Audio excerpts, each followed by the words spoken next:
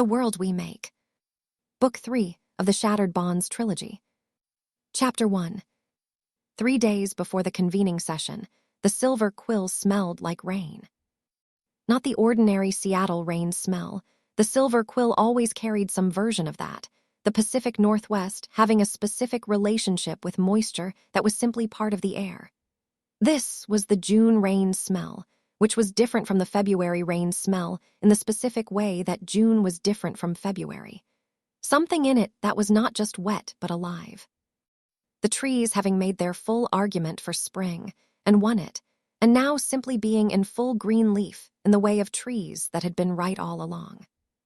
Carrie was at the back room table at 7 in the morning. She had been there since 6:30.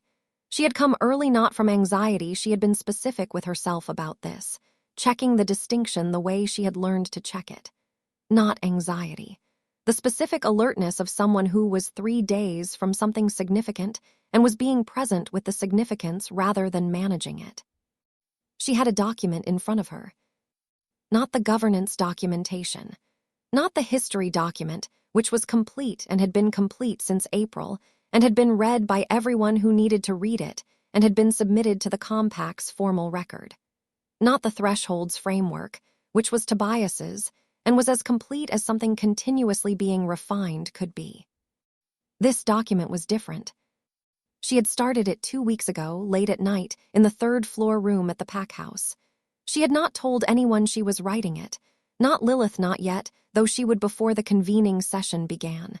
Not Amber, not anyone. It was called, at the top of the document in her own handwriting, What I Don't Know. She had been adding to it since. The list was specific.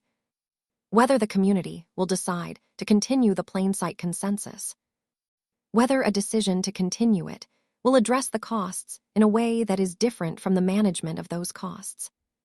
Whether a decision to end it to begin a structured disclosure process with the mundane world will produce the fracture that Addisa has been protecting against for 31 years, or whether the holding capacity is actually strong enough to hold it. Whether the holding capacity is actually strong enough. Whether I have built what I think I have built, or whether I have built something that looks like it from the inside and will reveal its gaps under pressure.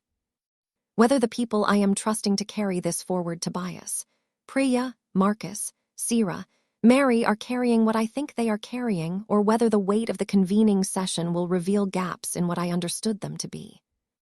Whether the compact's commitment to convening, rather than managing, will hold when the convening produces something the compact did not expect. Whether the plain sight consensus is the right answer. She had written that last one and had held it for a long time. Whether the plain sight consensus is the right answer. She had been building toward the community having an honest conversation about this question. She had been building the relationships and the holding capacity and the honest walls. She had been building the infrastructure for the decision. She had not been deciding what she thought the answer was. She had held the position, consistently, that the decision belonged to the community and that her function was to build the capacity for an honest decision, not to determine the outcome. She had said this to Margaret Voss and to Addisa and to Vincent Harrow and to Marcus Webb Sr. She had meant it. She still meant it. And she also, sitting at the Silver Quill's back room table at 6:30 in the morning 3 days before the convening session, knew that she had a thought about it. Not a conviction, not a position she had been managing, a thought. She wrote it down. I think the plain sight consensus has been the wrong answer for longer than the compact has been willing to acknowledge. I think the costs have been compounding for decades, and that the people paying them, Daniel Harrow, the Manchester PAC, the constructed communities, the Awakening's recruits, have been paying them for reasons that no longer hold the weight they were originally assigned. I think the mundane world has changed in ways that the consensus was not built to account for. I think the question of disclosure is more complex than either the Awakening's answer or the consensus's answer. I don't know what the right answer is. I know the community needs to decide, not me. I know the honest walls mean I bring this thought to the convening session and not my conclusion. I know the specific seeing requires me to see myself as a specific person with a specific perspective that is mine and not the community's. I am afraid that my perspective is visible in how I have built the threshold, even though I have tried to build it neutrally. I am afraid that the honest walls are not as honest as I think they are. She held this last entry. I am afraid that the honest walls are not as honest as I think they are. This was the one she had written last week and had not been able to write in the past. The specific fear that was underneath everything else. Not the fear of the community deciding wrong she had named that and used it and set it aside. Not the fear of the holding capacity failing. This one was different. The fear that what she had built was shaped by what she believed, and that the shaping was invisible to her. The fear that the honest walls had a blind spot. She held the document. She heard the Silver Quill's front door. Amber, at 7:15, coming in through the front and moving through her morning opening sequence with the specific efficiency of someone who had been running this threshold for 30 years and had every part of the morning calibrated. The Silver Quill doing its opening ritual, the lights, the specific arrangement, the cats who had been inside overnight and were now conducting their morning business in the specific way of cats who had been given the whole building overnight and were slightly smug about it. Amber appeared in the back room doorway. She looked at Carrie, in the document, at the quality of Carrie's expression. What I don't know, Amber said. Carrie looked up. I haven't told anyone about it, she said. No, Amber said, but I have been watching you write something at 6:30 in the morning for 2 weeks and have been waiting for you to be ready to talk about it. She came in. She sat. Tell me. Carrie told her. The full list, every entry. She read it to Amber the way she read things that needed to be heard rather than seen, not performing, simply delivering the accurate account. Amber listened. She did not interrupt. She held her tea and listened with the quality she always listened, with the specific attention of someone who was receiving what was being given and finding the load-bearing elements. When Carrie finished, Amber was quiet for a moment. The last entry, she said. The honest walls have a blind spot. Yes, Carrie said. Tell me what you mean by it, Amber said, precisely. Carrie held the document. I have been building the threshold, she said, from a position, not a political position or perspective. The perspective of someone who was inside a constructed community at 10 years old and escaped it and spent 12 years rebuilding herself. She held Amber's look. The threshold's core function, the specific seeing, came from what the constructed community did not do for me. It saw me as a category. The threshold sees people as specific. She held the look. That is the right function. She paused, but it is also the function of someone whose specific history produced it. She held the look. The holding capacity of relationships strong enough to hold hard things is the right structure. She paused, but it is also the structure of someone who did not have it when she needed it and built it because of that absence. She held the look. The honest walls, the question that stands, that is the right question. She paused.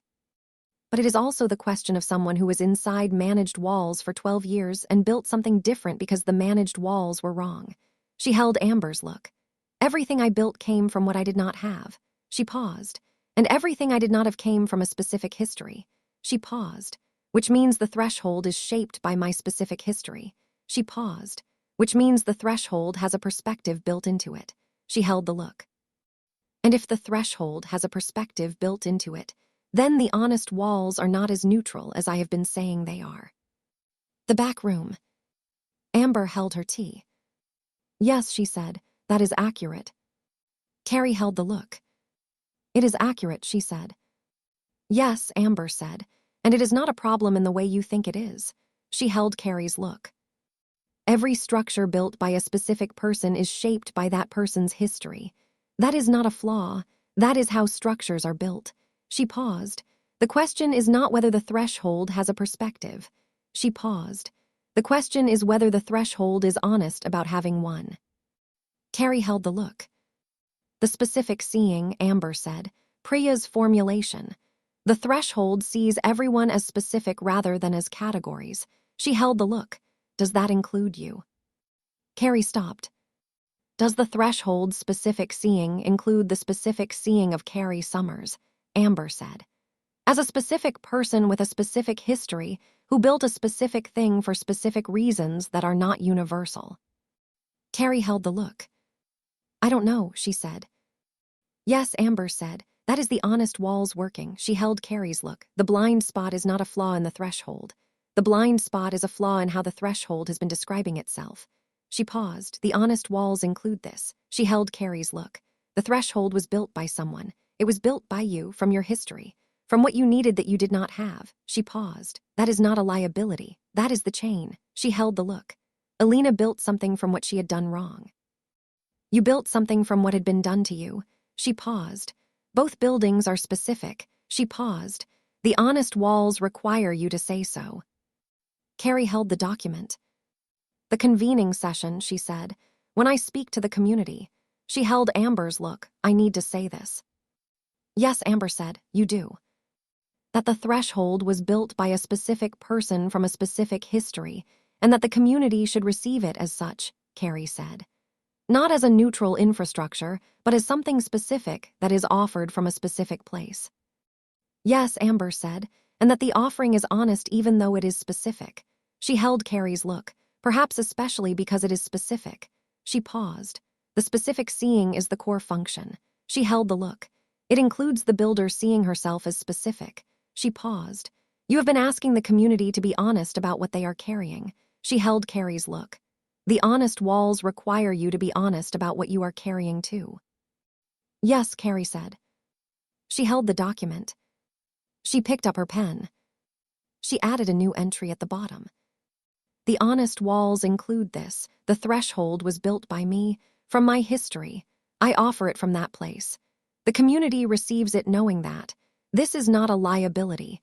It is the specific seeing applied to myself. She read it back. Yes, she said, that is right. Yes, Amber said, now tell Lilith. She called Lilith at 8. Can you come to the Silver Quill, she said, before 9. I'm already in the car, Lilith said. I know, Carrie said. Lilith arrived at 8:15. She came into the back room. She looked at Carrie and the document and Amber at the counter and read the quality of the morning. She sat across from Carrie. Tell me, she said. Carrie slid the document across the table. Read it, she said. Lilith read it. She read it the way she read significant things, not quickly, completely. She held the last entry for a moment after she read it. She looked up. You wrote this 2 weeks ago, she said, and didn't tell me. Yes, Carrie said. Why, Lilith said. Because Carrie said I needed to know what was in it before I showed it to you. She held Lilith's look. I needed to find the bottom of it myself. She paused, and then Amber found the bottom with me this morning. She held the look, and then I needed to show you. Lilith held the look. The blind spot, she said. The honest walls have a blind spot. Yes, Carrie said. The threshold being built from your specific history, Lilith said. Yes, Carrie said. And Amber told you that was not a liability, but that it needed to be named, Lilith said. Yes, Carrie said. Lilith held the document. You are going to say this at the convening session, she said, that the threshold was built by you, from your specific history, that the community receives it knowing that. Yes, Carrie said. Lilith held the look. That is, she paused, that is the most honest thing you have said publicly since October. She held Carrie's look, more honest than the governance documentation, more honest than the history document. She held the look, because those describe what the threshold is. She paused. This describes who built it. Yes, Carrie said. And you are afraid, Lilith said, that saying it will change how the community receives the threshold. Yes, Carrie said. Will it, Lilith said. Carrie held the look. I don't know, she said. That is the honest answer. No, Lilith said. You don't know, she held the look, but you are going to say it anyway. Yes, Carrie said, because the honest walls require it. She held Lilith's look. And because the community deserves to know what they are receiving and from whom, she held the look. The specific seeing includes the builder. She held the look. Priya was right. Lilith held the document for a moment.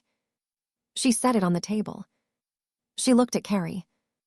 You have been building something for 8 months, she said.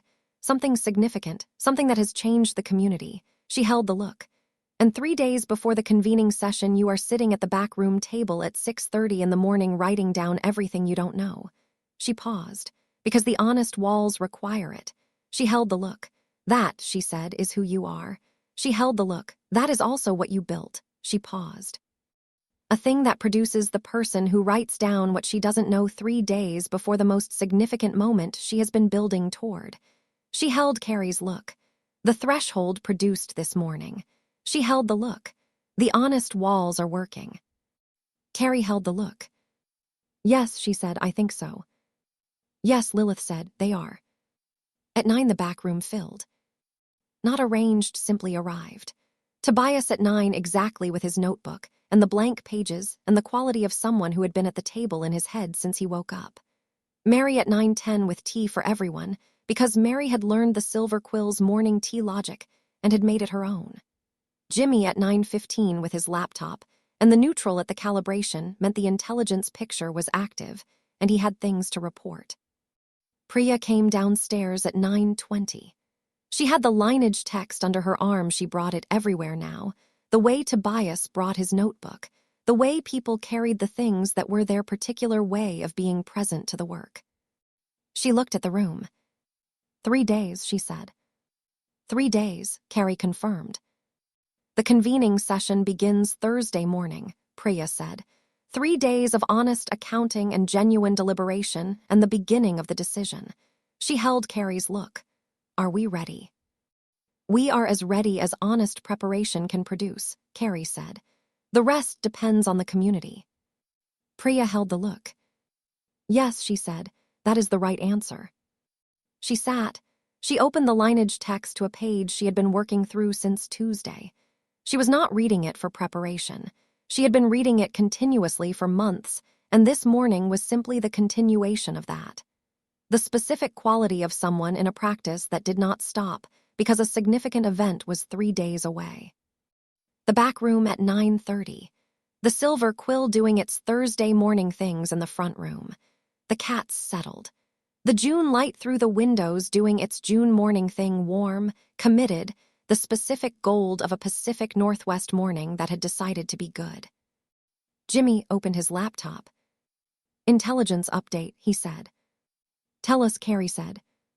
The community's registered for the convening session, he said. Final count as of this morning. He held the screen. 47 supernatural communities formally registered. 6 observing without formal registration. 3 who have indicated they will attend Thursday's honest accounting session only. He held the look. Total attendees across the 3 days, approximately 300. The back room received this. 300, Mary said. Yes, Jimmy said, more than I projected in March. He held the look. 16 of the registered communities are communities the Burns Parliament's network reached that the threshold had not been in direct contact with. He paused. The frequency propagation. He held the look. They found the door through the network. He held the look. The propagation model works as designed. Tobias, Carrie said. Tobias looked up from his notebook. Yes, he said, 16 communities through the network. He held the look. That is the carrier working. He held the look. The 16 communities that found the door because someone in Burns' network was already carrying the frequency. He paused. That is the chain of frequencies. He held the look.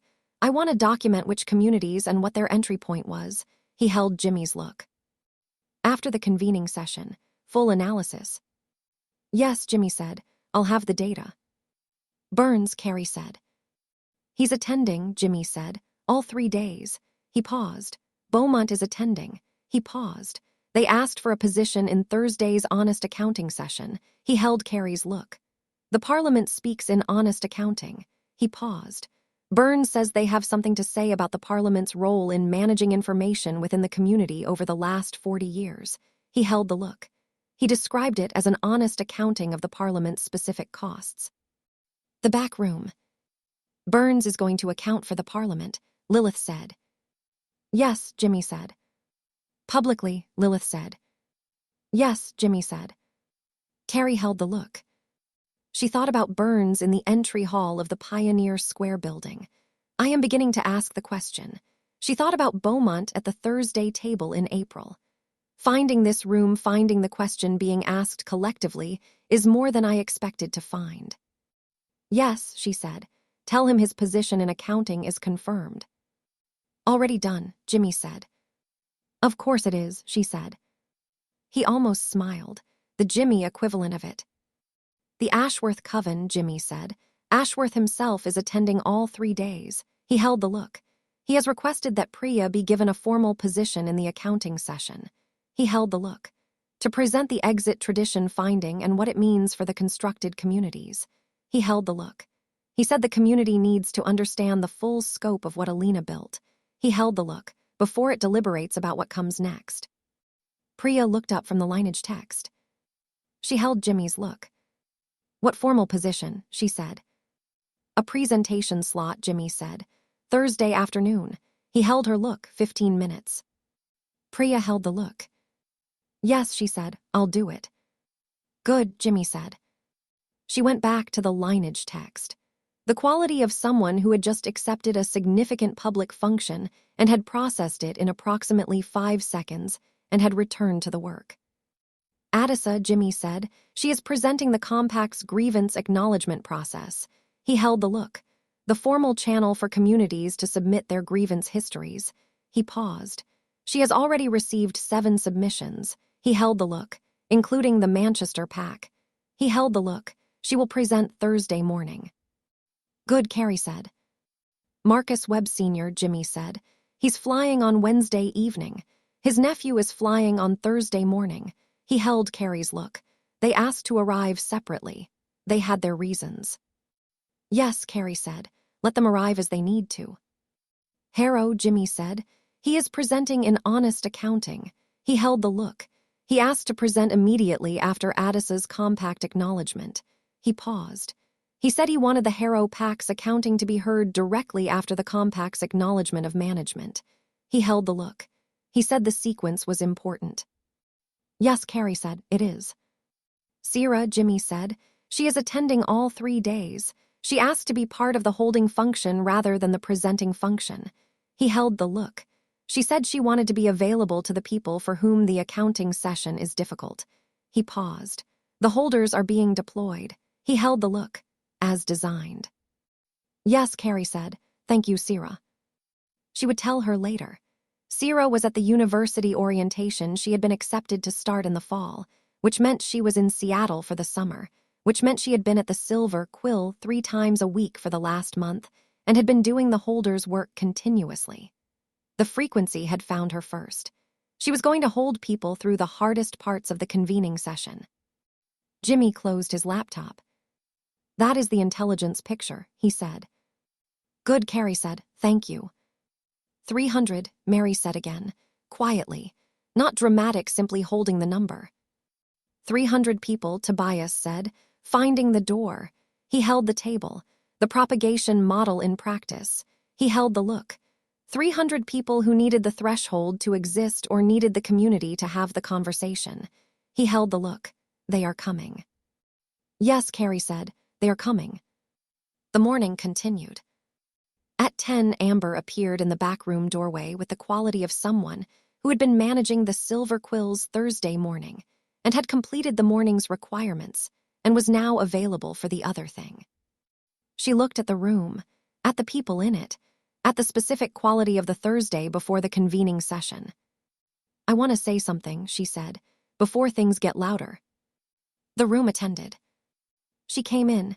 She stood at the counter's edge, her position, the one that was hers. She held the room. I have been running this threshold for 30 years, she said. I have been receiving people who needed to be received. I have been maintaining the counterworking on a bond that should not have existed. I have been building in Alina's tradition without knowing whose tradition it was. She held the room. I have been part of the chain without knowing what the chain was building toward. She paused. Now I know. She held the room. I want to say it clearly before Thursday. She paused. What is here is what the threshold is, and what the convening session is, and what the community is attempting is the right thing. She held the room, not because it will succeed. I do not know if it will succeed. She paused, because it is honest. She held the room, And the honest attempt at a right thing is worth more than the successful management of the wrong thing. She held the room. Alina tried. She tried from inside a binding for decades with insufficient tools and enormous cost, and she built the exit into every lock she made. She held the room. We are trying from outside the binding. She held the room, with more tools, with more people. With the chain she built running through the walls of this building. She paused. I want to say plainly that I am glad of it. She held the room, all of it. The 6 months and the 300 people, and the document that says what we don't know and the song that is still running. She held the room. I am glad of all of it. The back room. The silver quill holding them. Carrie held Amber's look. Thank you, she said, for 30 years. Thank you, Amber said, for coming through the door. The back room, the June morning, the chain is running. At 11, Lilith found Carrie at the silver quill's front window. She came to stand beside her. The default arrangement at the window on Capitol Hill Street, outside in June, the specific quality of the city doing its Thursday morning. The trees are in full leaf. The light is committed to gold. 3 days, Lilith said. 3 days, Carrie said. What do you need, Lilith said, for the 3 days? Carrie held the window. What I have, she said, the document, the honest walls applied to myself. She held the look, the knowledge that I don't know what the community will decide. She paused, the knowledge that I have built the holding capacity and that the holding capacity is real. She paused, the song. She held Lilith's look, and you beside me. Yes, Lilith said, you have all of those. Yes, Carrie said, I do. She was humming. She had been humming since she wrote the last entry in the document. The whole song, running underneath the Thursday morning, running underneath the 3 days that were coming, running underneath the chain that continued. Lilith heard it. She always heard it. Your father's song, she said. Yes, Carrie said, still running. Still running, Lilith said. The silver quill, the June morning, 3 days before the convening session that the community had needed to have for decades. The chain continues. The door opened. The light is on. Let's go, Lilith said. There is work to do. Yes, Carrie said, there is. She turned from the window. She walked into the silver quill's back room. The work continues. The World We Make. Book 3 of the Shattered Bonds trilogy. Chapter 2. Wednesday, the silver quill held a specific quality. Not the crisis quality she had learned the difference between those over 8 months of building. Not the significant meeting quality. Something else. The quality of the day before something that had been approaching for a long time and had finally arrived close enough to feel. She had described it to Lilith at breakfast as the quality of the last ordinary day. Is it ordinary? Lilith had said. No, she had said, but it is the last day that is not the convening session, which makes it adjacent to ordinary. Adjacent to ordinary, Lilith had said, that's something. Yes, she had said, it's something. She was at the silver quill by 8. The usual configuration, Amber in the front, the morning running, the cats having opinions about the June morning that no one had asked for, the back room table, the document in her bag, the work. What was different?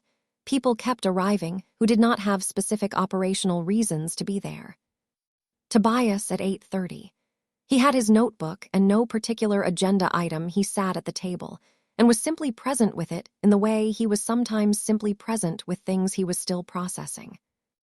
Mary at 9, with the frequency running and the quality of someone who had understood that today was the day to be at the silver quill rather than anywhere else.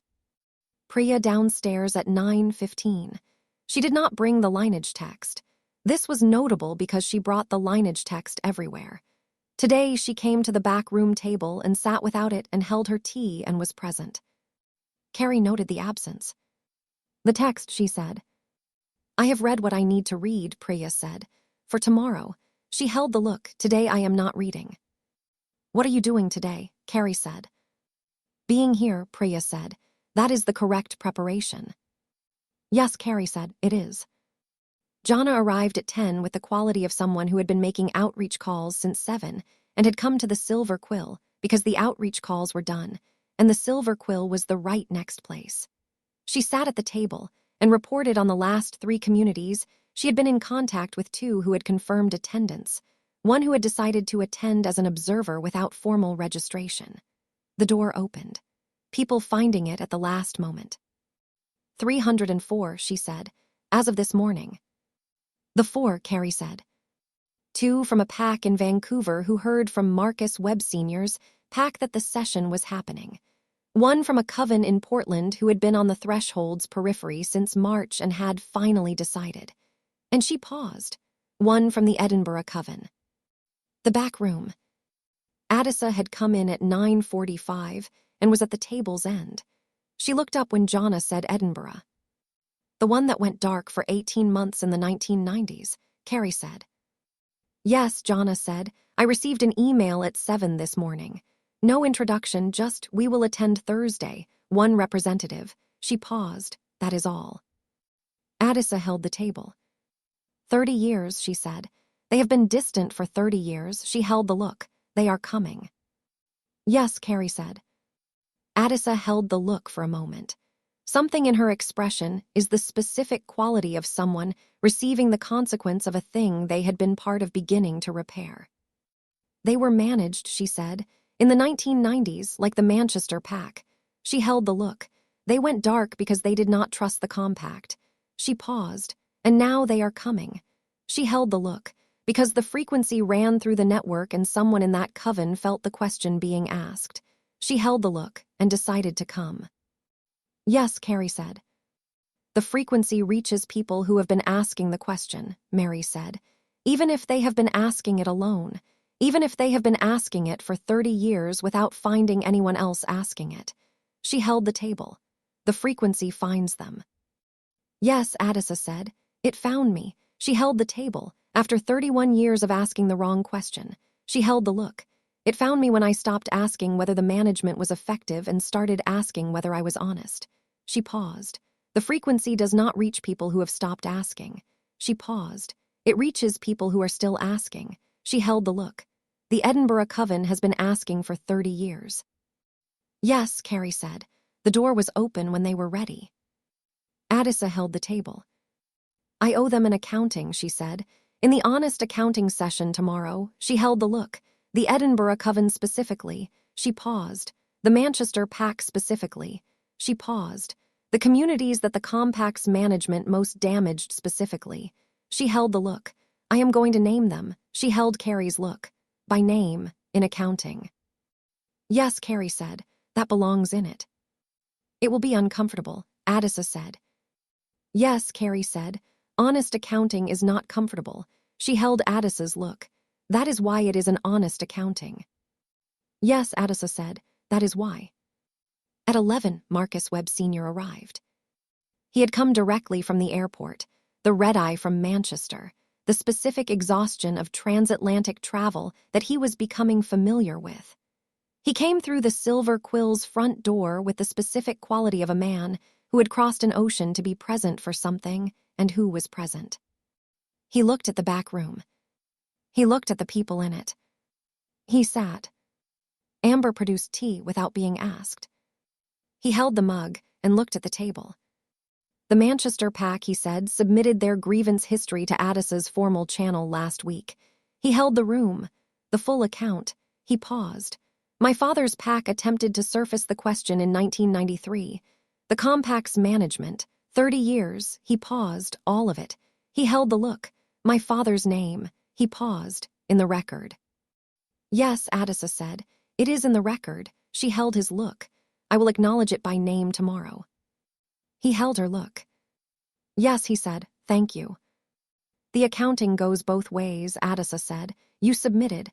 I acknowledge. She held the look. That is the sequence. Yes, he said, that is the sequence. He held the tea. My nephew, he said, he is flying in tomorrow morning. He paused. He wanted to come for all 3 days. I told him to come for the first day. He held the look. He is 16. 3 days of the community's most significant conversation, he paused.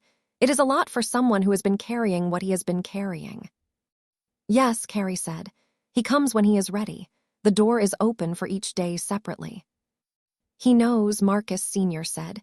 He said he wanted to be in the room when his grandfather's name was in the record.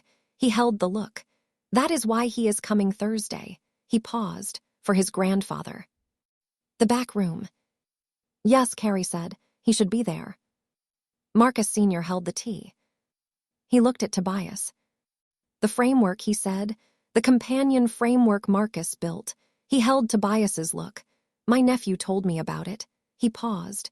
He said it described what he went through more accurately than anything else he had encountered. He held Tobias's look. He said it helped him understand what he had been carrying. The isolation with indistinction, Tobias said. Yes, Marcus Sr. said, and the holder to community transition. He held Tobias's look. He said reading the companion framework was the first time he understood that the transition back to being held was a specific thing with a specific shape. He held the look, that it was not just time. It was a specific transition. He held the look. Knowing it had a specific shape made it navigable. Yes, Tobias said, that was the design. He held the look. Named things are navigable. He held the look. Unnamed things are just present without shape. He held the look. The framework gives the shape. Marcus Sr. held the look. My father, he said, did not have the framework. He held the look, did not have the shape. He paused. He carried it unshaped for the rest of his life. He held the look. My nephew has the shape. He paused. That is a different thing to carry. Yes, Tobias said. That is what the framework is for. They held each other's eyes for a moment. The alpha who had been carrying his father's name and the 15-year-old who had built the framework that gave shape to what his nephew carried. The chain running between them. Thank you, Marcus Sr. said. It was Marcus who gave me the distinction, Tobias said. I would not have had it without him. He held the look. The framework is more accurate because of what he told me. He held the look. He built part of it. Marcus Sr. held the look. He told me that too, he said. He said he helped build something. He paused. I want you to know what that meant to him. He held Tobias's look. To someone who had been in a facility for 5 weeks doing the only thing he could control. To be told that the only thing he could control had built something. He held the look. He stopped. It was significant. Yes, Tobias said. I know. He held the look. It was significant for me too. He paused. To be told that what I did in the facility mattered. He held the look. Your nephew gave me that. When he assessed the framework honestly. He held the look. We gave it to each other. The back room. The chain ran between two people who had been in the same wrong thing and had built something from it. Marcus Sr. held the tea. He drank some of it. He set it down. The convening session, he said. 3 days. He held the room. I have been thinking about what it means for the Manchester pack to be in the room. He held the look. We have been outside the room for 30 years. He paused, not because we were not trying to be in it. He paused because the room's management kept us outside. He held the look. And now we are in the room. He paused. And the room is different from what it was. He held the look. The honest walls. He held the look. I want you to know from the Manchester pack that the honest walls are what made it possible for us to come in. He held the room, not the formal recognition, not the compact's vote. He held the look. The honest walls. He paused. The room being what it said it was. He paused. That is why we came. The back room.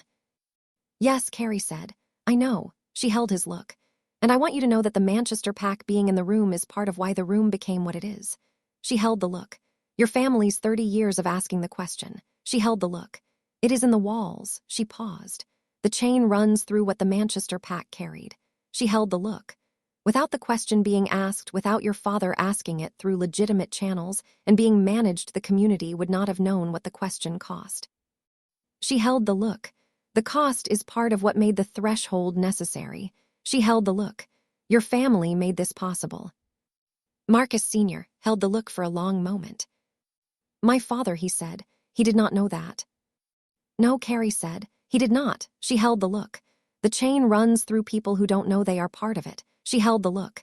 He was asking the question for 30 years. She held the look. The question was in him and it carried forward. She held the look. It carried to you and to your nephew and to the Thursday table and to the convening session. She held the look. His question is part of why 300 people are coming tomorrow. Marcus Sr. held the look. He held it for a long time. I am going to tell him that, he said. My father, he paused. He is gone, he paused. But I am going to tell him anyway, he paused. At the table tomorrow, he held Carrie's look. When I speak, he paused. I am going to tell him. Yes, Carrie said. He should know. In the afternoon, Vincent Harrow came at 2. He came with Jonna and Rava, the 3 of them arriving together in the specific configuration that had been developing since March. The Harrow Pack's leadership finding its new shape around the people who had been honest about what the shape needed to be. He looked at Marcus Webb Sr. across the table. They held each other's gaze. Tomorrow, Marcus said. Tomorrow, Harrow said. Not a negotiation, not a performance. Simply the acknowledgement of 2 people who had had a direct conversation in February and who had been building something from that conversation for 3 months, and who were going to be in the same room tomorrow with 300 other people, and who knew what that meant. I am going to speak after Adisa, Harrow said. The Harrow Pack's accounting. He held Marcus's look. I want you to know what I am going to say. Tell me, Marcus said. Harrow told him. The account he had been building for 3 months, the Harrow Pack's choice to join the awakening, the specific grief that made it possible, the specific wrong of what the choice became, the specific accountability for what his choice had contributed to. He had been drafting it since February. He had shown it to Jonna and Rava and to Carrie. This was the first time he was saying it to Marcus Webb Sr. directly.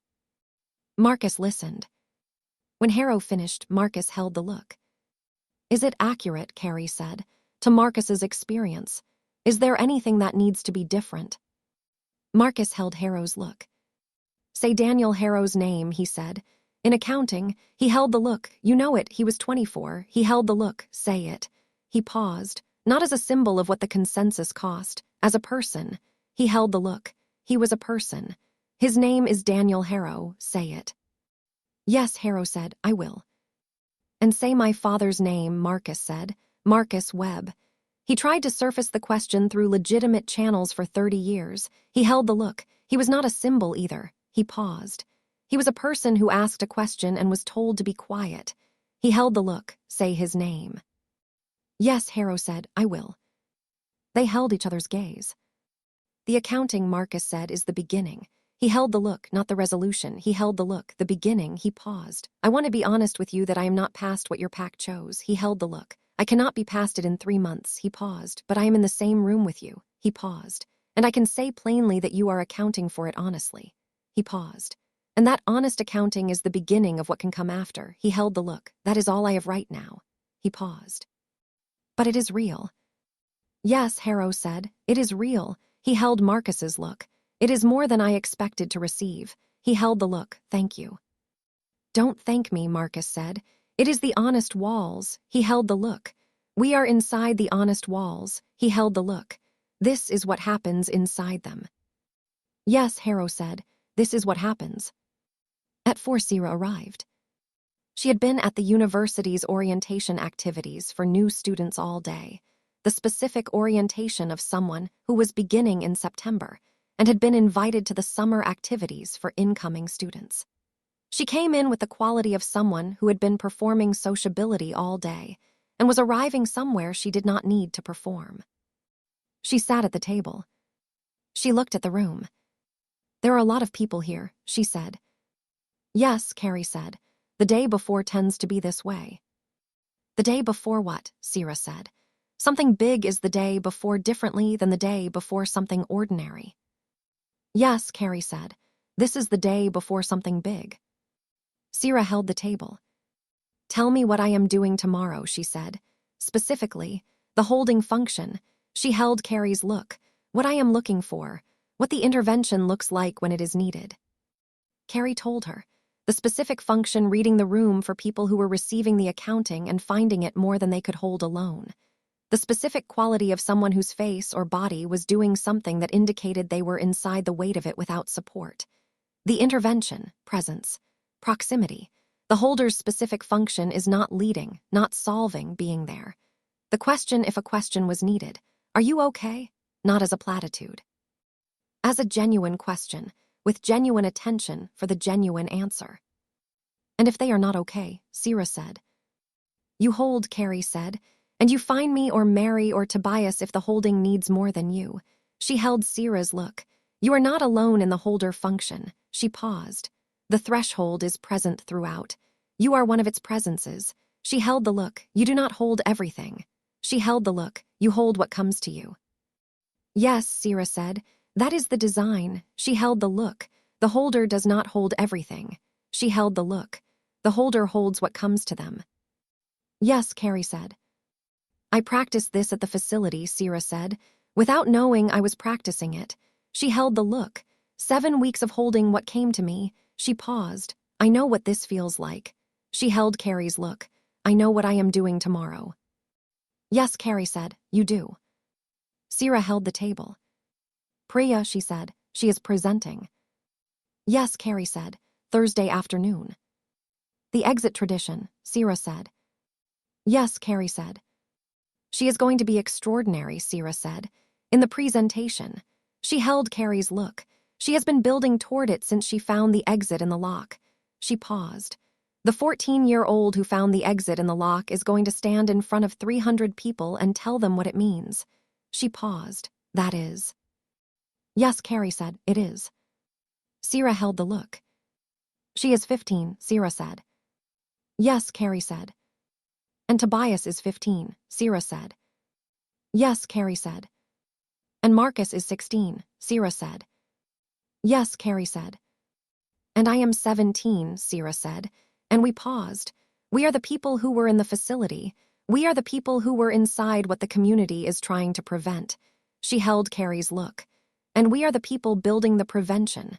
She held the look. "That is not incidental." She held the look. "That is the chain." "Yes," Carrie said, "that is the chain." "We should be visible tomorrow," Sira said, "the 4 of us." She held Carrie's look. "The community should know who built the holding capacity." She held the look, not for recognition. She held the look, so they understand what the holding capacity is built from. She held the look. "It is built from people who were inside the wrong thing and came out and made something from it." She held the look.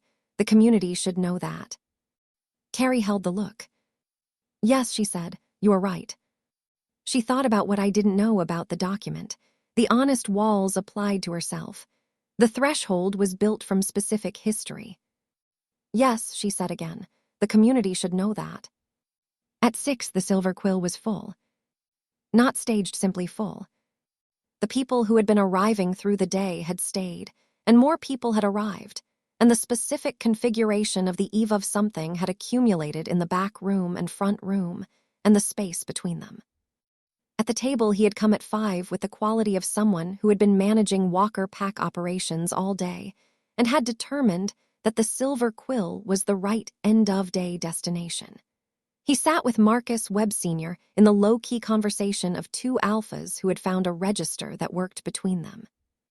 At the table's end, with her operational notebook, she had the convening session's logistics fully mapped, the specific efficiency of someone who had been managing significant events for 20 years and had arrived at this one with complete readiness. Jimmy somewhere in the back of the room with his laptop. His intelligence picture updates continuously. Addisa with a small stack of documents, the grievance acknowledgement submissions, the formal record she would present tomorrow. She was reviewing them for the last time. Jana and Rava together near the window. The Harrow Pack's leadership having one of the many conversations they had been having for months. Tobias and Marcus Jr. Marcus had arrived at 5, earlier than Thursday morning as announced, because he had been on an earlier flight and had come directly to the Silver Quill because that was where to come. He and Tobias were at the table's far end in their specific conversation. The notebook opens between them.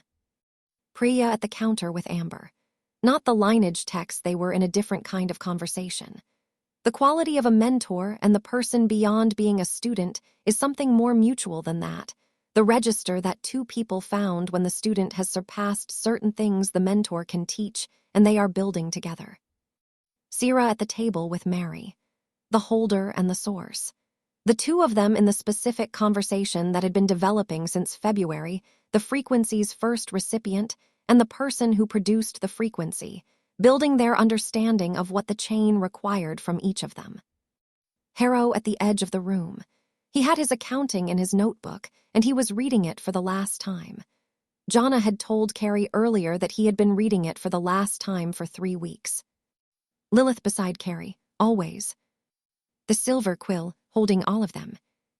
The warmth, the smell of lilac and mint. The June evening through the windows, the specific quality of June at 6 in the evening in Seattle, the light still present, the city doing its evening things around the building. Carrie held the room. The room held her. "I want to say something," she said, "before tomorrow." The room attended. Not dramatically, the conversations pausing, the people in it orienting without being called to attention. The specific quality of a community that had been in rooms together enough to know when something needed to be heard. She held the room. "Tomorrow is the honest accounting," she said. 300 people saying what is true about their relationship to the plain-sight consensus and what it has cost them or provided them. She held the room. That is what the first day is for. She paused. "I am going to say something in accounting that I have not said publicly before." She held the room. "I want to say it here first." She held the room because this room is the threshold. This room is what the threshold is. She held the look. Before the 300. The room held her. "The threshold was built by me," she said, "from my specific history." She held the room. "I was inside a constructed pack at 10 years old and I escaped and I spent 12 years rebuilding myself and I built something from what I did not have." She paused, the specific seeing, the holding capacity, the honest walls. She paused. "These are the right things to build." She paused. "They are also the things I built because I did not have them when I needed them." She paused. "Which means the threshold has a perspective." She paused. "My perspective." She paused, built into it. She held the room. "The honest walls require me to say that." She paused. "The specific seeing requires me to see myself as a specific person who built a specific thing from a specific place." She held the room. "The community deserves to know that." She paused. "So they can receive what the threshold is, knowing who built it and why." The room. "This does not change what the threshold is," she said. "The holding capacity is real. The relationships are real. The chain is real." She held the room. "It changes how it should be received." She paused, not as a neutral infrastructure. She paused, as something offered from a specific place by a specific person. She held the room. "The offering is honest." She paused. "That is what I know how to be." She paused. "And the community receives it knowing that." The room was quiet. Marcus Webb Sr. held the table. "The Manchester pack," he said. "I tried to surface the question from a specific place." He held Carrie's look. "My father's specific grief, my family's specific history." He held the look. The question was right even though it came from a specific place. He held the look.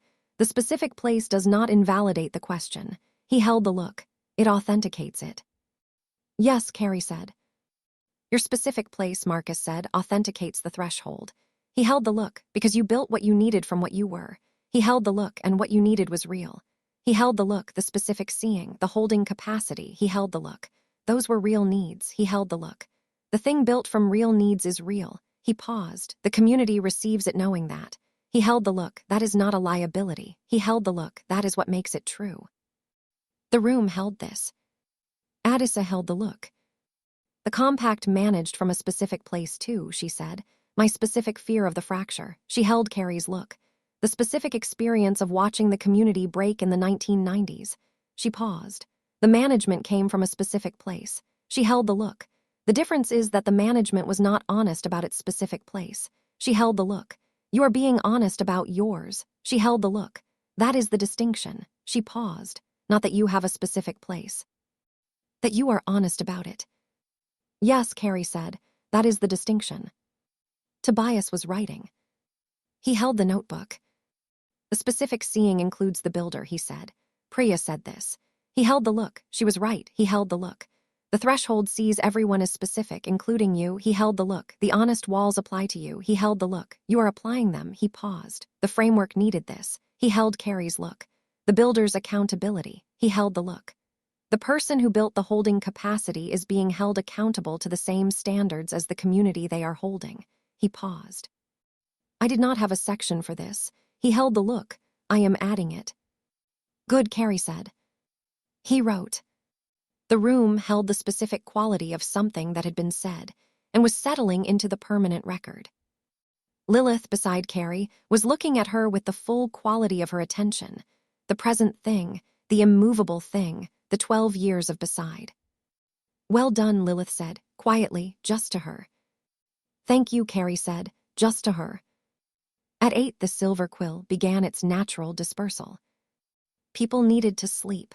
The convening session began at 9 tomorrow morning. The dispersal was not dramatic, the specific ordinary movement of people who had been together and were now going to their separate places to rest before the significant day. Marcus Webb Sr. to his hotel. Marcus Jr. with him, they were sharing the room, the uncle and nephew, the Alpha's name passing between them. Carrie had watched them leave together and had thought about the chain. Harrow with Jonna and Rava. The Harrow pack going to wherever they had been staying. Donna had arranged accommodation for the communities coming from out of town, the specific operational efficiency of someone who had accounted for every variable. Addisa to the Compact's Seattle offices where she had been staying since April. She paused at the door. The Edinburgh Coven, she said to Carrie. I want to be the first person they encounter tomorrow. She held the look, not as the Compact's counsel. As Addisa, she paused. 30 years. She held the look. I want to be the first person to acknowledge that to them directly. Yes, Carrie said. I'll make sure of it. Thank you, Addisa said. She left. Tobias was the last to leave other than the Silver Quill's own people. He stood at the back room door with his notebook under his arm and the blank pages in his jacket pocket and looked at Carrie. Tomorrow, he said. Tomorrow, she said. The framework, he said, the builder's accountability section. He held her look. I am going to finish it tonight. He paused. It needs to exist before the convening session begins. He held the look, so it is in the record before the session. He held the look. The framework acknowledging what you said tonight. He held the look, before the 300. Yes, she said, good. He left. The silver quill after. The specific quality of the silver quill after everyone had gone was the warmth holding what the day had been, the June evening outside. Amber upstairs. Jimmy is gone. Donna is gone. Mary was still there. She was at the back room table with the quality she sometimes had at the end of significant days simply present, the frequency running, the chain continuous. Carrie sat across from her. The frequency tomorrow, Carrie said. 300 people in the room. She held Mary's look. What does that feel like from your end? I don't know, Mary said. I have not been in a room with 300 people who are all receiving it. She held the look. It has been the Thursday table, the silver quill, small gatherings. She held the look. 300 times she paused. I don't know what 300 feels like yet. Will it be too much? Carrie said. I don't manage it, Mary said. It goes where it goes. She held the look. If 300 people are in the room and they are asking the question, are they honest, are they here, are they ready, the frequency finds the ones who need it. She held the look. It does not reach everyone. She held the look. It reaches the ones who are ready to receive it. She paused. I don't know how many of the 300 that is. She held the look. But the frequency will find them. She paused. It always does. Yes, Carrie said. The link, not the source, Mary said. I keep coming back to that. She held the look. I am a link. Alina was a source. She paused. But the chain runs through me. She held the look. Through me and through everyone in this room and through everyone who has come through this door and through everyone who will be in the convening session tomorrow. She held the look. The chain runs through all of us. Yes, Carrie said. Alina built it, Mary said. She built it for tomorrow. She held the look. She did not know it was tomorrow. She did not know it was this specific Thursday in June. She paused. But she built it for a moment when the community would be in a room asking the question together. She paused. And the frequency she built through me, through the chain, will be in that room. She paused. That is, she stopped. She held the look. That is more than I can describe adequately. Yes, Carrie said, it is. They sat at the back room table. The silver quill, the June evening, the chain is running. I want to tell you something, Mary said. Tell me, Carrie said. In the dark, Mary said, when I was 13 and you were 10 and I took your hand.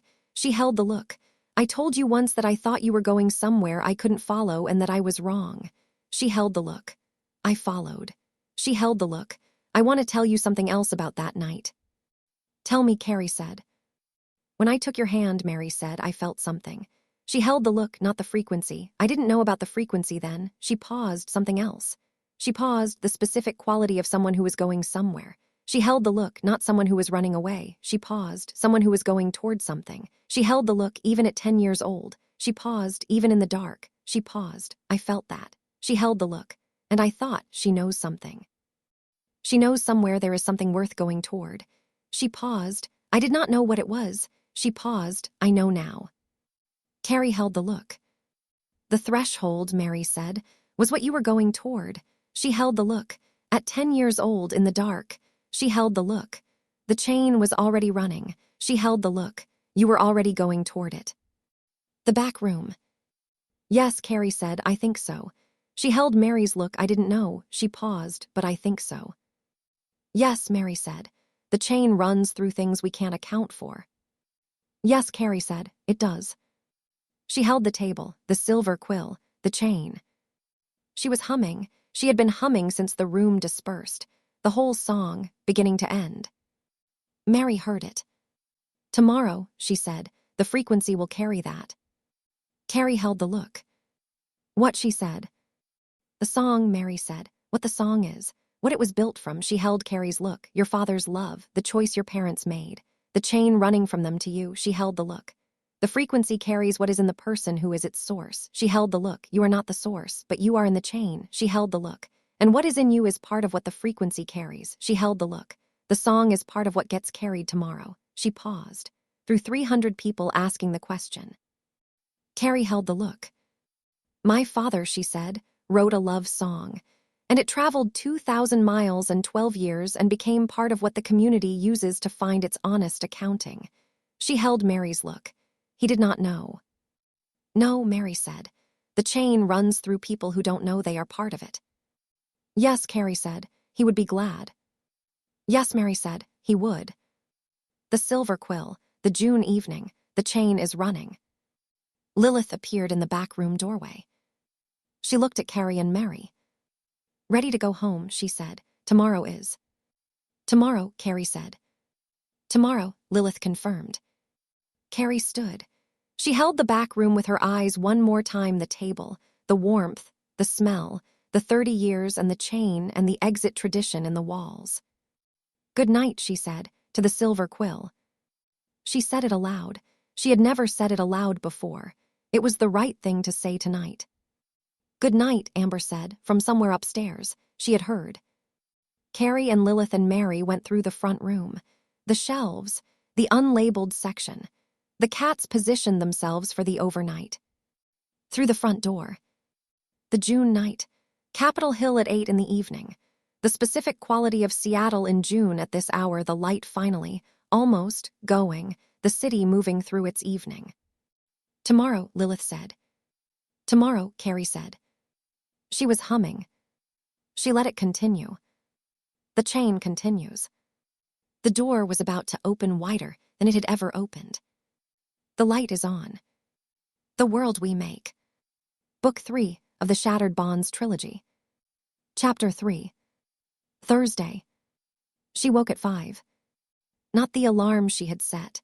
The specific quality of waking on a day that had been approaching for a long time and had arrived. Her body knew before the conscious mind confirmed it.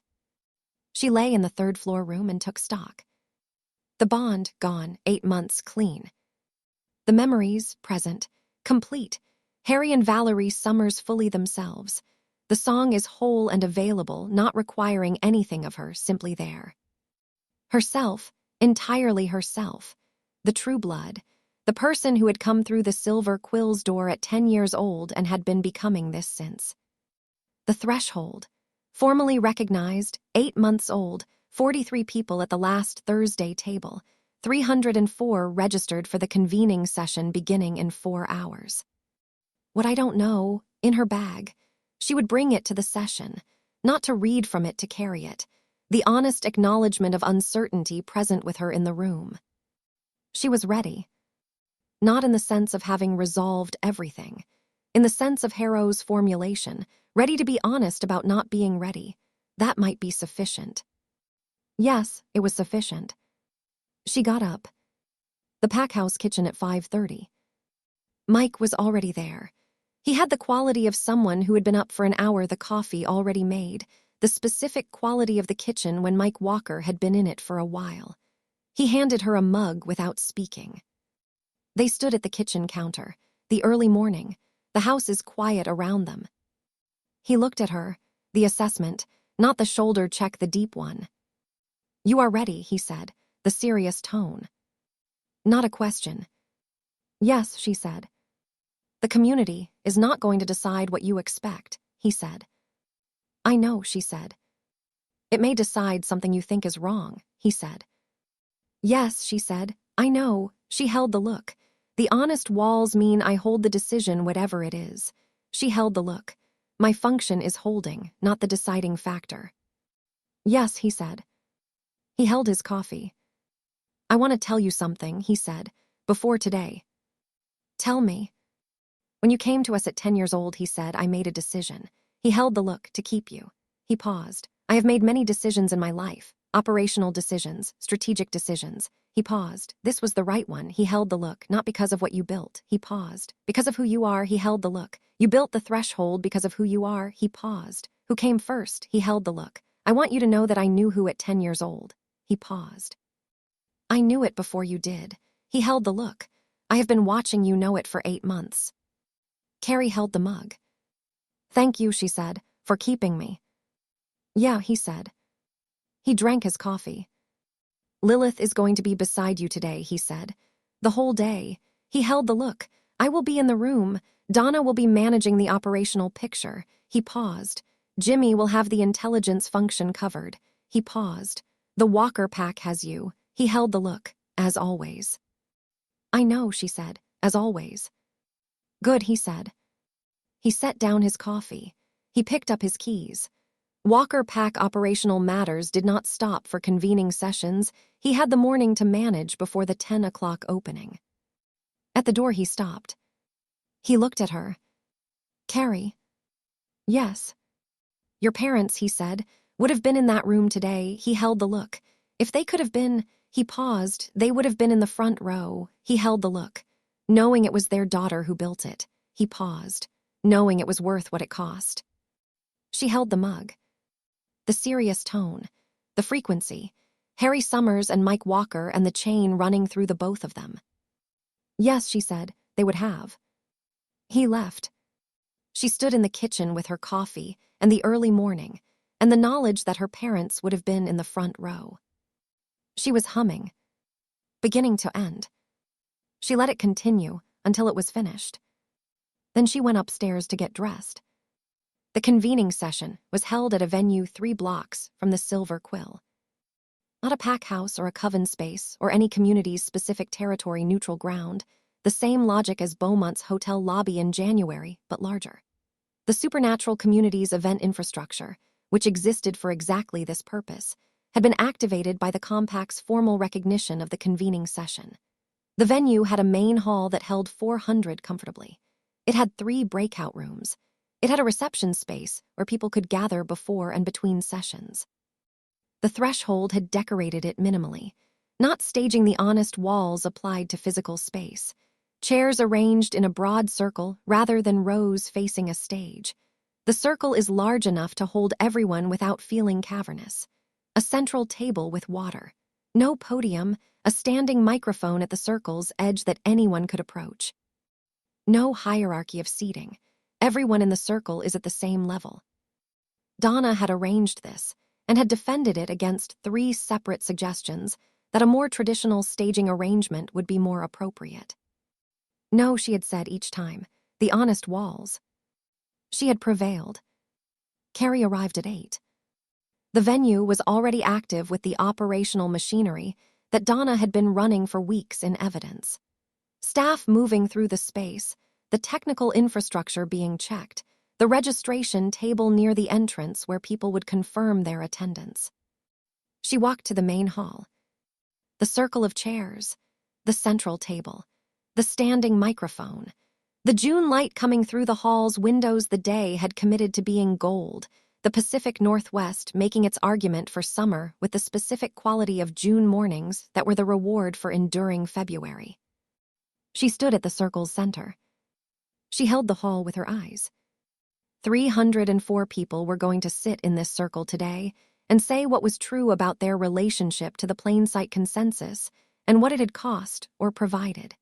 They were going to do this because the relationships had been built to hold it, because the holding capacity was present, because the honest walls made the saying possible. She thought about Addisa and the Edinburgh Coven. 30 years of distance, and the Coven coming because the frequency had found someone who was still asking the question. She thought about Marcus Webb Sr. His father's name goes into the record. She thought about Daniel Harrow. I am 24 years old, his name in the room. She thought about what I didn't know about the document in her bag, whether the holding capacity is actually strong enough, whether I have built what I think I have built. She thought about the community deciding, the things she could not control, the things she had built toward. She held the circle of chairs. Yes, she said, quietly, to the hall, to the chain, to Alina and Harry and Valerie and the whole of it. Yes, let's find out. By 9:30, the hall was filling. The specific quality of 300 people arriving at a significant event, not all at once, in waves, the registration table processing them, Donna's operational machinery running without requiring attention. People finding their seats in the circle, the specific quality of people who did not know each other and were not from the same communities and who were sitting in the same circle because they had all found the same door. She stood near the entrance for an hour. She wanted to be at the door, not to manage the arrivals to witness them, the specific seeing. Each person arrives as a specific person.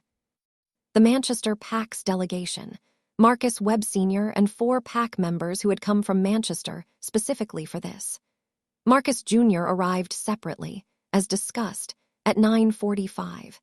He came through the door with the quality of someone who had made a decision to be here and was in the room where his grandfather's name was going to be said. He found Carrie. Today, he said. Today, she said. He went and found his uncle. The Edinburgh Coven, one representative, as the email had said. A woman of approximately 60 who came through the door with the specific quality of someone who had been cautious for 30 years and had decided today to not be cautious. She stood in the entrance and looked at the hall. Addisa appeared. She had been waiting near the entrance since 8:45. She approached the Edinburgh Coven's representative. I am Addisa, she said, Compact Council. I have been on the council for 31 years. She held the woman's look. I want to tell you before the session begins that the Compact managed your Coven's situation in the 1990s. I was part of the institution that did that. She paused. You should hear that from me directly before you hear it from accounting. She held the look. I am glad you came. The Edinburgh Coven's representative held Addisa's look. 30 years, she said. Yes, Addisa said, 30 years. She held the look. I am sorry it took this long. The woman held the look. She said we were still asking the question. She paused. We are still asking. She paused. That is why we came. Yes, Addisa said. The question is being asked here. She held the look. Come in. The woman came in. Addisa caught Carrie's eye from across the entrance. Something in her expression is not quite the very still thing and not it. Carrie held the look. The chain continues. Burns and Beaumont arrived at 9:50 together. Burns with the quality he always had, the calibration, the assessment, and underneath it something that had been changing since January. The question working on him. Beaumont with the quality of someone who had been asking the question for 30 years and was in the room where it was being asked collectively and had not fully adjusted to this being real. The room would help. Tobias arrived at 9:55 with his notebook and the blank pages. He found his seat in the circle. Marcus Jr. sat beside him. The two of them in the circle, the framework and the companion framework, the 15 and the 16-year-old who had been inside the wrong thing and had built something from it. Priya at 9:58. She sat beside Tobias. The three of them in a row, the builder, the companion builder, the finder of the exit in the lock. Sierra at the circle's edge, in a position she had chosen deliberately, not inside the main seating but adjacent to it, the holder's position. Available, watching, prepared. Mary inside the circle, the frequency running, simply herself. Lilith beside Carrie, default arrangement applied to the hall's circle. Mike in the circle, Jimmy somewhere behind, Donna with her operational notebook at the hall's edge. Amber was not there. The silver quill needed to remain open. Its threshold needed to receive whoever needed it during the day. Amber had said, "The silver quill is my function. You are the thresholds." She had said it simply. Carrie had understood. The chain continues in two places simultaneously. The silver quill and the hall, both lit. At 10, Margaret Voss stood at the microphone. She was 73 years old and had been the Compact's chair for 19 years, and had been asking the wrong question for 19 of them and the right question for 3 months. She stood at the microphone with the quality of someone who had arrived at the right moment after a long approach. She looked at the circle. The supernatural community, she said, has not convened a session of this kind in living memory. She held the circle. We have been managed. We have had decisions made about the plain sight consensus on our behalf by an institution that believed management was protection. She paused. The Compact was that institution. She paused. I was the chair of that institution. She held the circle. Today is different. She paused. Today the community is convening. She paused. Not Compact, the community. She held the circle. The threshold has built the conditions for this. The honest walls have held the preparation. And now the community gathers to say what is true. She held the circle. That is what today is for. She paused. On behalf of the Compact, on behalf of the institution that managed rather than convened, I want to say one thing before the accounting begins. She held the circle. We should have convened sooner. That is the truth. She paused. We are convening now. That is also the truth. She held the circle. Both are real. She held the microphone. The accounting is open. She stepped back from the microphone. The circle held the moment. Then Addisa stood. Addisa walked to the microphone. She held the hall. My name is Addisa, she said. I have been on the Compact's council for 31 years. She paused. I am going to name specific communities that the Compact's management damaged. She held the hall, not as a comprehensive list, as an acknowledgement of the ones I know best. She held the microphone. The Manchester PAC. 1993. Their alpha, Marcus Webb, tried to surface the plain sight consensus question through legitimate channels. The Compact managed it.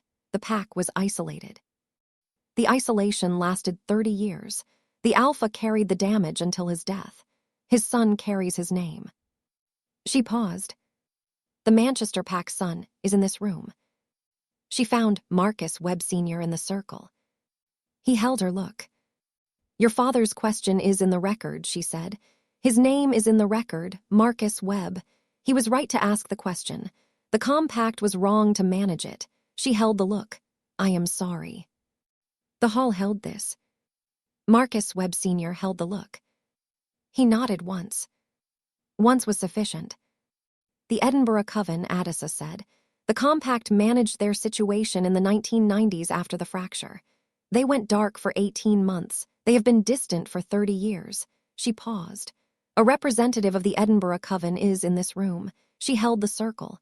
The Edinburgh Coven was right to be distant. The Compact was wrong to produce the conditions that made distance the safest option. She held the hall. I am sorry. The Edinburgh Coven's representative held the look from across the circle. She did not speak, but something in her expression shifted the specific quality of someone who had been waiting 30 years for a specific thing to be said and had just heard it. Addisa named 4 more communities, specific, named, each one the Compact having managed rather than convened. Each one of the management has produced damage, each one being acknowledged by name. When she finished, she said, the Compact has formally adopted a process for receiving grievance histories from communities that were damaged by the management. She held the hall. 7 submissions have already been received. She paused. The process is open. She held the hall. The door is open. She held the hall. For every community that has been waiting for the acknowledgement. She paused. Say what happened. We will hear it. We will put it in the record. She paused. The record will be honest. She held the hall. That is the beginning of what the compact owes. She stepped back. The hall was very still. Then Vincent Harrow walked to the microphone. He stood at the microphone with the quality he had been developing for 8 months. Not performed. The specific quality of a man who had made a choice that was wrong and had been doing the slow, honest work of accounting for it. He held the hall. My name is Vincent Harrow, he said. I led the Harrow Pack into the Awakening Coalition. He held the hall. I did this because my pack lost someone to the plain sight consensus and I chose the wrong answer to a real question. He held the hall. The person we lost was Daniel Harrow. He paused. He was 24 years old. He paused. He kept everyone's spirits up during the hard months. He paused. He died because mundane humans encountered pack territory and responded with violence. He paused. He died because of a system the community agreed to that did not adequately protect the people inside it. He held the hall. His name is Daniel Harrow. The hall received the name. I chose the Awakening because I believed his death would mean something, Harrow said. I was wrong. He held the hall. The Awakening used his death the way it used everything as a component. He held the hall. My choice contributed to children being taken. He paused. The children are in this room. He held the hall. Tobias Grant, Priya Anand, Marcus Webb. He said each name. Others who are not here today but who were there. He paused. Sira Akaffer, who held them while they were there. He held the hall. My choice contributed to what happened to them. He held the hall. I cannot take that back. He paused. I can say it plainly. He paused. I am saying it plainly. He held the hall. The Harrow Pack chose the wrong answer to a real question. The real question deserved a different answer. He held the hall. The threshold is building that answer. He paused. I am trying to be part of building it. He paused. The wrong choice does not stop me from trying to build the right thing. He held the hall. Both are real. He paused. And I want to say one more name, he said. Marcus Webb, Sr., Alpha of the Manchester Pack. He found Marcus in the circle. Your father tried to ask the question the right way for 30 years. He held the look. I chose the wrong way. He held the look, different paths, the same broken system. He held the look. I want to acknowledge that in this room. He paused. Your father's way was the right way. He held the look. I am sorry my way made things worse. Marcus Webb Sr. held Harrow's look across the circle. The hall held them both. Marcus Sr. said not to the microphone, across the circle directly. I heard you. 3 words. The hall received them. For the next 3 hours, the accounting continued. People stood and went to the microphone, not directed, not managed.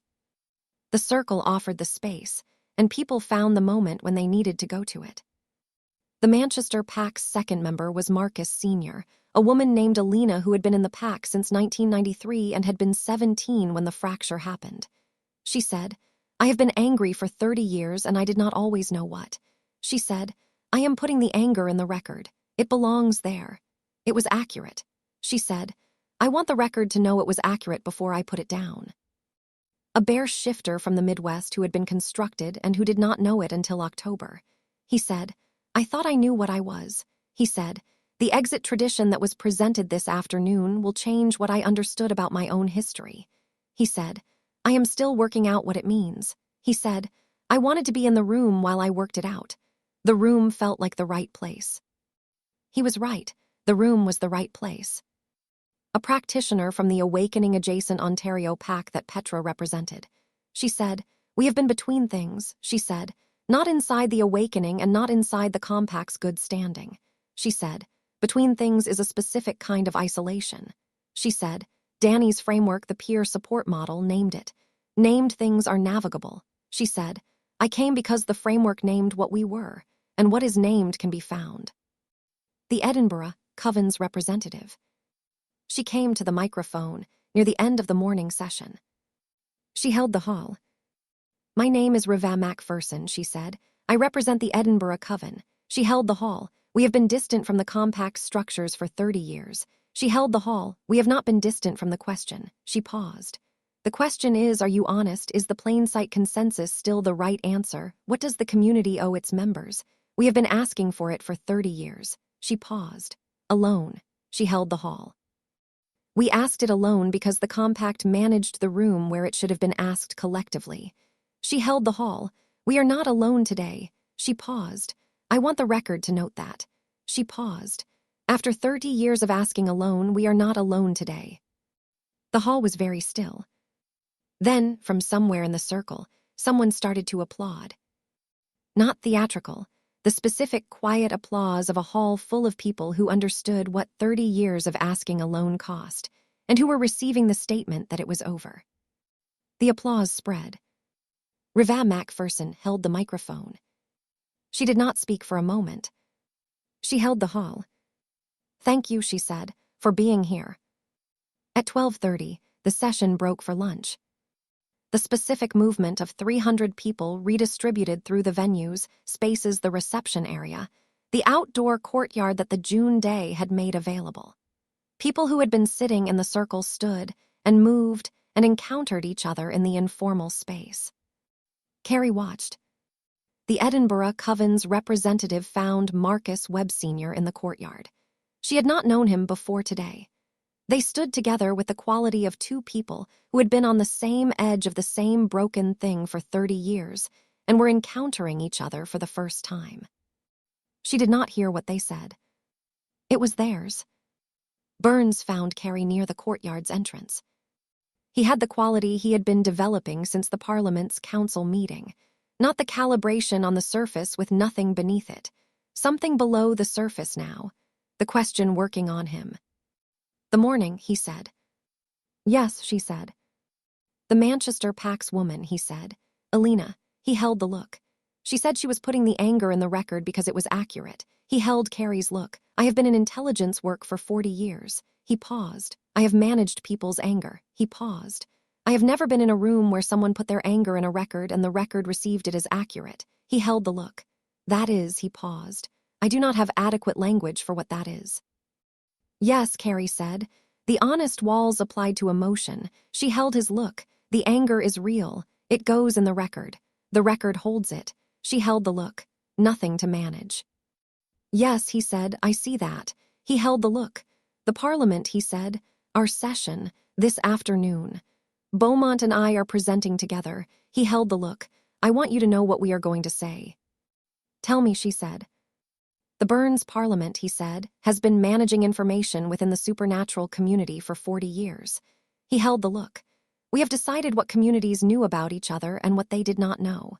He held the look. The isolated communities, the Manchester Pack, the Edinburgh Coven, were partly isolated because the Parliament chose not to facilitate connections between them. He held the look, not maliciously. He paused. Because isolated communities had more information value as separate nodes than as connected ones. He held the look.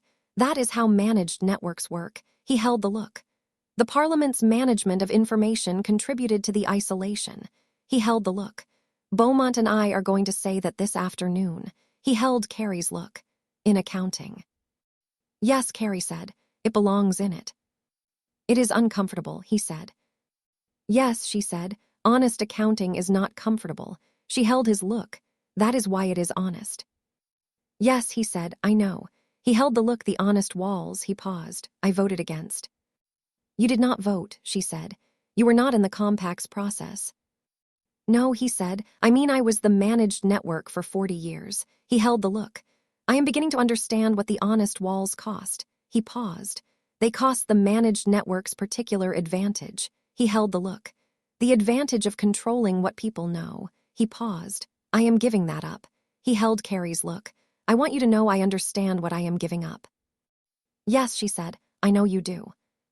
"Good," he said. "I wanted it acknowledged." He held the look. The honest walls apply to the acknowledgement too. He paused. "The thing given up is real. The giving up is real." He paused. "Both." "Yes," Carrie said. "Both are real." He held her look. "Your father's song," he said. She held the look. "Mary told me," he said, "what it is. What it was built from." He paused. "The love that became a lullaby that became a thread." He paused. "I felt something in the morning session." He held Carrie's look. "When Harrow named the children." He paused. "Something underneath the words." He held the look. "I don't know what it was." He paused. "I think it was what Mary carries." He paused. "The frequency." He held the look. "I think I felt it." "Yes," Carrie said. "You probably did." It felt like he said slowly, like someone had left a light on. He paused. Specifically, he paused for the room. Yes, Carrie said. Good, he said. He held the look. That is what I wanted it to feel like. He went to find Beaumont. In the afternoon. The accounting continued after lunch. More voices, more specific histories, more names in the record. At 2:30, Priya went to the microphone. She was 15 years old. She wore the specific quality of someone who had been building toward this for months and had arrived at it without performing the arrival. She stood at the microphone and looked at the circle. 304 people looked at her. She held them. My name is Priya Anand, she said. I am 15 years old. She held the hall. I was in the facility for 7 weeks. She held the hall. While I was there, a practitioner named Hessa Vane attempted to work on me without my knowledge or consent. She held the hall. The work was an attempt to assess my capacity. She held the hall. It did not succeed. She held the hall because Alina Voss built the exit into every lock she ever made. She paused, including the working Hessa Vane used. She paused. I did not know this at the time. She paused. What I knew was that I had resisted something that should have succeeded. She paused. I spent 7 weeks in the facility knowing that I had resisted and not knowing why. She held the hall. I have spent 6 months finding out why, she said. I have been working through Alina Voss's lineage text since January, and I found it. She held the hall. Alina Voss built reversibility into the whole tradition. She paused. Not just the romantic working she performed on the Voss pack. She paused. The whole tradition. She paused. Every work done in Alina's lineage has the exit built in. She held the hall. Every lock she or her students or their students made has the exit built in. She paused. Alina Voss was performing the original Theriamancy for the awakening. She held the hall, and she built the exit into it. She paused. While she was building the lock, she paused. She built the exit in. She held the hall because she knew it was wrong. The hall was very still. She knew it was wrong, Priya said, while she was building it. She held the hall, and she could not stop building it. She paused. So she built the exit into it instead. She held the hall. The exit tradition. She paused. The renegotiation work that Hessa Vane has documented. She paused. The 300 pages that the Ashworth Coven has archived. She paused. The working that allows constructed shifters to renegotiate their nature. She held the hall. That working exists because Alina Voss built the exit into every lock she made. She held the hall, including the locks the awakening used. She paused. The exit was inside the wrong thing the whole time. She held the hall. For every constructed community represented in this circle, she said, every community that was built in Alina's lineage tradition, which is most of them, the tradition was the primary, the romantic framework for 3 generations. The exit is available. She held the hall. The renegotiation working is available. She held the hall. The exit that Alina built into the lock is available. She held the hall. The threshold will help you find it. She paused. That is what the threshold is for. She held the hall. I want to say one more thing, she said, about Alina Voss. She held the hall. She spent decades inside a binding she had made, doing what she could from inside it, building the exit, running a frequency through the constructed line to reach someone who could close it. She paused. She did not know if it would work. She paused. She did not know if anyone would find the exit she had built. She paused. She built it anyway. She held the hall. I found it 6 months ago in a lineage text. She paused. I am 15 years old and I was in a facility and I found Alina's exit. She paused. She built it for me. She held the hall. She did not know it was me. She paused. She built it for whoever came. She held the hall. The exit was there when whoever came arrived. She paused. I am telling you this because the threshold is trying to do the same thing. She held the hall. Build the exit before we know who needs it. She paused. Hold the door open before we know who is coming. She paused. Be what is needed before the need arrives. She held the hall. Alina did that. She paused. The threshold is trying to do that. She held the hall. That is what I found in the lineage texts. She stepped back from the microphone. The hall was quiet. Then it was not quiet. The applause was not theatrical. It was the sound of 300 people who had heard something true and were acknowledging it in the only way available to them in a circle with no stage. After Priya, Burns, and Beaumont, they stood at the microphone together, side by side, the Burns Parliament's chair and the Parliament's Council chair. Burns spoke first. The Burns Parliament has managed information in the supernatural community for 40 years, he said. We have decided what communities know about each other. He held the hall. Communities that should have known each other, that would have been less isolated, less vulnerable to the Awakening's recruitment, less damaged by the Compact's management, did not know each other because the Parliament chose to maintain them as separate nodes. He held the hall. The Parliament's model ran on the value of isolated nodes. He paused. Connected nodes are worth less to an intelligence network. He paused. We maintained isolation because isolation was profitable. He held the hall. That is what I am putting in the record. He paused. The Manchester Pack and the Edinburgh Coven, he said. We did not know each other 30 years ago. He held the hall. They should have. He paused. They were asking the same question. He paused. If they had known each other, they would not have been as isolated. He paused. Less isolated means less vulnerable. He paused. The Parliament knew about both communities. He paused. We chose not to connect them. He held the hall. That is what the Parliament's management produced. He paused. I am saying it plainly. Beaumont spoke. I have been chair of the Parliament's Council for 12 years, she said. I have been asking the honest question for 12 years inside an institution that ran on the managed question. She held the hall. I want to put in the record that there were people inside the Parliament who knew this was wrong. She held the hall, and who could not move the institution far enough or fast enough. She paused. The honest walls require me to say that the knowing and the inability to move it are both real. She paused. I knew. I could not move it. She held the hall. The threshold moved it. She paused from the outside. She paused. By being what the Parliament could not be, she held the hall. I am grateful for that. She paused, even though it cost the Parliament something. She held the look. Both are real. She stepped back. Burns remained at the microphone for one more moment. The Burns Parliament's network, he said, is committing to a different model going forward. He held the hall, the propagation model, connections rather than isolation, honest information flow rather than managed flow. He held the hall. The threshold signal running through our infrastructure. He paused. The honest walls applied to the intelligence function. He held the hall. We are committed to this. He paused. We may not do it perfectly. He held the hall. The question will continue to apply to us. He held the hall. Are you honest? He paused. We are asking for it. He held the hall. That is the beginning. He stepped back. The hall received this. At 4:30, Carrie went to the microphone. The accounting had been running for 6 hours. She had been in the circle throughout, listening, receiving, and presenting. She had not directed. She had not managed.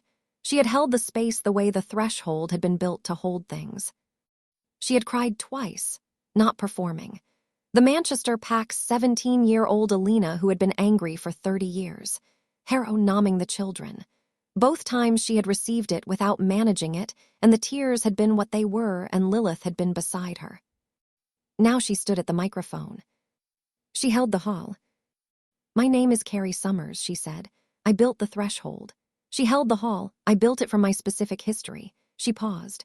I was inside a constructed pack at 10 years old. I escaped. I spent 12 years rebuilding myself. She held the hall. I built the threshold from what I did not have when I needed it.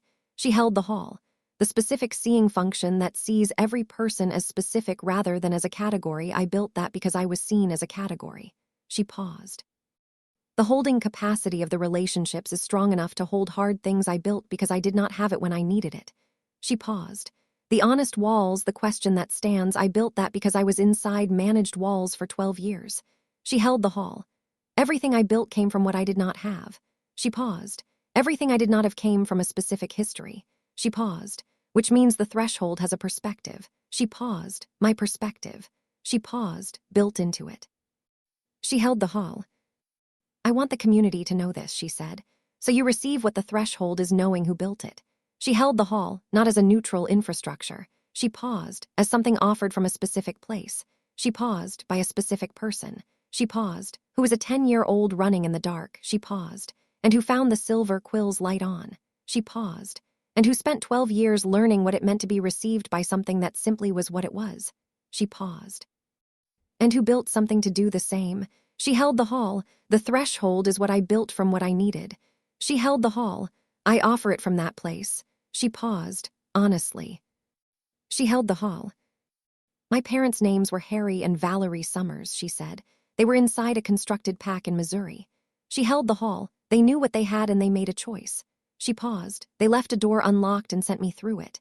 She paused. My father wrote a love song to propose to my mother. She paused. She said yes before he finished the second verse. She paused. They sang it as a lullaby every night. She paused. I have been humming the middle of it for 12 years without knowing what it was. She held the hall. I know the whole thing now. She paused. It is still running. She held the hall. It is part of what the threshold is built from. She paused. My father's love, my mother's yes. She paused. The choice they made in the dark. She held the hall. I carry that. She held the hall. The threshold carries that. She held the microphone. I don't know what the community will decide, she said, about the plain sight consensus. She held the hall. I have built the holding capacity so the decision can be made honestly. She held the hall. Whatever you decide, I will hold it. She paused. The threshold will hold it. She paused. The door will remain open. She paused. The light will remain on. She held the hall. Whatever comes next. She paused. The chain continues. She stepped back from the microphone. The hall was quiet in the specific way of a hall that had received something and was holding it. Then Tobias stood. He did not go to the microphone. He stood in the circle from his chair. My name is Tobias Grant, he said. I was in the facility for 7 weeks. He held the hall. I built the framework because it was the only thing I could do with what happened. He paused. The framework is in the record. He paused. Everything else is in the record. He paused. I want to say one thing that is not in the record. He held the hall. Before I went to the facility, I did not know the threshold existed. He paused. I did not know there was a door. He paused. But I kept going because something told me there might be one. He held the hall. I did not know what that something was. He paused. I know now. He held the hall. It was Mary's frequency. He paused, running through whoever was carrying it near me. He paused, asking the question before I knew there was a question. He held the hall. The door was open. He paused, before I knew it was there. He held the hall. Alina built that. He held the hall. I want Alina Voss to be in the record. He paused. Not as the person who did the wrong thing. He paused. As the person who built the exit. He paused.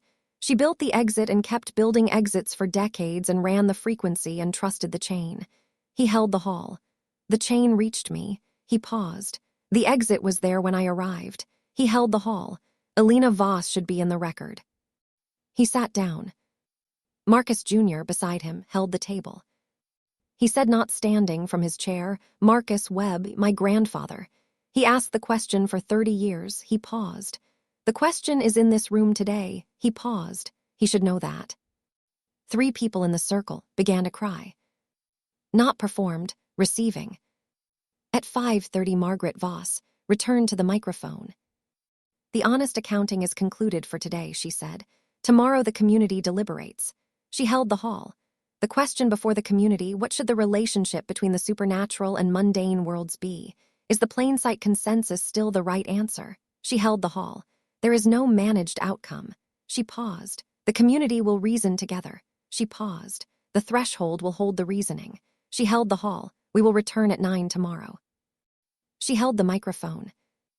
One more thing, she said. On behalf of the compact, she held the hall. I want to say what Addisa did not say because it was not hers to say. She held the hall. The compact's chair for the 19 years of my tenure managed rather than convened. She paused. I was in the compact chair. She paused. I am still in the compact chair. She paused. Whether I should remain so is a question I am continuing to ask. She held the hall. The question stands. She paused. I want the community to know that the question stands for me as well. She paused. The honest walls apply to the chair of the institution. She paused. Including me. She held the hall. I am asking. She stepped back. The hall dispersed slowly. The specific quality of 300 people who had been in a room for 7.5 hours saying honest things and were now moving back into the world carrying what had been said. Not resolved. Not concluded. Carrying it. The honest accounting is done. The holding having held. She was one of the last to leave. She stood at the circle's center after the hall had mostly emptied. The chairs are still arranged. The microphone is still standing. The June evening through the windows, the light finally goes, the gold becoming the specific blue-gray of a Pacific Northwest summer evening. She held the hall. She thought about what had been said, all of it. The Manchester Pax Alina. Riva Macpherson from Edinburgh, Harrow nomming the children. Burns put the Parliament's management in the record, Priya and the exit tradition. The people who had cried and been held by Sira and by Mary and by the others deployed in the holder function. She thought about what she had said. My parents' names were Harry and Valerie Summers. My father wrote a love song. The chain continues. She thought about Tobias standing in the circle. Elena Voss should be in the record. She thought about Marcus Jr. from his chair. He should know that. She thought about what I didn't know about the document in her bag, whether the holding capacity is actually strong enough. It was strong enough today. She did not know if it would be strong enough for what came next. She held the hall. Yes, she said, again, to the hall, to the chain, to Elena and Harry and Valerie and all of it.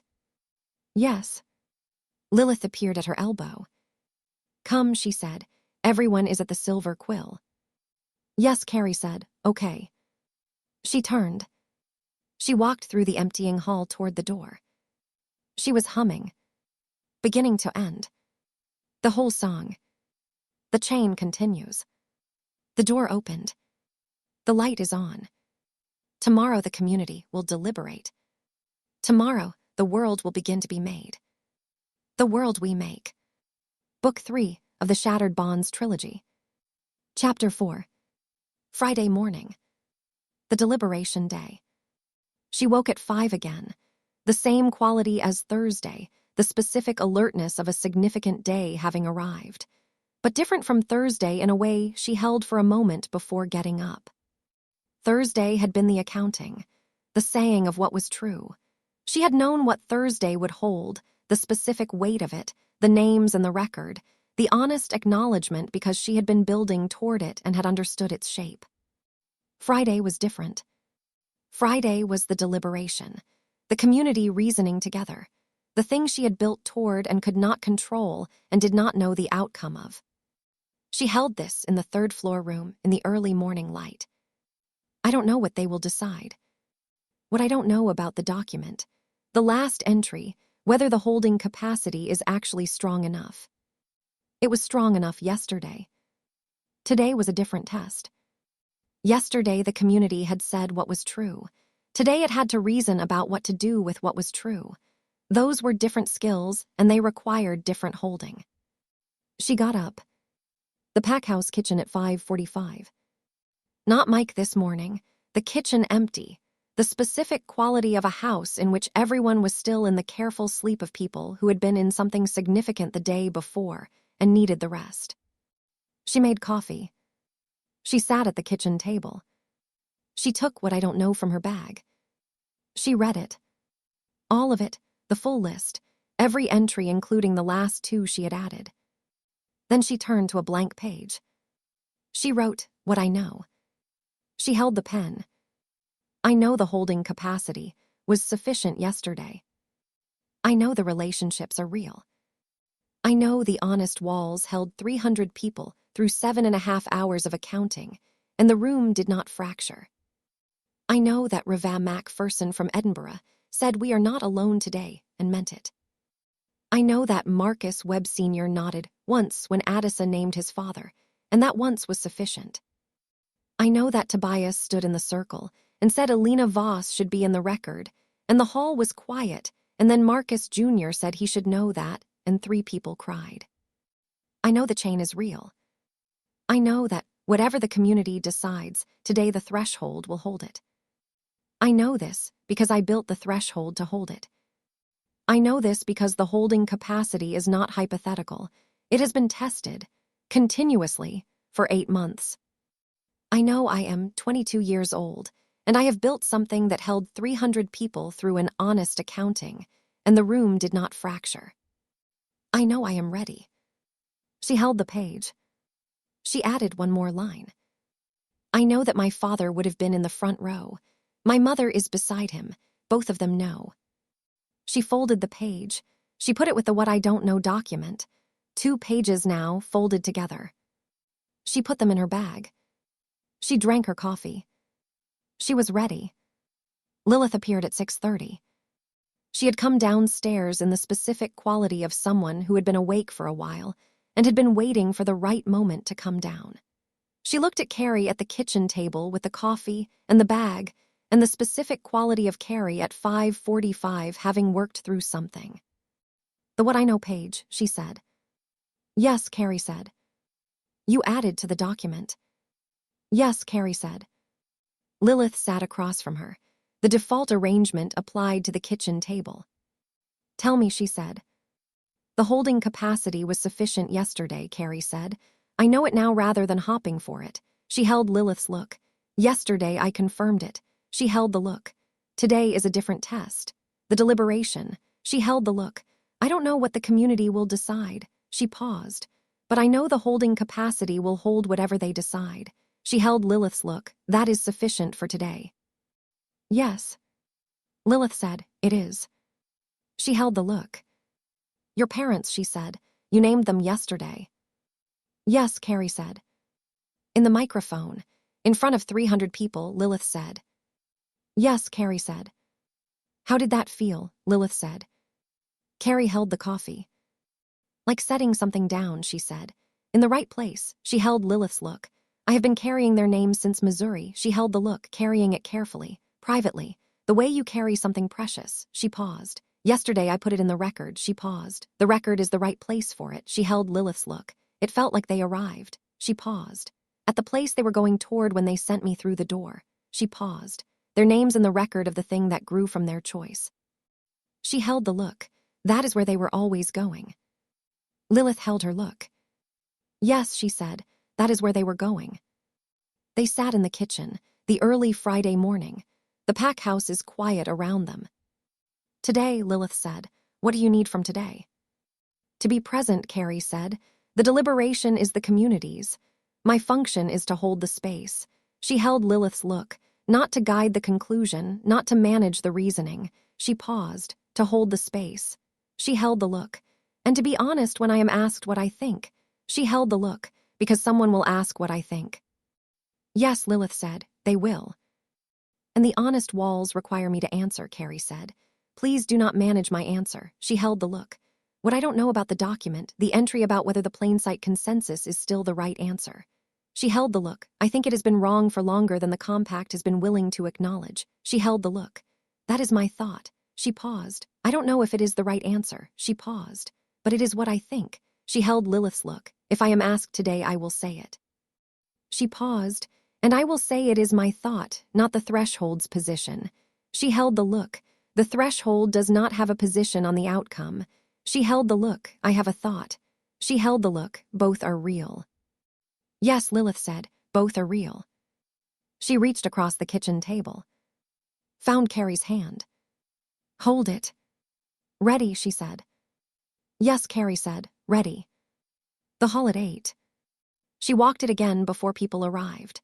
The same circuit as yesterday, the circle of chairs, the central table, the standing microphone, the June morning through the windows. The day was doing the same thing as Thursday, the Pacific Northwest having decided to commit to summer. The gold light establishing itself at 8 in the morning in the specific way that made Seattle in June feel like a gift. She had been thinking on the walk over about what the deliberation required. The accounting had been structured with people coming to the microphone, saying what was true, the record receiving it. The deliberation was less structured. The compact and the threshold had agreed on a framework. Open discussion in the circle, anyone could speak to anyone, the central questions would be introduced, and then the community would reason. No managing the direction. The questions on the table, the community working through them. The central questions were written on 2 large sheets of paper and positioned at the circle's edge where everyone could see them. Is the plain sight consensus still the right answer for the supernatural community's relationship with the mundane world? If yes, what amendments to the consensus are needed to address the costs that have been documented? If not, what alternative relationship should the community pursue, and by what process? In either case, how does the community build the ongoing capacity to hold this question as the world changes? She had helped Margaret Voss draft the questions over 3 weeks. They had been debated and revised and debated again. The final version was honest. It did not presuppose an answer. It opened the space. She looked at the questions on the paper. She thought about what Addisa had asked her in October. Is the plain sight consensus still right? She had said, I don't know. She still did not know. But she thought about Harrow's question in the same conversation. What is the actual question? Whether the consensus is still right, and if not, what is? The community was about to answer it. She held the questions on the paper. Yes, she said, let's find out. 9 o'clock. The circle filling. The same 304, most of them a few, had not returned for the deliberation. A few new people had arrived, having heard from the first day's participants what was happening and having decided to come. The specific quality of a room that had been through something significant together the day before. The accounting had done something to the circle, not healed it, not resolved it, but changed it. People who had been strangers in the circle yesterday recognized each other this morning. The specific quality of people who had been honest together having a different relationship than people who had not. The Edinburgh Covens Revam Macpherson sat beside Marcus Webb Sr. They had spent an hour in the courtyard yesterday. They had found each other this morning. Addisa sat beside Harrow, not planned the specific arrangement of the circle that produced adjacencies. They held the arrangement without comment. Tobias beside Marcus Jr. beside Priya, the three of them as they had been yesterday. Sira at the circle's edge, the holder's position. Mary inside the circle, the frequency present. Lilith beside Carrie. Margaret Voss at the microphone. The deliberation is open, she said. The questions are at the circle's edge. The community will reason together. She held the circle. There is no correct conclusion. There is only honest reasoning. She paused. I will note one thing before we begin. She held the circle. Yesterday, the community said what was true. Today, the community reasons about what to do with what is true. She paused. Those are different activities requiring different things from each person. She held the circle. What they require in common, honesty. She held the circle. The question is still standing. She stepped back. The circle held the moment. Then Revam Macpherson from Edinburgh stood. She did not go to the microphone. She spoke from her chair in the circle. I want to start, she said, because we have been waiting to start for 30 years. She held the circle. My coven's position on the plain sight consensus. We believe the consensus is no longer adequate to the current world. She held the circle, not because we want to be seen. She paused, because hiding has costs that compound. The coven has been paying those costs. She held the circle. The hiding is not neutral. She paused. It requires active maintenance. She paused. The maintenance requires energy that is not available for other things. She paused. And hiding does not protect us from harm as yesterday's accounting demonstrated. We are harmed by systems within our own community regardless of what the mundane world sees. She held the circle. We believe the consensus should be revisited with the specific question. What protection does it actually provide? And is that protection worth the compounding cost? She sat. The circle held her position. Then a practitioner from a coven in Vancouver, not Revam Macpherson, but a man in his 50s who had been in the supernatural community for 30 years, and had the quality of someone who had thought about this carefully, and had arrived at a different place, stood. My position, he said, is that the plain sight consensus is the wrong frame for the question. He held the circle. The question is not whether to hide. He paused. The question is what the relationship should be. He paused. Hiding and revealing are two ends of a spectrum. He paused. The consensus has forced us to one end. He paused, but the answer is not simply the other end. He held the circle. What we want is the right relationship. He paused. Which requires the community to determine what it wants that relationship to be. He paused. Not react to the consensus by choosing its opposite. He paused, but genuinely deliberate about what we want. He held the circle. I think that deliberation has not happened yet. He paused. Today might be the beginning of it. He sat. The circle absorbed this. A wolf shifter from the Midwest, one of the constructed communities, spoke from her chair. I want to say what the consensus has meant from inside a constructed community, she said. We did not choose the plain sight consensus. She held the circle. We were constructed in secret. We are a product of secret keeping. She paused. The consensus is not about us protecting ourselves from the mundane world. She paused. The consensus is about us being kept secret from ourselves. She held the circle. The manufactured nature of what we are was hidden from us by people who use the consensus as justification. She paused. The consensus is not just about the mundane world. She paused. It is about what the supernatural community hides from itself. She held the circle. I think that needs to be in the deliberation. The circle received this. The deliberation ran. Not linearly the specific quality of a genuine community deliberation, which moved in the way that honest reasoning moved. Through the question and past it and back to it, finding the dimensions of the thing rather than proceeding directly to a conclusion. She did not try to direct it. She sat in the circle and listened and received. She spoke twice in the morning session, both times to specific factual questions that were directed to her. What is the renegotiation working and who can access it? What is the threshold's capacity to hold communities in transition if the consensus changes significantly? She answered both accurately, not managing to answer. The second answer she was careful with. The threshold's current capacity, she said, is what it is. The holding capacity has been built over 8 months. The relationships, the framework, the frequency. She held the circle. If the consensus changes significantly, the capacity will be under pressure it has not yet been under. She held the circle. I cannot promise the capacity is sufficient for every outcome. She held the circle. What I can promise is that the threshold will hold what it can hold and be honest about what it cannot hold. She held the circle, and that the capacity will grow as it is needed. She paused. The chain continues. The building continues. She held the circle. That is what I can promise. Hadley, in the circle, held her look when she sat down. He had been in deliberation the way he had been in the Thursday table listening, precise, present.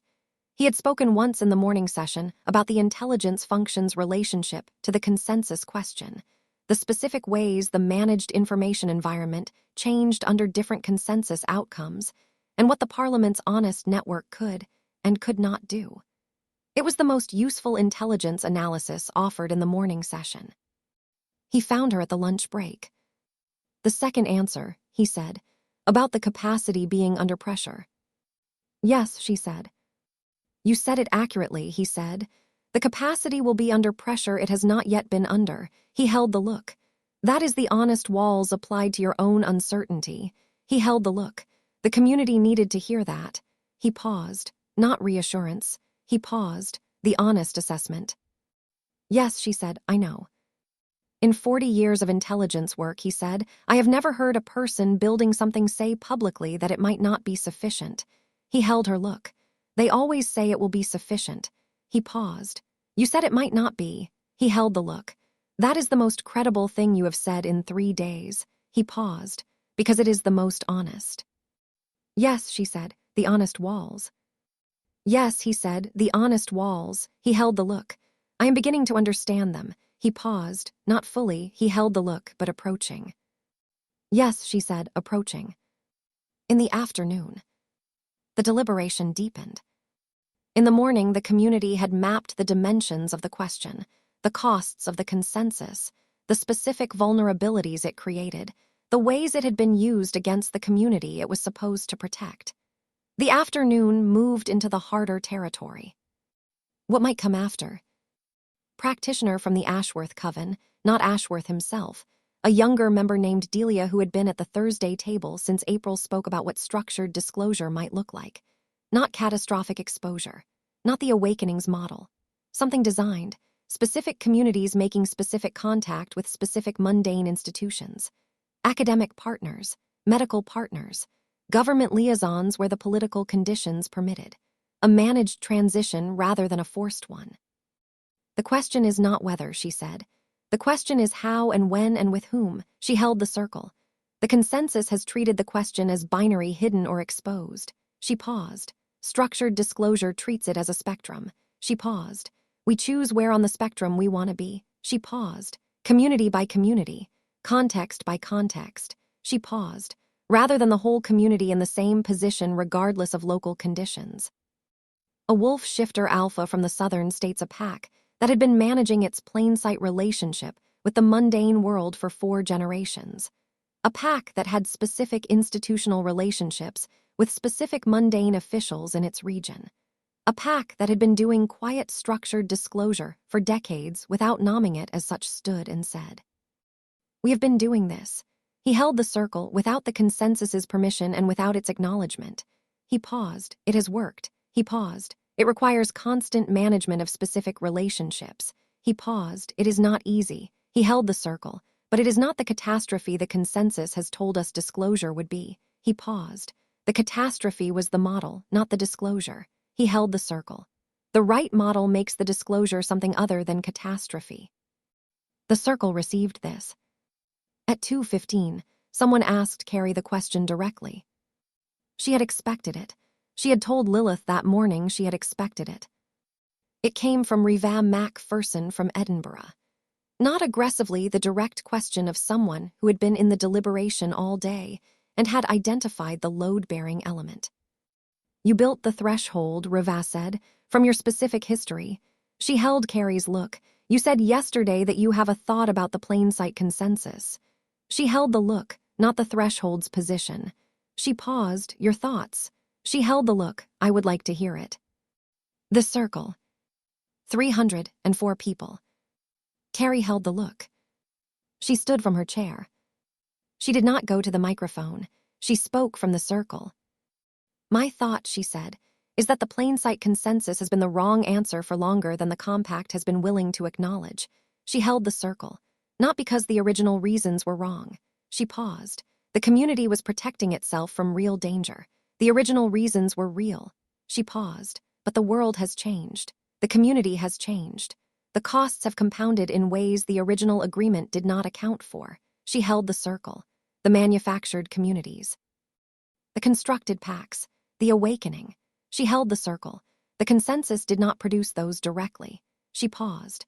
"But the conditions of the consensus created the isolation, the secrecy, the management created vulnerability that the wrong answers exploited." She held the circle. "My thought is that the consensus has been compounding harm for at least 30 years. She held the circle. "And that the community deserves to reason about whether the original protection is still worth the compounding harm." She held the circle. "That is my thought." She paused. "I want to be clear about what it is not." She paused. "It is not a position that disclosure is the answer." She paused. "I don't know if disclosure is the answer." She paused. "I know the current answer has been compounding harm." She paused. "I think the community deserves to reason about alternatives." She paused. "That is what today is for." She held the circle. "That is all I know." She sat. The circle held what she had said. Marcus Webb Sr., across the circle, held her look. He nodded once. The same nod as yesterday with Addisa. Once was sufficient. The afternoon continued. The deliberation moved through the specific territory of genuine community, reasoning not linear, not toward a predetermined conclusion, but the honest working of people who had different perspectives and different histories and different relationships to the question, trying to find the actual thing rather than the managed version. Hadley spoke in the afternoon. He spoke from his chair without standing.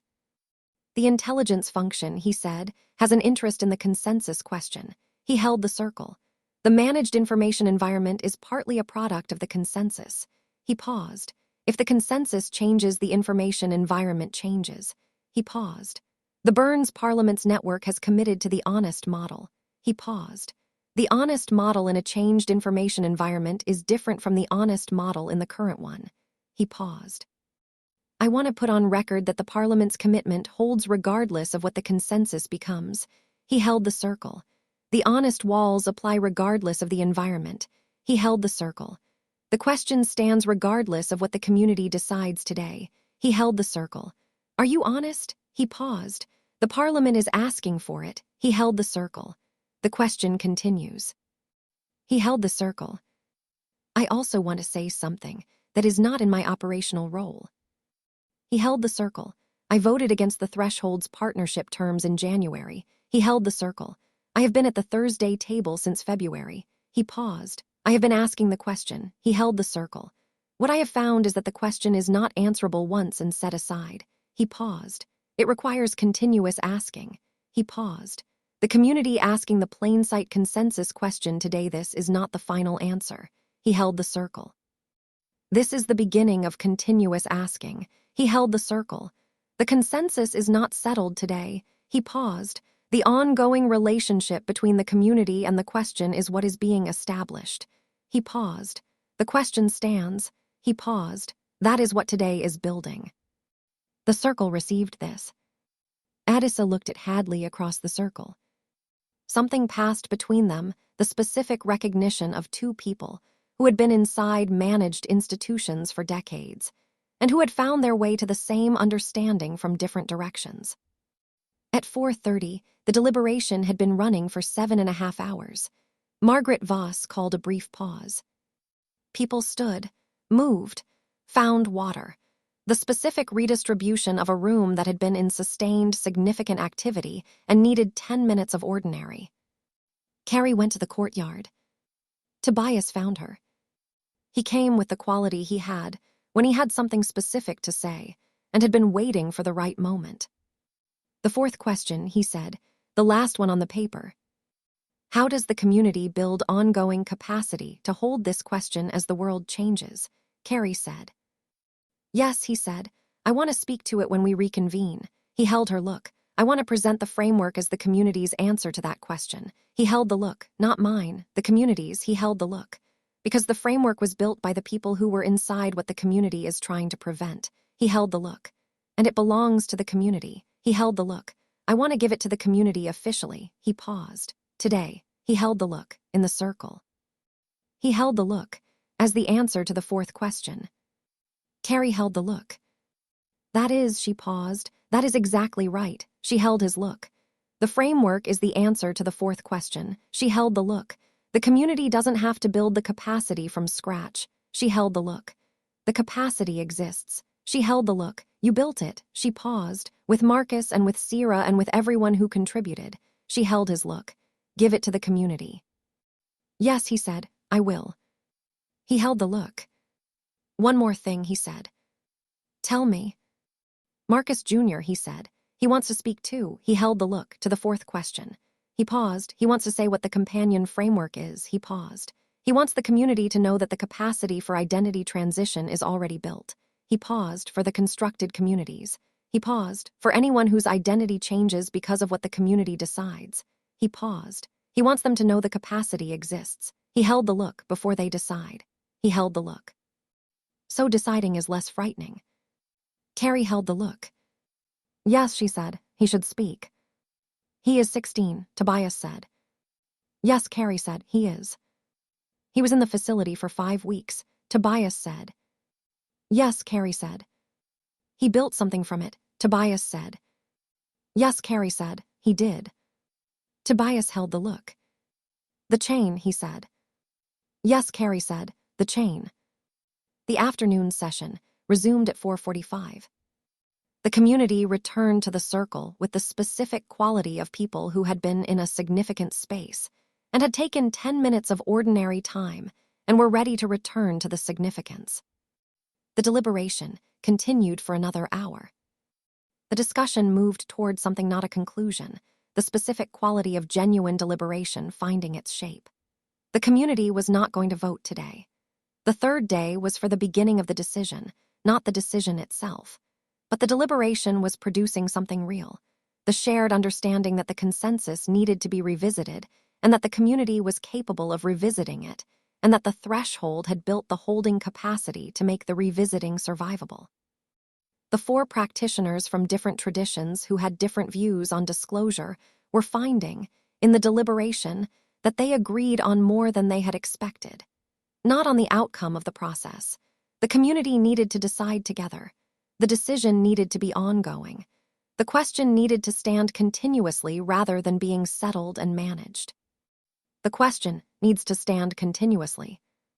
The question stands. Hadley's formulation, finding its way into the deliberation's conclusion. At 5:30, Tobias stood. He stood from the circle without going to the microphone. the way he had done yesterday. His specific choice of standing from the circle rather than approaching the microphone from among rather than presenting to. I want to speak to the fourth question, he said. How does the community build ongoing capacity to hold this question as the world changes? He held the circle. Framework, he said. The community health framework and the companion framework that Marcus Webb built, these are the answer to the fourth question. He held the circle. They were built by people who were inside what the community is trying to prevent. He held the circle. They were built by people who came out. He held the circle. They belong to the community. He held the circle, not to the threshold. He held the circle. To the community. He paused. I am giving them to the community today. He paused. For free, he paused, without conditions. He paused. Because they were built for the community, he paused, and the community is here. He held the circle. The framework does three things, he said. It builds relationships strong enough to hold hard questions. It identifies and supports the people who hold others while they find the door. And it generates capacity in the people who come through the door so they can hold others in turn. He held the circle. That is the ongoing capacity. He held the circle, not an institution. He paused, not a program. He paused. A living thing that grows through the people it holds. He held the circle. The chain of frequencies. He held the circle, running through the community. He held the circle. That is how the community holds the question as the world changes. He paused, not by resolving it. He paused, by building the relationships strong enough to keep asking it. He sat. Then Marcus Jr. stood. 16 years old. The Alpha's name. The 5 weeks in the facility, the mapping, the counting. He stood from the circle and held it. My name is Marcus Webb, he said. I was in the facility. He held the circle. I want to tell the community something about identity. He held the circle. If the community decides to change the consensus in any direction, people's identities will change. He held the circle. Constructed shifters will be renegotiating what they are. He paused. Communities that have been hidden will be navigating visibility. He paused. The change is not just external. He paused. It is internal. He paused. Who you think you are will be affected by what the community decides. He held the circle. That is frightening. He held the circle. I want the community to know that the companion framework addresses this. He held the circle, the specific psychological architecture of identity transition. He paused. What it looks like from the inside when the seams become visible. He paused. What the holding needs to be. He held the circle. I built it because I went through it. He paused. I went through it because I was in the facility. He paused. I went through it because my family had been inside a broken system for 30 years. He held the circle. I built the companion framework because I knew what identity transition needed. He paused. The community has this. He held the circle. Whatever you decide, the capacity to hold the identity transition is already here. He paused. You do not need to be afraid of that part. He held the circle. That part has been built. He paused. I built it. He paused for you. He held the circle, whatever you decide. He sat. The circle was very quiet. Then someone in the circle, Carrie, did not see who said, "Thank you." And then other people said it. Not orchestrated. The specific spontaneous acknowledgement of a room that had received something from a 16-year-old and was responding to it simply. "Thank you." Marcus Jr. held the circle. He said, "My grandfather would be glad." 3 words. The hall held them. At 6 o'clock, Margaret Voss stood at the microphone. "The deliberation is concluded for today," she said. "The community will reconvene tomorrow for the beginning of the decision." She held the circle. I want to name what has happened today. She held the circle, not the conclusion. There is no conclusion. She paused. The shape. She held the circle. Today the community has reasoned together about whether the plain sight consensus is still the right answer. She held the circle. The community has found, through honest deliberation, that the consensus requires revisiting. She paused, not that it must end. She paused, that the question must be continuously asked. She held the circle. The community has found that the capacity to hold the question exists. She held the circle. That it was built by people who were inside what the question was asked too late to prevent. She held the circle. The community has received that capacity as a gift. She paused. Tomorrow we begin the decision. She held the circle, not the final decision. She paused, the beginning of the ongoing process. She paused, the question that stands. She held the circle. The question stands. She stepped back. The circle dispersed slowly. The same quality as yesterday, people carrying what had been said.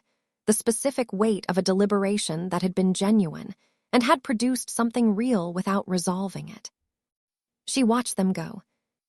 Reva Macpherson and Marcus Webb Sr. leaving together, in what had become by the second day a specific partnership, the Edinburgh Coven and the Manchester Pack, the two communities that had been most damaged by the management, finding in each other a register that worked. Addisa and the counselor whose tradition ran through managed consensus, the man who had voted against the compact's 4 requirements in a quiet conversation near the circle's edge. She watched them. He was talking carefully. She was listening carefully. The door opened for traditions that did not yet know how to come through it. Tobias and Priya and Marcus Jr. leaving together. The 3 of them in the specific configuration of people who had been in the same wrong thing and had built something from it and were now moving through the world together with what they had built. Harrow and Reva, the Harrow Pack's Reva, not the Edinburgh Reva, leaving together. The Harrow Pack finding its shape around honest accounting. Burns walking with Beaumont.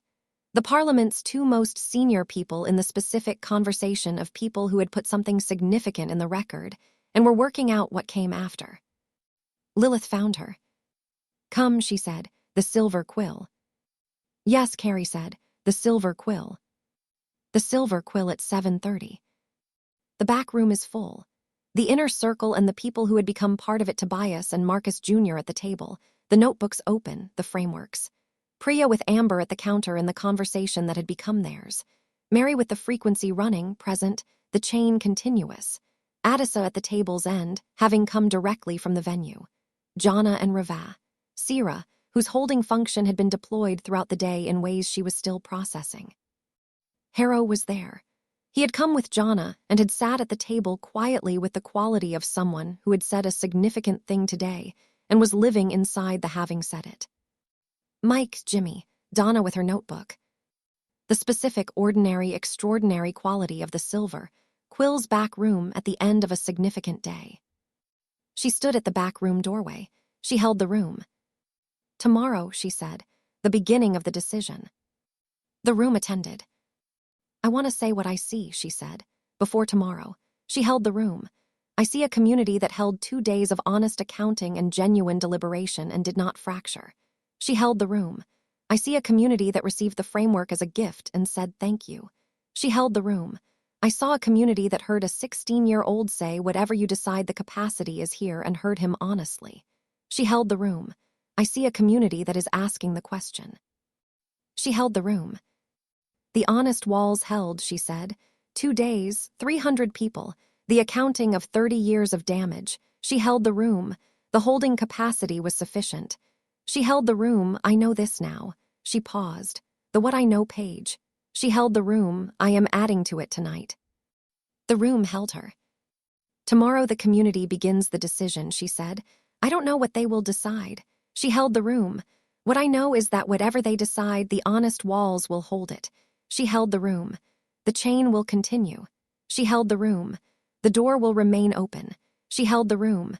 "The light will remain on." She paused. "That is what we have built." She paused. "That is what is here." The room.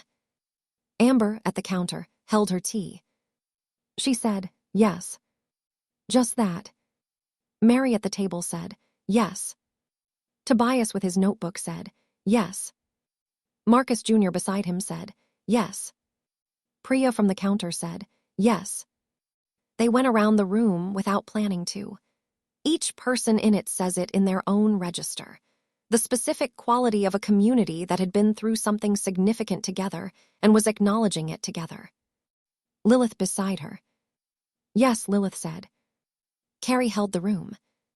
She was humming. She had been humming since the circle dispersed. The whole song, beginning to end. Harry Summer's love song running through the silver quill's back room on a Friday evening in June. The chain continues. "Yes," she said, "tomorrow. The World We Make." Book 3 of the Shattered Bonds trilogy. Chapter 5. Saturday. The beginning of the decision. She woke at 5 again. 3 mornings in a row now, the body having established its own rhythm for the significant days. She lay in the 3rd-floor room and held the specific quality of this morning. Not the accounting's weight, not the deliberation's sustained reasoning, something different, quieter. The beginning of the decision was quieter than she had expected it to feel. She thought about this, why quieter? Because the accounting and the deliberation had been the working through. The hard, sustained labor of 300 people saying what was true and then reasoning about what to do with what was true. That labor had been done. What remained was not another sustained effort, but the first step of something that would continue for years. The beginning of the decision. Not the decision. The beginning. She understood, lying in the 3rd-floor room in the June morning, that this was correct. The community was not going to decide today what the relationship between the supernatural and mundane worlds should be. That decision would take months and years, and ongoing conversation and multiple sessions, and the continuous holding of the question.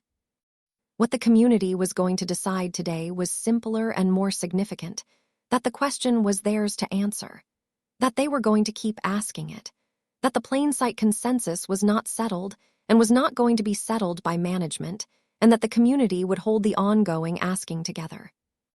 The decision was not an answer. The decision was the commitment to continue deciding. She understood this, and she understood that it was right. She got up. The packhouse kitchen at 6. Lilith this time. She was already there with coffee. She had been awake to the specific quality of someone who had come downstairs without needing to be summoned because she had known where Carrie would be. She set the coffee on the counter. They stood together. Quieter this morning, Lilith said. Yes, Carrie said. The beginning of the decision is quieter than I expected. Why, Lilith said. Because what I thought today needed to produce, Carrie said, is not what today actually needs to produce. She held the coffee. I was waiting for the decision, the final answer. She held Lilith's look. Today is not the final answer. She paused. Today is the community deciding to keep asking. She held the look. That is quieter than a final answer. She paused, but it is more durable. Lilith held her look. Yes, she said, more durable. She held her coffee. The fracture Adisa was protecting against, she said. In the 1990s. She held Carrie's look. You know why it fractured? Yes, Carrie said. They tried to decide the final answer before the relationships were strong enough. She held the look. The fracture came from the pressure of a decision that needed to be final.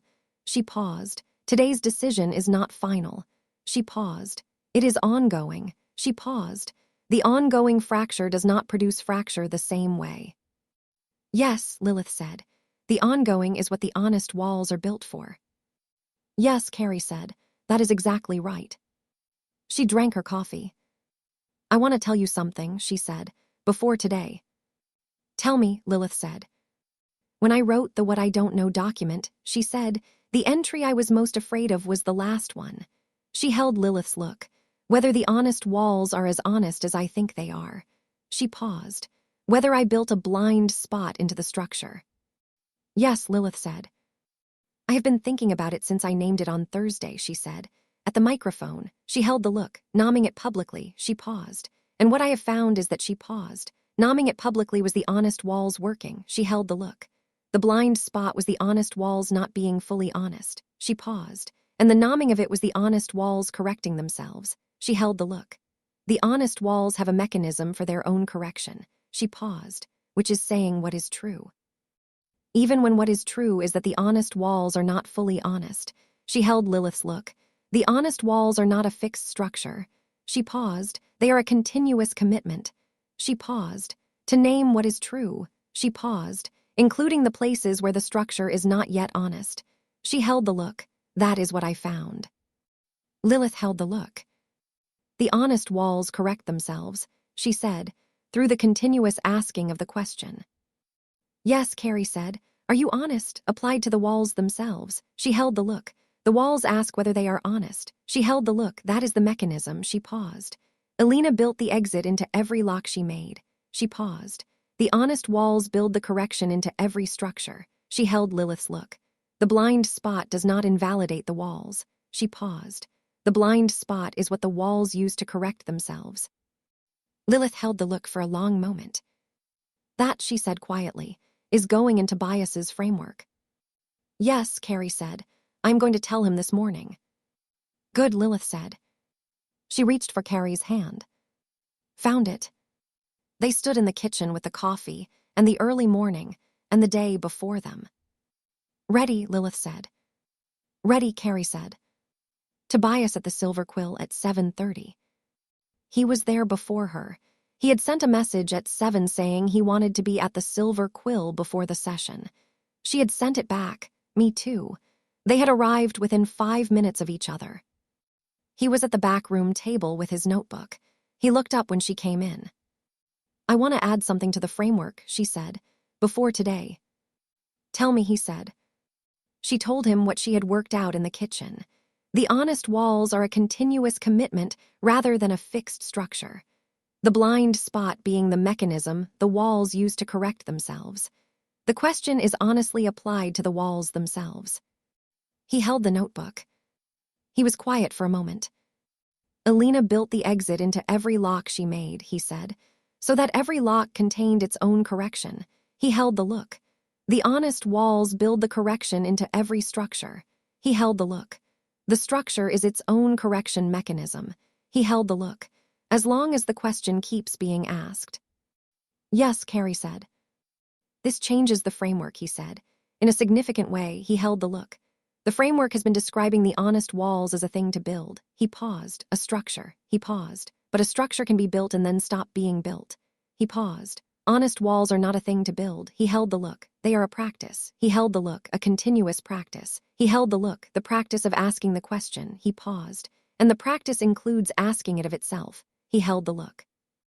The honest walls asking whether they are honest. He held the look. That is the correction mechanism. Yes, Carrie said. The framework has been describing what to build, he said. I need to add what to practice. He held the look. The practice of continuous asking. He paused. Even when what the asking reveals is that the asking has been incomplete. He held the look. Especially then. He paused. The nomming of the incomplete asking is the practice completing itself. Yes, Carrie said. That is right. He was already writing. She watched him write for a moment. The blank pages are filling. The specific quality of someone building something more accurate than it had been before. He looked up. The framework is a practice, he said, not a structure. He held the look. That is more honest. He paused. And more durable. He paused. Structures can be abandoned. He held the look. Practices become part of who you are. He held the look. The community practicing the question is more durable than the community building the structure. Yes, Carrie said. Tell the community today. Yes, he said. I will. The hall at 9. The circle one more time. The same 304, most of them the specific continuity of a community that had been through 2 significant days together and had returned for the 3rd. She noticed things as people arrived. The Edinburgh Covens, Ravam Macpherson, and Marcus Webb Sr. arrived together. They had spent the evening at the same location. She had learned this from Adisa, who had arranged accommodation. 2 communities that had been isolated for 30 years were now, on the 3rd morning, arriving together. The Ontario Pax Petra arrived with her Pax practitioner and 2 more members of the pack who had driven down from Ontario overnight after the 2nd day's session. They had heard from Petra what was happening and had come. The Southern States Alpha, who had been doing quiet, structured disclosure for 4 generations, arrived in the circle with a specific quality of someone who had been waiting a long time to be in a room where what he had been doing was named as a possibility rather than an anomaly. And the counselor, whose tradition ran through managed consensus, arrived and sat in the circle. He had been there both days. He had voted against the 4 requirements. He had been in deliberation and had been quiet. This morning, he sat in the circle, and he looked like someone who had been thinking since Thursday and had arrived at something. She filed this. Margaret Voss opened the session. The 3rd day, she said, the beginning of the decision. She held the circle, not the final decision. She held the circle, the beginning. She paused. The community has done 2 days of extraordinary work. She held the circle. The accounting is in the record. She held the circle. The deliberation has produced understanding. She held the circle. Today the community begins to establish the ongoing relationship with the question. She held the circle, not the answer. She paused. The relationship with the ongoing asking. She held the circle. I want to introduce the session by naming what I have seen in 2 days. She held the circle. I have seen 300 people be honest about what they do not know as readily as they were honest about what they do know. She paused. I have seen people who have been damaged by the same system reach toward each other rather than away. She paused. I have seen a 16-year-old give a gift to a room of 300 people, and the room receives it honestly. She held the circle. I have seen the honest walls hold. She held the circle. Today the community decides what to do with what the honest walls have held. She stepped back. The beginning of the decision was different from the accounting and the deliberation.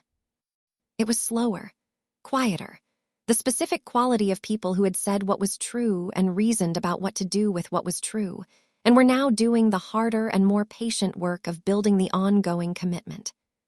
Not dramatic, present. The community was not voting. There was no vote scheduled. The compact had been clear that the 3rd day was not for a resolution, but for the beginning of what would be an ongoing process, a formal commitment to the continuous revisiting, rather than a single decision about outcome. What the 3rd day produced, in the specific way that significant days produced things, was not a declaration but an understanding. The community came to a shared understanding of what they were committed to, together. The plain sight consensus was not ending today. It was not being ratified today. What was happening was something more fundamental. The community was establishing that the question was theirs, that they would continue to ask it, that the asking would be honest and would be held by the threshold's capacity and would be convened by the compact rather than managed by it. The ongoing process rather than the settled answer. And this was what the morning's conversations built toward. Person after person in the circle, not speeches, statements of commitment, the specific register of people saying what they would do going forward. The Edinburgh Coven's Reva Macpherson. The Edinburgh Coven commits to engaging with the community's ongoing process rather than managing our question alone. We are done asking alone. Marcus Webb Sr. The Manchester PAC commits to the thresholds process and to bringing our grievance forward into the compact's acknowledgement channel. My father's question will be part of the ongoing asking. The Southern States Alpha. My PAC has been doing quiet, structured disclosure for 4 generations. We commit to sharing what we have learned with the community so the community can reason from evidence rather than from fear. The Ontario Practitioner. Our PAC commits to honest disclosure of our adjacency to the awakening and to engaging with the community's ongoing process. The Vancouver Practitioner who had challenged the binary framing. I commit to building the deliberation infrastructure that allows the community to reason about the spectrum rather than the binary. The question is not whether. The question is what relationship. I commit to helping the community build the capacity to reason about that question continuously. Burns from his chair. The Burns Parliament commits to the honest information model, the propagation rather than the isolation. The question runs through the network rather than the network managing around the question. Hadley from his chair. I commit to the question, applied continuously, to myself and to the institutions I serve. The question stands. And then the counselor, whose tradition ran through managed consensus, stood. He had been quiet for 3 days. He stood from his chair and held the circle. My name is Councillor Ibanu, he said. I have been on the Compact's council for 8 years. He held the circle. My tradition runs governance through managed consensus. He held the circle. I voted against the Compact's 4 requirements in March. He held the circle. I came to the Silver Quill 3 weeks ago. I was not ready. He held the circle. I have been here for 3 days. He held the circle. I want to say something about my tradition. He held the circle. Managed consensus, he said, is not the same as dishonest consensus. He held the circle. My tradition manages toward the good of the community. He paused. We have been doing this for centuries. He paused. The management is not malicious. He held the circle. But I have been listening for 3 days. He held the circle. And I have been asking myself in the language of this room whether the management is honest. He held the circle. Whether managing toward the good is the same as being honest about what the good is. He held the circle. I have not arrived at a final answer. He held the circle. But I have arrived at this. He paused. The question the threshold asks, are you honest, is a question my tradition has not been asking of itself. He paused. We have been asking, are we doing good? He paused. Those are different questions. He held the circle. I want to say publicly that my tradition is going to begin asking the second question. He held the circle. Are we honest? He paused. We do not know yet what the answer is. He held the circle. That is why we are beginning to ask it. He held the circle. I wanted the community to know. He sat. The circle was quiet. Then Carrie said, from her chair, not standing, not going to the microphone, from the circle. Thank you, the door is open. He held her look. Yes, he said, I see that now. At 11, Tobias stood. He stood from the circle, the same quality as the previous 2 days, from among rather than presenting to. I want to speak to the practice, he said, the ongoing practice. He held the circle. The framework has been described as a structure. He held the circle. I want to revise that. He held the circle. The framework is a practice. He paused. A continuous practice. He paused, of asking the question. He held the circle. The honest walls are not a thing you build and have. He held the circle. They are a thing you practice. He paused. Every day. He paused. Applied to yourself and to the structures you inhabit and to the question. He held the circle. The practice includes asking whether the practice is honest. He held the circle. The question applied to itself. He paused. That is the correction mechanism. He paused. The practice corrects itself by asking whether it is honest. He held the circle. As long as the question keeps being asked, the practice remains honest. He paused. The moment the question stops being asked is the moment the practice begins to become a structure that can be abandoned. He held the circle. The question must not stop. He held the circle. The question stands. He held the circle. I want to say one more thing, he said, about the framework. He held the circle. I gave it to the community yesterday. He paused. I want to be specific about what that means. He held the circle. The framework belongs to everyone who has been inside the wrong thing and come out. He held the circle, not to the threshold.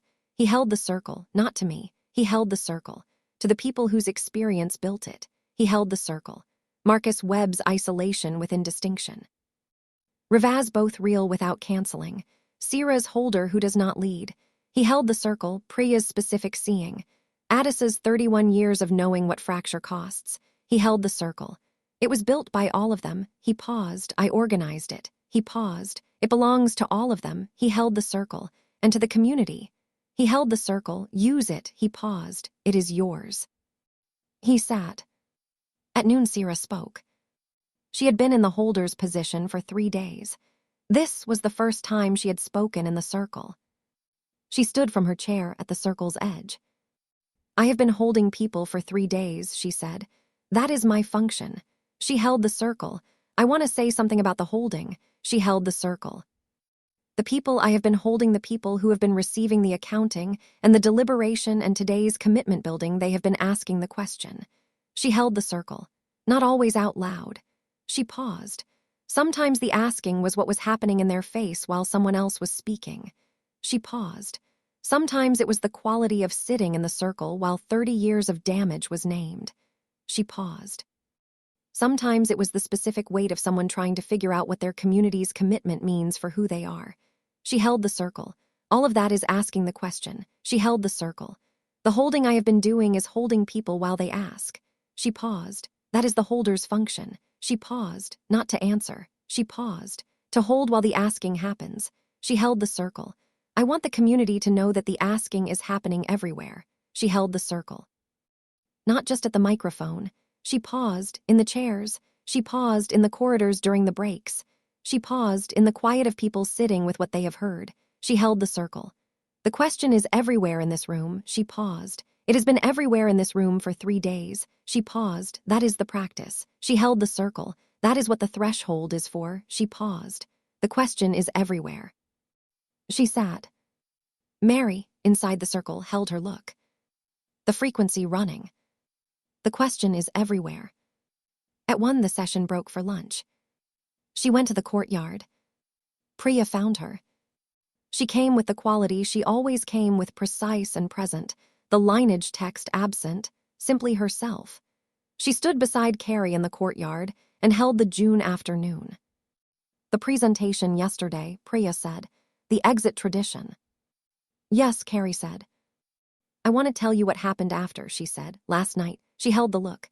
6 people came to find me, she paused. Constructed community members, she paused. They wanted to know about the renegotiation working. She paused, specifically. She held the look when they could access it. She paused. What the process was, she held the look. Whether the exit was actually there, she held Carrie's look. I told them yes.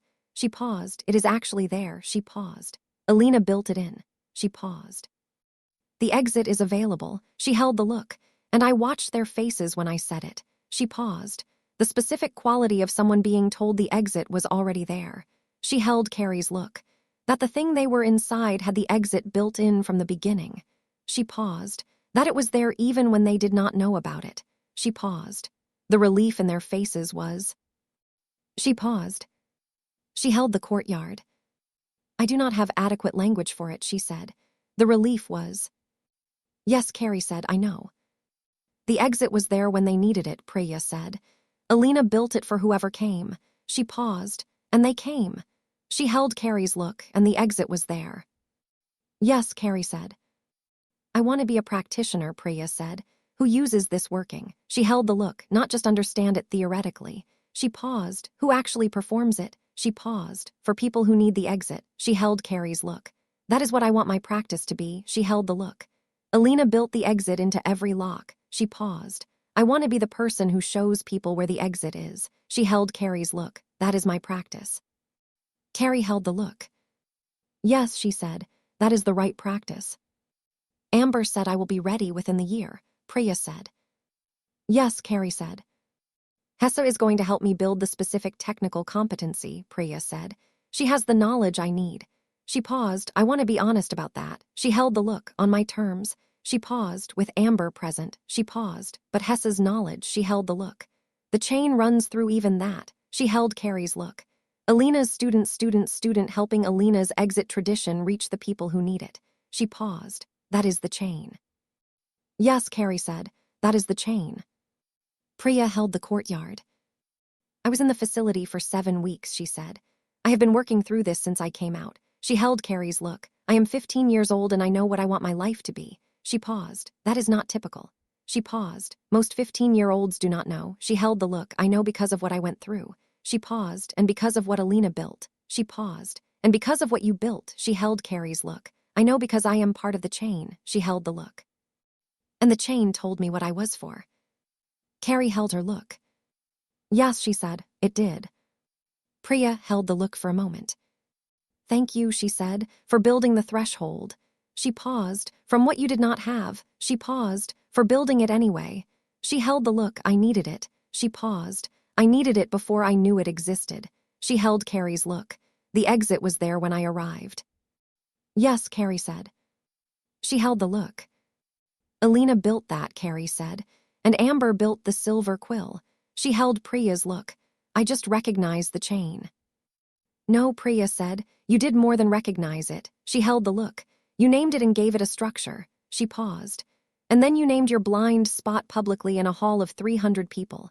She paused. That is not just recognizing. She held the look. That is being honest. She paused. That is practicing the honest walls. She held Carrie's look. That is what built the threshold. Carrie held the look. Yes, she said, both things. Both things, Priya said. She went back inside. The afternoon session. The beginning of the decision, taking its final shape.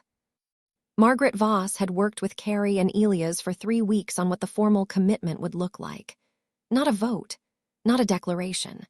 A formal statement of ongoing process, signed by the compact and by the community's participating representatives, establishing the mechanism by which the plain sight consensus would be continuously revisited. The statement committed the community to convening rather than managing. The compact formally committed to bringing the question to the community rather than deciding for it. Honest accounting. The grievance acknowledgement process formally established as permanent infrastructure. Any community could submit. Every submission would be received and acknowledged. Nothing managed out. Continuous deliberation. The convening session is not a one-time event. Annual. The question returns each year. The community reasoning together. The decision is always ongoing. The threshold's capacity is formally recognized as the community's infrastructure for the ongoing process, not the compact's infrastructure. The community's. The distinction between the two is established in the formal statement. And one final commitment, added at Carrie's request during the drafting process and debated for 2 weeks before being accepted. The question will be asked of the compact. Are you honest? Formally, each year, the compact will answer publicly. The answer will be in the record. I want the question to be in the compact's formal process, she had told Margaret Voss, not as a threat, as a structure. Yes, Margaret Voss had said, the honest walls applied to the institution. She had paused. I will advocate for it. She had. It had been accepted at 11-2 with one abstention. The two against. The managed consensus counselor and the compact's 27-year veteran who had been voting from inertia. The abstention. Petra, on the grounds that the compact asking itself whether it was honest was appropriate, but that the formal public answer requirement needed more specific language about what counted as adequate. Petra is right, Carrie had said. Yes, Margaret Voss had said. I will work with her on the language. The language had been worked on. The formal answer requirement was now specific. The compact would publish an annual honest accounting of the ways the institution had managed rather than convened, the ways it had advanced the ongoing process, and the specific areas where it had not yet been fully honest. Public, in the record, reviewable by any community member. The compact held itself to the same standard it was asking of the community. The honest walls applied to the institution. At 3:30, Margaret Voss presented the formal statement to the circle. She read it in full. The circle listened. Then she asked, does the community accept this as the beginning of the decision? Not a vote, a reception. The community received the statement as the beginning of the ongoing process. Person by person in the circle. Not formal, the specific organic reception of a community that had been through 3 days of honest work together. Yes, yes, yes. Some people said it from their chairs. Some stood. Some said it simply once. Some said something more specific, the Edinburgh Coven's Revam Macpherson saying, the Edinburgh Coven accepts this. 30 years of asking alone. The asking continues, in the circle. Marcus Webb Sr. saying, the Manchester PAC accepts this. My father's question is in the process now. It will remain there. The Ontario PAC practitioner, we accept. The adjacency is named and we are here. Burns, the Parliament accepts. The honest model is our commitment. The question runs through the network. Hadley, I accept. The question stands. Ibanu, the managed consensus counselor, standing from his chair. My tradition is beginning to ask the question. I accept this as the beginning of our asking. The circle went around. When it arrived at Tobias, he said, I accept. The practice continues. When it arrived at Priya, she said, I accept. The exit is there when needed. When it arrived at Marcus Jr., he said, I accept. My grandfather's question is in the process. When it arrived at Sira, she said, I accept. The holding continues. When it arrived at Adisa, she said, I accept. 31 years of managing. The convening begins. When it arrived at Mary, she said, I accept. The frequency runs. When it arrived at Lilith, she said, I accept. The practice continues. The door is open. When it arrived at Carrie, she stood. She held the circle. She thought about Harry Summers writing a love song and Valerie Summers saying yes before he finished the second verse. She thought about the door left unlocked and the hand in the dark and the silver quills lights on. She thought about the exit built into every lock and the frequency running through the constructed line and the chain that ran through things she could not account for. She thought about Mike saying your father would have been in the front row. She thought about the what I don't know document, and the what I know page, and the honest walls correcting themselves through the continuous asking. She thought about everything that had been built, and everything that was still being built. She held the circle. I accept, she said, the threshold holds, the chain continues, the question stands. She paused. And she paused. I want to add one thing. She held the circle, not to the formal statement. She held the circle to the record. She held the circle. The chain that built the threshold includes people who are not in this room. She held the circle. Harry and Valerie Summers, who left a door unlocked. She held the circle.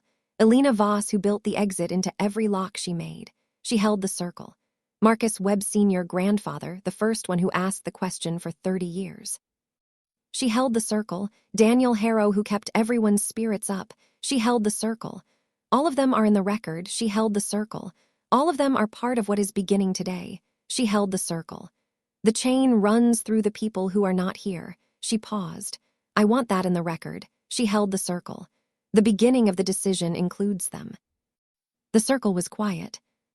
Then Margaret Voss said, "It is in the record." And it was.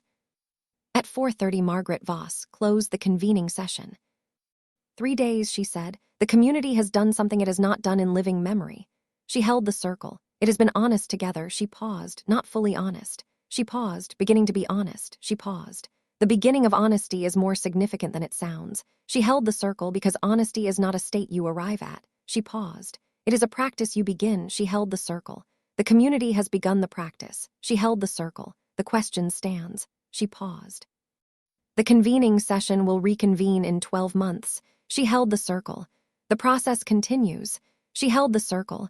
The threshold is here. She paused. The door is open. She paused. The light is on. She paused. Thank you for being in this circle. She stepped back. The circle was quiet. Then, not orchestrated, not planned, people began to stand. One person, then another. The circle is standing. The 304 people who had been in this room for 3 days standing together. Not applause, simply standing. The specific acknowledgement of a community that had done something together and was receiving what they had done. She stood with them. Lilith beside her. The circle is standing. The question that stands. The dispersal. 300 people moved through the hall, through the reception space, out into the June afternoon. Seattle doing its summer thing outside the gold committed, the trees in full leaf, the city going about its ordinary business entirely unaware that inside this building the supernatural community had begun to do something new. She watched them go. The Edinburgh Covens Reva Macpherson stopped at the door, looking back at the circle of chairs, the chairs that would be stacked and stored until the next session. She looked at the circle for a long moment. Then she went out. Marcus Webb Sr. stopped beside Carrie at the entrance. My father, he said. Yes, she said. He was in the room today, he said. In the process, he held her look. His question is in it now. He paused. He can stop asking it alone. He paused. The community is asking it with him. Yes, Carrie said. The community is asking it with him. He held the look. Thank you, he said. He left.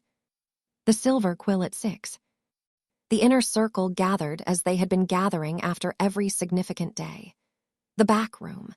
The people who had been building the threshold for 8 months and who had just watched it hold 300 people through 3 days of the most significant community conversation in living memory. She looked at the room. The warmth, the smell of lilac and mint, the June evening through the windows.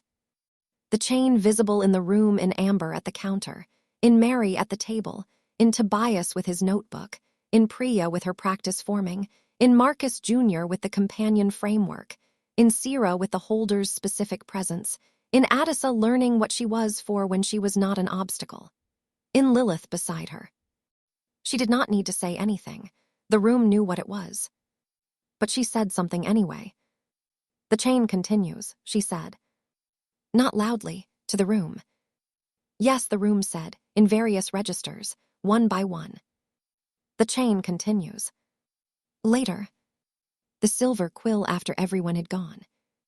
Not everyone Amber was upstairs. Mary was still at the table, the frequency running, simply present.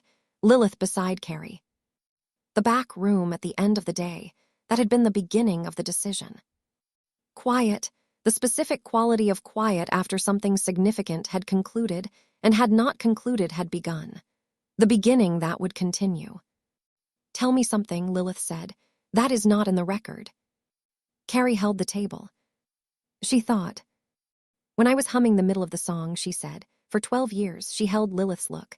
The middle of a song I did not know was a song. She held the look. I was not humming it consciously. She paused. It was just there. She paused, something running underneath everything. She paused. I thought for 12 years that it was simply a habit. She held the look. The way some people hum to themselves. She paused. I know now that it was the chain. She paused. My father's love ran through me without me knowing. She paused. Running underneath everything I built. She held Lilith's look, the honest walls, the specific seeing, the holding capacity. She paused, all of it built on top of the middle of my father's song. She paused. That is what I want to tell you, she held Lilith's look, that the thing I built is built on my father's love. She paused, without knowing. She paused. The way you build on things without knowing what you are building on. She held the look. And then you find out. Lilith held her look. And then you find out, she said. Yes, Carrie said, and then you find out. She was humming. She had been humming since the circle stood. The whole song, beginning to end.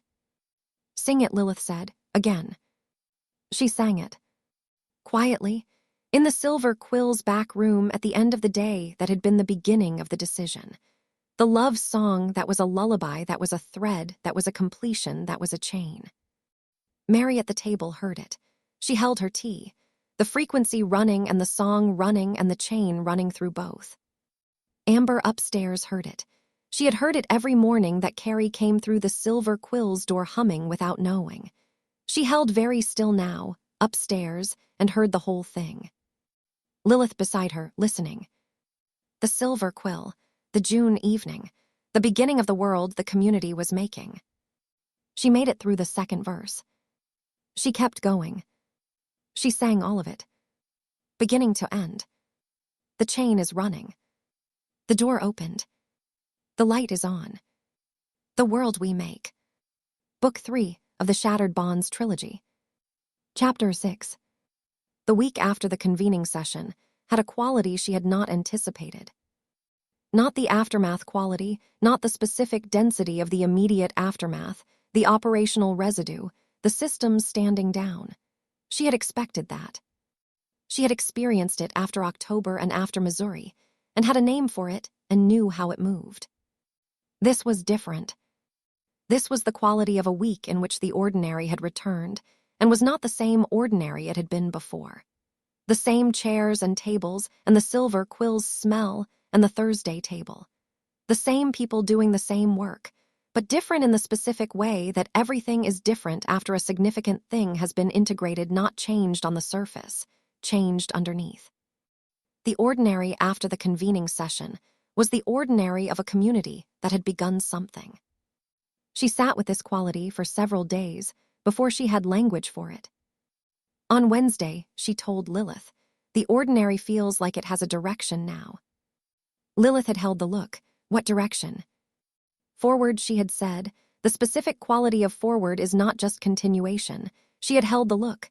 Continuation is moving through time because time is moving. She paused. This is moving toward something. She paused. The ongoing process. She paused. The question that keeps being asked. She held Lilith's look. The ordinary has a direction. Yes, Lilith had said. I feel that too. Monday. The first Monday after. She was at the Silver Quill at 8. Amber was already there, the Silver Quill doing its morning.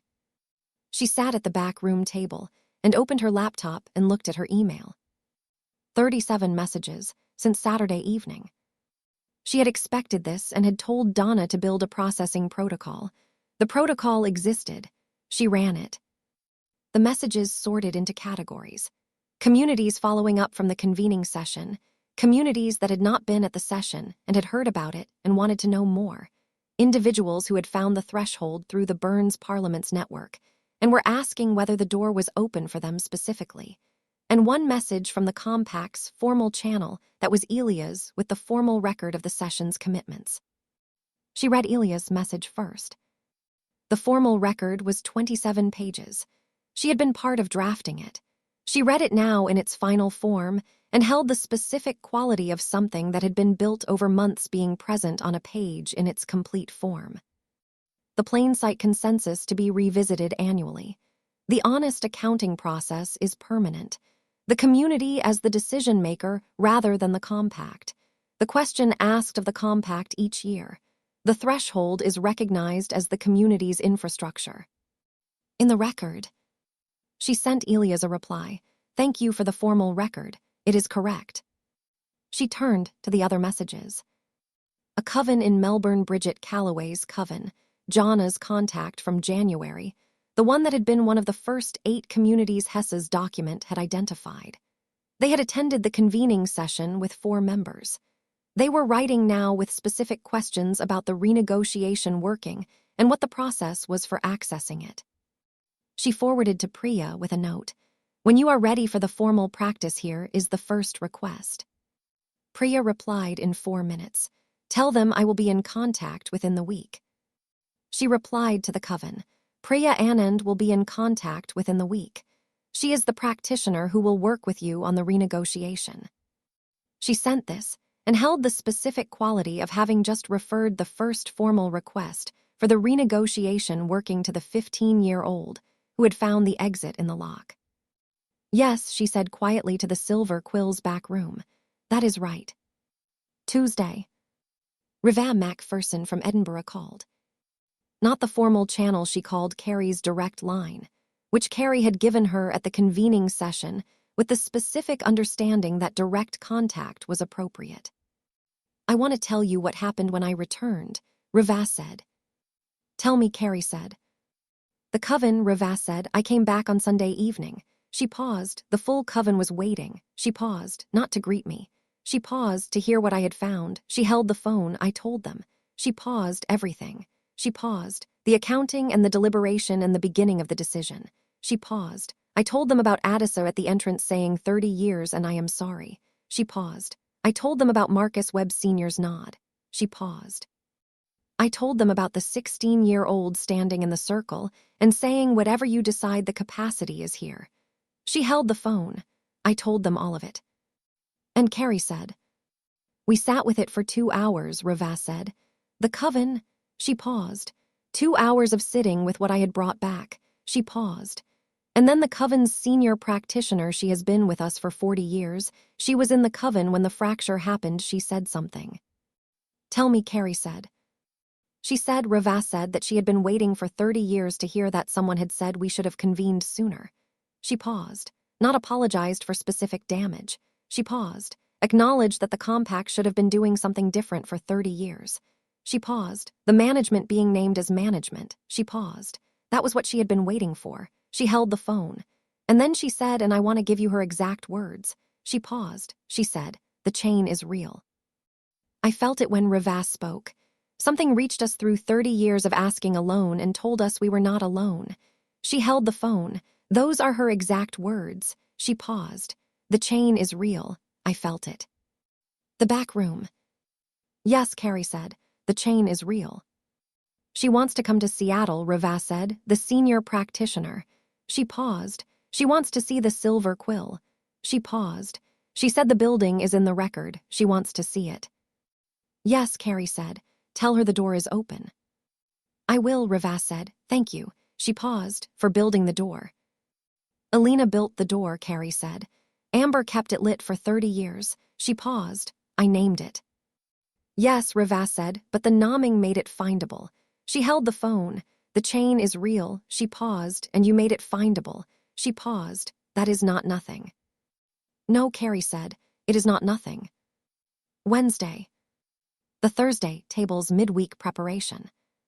Tobias arrived at 9 with the notebook and the blank pages and the quality of someone who had been refining something since Saturday and was ready to deliver the refinement. He sat across from Carrie. The framework as practice, he said. I have been working on it since Saturday. He held the look. the specific distinction between building and practicing. He held the look, and what it means for how the threshold describes itself. Tell me, Carrie said. The threshold has been describing itself as infrastructure, he said. A built thing. He held the look, the governance documentation, the framework, the formal recognition. He held the look. All of that language is structured language. He paused, but the honest walls are not a structure. He held the look. They are a practice. He paused. And a practice is not infrastructure. He held the look. Practice is a way of being in the world. He held the look. The threshold is not infrastructure. He held the look. The threshold is a way of being in the world. He paused, that the community practices. He held the look. Together. Carrie held the look. The specific seeing, she said slowly. It is not a policy. No, Tobias said. It is a practice. He held the look, something you do every time you encounter a person. He held the look. The holding capacity is not a program. He held the look. It is a practice. He held the look. The honest walls are not a set of rules. He held the look. They are a practice. He held the look. What changes when we say practice instead of structure? Everything, Carrie said. Practices cannot be abandoned the same way structures can. She held the look. Structures can be dismantled, defunded, managed into obsolescence. She held the look. Practices become part of who you are. She paused. The community practicing the specific seeing that is not something that can be managed away. She held the look. It becomes part of how the community sees. She paused. The question asked continuously is not something that can be managed away. She held the look. It becomes the community's habit of mind. Yes, Tobias said. That is the distinction. He held the look. The threshold is not building infrastructure that the community can choose to abandon. He held the look. The threshold is building habits of mind. He paused. Practices. He held the look. That becomes part of how the community is. He held the look. That is more durable than any infrastructure. Yes, Carrie said. I want to revise the governance documentation, he said. The language. He held the look. Infrastructure to practice. He held the look. Build things to practice things. He held the look.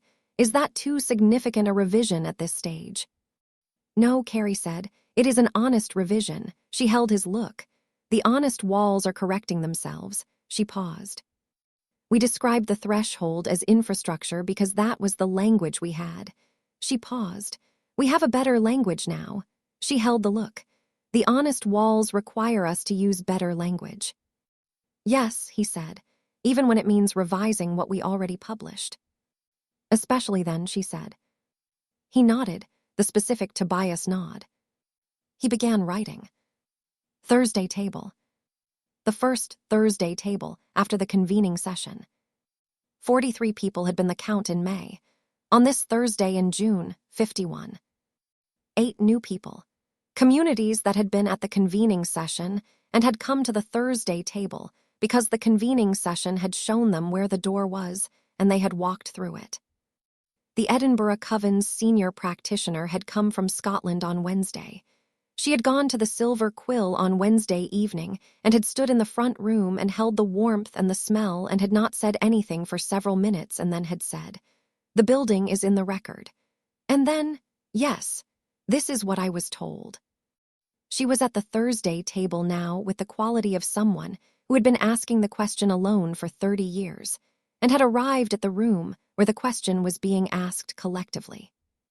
A bare shifter from the Australian constructed community that Jonna had been in contact with since January.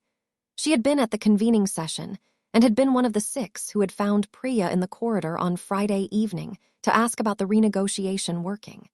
She was at the Thursday table, now with the specific quality of someone who had come from very far away and was going to make the distance count. 2 members of a wolf pack from New Zealand, Vincent Harrow's contact, the 9th community from the original list.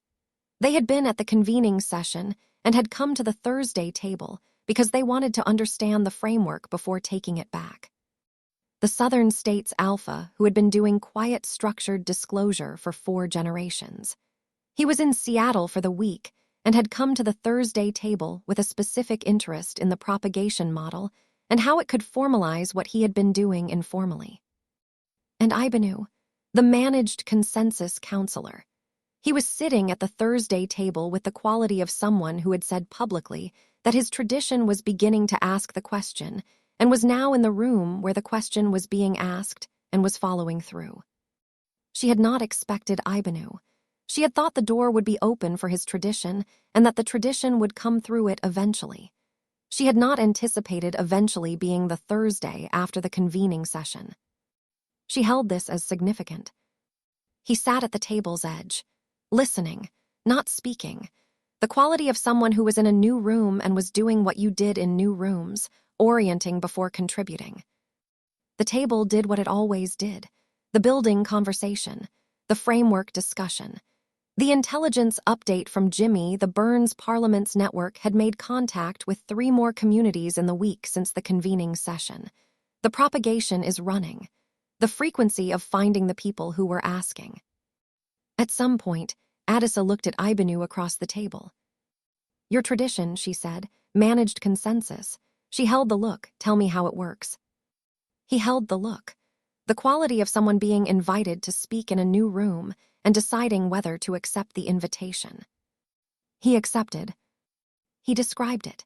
The tradition is 300 years old, originating in a specific West African community that had developed governance practices that moved slowly toward consensus through a facilitated process of managed deliberation. Not voting, not majority rule. The facilitated movement toward collective agreement, with the facilitator managing the process to ensure the agreement was genuine rather than coerced. The management, he said, is in the process. He held Addisa's look, not of the outcome, he held the look. The facilitator does not decide the outcome. He paused. The facilitator ensures the process is one that can reach genuine agreement. He paused. The management is in service of the honest outcome. He held the look, not instead of it. Addisa held the look. The compact's management, she said slowly, was not of the process. She held the look. It was the outcome. She held the look. The compact was managing toward a predetermined outcome. She paused. Your tradition manages toward an honest process. She held the look. Those are different. Yes, Ibanu said. They are different. He held the look. I have been trying to explain this distinction to the compact for 8 years. He held the look. I voted against the 4 requirements because the requirements were framed as if all management were wrong. He paused. My tradition does not believe all management is wrong. He held the look. My tradition believes outcome management is wrong. He paused. Process management and the facilitation of honest deliberation is the practice. He held the look. That is what my tradition does. The table received this. Tobias was writing. He looked up. Process management versus outcome management, he said. That is a distinction the framework needs. He held Ibanu's look. The honest walls have been described as being against management. He held the look. But management of the honest process is not the same as management of the outcome. He held the look. The holder function is process management. He paused. Sira described it. The holder does not lead. He paused. The holder facilitates the finding. He paused. The holder is a process manager in service of the honest outcome. He held Ibanu's look. Your tradition and the threshold are doing the same thing from different directions. Ibanu held the look. Yes, he said, I think that is right. He held the look. I have been looking for the common language. He paused. You just gave it to me. You gave it to me, Tobias said, by explaining your tradition. The table. Something passing between a 15-year-old who had built a framework and a man who had been on the Compact's council for 8 years and had been voting against things that he had not yet found the language to explain. The chain running between them. I want to come to the Thursday table, Ibanu said. Regularly. He held the look, if that is appropriate. Yes, Carrie said, come. My tradition, he said, has things to offer the framework. He held the look. 300 years of process management in service of honest outcomes. He held the look. Tobias has been building the framework from the inside from what was needed. He held the look. My tradition has been building from the outside from what produced genuine community agreement. He held the look. Together. The framework is more complete, Tobias said. Yes, he held the look. Come every Thursday. Ibanu held the look. He said, the question stands. Yes, Tobias said, it does. After the table. She was at the Silver Quill's front window. The June afternoon. Capitol Hill doing its summer thing, the specific quality of Seattle in late June. The light that lasted until 9 in the evening. The city in the register of people who have survived a dark winter and are in the full knowledge of the light they have earned. Lilith appeared. She came from the back room to stand beside Carrie at the window. The default arrangement at the window. "Ibanu," Lilith said. "Yes," Carrie said. "He has been on the compact for 8 years and has been voting against things because he did not have the language," Lilith said. "Yes," Carrie said. "And Tobias gave him the language," Lilith said. "They gave it to each other," Carrie said. "That is the table." She held Lilith's look. "The table gives the language back and forth until everyone in it has what they need." "And now Ibanu is coming every Thursday," Lilith said. "Yes," Carrie said. "And his tradition is 300 years old," Lilith said, "and has things to offer the framework." "Yes," Carrie said. "The framework is being built continuously." She held Lilith's look. "That is the practice." She paused. "The framework is not finished." She paused. "The framework is never finished." She held the look because the practice is continuous. She held the look. And the practice is always producing something new. Lilith held the look. "The honest walls are correcting themselves," she said. "Yes," Carrie said, "continuously." They held the window. "What comes next?" Lilith said, specifically. Carrie held the window. "Priya's practice," she said, "the first formal use of the renegotiation working." She paused. "The Melbourne Coven." She paused. "She is in contact with them this week." She held the look. "The first person Priya walks through the exit that Alina built." She held the look. "That is coming." "Yes," Lilith said. "What else?" "The Compact's first annual honest accounting," she said. "Margaret Voss is beginning to draft it." She paused. "The first time the Compact publicly answers, 'Are you honest?'" She paused. "That is going to be," she paused. "Significant." "Yes," Lilith said. "What else?" "The convening session is in 12 months," she said. "The community is returning." She paused. "More communities. The ones who heard about this year's session and are coming next year." She paused. "The ongoing process." She held Lilith's look. "The question returns." "And the Edinburgh Coven's senior practitioner," Lilith said. "Yes," Carrie said. "She wants to come to the Thursday table." She paused. "She is here until Sunday." She paused. 3 Thursday tables she will miss." She paused. She asked if she could attend remotely. She held the look. I said yes. "The table is going international," Lilith said. "Yes," Carrie said. "The chain reaches Edinburgh." She held the look. "Through Rava Macpherson." She paused. "Through the convening session." She paused. "Through the frequency that found people who had been asking alone for 30 years." She held the look. "The chain." Lilith held the window. "Adisa," she said. "What is she doing next?"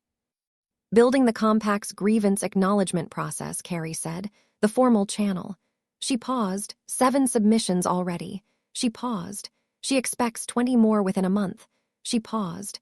Communities that have been waiting for the formal channel to exist. She held the look.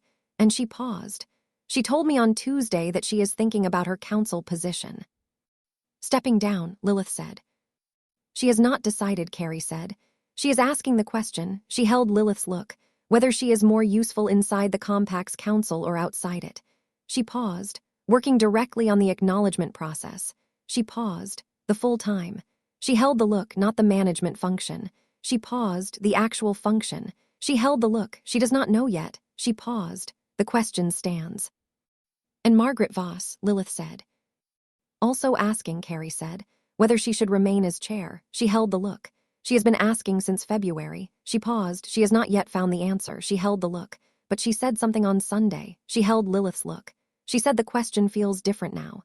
She paused. "Before the convening session, the question felt like a threat." She paused. "Should I step down?" She paused. "Like something that if she answered yes would mean failure." She paused. "After the convening session, it feels like information." She paused. "The question provides data about whether she is the right person for what comes next rather than data about whether she failed." She held the look. "The honest walls change how the question feels." "Yes," Lilith said. "That is the practice working." "Yes," Carrie said. The question asked honestly is not a threat. She held the look. It is information. She paused. The honest walls make the question information rather than threat. She held Lilith's look. That is what she found. They held the window. You, Lilith said. What comes next for you? Carrie held the window. She thought about this. I want to write something, she said. A different document from the governance documentation or the history. She held Lilith's look. I want to write about the chain. She paused. Not for the record. She paused. For whoever comes next. She held the look. The person who finds the silver quill in 20 years and needs to understand what they have found. She held the look. Or the person in a constructed community who has just learned what they are and is looking for the door. She paused. I want to write something that says, the chain is real, the exit is there, the door is open.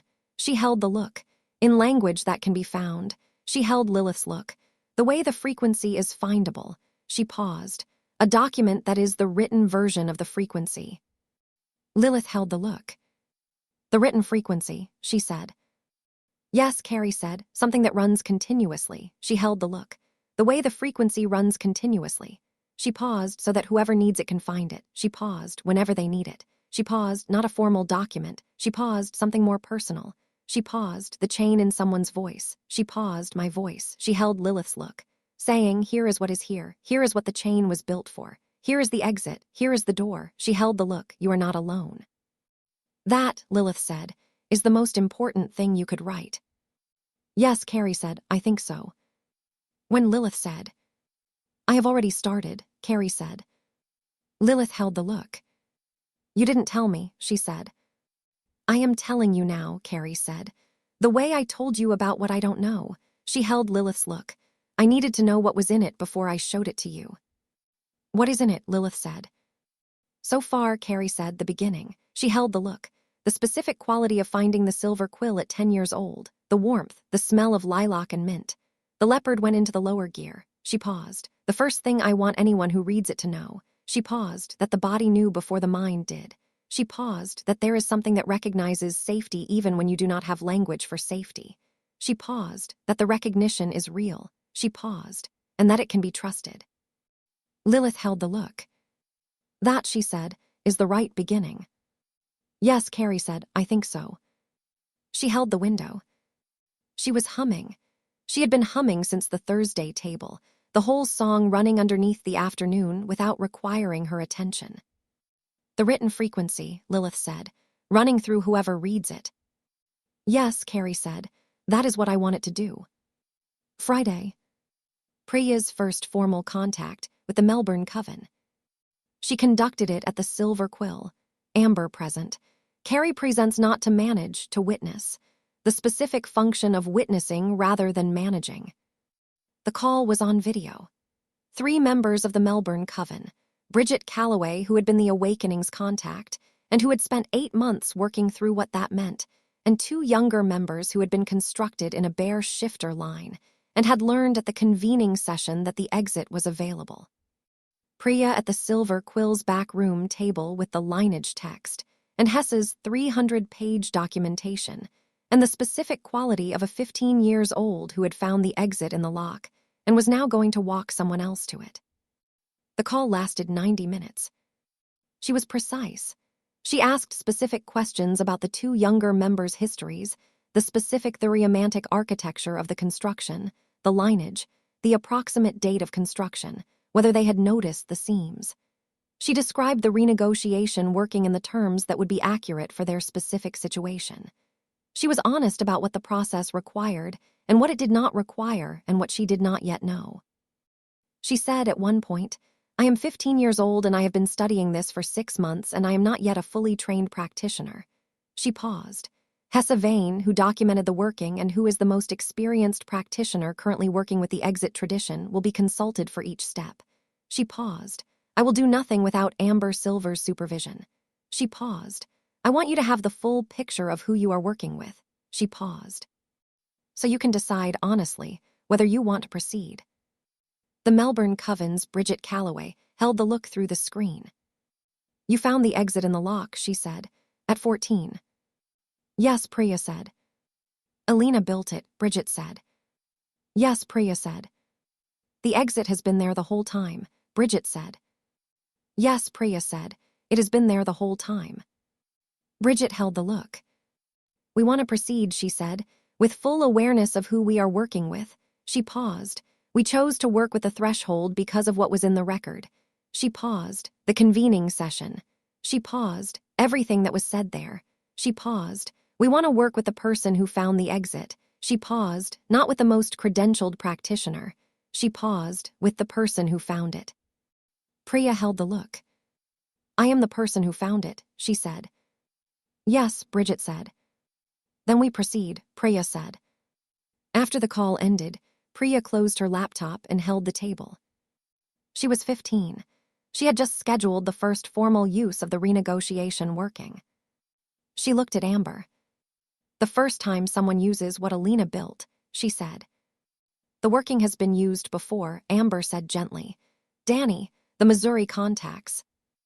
I know, Priya said, but those were Hessa performing it. She held the look. This is the first time someone performs it who found the exit in the lineage texts. She paused.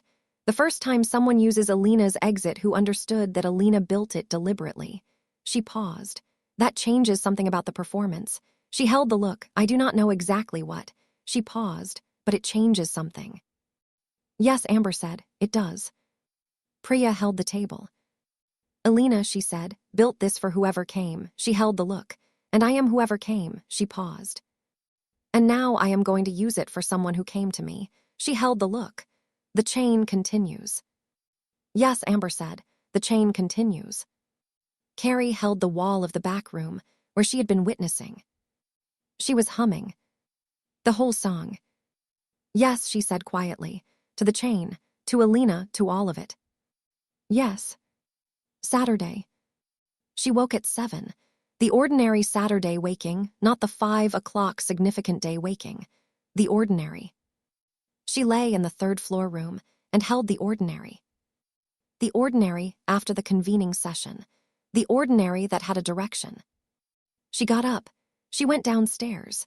The kitchen was occupied by Mike and Lilith and Donna at the table.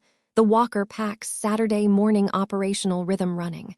The specific quality of a household that had absorbed the last 2 weeks and was continuing. She made coffee. She sat at the table. The written frequency, she said. I want to show you what I have. She took out her phone. She had been writing it in notes, not the laptop, the phone, the specific quality of something written in fragments at odd moments. The early morning Thursday before the convening session. The courtyard breaks on the second day. The silver quill after Priya's call. She read it to them. Not the whole thing, it was not the whole thing yet, but what she had. It began. The silver quill smells like lilac and mint. That is the first thing you should know. If you have found this place, if you have found this document, if you have found any part of the chain, the smell is what I want you to remember. The specific quality of lilac and mint in a building that has been receiving people for 30 years. The warmth that is not just heat but intention. The specific safety of a space that simply is what it is. I came through the silver quill's door at 10 years old. I was running, and I did not know what I was running toward. The silver quill was what I was running toward. It had been lit for me before I knew I was coming. If you are reading this, you may be running. You may not know what you are running toward. I want to tell you what I know. The chain is real. The exit is there. The door is open. You are not alone. She read more. The chain described. Not the formal record, something more immediate. The specific quality of someone saying, here is what this is, here is where it comes from, here is what it built, here is what it will hold. The mention of her parents, not the formal record version, the personal version. My father wrote a love song. My mother said yes before he finished the second verse. They sent me forward with everything they had. I am what they sent. The threshold is what I built from being sent. When she finished reading, the kitchen was quiet. Mike held his coffee. He said in the serious tone, full weight, the frequency. Your father would have written that. She held the look. What do you mean, she said. The blank paper, he said. In the pocket, he held her look. He was always ready for the worth-noting thing, he held the look. The thing worth writing down, he held her look. That document is the worth-noting thing. He paused. Written on the blank paper. He paused. He would have written it. He held her look. You wrote it instead. He paused. That is how it was supposed to go. She held the look. Yes, she said. Finish it, he said. Yes, she said. He picked up his coffee and returned to the operational discussion he and Donna had been having. The transition back to the practical. The specific Mike Walker way of having said the significant thing and releasing it into the record and continuing. Donna looked at Carrie. The written frequency, she said, when it's done the distribution protocol. She held the look. It needs to be findable. She held the look. The way the frequency is findable. She held the look. I want to plan that distribution. Yes, Carrie said, when it is done. Good, Donna said. She made a note. Lilith, beside Carrie, found her hand under the table. Hold it. Finish it, Lilith said. Yes, Carrie said. Sunday. The Edinburgh Coven's senior practitioner came to the Silver Quill before her Sunday flight. Her name was Fiona. She had been in the Edinburgh Coven for 40 years. She was 63 years old and had the specific quality of someone who had been asking the question alone for 30 years and had spent this week discovering she had not been alone. She came through the front door at 9 in the morning. She stood in the front room. She held the Silver Quill with her senses, the warmth, the smell of lilac and mint. She looked at Amber. You have been here for 30 years, she said. Yes, Amber said. Running the threshold, she said. Yes, Amber said.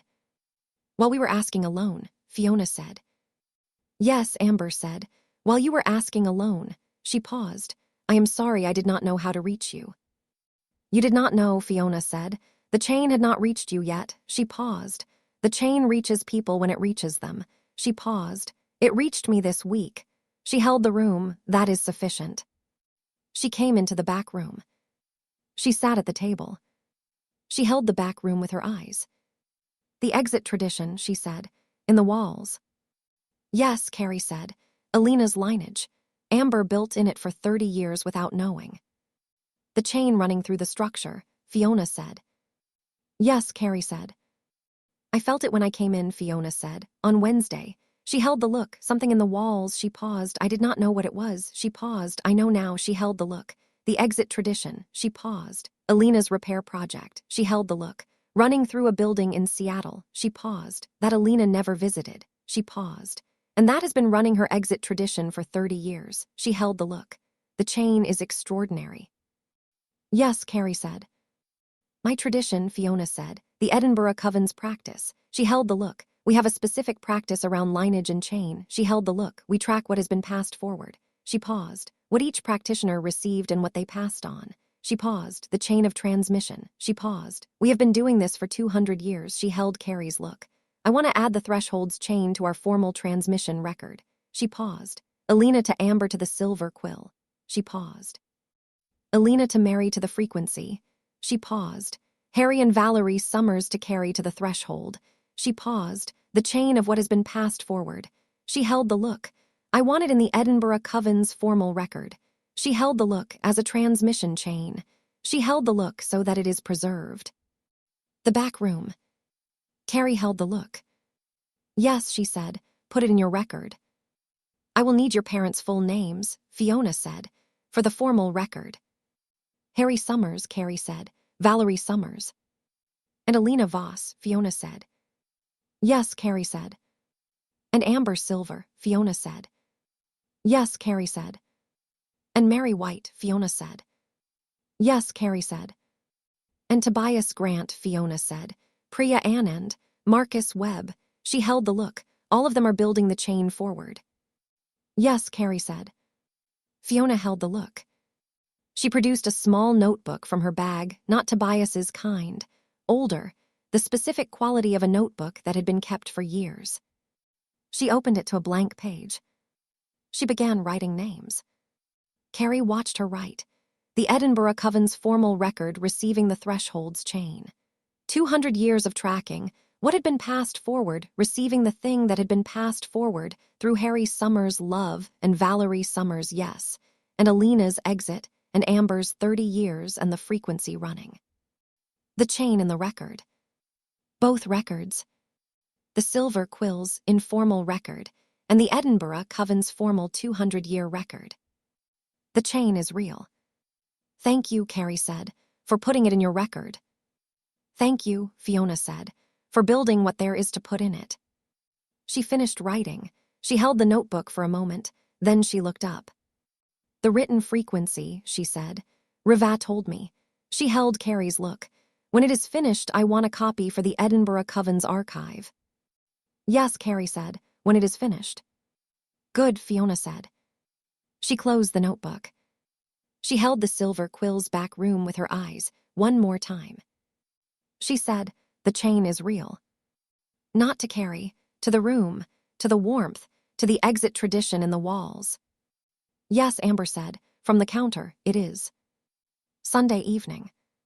The Silver Quill after Fiona had left for the airport. The specific quality of the Silver Quill on a Sunday evening in late June, the day doing its long Pacific Northwest summer ending. The light lasting, the warmth in the building holding what the week had been. She was at the back room table with her phone, the written frequency, adding to it. Mary at the table across from her, present, the frequency running. Lilith in the front room. She could hear the quality of Lilith in the Silver Quill's front room on a Sunday evening, looking at the shelves. Being in the space that was theirs in the way that spaces become people's. Amber upstairs, the Silver Quill's ordinary Sunday evening rhythm. She was writing. The written frequency is growing. She had added 3 sections since Saturday morning, the chain described in the personal voice. The specific seeing explained not as a governance principle but as a practice. When you look at a person, any person look for the specific thing. She had written this and then written what the specific thing was, the thing that is only them, the particular quality of how they hold what they are carrying, the way this person, specifically, asks the question. She had written about Tobias. He arrived with blank paper in his jacket pocket. He had been doing this since before I met him, carrying it for the worth-noting thing. He did not know he was doing the same thing as my father. The chain runs through things we cannot account for. She had written about Mary. She was in the wrong for 25 years. She received Alina's frequency for 25 years, and when Alina released, she began to produce her own. The receiving generated the producing. This is how the chain works. You do not have to understand what you are receiving. The receiving is sufficient. The production follows. She had written about Priya. She was 14 years old and she was in a facility and she held herself as certainty for 7 weeks. When she came out, she found the exit in the lock. She is going to spend her life walking people to it. She is 15. That is the chain. She was writing now about the convening session. The 3 days. The circle of chairs. Riva Macpherson saying, we are not alone today. Marcus Jr. saying, whatever you decide, the capacity is here.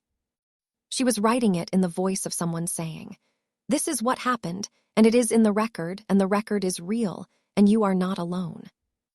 The written frequency. Running through whoever read it. She stopped writing. She held the phone. She looked at Mary across the table. Mary, she said. Mary looked up. The written frequency, Carrie said. Will it work? Mary held the look. Will it carry what the actual frequency carries, Carrie said. In written form. She held the look. Will it reach the people who are looking for the door? Mary held the look for a moment. She held it the way she held things that required the full quality of attention, not hurrying, actually considering. The frequency, she said finally, carries what I am. She held Carrie's look. The written frequency will carry what you are. She held the look. What you are is the chain. She held Carrie's look. You are the person who received the frequency and built the threshold. She paused. The written frequency carries that. She paused. The chain of what you received and what you built. She held the look. If what you received was real and what you built was real, then the written version of it is real. She held the look. It will carry what it carries. She paused. To the people who can receive it. She held Carrie's look. Not everyone can receive the actual frequency. She paused. Not everyone will receive the written one. She paused. The ones who are ready to receive it will. She held the look. The door is accessible to people who are looking. She held Carrie's look. The written frequency is the door in written form. She paused. For people who find text rather than presence. She paused. For people who are far from Seattle and cannot come to the silver quill. She paused. For people in 20 years who need to know the chain was real. She held Carrie's look. The written frequency will work. She paused, because it is honest.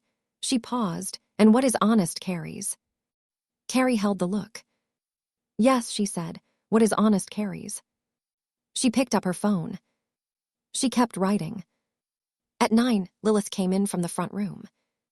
She sat across from Carrie. The default arrangement applied to the table. She looked at Carrie writing. She did not interrupt. She simply waited. At 9:30, Carrie looked up. I finished a section, she said. Read it to me, Lilith said. Carrie read it. The section was about the question, are you honest, applied continuously, not as a judgment she had written, as a practice. The question does not produce shame, it produces information she had written. When you ask it of yourself and the answer is not yet yes, that is information. She had written. The answer being not yet yes tells you where the work is. She had written. The work is always where the answer is not yet yes. She had written. And the work is always possible. She had written. Because the honest walls have the correction built in. She had written. The asking is the correction. She had written. Alina built the exit into every lock she made. The honest walls build the correction into every structure.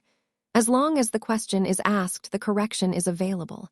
The question is always the exit. She finished reading. Lilith held the look. The question is always the exit, Lilith said. Yes, Carrie said. Lilith paused. That is the most significant thing in the document. Yes, Carrie said, I think so too. The question that stands, Lilith said, is the exit.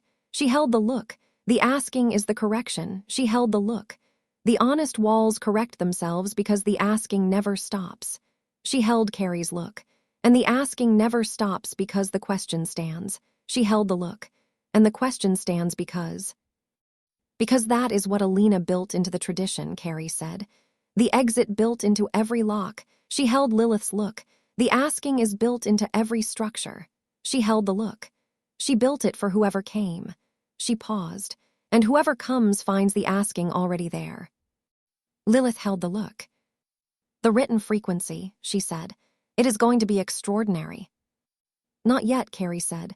I haven't finished it. No, Lilith said, but it will be. She held Carrie's look. Finish it, she said. Yes, Carrie said, I will. She was humming. She had been humming since she started writing at 7 this morning. The whole song, beginning to end, running underneath the Sunday evening in the silver quill's back room. The chain continues. The written frequency is growing. The question that stands. The question is always the exit, she said, to herself, to the room, to the chain. Yes, Mary said, from across the table. Yes, Lilith said, from beside her. The silver quill, the Sunday evening in late June. The light finally went outside, the warmth holding inside. The beginning of the world, the community was making. The world we make. Book 3 of the Shattered Bonds trilogy. Chapter 7. July arrived the way July arrived in Seattle. Without announcement. The calendar turning and the city simply being in summer in the specific way of a city that had earned its summer and knew it. The long light. The specific gold of evenings that lasted until 9:30. The parks are full. The streets with the particular quality of people who had survived the dark months and were now spending the light with the specific intensity of people who understand that light is not permanent. She noticed the July quality from the silver quill's front window on the first morning of the month and held it for a moment. 1 month since the convening session. She did a brief accounting. The formal record, filed, distributed in the Compact's official archive and the Burns Parliament's archive and the Ashworth Coven's archive and the Edinburgh Coven's 200-year record. The chain in multiple records now. Findable. The grievance acknowledgement process. 14 submissions received as of Friday. ADISA processed them with the specific efficiency of someone who had waited 31 years to do the right function and was not wasting the opportunity. each submission receiving a formal response not managed, acknowledged. The specific difference between managing and acknowledging made concrete in 14 specific documents. The Melbourne Coven, Priya in the middle of the initial assessment with Amber and Hessa advising. The renegotiation working not yet performed, Priya being meticulous about the preparation. Carrie had expected this. You did not rush someone through the exit. You ensured the exit was correctly identified first. The compact's first annual honest accounting. Margaret Voss had sent Carrie a draft on Thursday. 30 pages. Specific. The compact nomming what it had managed rather than convened, in what ways, with what consequences, and what it was doing differently. Not a performance of accountability, an actual accounting. Carrie had read it and had sent back 2 notes. One place where the language was still slightly managing rather than acknowledging, and one place where the compact had not yet found the courage to name a specific management decision and should. Margaret Voss had replied, "Yes, you are right on both counts. I will revise." The Thursday table. 51 the week of the convening session, 54 the week after, 57 this week. Ibanu at every table. The Edinburgh Coven's Fiona attended remotely. The Southern States Alpha, his name was Reverend Hector, which was a title rather than a name, but which everyone had begun using because it was what he called himself, attending in person for 2 weeks and remotely thereafter. The framework. Tobias had revised the governance documentation to replace infrastructure language with practice language. The revision had taken 3 days and had been sent to the compact and to the Burns Parliament and to Ashworth for the archive. Everyone who had received the original documentation received the revision. The honest walls correct themselves in public. The written frequency, 47 pages now, growing. She held the July morning. The ordinary, with a direction. Yes, she said, good. Monday. She was at the Silver Quill at 8.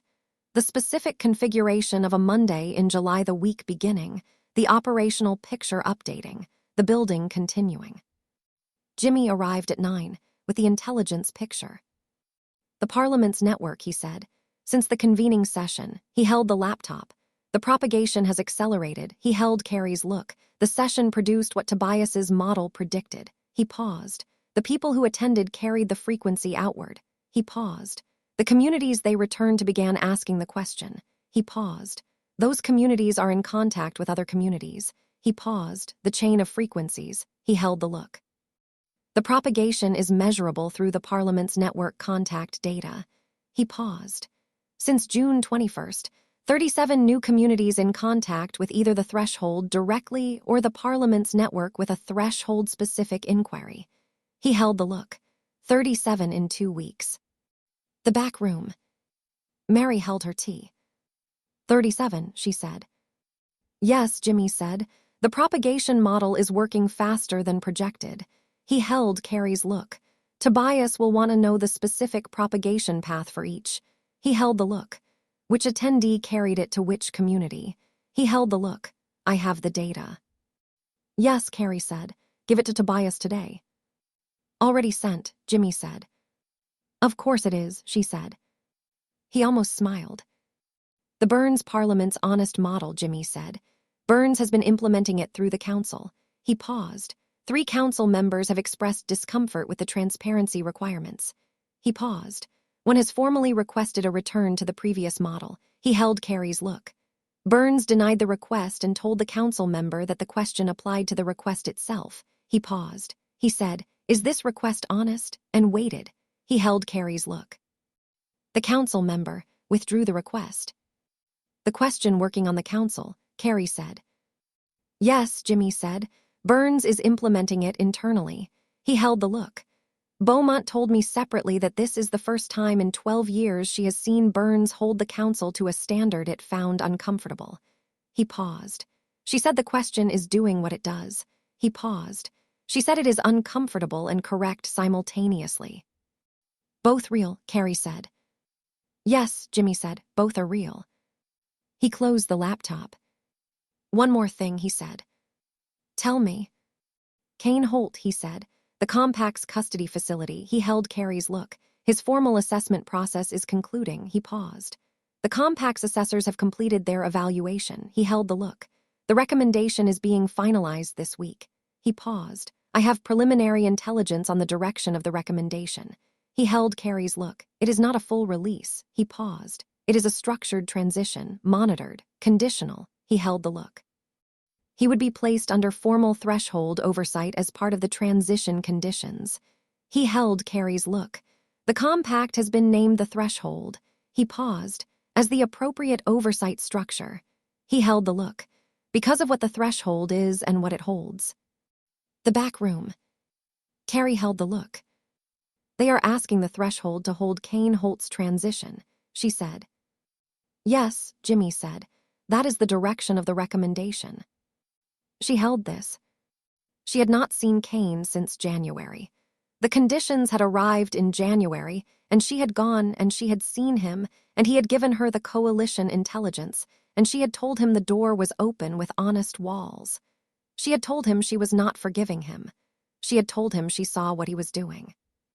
She had not gone back.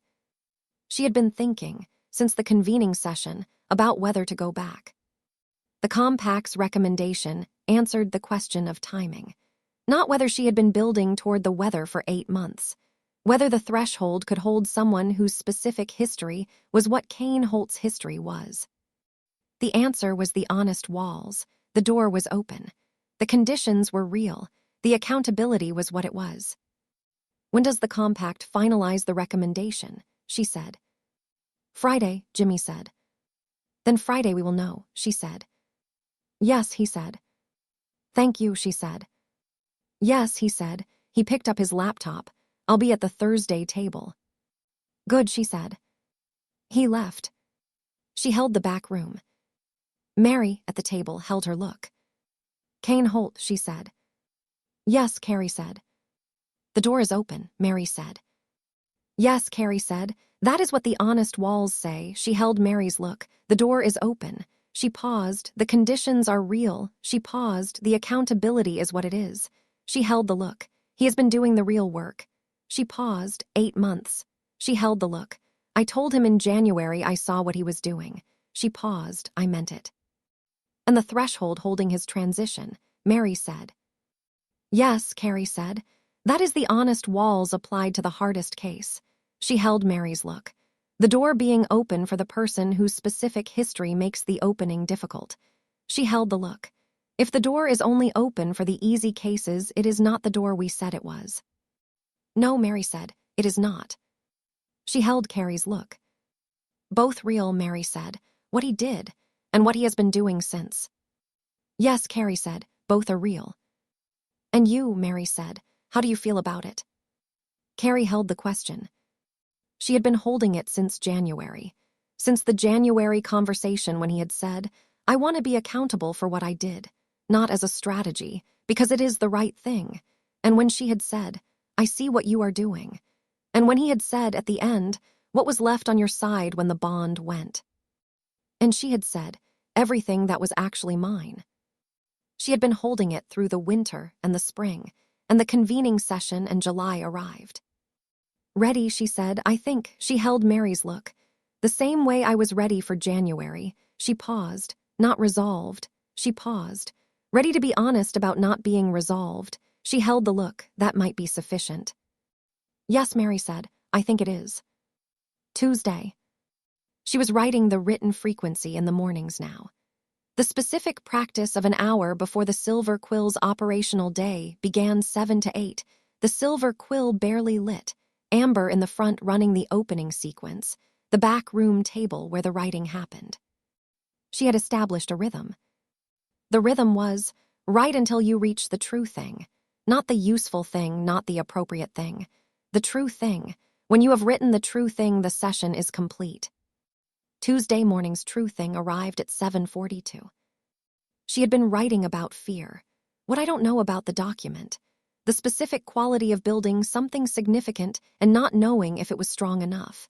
She had been trying to write about this honestly for 3 sessions and had been writing around it rather than into it. On Tuesday morning, she wrote into it.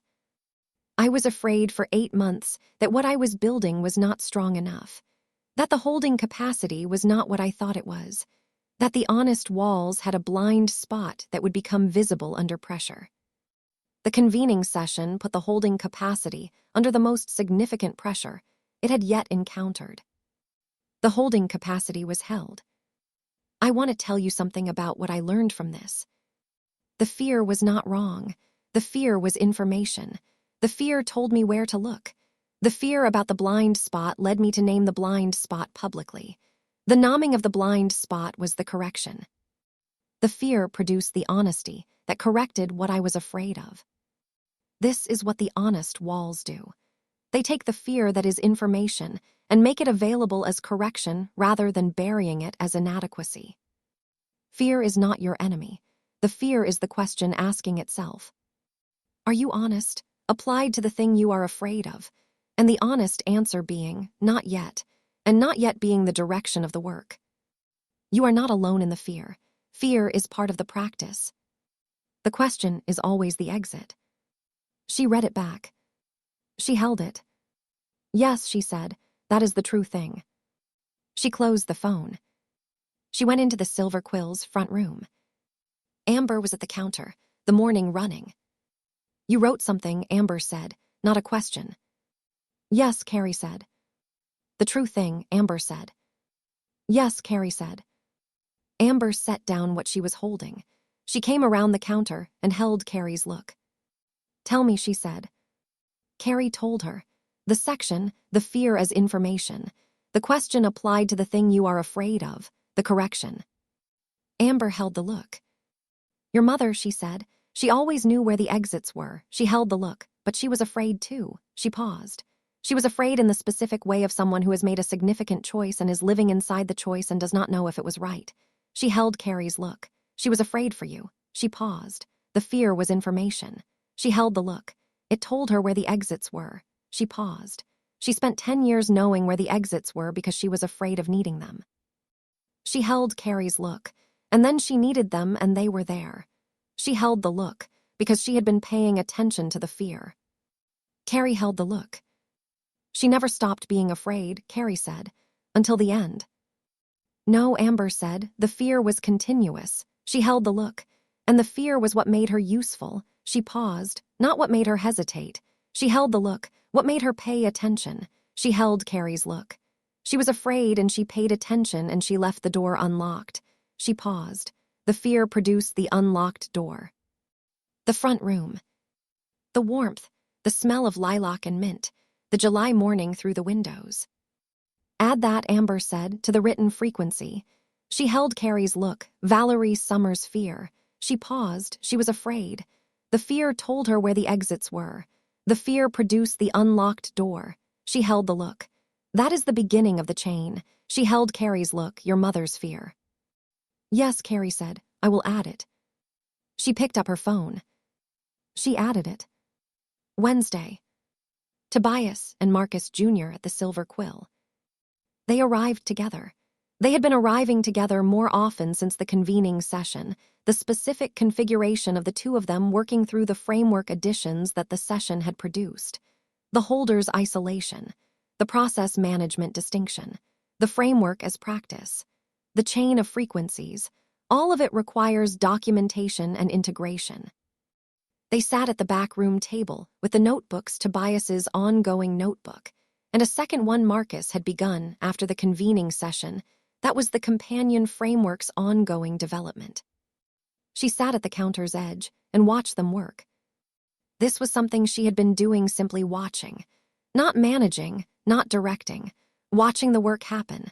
The specific quality of watching two people build something and recognizing that what they were building was more than what she had built, not replacing what she had built, more.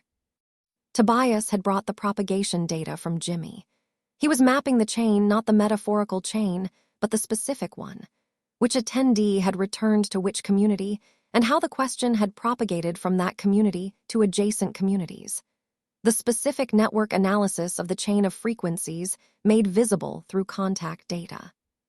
The propagation is not uniform, Tobias said, not to anyone specifically to the table, to the work. Some attendees propagated to 5 or 6 communities in the first 2 weeks.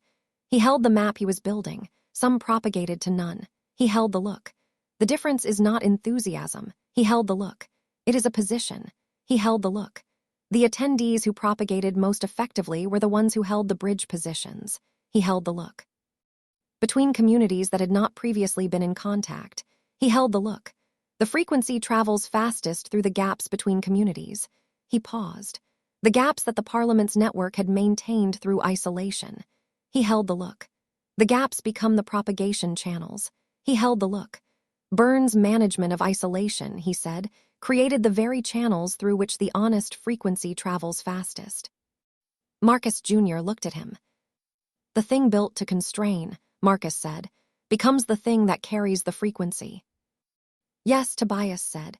Alina's pattern. He held the look, the constraint as a carrier. He held the look.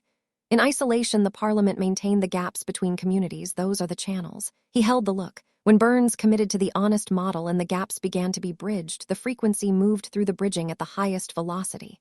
He paused. Because the people bridging the gaps were exactly the people who had been isolated. He paused. Who had been asking the question alone. He paused. Who was the most ready to carry it? The back room. Carrie held this. The Manchester Pack and the Edinburgh Coven, she said. They had been isolated from each other for 30 years. She held the look. And when they found each other at the convening session, they were immediately one of the most significant propagation pairs in the room. She held the look.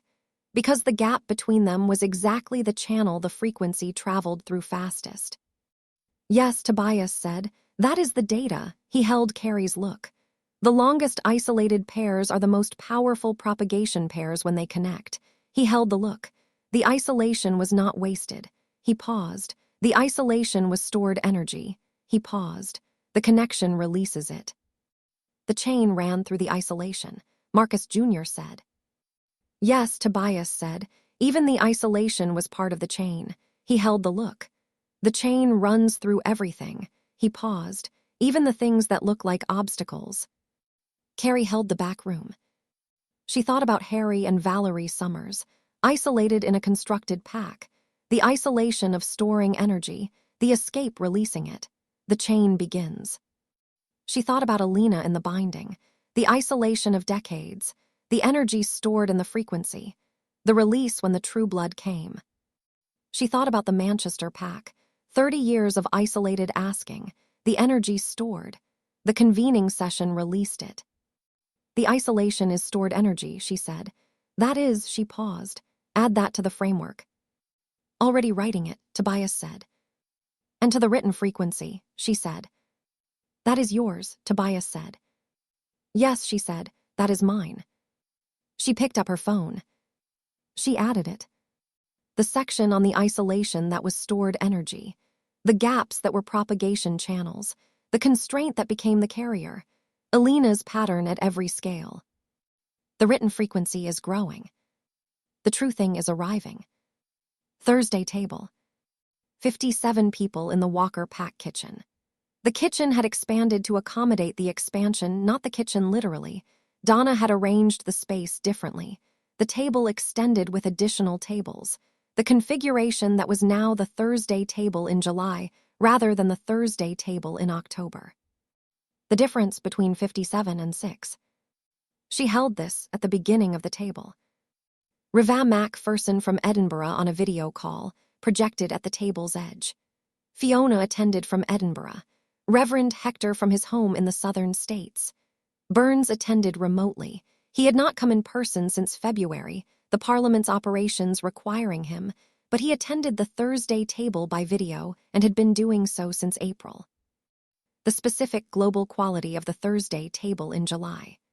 The chain has reached Edinburgh and Melbourne, and South Korea and Brazil, and New Zealand, and now runs through video calls in addition to physical presence.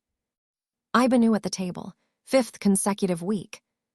The discussion this Thursday was the framework's practice language revision, Tobias presenting the full revised version, the table working through it section by section. The specific quality of a community that had been building something together and was now refining what they had built.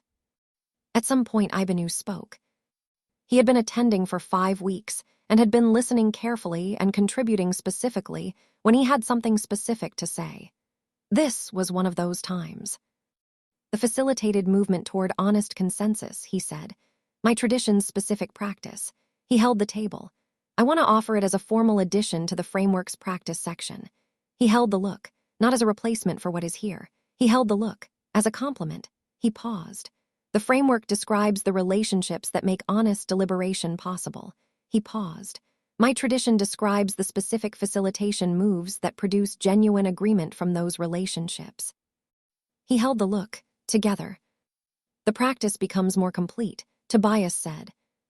Yes, Ibanu said, more complete. He held the look. I have been writing the facilitation moves in the framework's language. He held the look. It has taken 5 weeks to translate.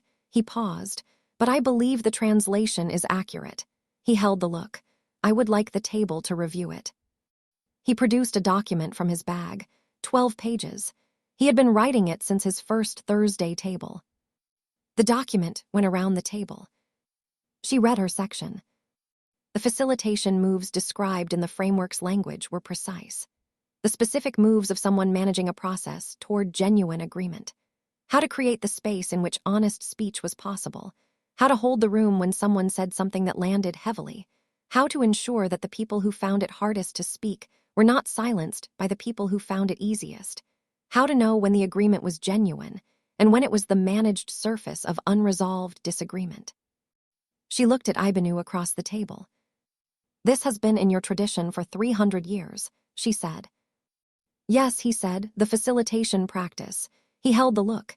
It was developed in a specific context, the governance of a community that could not afford to fracture. He held the look. That is still the context. He held the look. The community that cannot afford to fracture. He paused. This is that community. He held the look. The supernatural community. He held the look. The facilitation practice belongs here. Yes, Carrie said, it does. She looked at Tobias. He was writing. He looked up. The framework is more complete, he said. With this, he held the look. The relationships that make honest deliberation possible and the facilitation moves that produce genuine agreement from those relationships. He held the look. Structure and practice and process. He held the look. The framework has needed the process component. He held the look. This is it. Yes, Ibanu said. The table worked through the document section by section. Questions, clarifications, refinements suggested and considered and accepted or rejected with reasons. The specific quality of a community in the practice of building something more accurate than it was before. Fiona, from Edinburgh on the video call, asked a specific question about the facilitation move for holding rooms that had experienced significant damage the move, for when the accounting produced something that landed heavily, and the room needed to be held through the landing. Sira answered. Not from the framework, from experience. The holder's specific knowledge of that moment, what the move was, how it was made, the specific quality of presence that held the room. Fiona held the answer. You learned this in the facility, Fiona said, not a question. Yes, Sira said. You were 17, Fiona said. Yes, Sira said.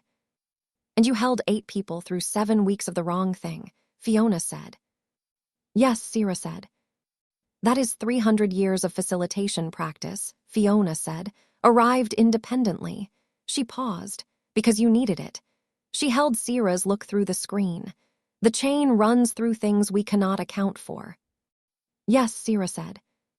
The table held this. The 17-year-old, who had learned the 300-year-old practice, because she needed it. The chain. Friday. The compact's formal recommendation arrived at 2 in the afternoon. Elias called, not the formal channel, his direct line. The recommendation has been finalized, he said. I want to read you the relevant section. Read it, she said. He read. The recommendation for Kane Holt's structured transition. The conditions: formal accountability to the compacts process, continued engagement with the assessors, community engagement as directed by the threshold, the specific monitoring function that Tobias's framework described as honest intelligence work. The threshold, Elias read, is formally identified as the appropriate oversight structure for the transition period on the grounds that the threshold's accountability framework is the most complete available structure for holding individuals in complex transitions. He paused. There is a further note, he said, from the assessment team. Read it, she said. The assessment team notes, he read, that Kane Holt has been, over the 8 months of the assessment process, demonstrating consistent and verifiable accountability behavior. This is noted not as mitigation, but as an accurate record. The assessment team also notes that in January of this year, Kane Holt provided intelligence regarding the Awakening Coalition's full structure, without being asked and without conditions. This information was significant, was accurate, and has been used in the community's ongoing processing of the Awakening's legacy. The assessment team considers this relevant to the transition recommendation, not as a transaction, but as evidence of the direction of demonstrated behavior. She held the phone. Not as mitigation, she said, but as an accurate record. Yes, Elias said, that is the language. The honest walls applied to the assessment, she said. Yes, Elias said, I believe so. She held the phone. When she said, the transition begins when the threshold confirms it is ready to hold it, Elias said. The compact has formally deferred to the threshold's timing. The compact has deferred to the threshold's timing, she said. Yes, Elias said. The threshold's capacity to hold this is the condition. He paused. The compact is asking whether the threshold is ready. She held the phone. She held the back room. She thought about what she had told Mike at 5:30 on the morning of the convening session's first day. The function is the holding, not the deciding factor. She thought about Rava from Edinburgh saying the holding capacity held. She thought about the What I Know page. I know the holding capacity is sufficient. She thought about the door being open. Yes, she said, the threshold is ready. Good, Elias said. I will communicate that to the compact. He paused. The transition will begin Monday. Monday, she said. Monday, he confirmed. He will be in contact with the threshold directly. He paused. Carrie. Yes. He asked, Elias said, whether you would be the person he contacts first. He paused. I told him that was your decision entirely. He paused. He understood. He paused. He said to tell you that he is not asking as a condition. He paused. He said, and these are his words, that he wanted to tell you directly what he has decided to become. He paused. Not through the compact's channel. He paused. Directly. He held the phone. He said you were the person who told him he would have to decide. She held the phone. Yes, she said. Tell him I'll take the call. Good, Elias said. Monday. She ended the call. She sat in the back room. She held the specific quality of Monday approaching. Lilith appeared in the doorway. She had been in the front room during the call. She looked at Carrie. Monday, she said. Yes, Carrie said.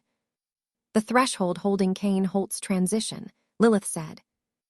Yes, Carrie said. The door being open, Lilith said, for the hardest case. Yes, Carrie said. That is what I said in January. She held Lilith's look. The honest walls mean the door is open. She paused, not only for the easy cases. She paused, for the ones where the opening is difficult. She held the look.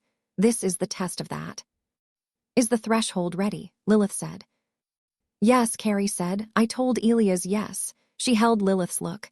The holding capacity is real. She held the look. Both things are real, what he did and what he has been doing since.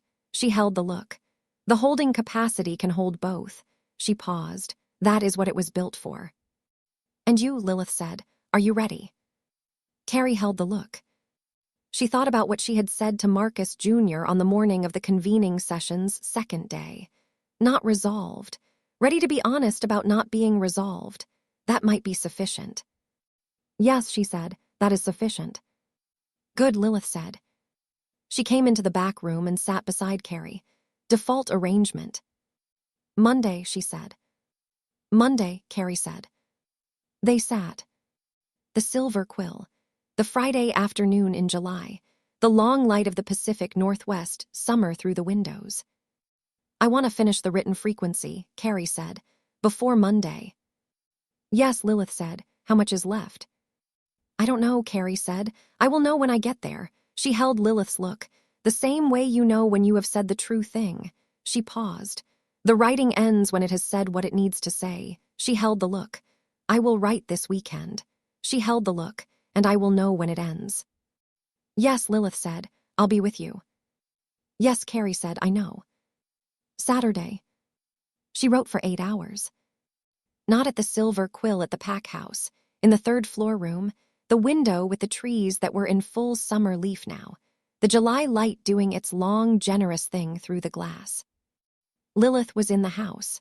Not in the room present in the house, the way Lilith was present in spaces, available without imposing. She wrote. The written frequency was 73 pages now. She wrote 12 more. The isolation that was stored energy, the constraint that became the carrier, the gap that was the propagation channel, Alina's pattern at every scale. The fear as information, Valerie Summers' fear, the fear that produced the unlocked door. The holding capacity and what it required, the relationships that made honest deliberation possible, the facilitation moves that produced genuine agreement. Ibanu's 300-year tradition arrived independently by Sira at 17 because she needed it. The chain. The specific seeing applied to the builder, the blind spot, the correction, the question applied to itself, the question as exit. The practice rather than the structure, the habits of mind rather than the infrastructure, the thing that becomes part of who you are rather than the thing you build and can choose to abandon. And then the last section. She had been approaching it for weeks, not managing it knowing it was coming. The true thing at the end of the written frequency, what the document was ultimately saying. She wrote, You are reading this because you are looking for something, or because something led you here, or because you have been asking the question alone and you needed to know the asking was not pointless. The asking is not pointless. The asking is the exit. I want to tell you what I know. The chain is real. It runs through people who did not know they were part of it. Harry Summers, who wrote a love song and did not know the song was the beginning of a chain. Valerie Summers, who was afraid and paid attention to the fear and left a door unlocked. Alina Voss, who built the exit into every lock she made because she knew the lock was wrong. Amber Silver, who ran a threshold for 30 years for whoever came. All of them built toward a thing they could not see. All of them carried something forward into the dark. The chain reaches you. Whatever the dark you are currently in, the constructed identity that was wrong, the question that has been managed away, the isolation that has been compounding, the choice you made that you cannot take back, the thing that was done to you that you did not choose, the chain reaches into it. The frequency is looking for the people who are asking. You are asking. The frequency finds you. The door is open. It has been open since before you knew there was a door. The light has been on. Someone left it on for you before you knew you were coming. The exit is in the lock. Alina built it there. She built it for whoever came. You are whoever came. The exit is available. You are not alone. You have never been alone in the asking. The chain has been running underneath everything. The chain reached 30 people and then 300 and is reaching more, and it reaches you. The threshold holds. The relationships are real. The specific seeing sees you as specific. The holding capacity was built for the moment you need it. Come through the door. The warmth is here, the smell of lilac and mint. The question is standing. And so are we. She read it back. She held it. Yes, she said, that is it. She set the phone on the table. She was humming. She had been humming since she began writing at 8 in the morning. The whole song, beginning to end, running underneath 12 hours of writing. She let it continue. Lilith knocked on the door at 8 in the evening. Come in, she said. Lilith came in. She looked at Carrie, on the phone, at the quality of the room. You finished it, she said. Yes, Carrie said. Read it to me, Lilith said, all of it. Carrie held the phone. All of it, she said. That is a long evening. Yes, Lilith said. She sat on the bed, the specific position present settled. I have time. She held Carrie's look. I want to hear all of it. Carrie held the phone. She thought about her father, Harry Summers reading in the chair. The thinking is quiet. Valerie brings coffee at the right moment. She thought about the blank paper in the pocket, the worth-noting thing.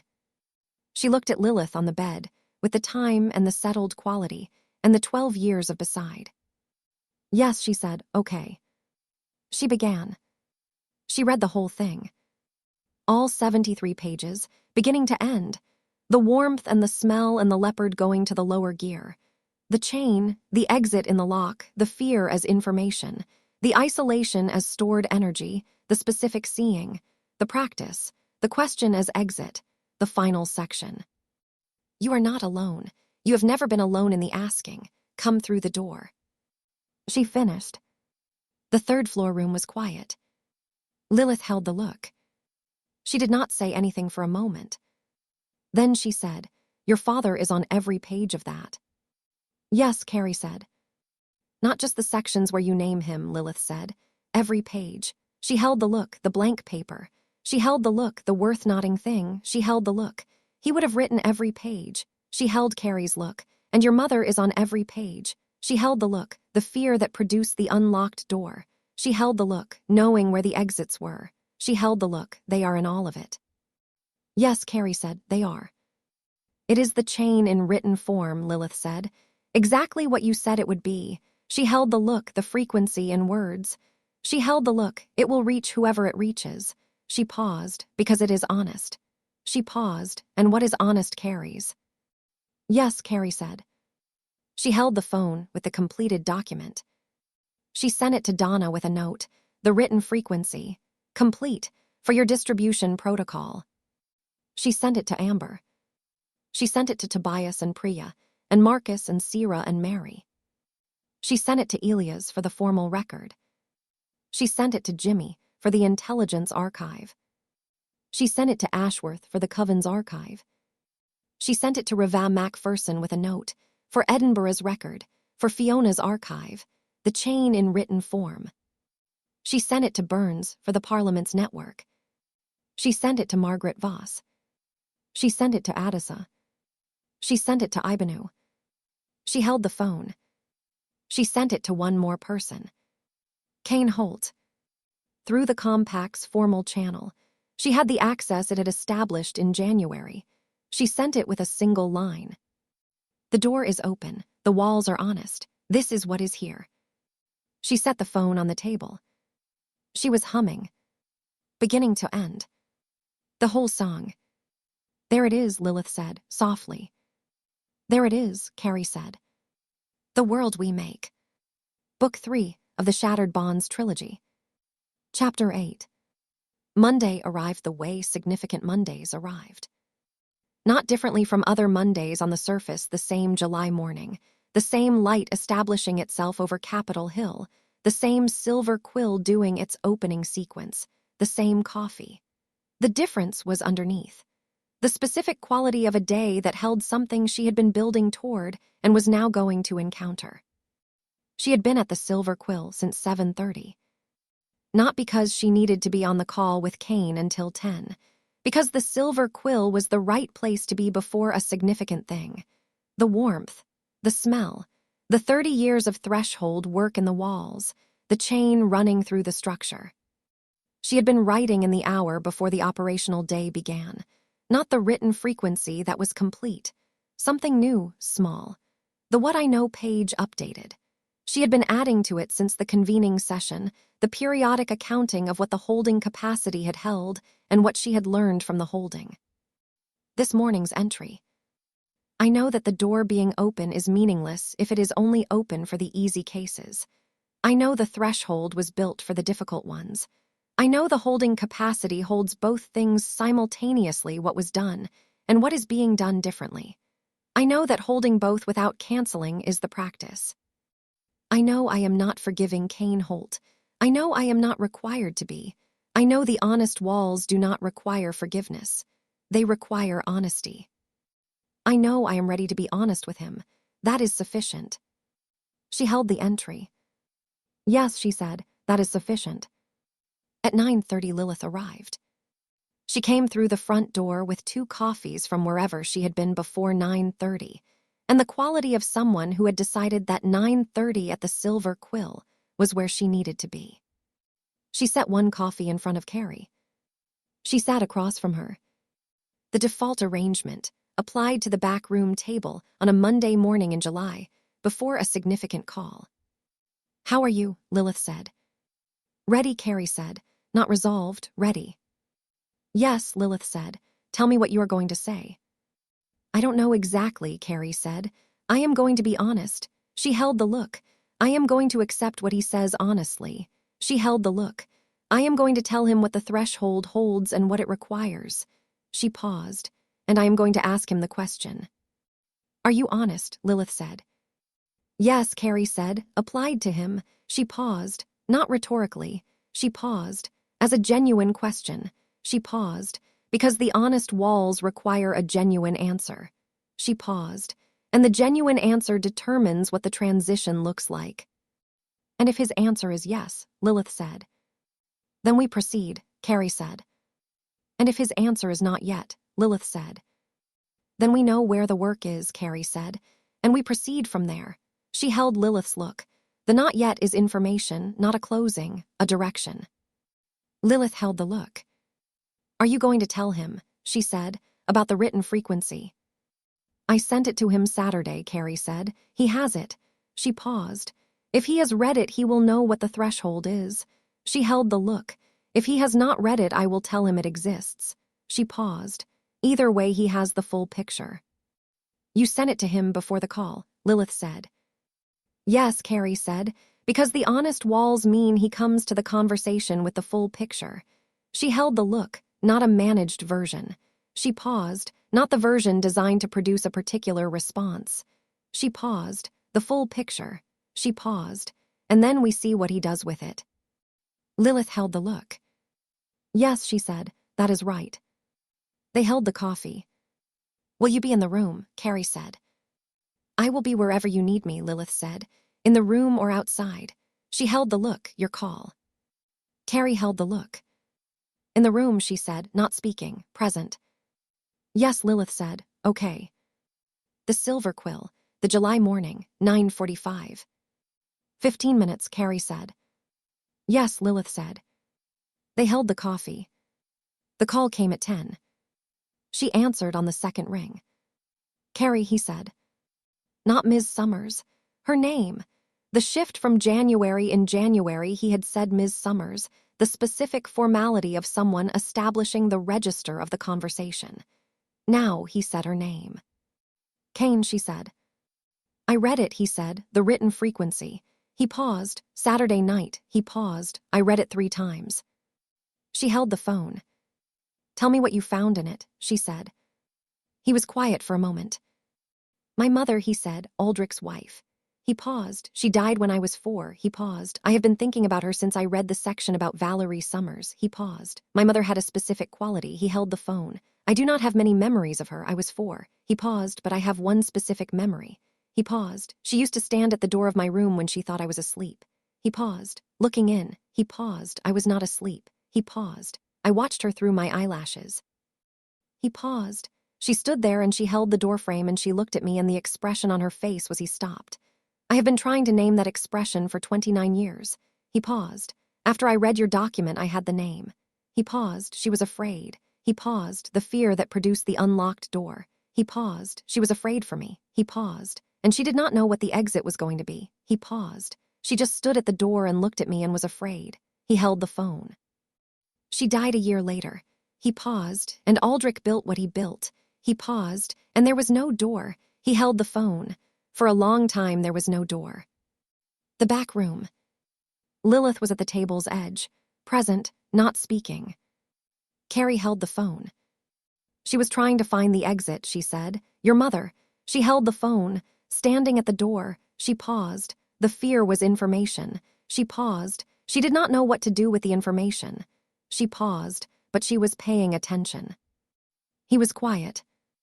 "Yes," he said, "I think so." He paused. "I had not been able to think about her clearly." He paused. "For 29 years, he held the phone. The document gave me the language to think about her." He paused. I wanted you to know that. Thank you, she said, for telling me. I wanted to tell you, he said, because you were the person who gave me the language. He paused. The same way you told me in October about the bond. He paused. You gave me the accurate language. He paused. And the accurate language changed what I could understand. He held the phone. Your document gave me the accurate language for my mother. He paused. I wanted you to know it did that. She held the phone. Kane, she said. Yes. I want to ask you the question, she said. The one the threshold asks. She held the phone. Are you honest? He was quiet for a moment. Not the managed quiet, the actual processing quiet. Yes, he said, I think so. He paused. More than I was, he paused, not completely. He paused. There are places where I am still finding the honest thing. He paused. Places where the old ways of thinking are still. He paused. Present. He held the phone, but I am asking the question. He held the phone continuously. He held the phone. The question stands. He held the phone. That is what I can tell you honestly. Yes, she said. That is the honest answer. She held the phone, not completely.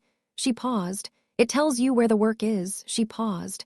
The question asking of itself where the work is. She held the phone. That is the practice. Yes, he said. I understand that now. He paused. The document, he paused. The section about the question being the exit. He paused. I read it in my room on Saturday night and I held it for an hour. He paused. The question is always the exit. He paused. I have been in compact custody for 9 months. He paused. The exit I have been building is the question. He paused. I have been asking it and not knowing what the exit was. He held the phone. Your document told me what I have been doing. Yes, she said. That is what the honest walls do. She held the phone. They name what is already happening so it can be practiced consciously. She paused. You have been asking the question. She paused. Now you know that is the practice. She paused. The practice continues. Yes, he said. The practice continues. She held the phone. The threshold's transition structure, she said, what it requires. She paused. The same accountability the honest walls require of everyone. She paused. The ongoing asking. She paused. The regular accounting. She paused. The specific seeing applied to yourself. She paused. And one thing that is specific to your situation. Tell me, he said. The people you affected, she said. The 14 who were in the facility. She held the phone. The constructed community members who were under the command architecture. She paused. You will not have direct access to them as part of the transition. She paused, not because they are withholding access. She paused. Because the transition requires the accounting to happen in the right sequence. She held the phone. The compact's formal process first. She paused. Your own honest accounting second. She paused. And then if the people who were affected choose it, if they choose it freely on their own terms, the possibility of direct encounter. She held the phone. The possibility. She paused. Not a requirement. She paused. Theirs to choose. Yes, he said. That is right. He paused. I would not ask for it. He paused. I do not expect it. He held the phone, but I want to be clear about something. He paused. The accounting I have been doing in compact custody is not about earning access. He paused. It is not transactional. He held the phone. The document said that about the honest walls. He held the phone. They are not a transaction. He paused. The accounting is not a price I am paying. He paused. It is what I should do. He paused. Because it is right. He paused. Regardless of what follows from it, he held the phone. I want you to know that is what I understand. She held the phone. The back room. Lilith at the table's edge. The July morning through the silver quills windows. She thought about January.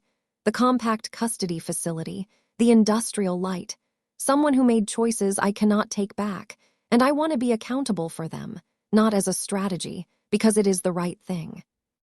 9 months of that. I know, she said, I hear that. She paused. And the honest walls require me to say I believe you. She held the phone. I am not forgiving you. She paused. I want to be clear about that. She paused. The honest walls do not require forgiveness. She paused. What they require is what you have said. She paused. The accounting because it is right. She paused, not as a transaction. She held the phone. I believe that is what you are doing. She paused. I have believed it since January. She paused. That has not changed. He was quiet. Thank you, he said, for believing it. Yes, she said. They held the phone. One more thing, she said. Yes. You said, she said, in January, that you wanted to tell me directly what you had decided to become. She held the phone. Tell me. He was quiet for a moment. The organizing is quiet, the precise answer being found. I have decided, he said, to be someone who does not use people. He held the phone.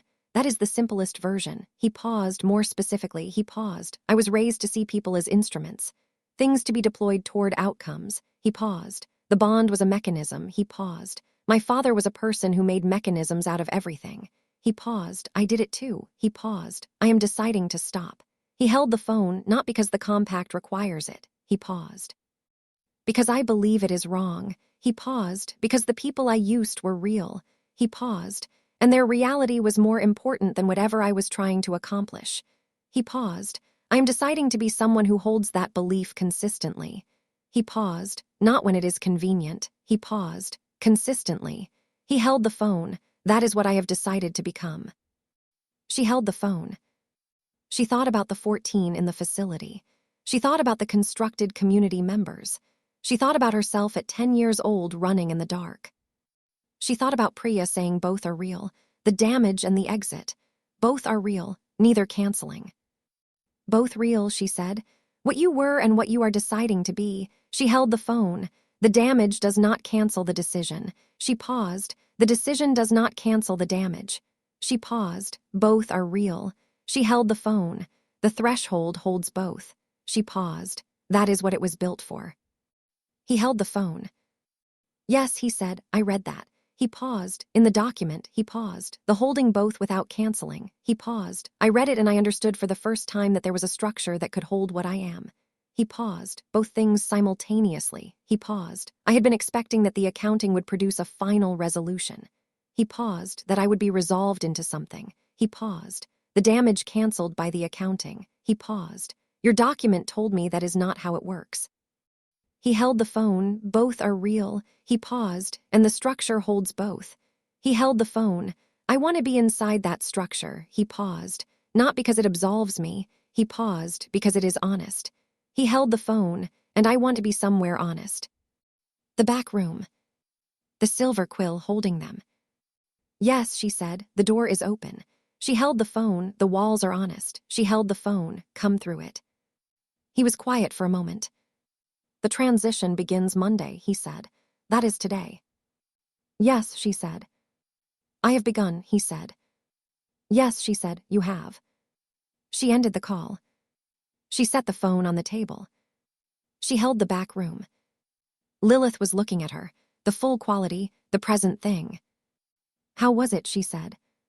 What it needed to be, Carrie said, and more than that. Tell me more than that.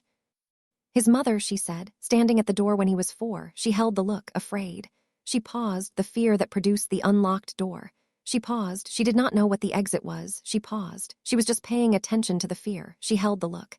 He had that memory for 29 years and did not have language for it. She paused. The written frequency gave him the language. She held Lilith's look. The document reached someone I did not know I was writing for. She held the look. That is the frequency working. Yes, Lilith said. That is what Mary said it would do. Yes, Carrie said. What is honest Carrie's? She held the table. He said he wants to be somewhere honest, she said. That is why he wants to be inside the threshold. She held Lilith's look. Not because it absolves him. She paused, because it is honest. She paused. She paused. That is the right reason. She held the look. The only right reason. Yes, Lilith said.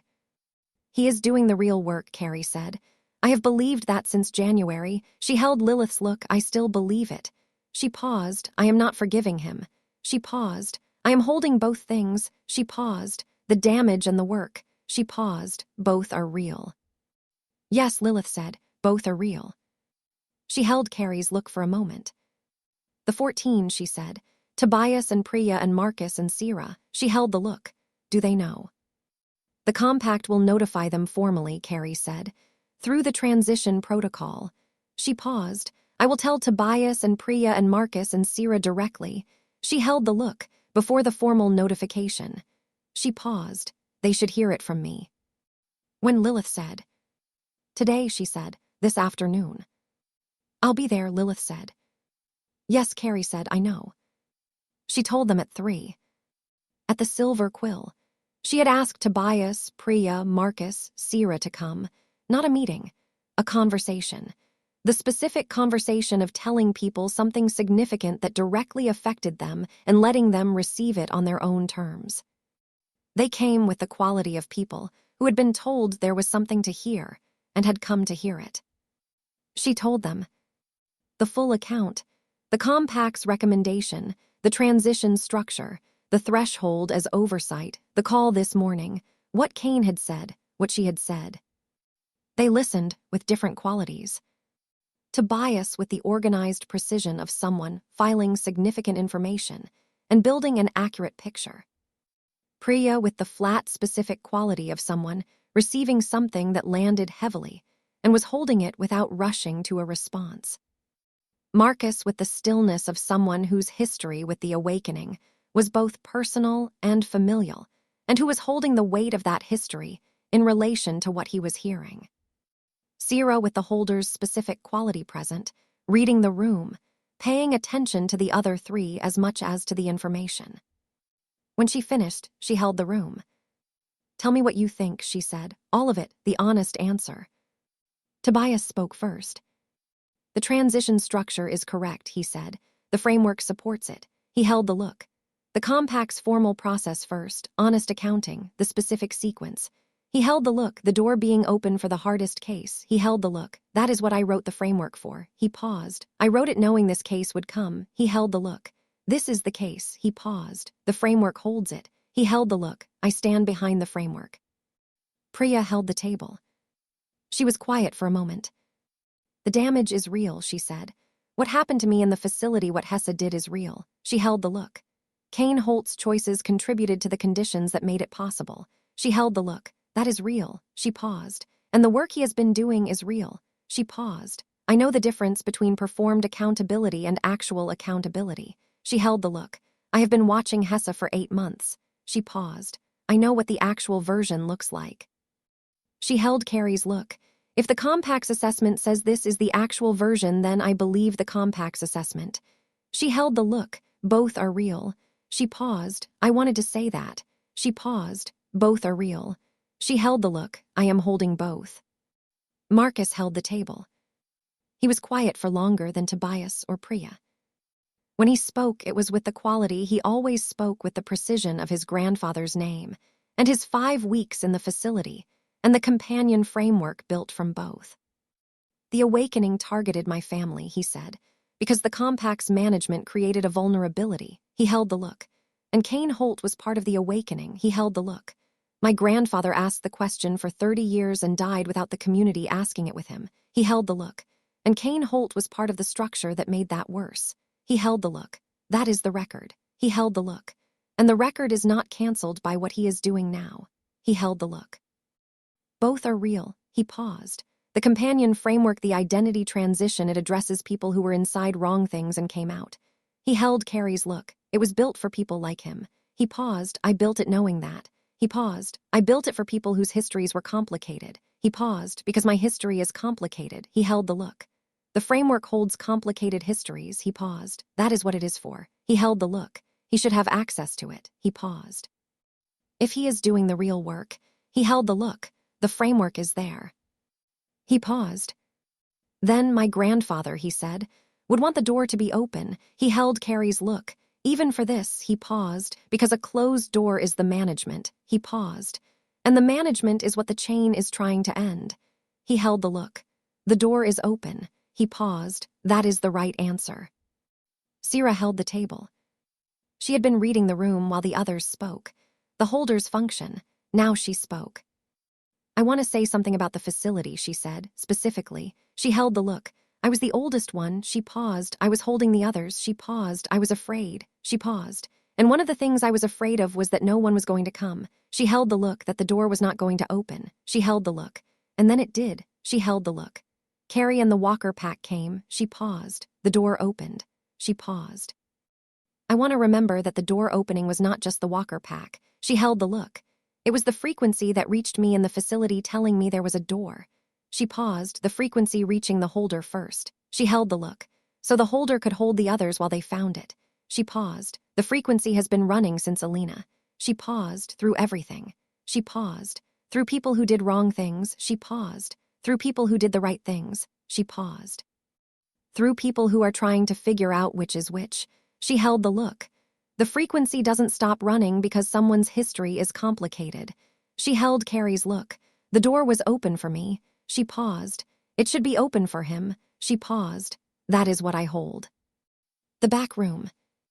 The four of them. The silver quill. Carrie held the room. Thank you, she said, for the honest answers. She held the room, all of them. She paused. They are in the record. She paused. Your responses are part of the threshold's decision to hold this transition. She held the look. You are not required to engage with him directly. She held the look. That is yours to decide, freely, on your own terms. She paused. The threshold holds the transition. She paused. You hold what you hold. She paused. Both things. She held the room. The door is open, she said. The walls are honest. She paused. And you four are part of why it is possible for the door to be open at all. She held the room. You built the holding capacity. She held the look. You are the holding capacity. She held the room. The door being open for Kane Holt is the holding capacity you built doing what it was built to do. The room. Tobias held his notebook. He did not write anything. He simply held it. Then he said, the framework is the practice. The practice continues. He held the look. This is the practice. Yes, Carrie said, this is the practice. The evening. She was at the Silver Quill, the back room. The July evening through the windows, the long light lasting, the city in its summer register. She was not working. She was simply in the room. Mary was at the table, the frequency running, simply herself with it. Amber was in the front, closing up, the specific evening sequence of a bookstore becoming its overnight self. Lilith was in the front room.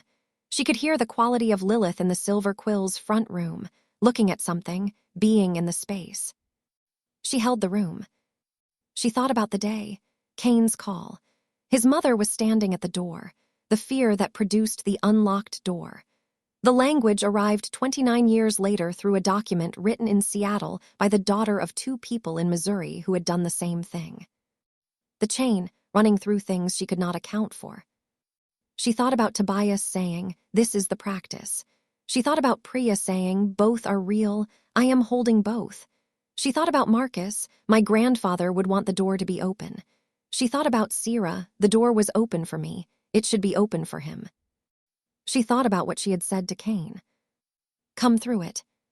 She thought about the written frequency, 73 pages, the chain in written form, finding Kane Holt on a Saturday night in compact custody and giving him language for his mother standing at the door.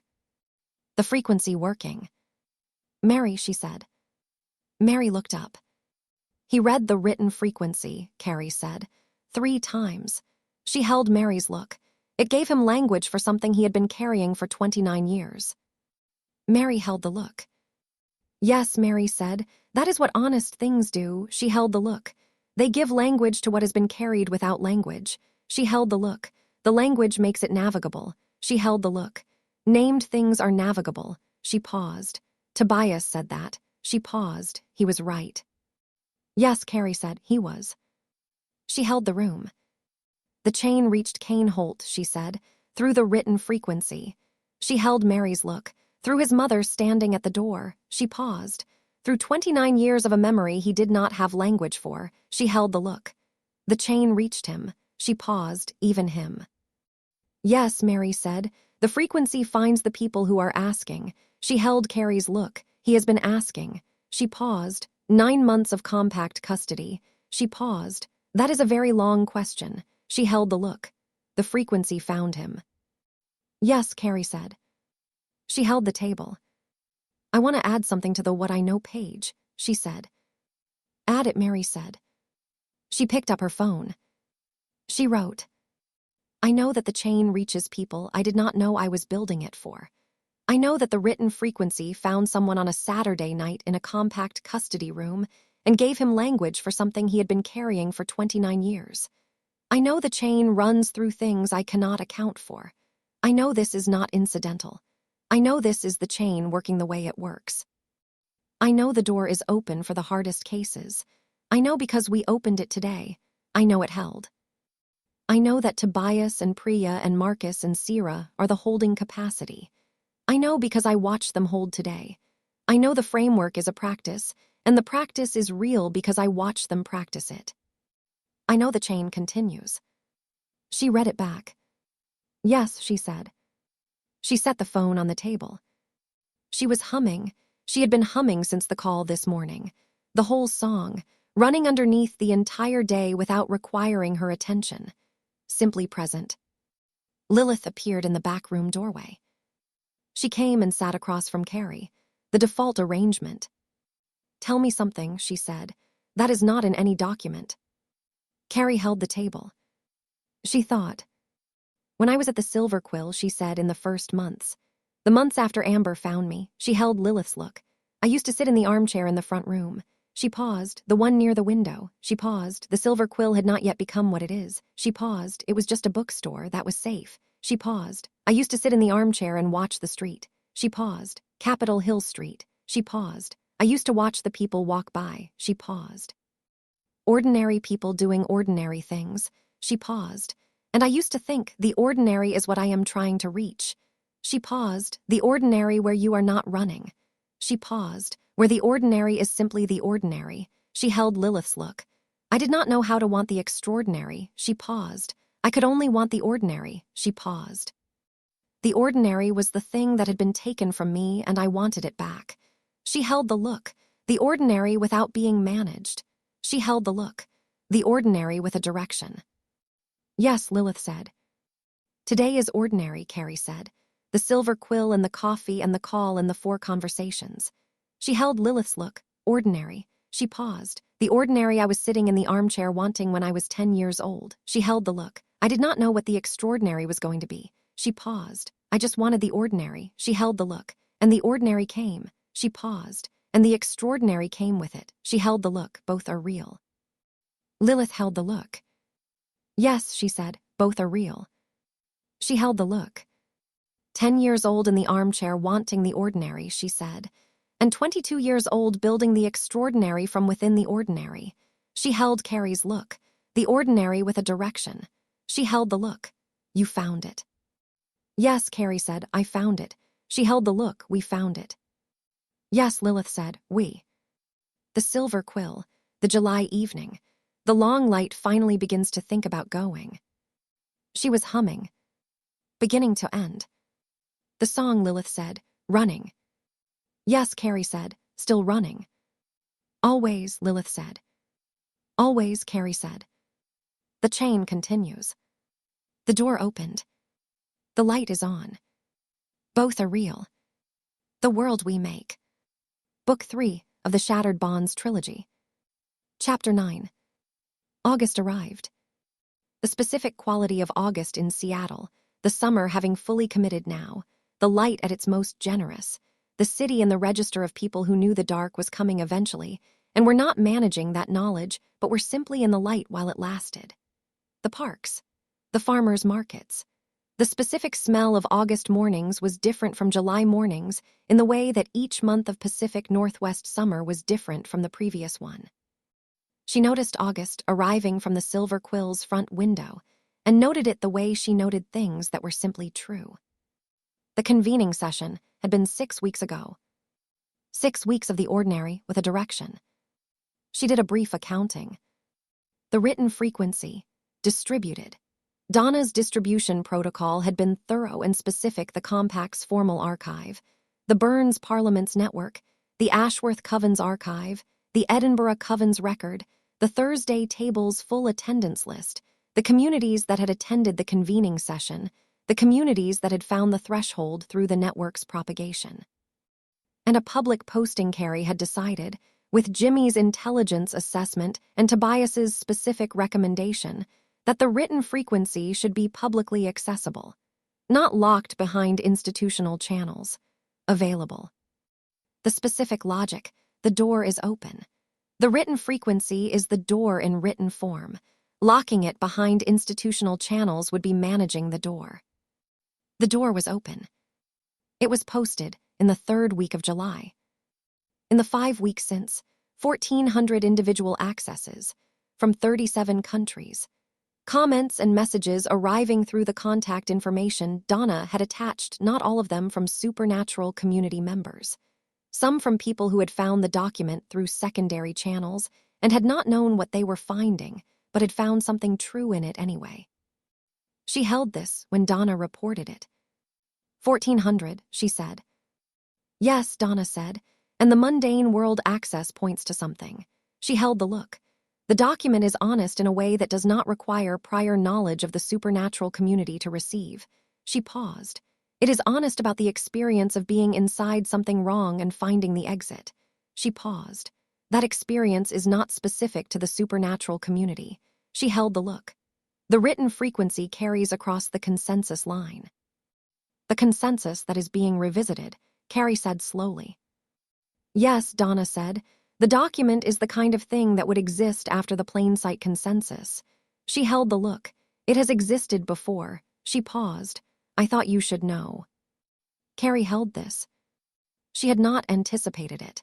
The document reaches beyond the community. The honest frequency crossing the boundary that the plain sight consensus maintained. She filed it as information. Thank you, she said. I'll think about what it means. Yes, Donna said. I thought you would. The Kane transition. 6 weeks in, it was proceeding in the specific way that honest work proceeded slowly, with occasional difficulty, producing something real rather than something performed. He was meeting weekly with the Threshold's formal contact, Elias, who had been designated as the Compact's bridge to the Threshold in this specific case, and who had been conducting the meetings with the precise quality of someone who understood that the function was honest witness rather than managed oversight. Elias reported to Carrie weekly. The reports had the quality his October reports had had alive. Someone inside something trying to communicate what it was like from the inside. He is doing the work, Elias had said in the 2nd week, the specific work. He had paused, not the managed version, the actual version. He had paused. He is asking the question. He had paused. Continuously, he had paused. The places where the asking reveals the not yet he does not manage around them. He had paused. He names them. He had paused. That is the practice. Yes, Carrie had said. That is the practice. In the 4th week, Elias had reported something specific. He asked, Elias had said, whether the framework had a section on the specific experience of having been the designated inheritor of a wrong project. He had paused. The person who was handed a structure and told it was theirs and who built an identity around it, and then discovered the structure was wrong. He had paused. He said he had been reading Tobias's framework and the companion framework and had not found his specific experience named. He had paused. He said the companion framework addressed people who were constructed who were inside a wrong structure they had not chosen. He had paused, but his experience was different. He had paused. He chose. He had paused. He had agency. He had paused. And the agency makes the transition different. He had paused. He said he wanted to know if the framework addressed that. She had told Tobias.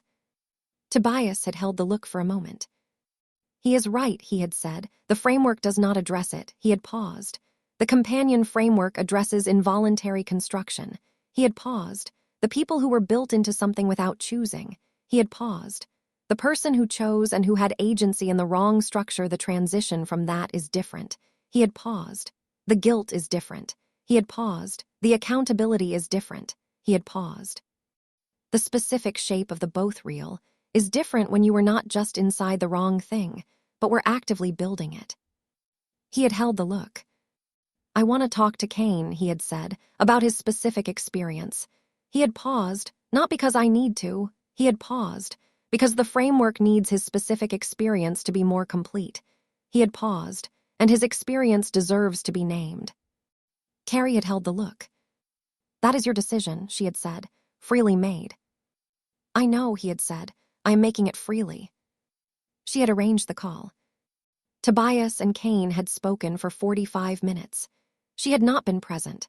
The call had been theirs, the specific conversation of two people who had been inside the wrong thing from different positions and who were building the framework that held both positions. After the call, Tobias had come to the silver quill with a new section. 7 pages, precise and specific. The experience of the willing participant in the wrong structure. The specific guilt of agency. The specific accountability of someone who chose. The specific transition was not the same as involuntary construction, but required its own recognition and its own holding. He had set the 7 pages on the backroom table. The framework is more complete, he had said. Yes, Carrie had said, it is. He gave it to me, he had said, his specific experience. He had paused, honestly. He had paused.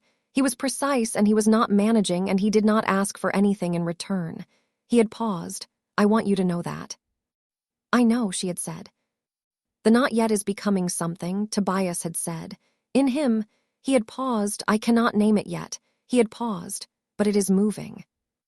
Yes, she had said, I think so. The Thursday table in August. 61 people, the first Thursday of August. The chain had continued reaching.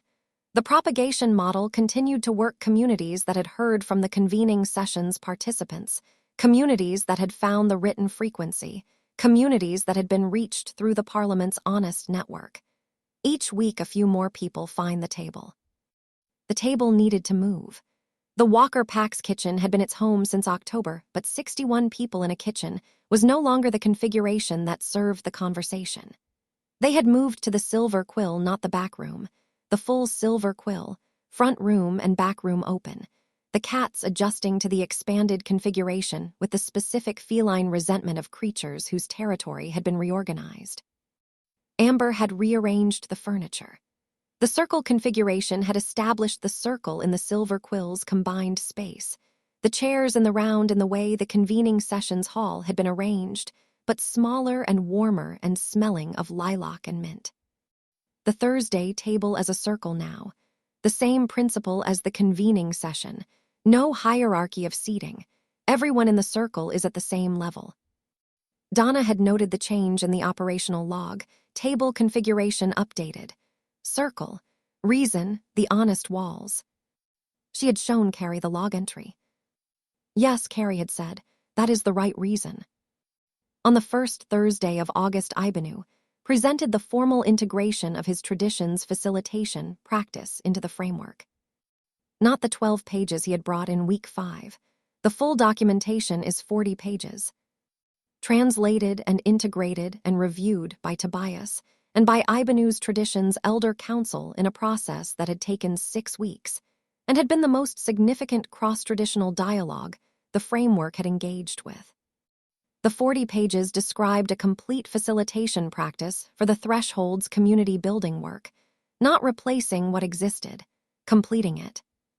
Tobias had spent the previous week integrating the 40 pages into the framework's practice section. The result was something he had told Carrie on Sunday with the quality of someone who had arrived somewhere significant. The framework is approaching completion, he had said. She had held the look. Approaching, she had said, not complete. The practice is never complete, he had said. The framework is always approaching. He had paused. Approaching is the honest description. He held the look. Complete would be managed. He held the look. Approaching is honest. Yes, she had said, that is right. At the August Thursday table, Ibanu presented the integration. The circle received it. The specific quality of a community receiving something that gave them better language for what they had been doing, recognizing the practice in the description of it. Sierra asked a specific question about the facilitation move for the holder's transition, point the moment when the holder was ready to be held and needed to be received by the community. It was the place where the facilitation practice and the holder function intersected and required precise coordination. Ibanu answered. Then Sierra refined the answer from her experience. Then Marcus refined it from the companion framework's description of transition. Then Tobias wrote the refinement into the integration document on his laptop at the circle's edge. The circle watching the framework become more accurate in real time. The practice of building the practice. After the table, in the silver quill's back room. She was at the table with Priya. Priya had been at the Thursday table, but had been quieter than usual. Not absent present with a different quality. The quality of someone who had something to say and was finding the right moment. The moment arrived after the circle dispersed. She sat across from Carrie. "The Melbourne Coven," she said. "Yes," Carrie said. "The assessment is complete," Priya said. "I completed the final assessment on Tuesday." She held the look with Amber and Hessa reviewing. She paused. "The specific romantic architecture has been fully mapped." She paused. "The exit is identified." She paused. "Alina's exit." She paused. "Built into their specific construction." She held the look. "It is there." She held the look. "Exactly where I expected it to be." She paused. "Exactly where Alina built it." When Carrie said, "Next week," Priya said, "Amber and Hessa will be present." She held the look. "The actual working." She paused.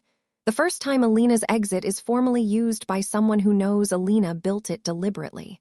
She held the look. "The first time someone walks someone else to the exit that Alina built." She paused. "Me." She held Carrie's look. "That is happening next week." The back room. Carrie held the look. "How do you feel?" she said. "Ready," Priya said. Now she paused, not completely certain. She held the look. "But I'm ready." She held the look. "The assessment is right." She paused. "Amber says the assessment is right." She paused. "Hessa says the assessment is right." She paused. "I believe the assessment is right." She held the look. "And I am 15." She paused. "And this is the most significant work I will have performed." She held the look. "Both things are true simultaneously." "Yes," Carrie said. "Both are real." "Yes," Priya said, "both are real." She held the look. "I keep coming back to that." She paused. "Alina built the exit." She paused. She was not certain it would work. She paused. "She built it anyway." She paused. "Because it was the right thing." She held the look. "I am not certain I will do it correctly." She paused. "I am doing it anyway." She paused. "Because it is the right thing." She held Carrie's look. "Alina's pattern." She paused. "At another scale." "Yes," Carrie said. "The chain." "Yes," Priya said. "The chain." She held the table. "I want to ask you something," she said, "before next week." "Ask," Carrie said. "Alina," Priya said. "She built the exit into every lock she made." She held the look. "She did this because she knew the lock was wrong." She held the look. "She was performing the Thuriyamancy and she knew it was wrong and she built the exit in." She held the look. "I have been thinking about this." She paused.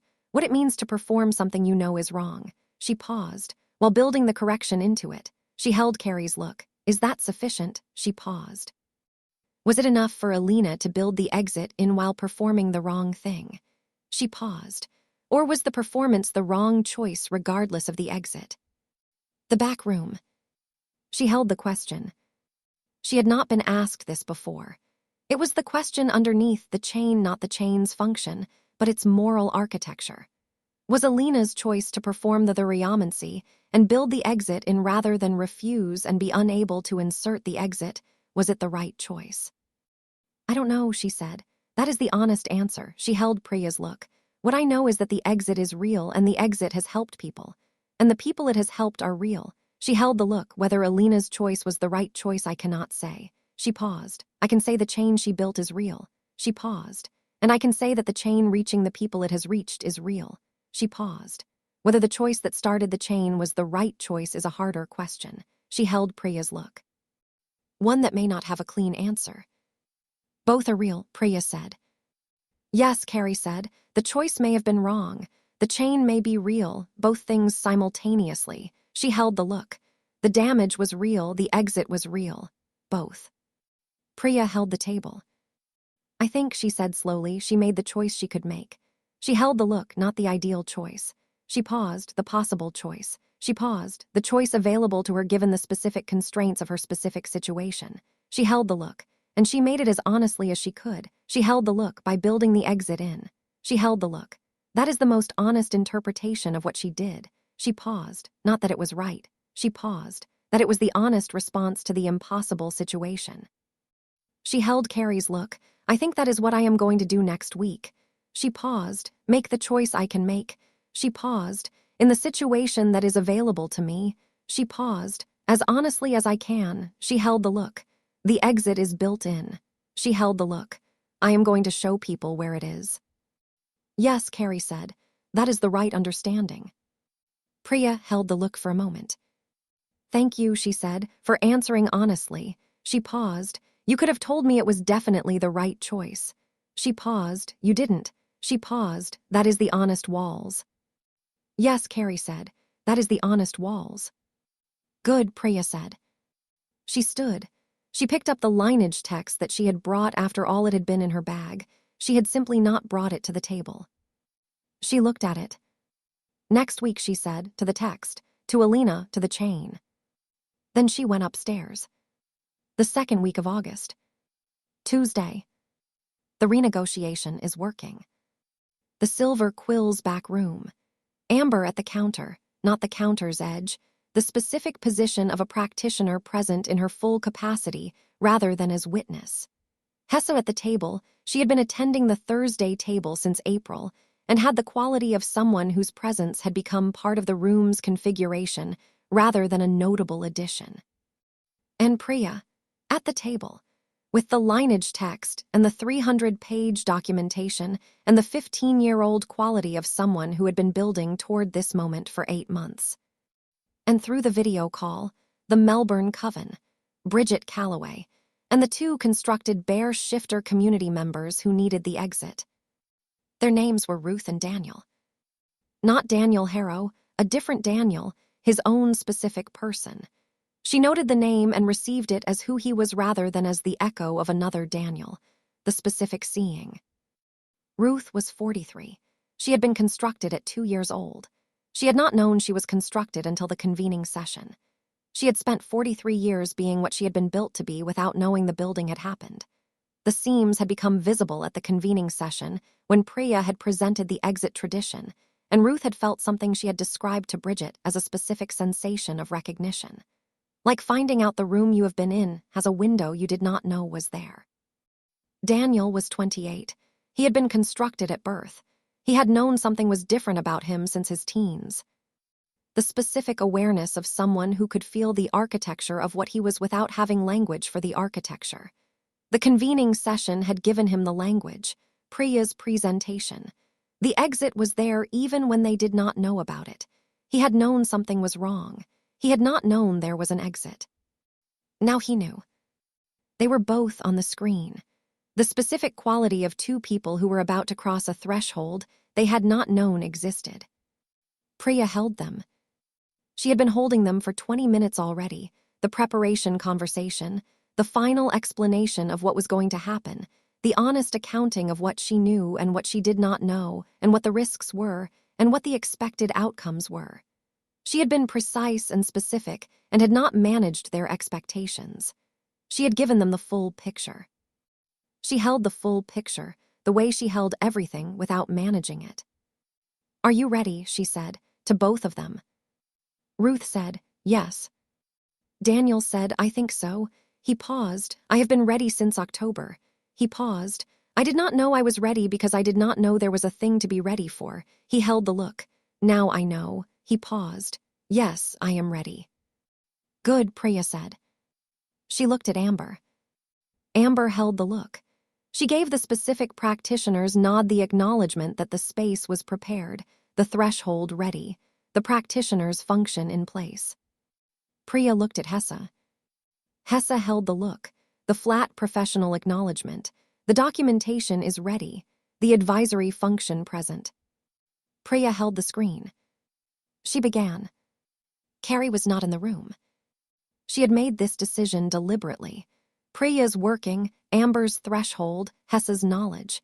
The chain operated without her needing to be present.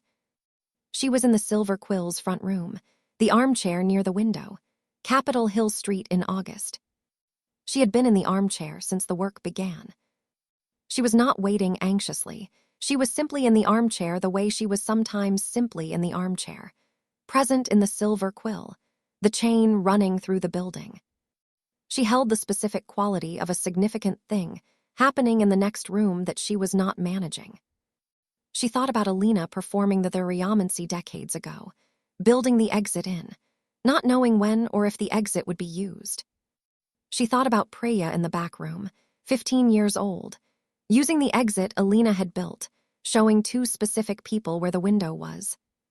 She thought about Ruth, who had spent 43 years not knowing there was a window.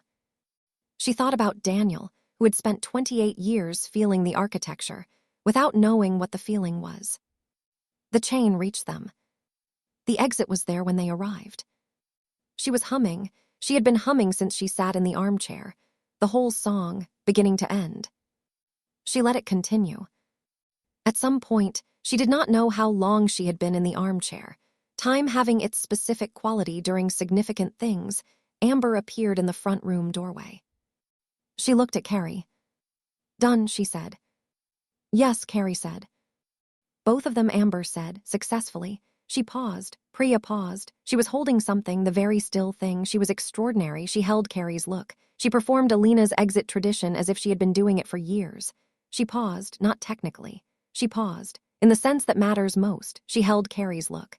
She saw Ruth and Daniel as specific people. She paused, not as cases. She paused, the specific seeing. She held the look, applied to the working itself. She paused. The work was not performed on them. She held the look. It was performed with them. She paused, because she saw them as specific. She held Carrie's look. Alina built the exit. She paused. Priya understood how to open it. Carrie held the look. "How are they?" she said. Ruth, Amber said, cried. She paused, not from pain. She paused. She cried and then she said, "I can feel the difference." She paused. "I have been feeling this my whole life and now I feel what it is without the thing that was wrong in it." She paused. She said, "I did not know how much weight I was carrying." She paused. She said, "I feel lighter." She held Carrie's look. That was the word she used. She paused. Lighter. "Daniel," Carrie said. Daniel was quiet, Amber said. He was quiet for a long time after. She paused. And then he said she paused. She was receiving something. "The very still thing is complete." He said, "The window was there the whole time." She paused. He said, "I have been standing in the room for 28 years. She paused. He said, "Someone just showed me the window." The front room. The warmth, the smell of lilac and mint, the August morning through the glass. Carrie held the armchair. "Alina built it," she said. "She built it for whoever came." "Yes," Amber said, "and Ruth and Daniel came." She held the look, and Priya showed them the window. "The chain," Carrie said. "Yes," Amber said, "the chain." She came into the front room. She sat in the chair beside the armchair. She positioned the one adjacent to the armchair when the configuration required it. "I want to tell you something," she said. "Tell me," Carrie said. When Priya was performing the work, Amber said, something happened in the silver quill's threshold. She held the look. I felt it. She paused. The exit tradition in the walls. She paused. Alina's lineage runs through the structure. She paused. And Priya performed Alina's exit. She paused.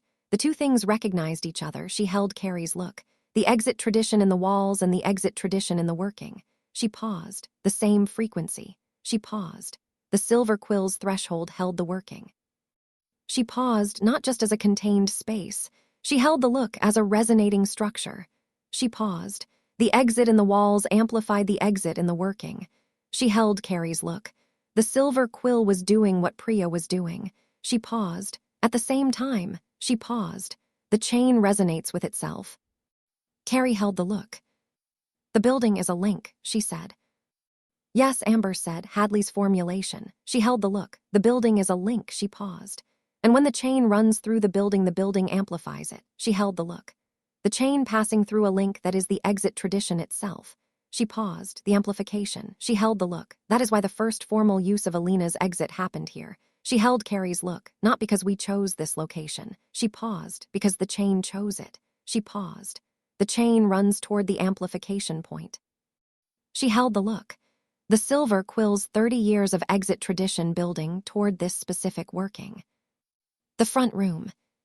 Carrie held the armchair. She thought about the 10-year-old who had arrived at this building. The leopard went into the lower gear. The specific recognition of safety that had happened before she was fully conscious. The chain reached her through the walls. She was recognized by the chain, she said slowly. When she arrived, she held Amber's look. The true blood is recognized by the exit tradition in the walls. She paused. And now the exit tradition in the walls is recognizing and amplifying the exit being performed inside it. She held the look. The chain completes a circuit. She held the look. The true blood who closed Alina's binding, building the threshold inside the building that held Alina's exit tradition. She held the look. The chain returns to the amplification point. Yes, Amber said. That is what happened today. Add it, Carrie said, to the history document. I was going to ask you to, Amber said. Yes. She stood. Priya, she said. She wants to speak to you. Yes, Carrie said. Send her in. Amber went back to the back room. Priya appeared. She came into the front room with the quality she always had, but with something underneath it that was new. The specific quality of someone who had done something significant and was living inside the having done it and had not yet found the right words for it. She sat in the chair Amber had been in. She held the front room. Ruth said lighter, Priya said. Yes, Carrie said. Amber told me. I heard it through the screen, Priya said. Lighter, she held the look. She spent 43 years carrying something that made her heavier. She paused, and now it is lighter. She held the look. I did that. She paused, not alone. She paused, but I did that. She held the look. Alina built the exit for whoever came. She paused, and I opened it for Ruth. She held the look, and Ruth said lighter. She held Carrie's look. I want that in the record. Yes, Carrie said. It is in the record. Good, Priya said. She held the front room. Daniel said the window was there the whole time, she said. Yes, Carrie said. He was right, Priya said. The window was there the whole time. She held the look. Alina put it there. She held the look. He just needed someone to show him where it was. She paused. I showed him. She held the look. That is, she stopped. She held the look. That is the right thing to be. She held the look. The person who shows people where the window is. She paused. That is the right practice. Yes, Carrie said, it is. Priya held the look. She was remarkable, Priya said. Alina, she held the look. She built the window into every room she made. She paused. Even the rooms she knew were wrong. She paused. She kept building windows into the wrong rooms for decades. She held the look. Every room she made had a window. She paused. Even the ones that seemed completely sealed. She held Carrie's look. Every room has a window. She held the look. I want to say that. She paused. As a principle, she paused. Not just for the romantic architecture. She held the look as a practice. She held the look. Every room has a window. She held Carrie's look. The practice is finding it. The front room. Every room has a window. The practice is finding it. Carrie held the look. She picked up her phone. She added it to the written frequency. Not a new section, a line added to the existing section about the exit in the lock. Every room has a window. The practice is finding it. Alina built every window she could. The threshold continues building them. The chain does not run out of rooms. She read it back. Yes, she said, that is the true thing. She showed it to Priya. Priya read it. Yes, she said, that is right. The end of August. The specific quality of late August in Seattle. The light beginning to consider its retreat, not yet retreating, but the quality of the gold shifting slightly. The mornings carrying a hint of the season to come without yet being that season. The trees are still in full leaf, but the specific fullness of trees that know what is coming and are complete in themselves before the change. She was at the pack house on a Saturday. Not the silver quill, the pack house, the kitchen, the specific warmth of the house that had been home for 12 years, and that was home differently now than it had been in October when the threshold was only beginning. Lilith was at the kitchen table with her. Saturday morning. Coffee. The operational week's summary having been completed and the Saturday table having been held at the silver quill and the operational picture being stable. The specific quality of a Saturday morning was simply Saturday morning. She held it. Tell me what you are thinking, Lilith said. The specific quality of you this morning. Carrie held the coffee. I am thinking, she said, about what comes after August. September, Lilith said. Yes, Carrie said, and what September holds. She held the look. The second month of the Kane transition. She paused, Priya's practice developing. She paused. The Compact's first annual honest accounting being finalized. She paused. The framework continues to grow. She paused. The Edinburgh Coven's senior practitioner begins to teach her traditions chain tracking practice to the Thursday table. She paused. Ibanu's tradition's elder council informal dialogue with the compact. She paused. Burns presented the Parliament's first honest network assessment. She paused, the community asking the question. She paused, continuously. She held the look, the ordinary with a direction. Yes, Lilith said, all of that. She held the look. And you, what do you want from September? Carrie held the coffee. What did she want? She held the question honestly. Not what was coming, she knew what was coming, what she wanted. I want, she said slowly, to write something new. She held Lilith's look, not the written frequency. That is complete. She paused, something smaller. She paused, more personal. She held the look. I have been thinking about Priya saying every room has a window. She paused, and about my father's blank paper. She paused, and about the specific quality of the Saturday morning. She held the look. I want to write something about the ordinary. She held Lilith's look. The specific seeing applied to the ordinary. She paused. What it looks like when the ordinary has a direction. She paused. What the ordinary contains when you are not managing it. She paused. The worth-noting thing. She held the look. That is what I want to write. Lilith held the look. Your father, she said. Yes, Carrie said. He would have written it. She held the look on the blank paper. She held the look, the worth-noting thing arriving in the ordinary. She held the look, the ordinary being worth-noting. She held Lilith's look. That is what I want to write. Then write it, Lilith said. Yes, Carrie said, I will. She picked up her phone. She opened a new document. She wrote the title, The Worth-Noting Thing. She held it. She began. Saturday morning. Coffee. The specific quality of August light through the kitchen window. The pack house holding the ordinary. My father carried blank paper in his pocket. Always. In case the worth-noting thing arrived when he did not have anything to write on. I have been carrying blank paper for 12 years. I did not know that. I know it now. She held what she had written. Yes, she said, that is the beginning. She kept writing. Lilith across from her. Saturday morning, the August light, the chain continues. The ordinary with a direction. The worth-noting thing arriving. Being noted. The world we make. Book 3 of the Shattered Bonds trilogy. Chapter 10. September arrived with rain. Not the dramatic rain of a weather event, the specific quiet rain of the Pacific Northwest settling into autumn, the rain that was less a thing that happened and more a condition that returned. The light changes its quality. The mornings are darker. The specific smell of September rain on Seattle streets that was different from February rain or November rain, the smell of summer having been, and the season turning honestly rather than dramatically. She noticed the turn from the Silver Quill's front window on the first morning of September and held it. The turn. The summer having been, and the autumn arriving, and the ordinary continuing in its new register, the ordinary with a direction, now in a slightly different light. She had been thinking about turning since August. Not dramatically. The specific thinking of someone who had been building something for 11 months and was in the phase of building that was less about the new thing and more about the sustained thing. The phase that required the specific quality of people who could hold the continuous, not the crisis and the significant and the building toward. The ongoing. The practice. The question asked continuously without the specific spike of a convening session or a significant Monday. The ongoing was different from the significant. She was learning what was required.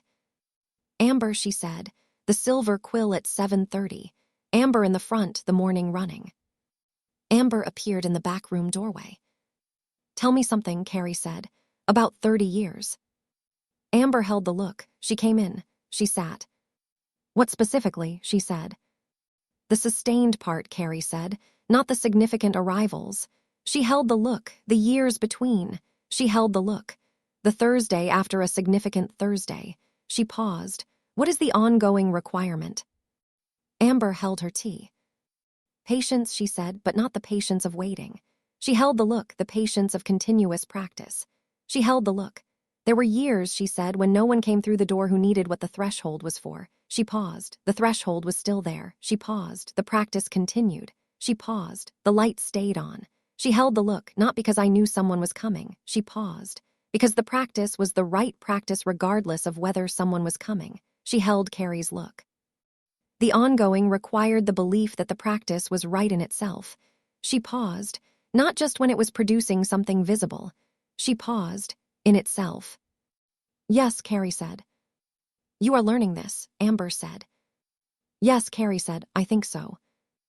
Threshold is past the building phase, Amber said. Not past building, nothing is ever past building. She held the look. But past the specific intensity of the foundation being laid. She paused. The foundation is laid. She paused. Now the practice is what it is. She held the look. The ongoing, she paused. What is ongoing is not different from what the building required. She held Carrie's look, but the rhythm is different. She paused. The building had urgent rhythms. She paused. The ongoing has sustained rhythms. She paused. Sustained is different from urgent. She paused, not less significant. She paused. Different. Yes, Carrie said. That is what I am learning. The first Thursday of September. The circle at the Silver Quill. 63 people.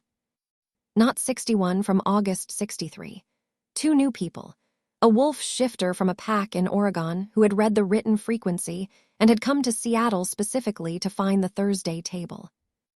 And a practitioner from Ibanu's tradition who had been sent by the Elder Council to formally observe the integration of the facilitation practice, not as an outsider, as a member arriving.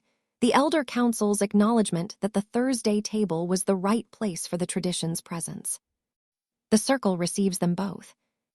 The Oregon wolf shifter was 34 years old and had been asking the question his version of it since he was 20.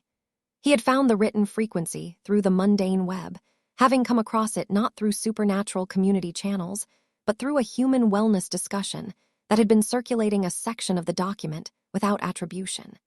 The specific seeing applied to the experience of being inside something wrong. The section about fear as information. He had not known what it was when he found it. He had read it and had recognized something. He had followed the attribution back, had found the threshold, had arrived. She received him at the circle's opening with the quality she tried to bring to every arrival, the specific seeing, him as a specific person. You found it through the mundane web, she said. Yes, he said, a human discussion forum. He paused about leaving high-demand organizations. He paused. Someone had posted a section of your document. He paused. The part about fear being information. He held the look. I did not know what the threshold was. He paused. I knew this section was true. He paused. I followed it back. She held the look. The plain-sight consensus, she said, being revisited. Yes, he said, I read the convening session's record. He paused. I know what is happening. He paused. I wanted to be part of what was happening. Welcome, she said. Thank you, he said, for the document. He paused. The human forum where I found it, the people there were using the section about fear and the exit to talk about their own situations. He held the look. The document reached them. He paused. They did not know what they were reading. He paused, but it reached them. The chain running through the consensus line. She filed this, not managed, information about where the chain was going. The Thursday table's circle. Ibanu's traditions practitioner. Her name was Amara. She was 48 years old, and she had the quality of someone who had spent decades in facilitation practice and could read a room's honest state the way Amber could read a threshold's was present for the first time. She sat in the circle and held the silver quill with her senses. At the table's opening, she said, I want to tell the circle what I feel in this room. The circle gave her the space. The building is a link, she said. I felt it when I arrived. She held the circle, something in the structure. She paused. My tradition tracks the transmission of practice through buildings as well as through people. She paused. We have a specific assessment for whether a building is carrying a tradition or merely housing it. She paused. This building is carrying it. She held the circle. The tradition in the walls is active. She paused. It is engaged with what is happening in the room. She held the circle. I want the Thursday table to know that. She paused. The silver quill is not a meeting space. She paused. It is a participant. The circle held this. Priya, in the circle, was very still. She said quietly from her chair, every room has a window. Amara held Priya's look. Yes, she said, this room has many windows. She held the look. Alina built them. She paused over decades. She paused through 4 generations of practitioners. She paused through amber silver. She paused into these specific walls. She held the circle. The windows are present. She paused. The practice in this building is alive. The circle. The warmth. The smell of lilac and mint. September rain on Capitol Hill outside. Amber at the counter's edge. She had been very still since Amara began speaking. The very still thing at full depth. She said after a moment, I have known for 30 years that the silver quill was more than I understood it to be. She held the circle. I have been running a practice that had roots I could not fully see. She held the circle. I knew the roots were there. She paused. I could feel them. She paused. Thank you, she said to Amara for nomming them. Your tradition, Amara said, and my tradition have never met before today. She held Amber's look. And we have both been maintaining the same building. She paused, from different directions. She paused, without knowing the other existed. She held the look. The chain runs through things we cannot account for. Yes, Amber said. The chain, Tobias said from across the circle, does not run out of rooms. No, Amara said, it does not. The circle held the moment. The specific quality of a circle that had received something that named what it already was. After the table, Carrie and Amara in the back room. The quality of 2 people who had found a register quickly, not because they were the same, but because they were both precise, and both honest and precise, meeting precision, found its register without effort. The integration of Ibanu's facilitation practice, Amara said, has been accurate. She held the look. I reviewed Tobias's documentation. She paused. The translation is precise. She paused. The framework is holding the practice correctly. She held the look. I want to tell you something else. Tell me, Carrie said. In my tradition, Amara said, we have a specific concept for what happens when a practice that has been transmitted in one lineage encounters the same practice that has been developed independently in another. She held the look. We call it recognition. She paused, not the recognition of familiarity. She paused, the recognition of something that has been sought meeting something that is genuinely the same thing sought from a different direction. She held the look. The recognition is significant. She paused. In our tradition, it is considered a sign that both lineages have been moving toward a common truth. She held the look, and that the truth is more reliable because 2 independent paths arrived at it. The specific seeing, Carrie said slowly. I arrived at the threshold through what the constructed community did not do for me. She held the look, and arrived at by your tradition through 300 years of facilitation practice. She paused, the same thing from different directions. Yes, Amara said, that is a recognition. She held the look, and Sira at 17 in the facility arrived at the holder's function independently. She held the look, 3 directions. She paused, all arriving at the same practice. She held the look. The practice is reliable. She paused. 3 independent arrivals confirm it. The practice is reliable, Carrie said. Yes, Amara said. That is what recognition means. She held the look. The threshold has been practicing something true. She held Carrie's look. My tradition has been practicing the same thing for 300 years. She held the look. The truth does not depend on either tradition alone. She paused. It is more durable than any single tradition. Carrie held the look. She thought about what Tobias had said. The practice is never complete. The framework is always approaching.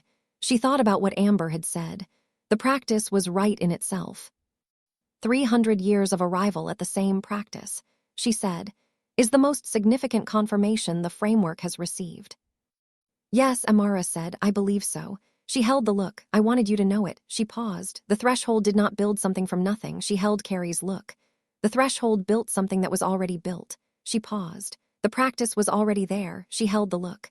The threshold named it and gave it a structure. She paused. In the community that needed it, she paused. At the moment it was needed. She held the look. That is not nothing. No, Carrie said. It is not. The Compact's first annual honest accounting arrived in the 3rd week of September. Margaret Voss sent it to Carrie before it was published, not for approval, for the honest reading. Tell me if it is honest, she had said. Not if it is good, if it is honest. Carrie read it over an evening. It was 37 pages long, more specific than she had expected, more honest than she had hoped. The compact nomming the specific management decisions of the last 19 years that had managed rather than convened. Not an abstract named. The Edinburgh Coven situation in the 1990s is named. The Manchester PACS situation. 7 other communities were named. The specific decisions that had been made and why they had been made and what they had cost. The compact acknowledged that the cost had compounded, that the management had produced the vulnerability the awakening had exploited, that 14 children had been in a facility partly because the compact's management had created the conditions for it. Not all of it is comfortable. Not all of it the version she would have written. 2 sections still slightly manage the framing of certain decisions as necessary given the circumstances rather than simply wrong. She noted these. She sent 2 notes to Margaret Voss.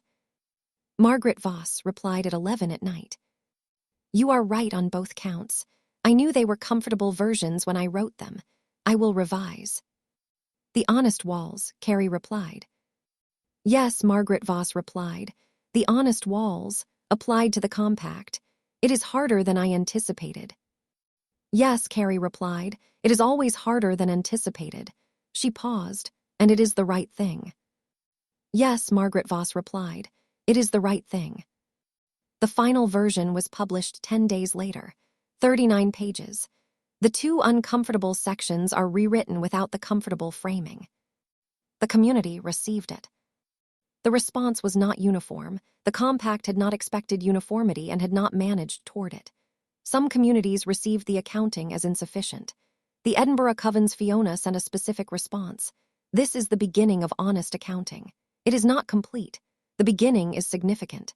The Manchester PACS Marcus Sr. sent, my father's name is in this document in the right context for the first time. Revav the Harrow PACS sent, Daniel Harrow is named as a cost. That is not enough. It is more than he has ever been named before by the institution.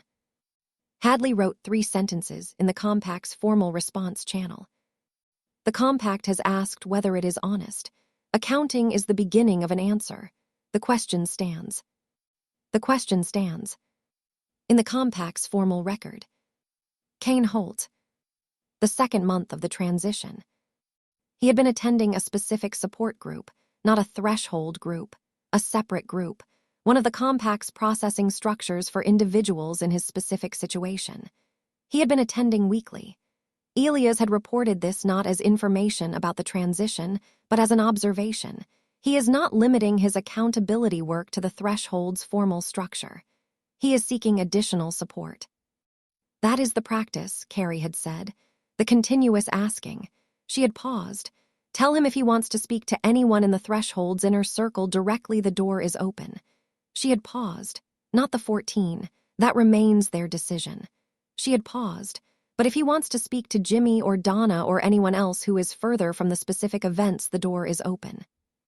In the 3rd week of September, Kane had asked to speak to Mary. Carrie had received this with the specific quality of something she had not expected, and should perhaps have expected. She had spoken to Mary. He wants to speak to you, she said, not about what happened. She paused. He said he wants to understand the frequency. She held Mary's look, what it was that reached him through the written frequency. She paused. What Alina built and what you carry. She paused. He said he felt something he did not understand and he wanted to understand it. She paused. That is the message.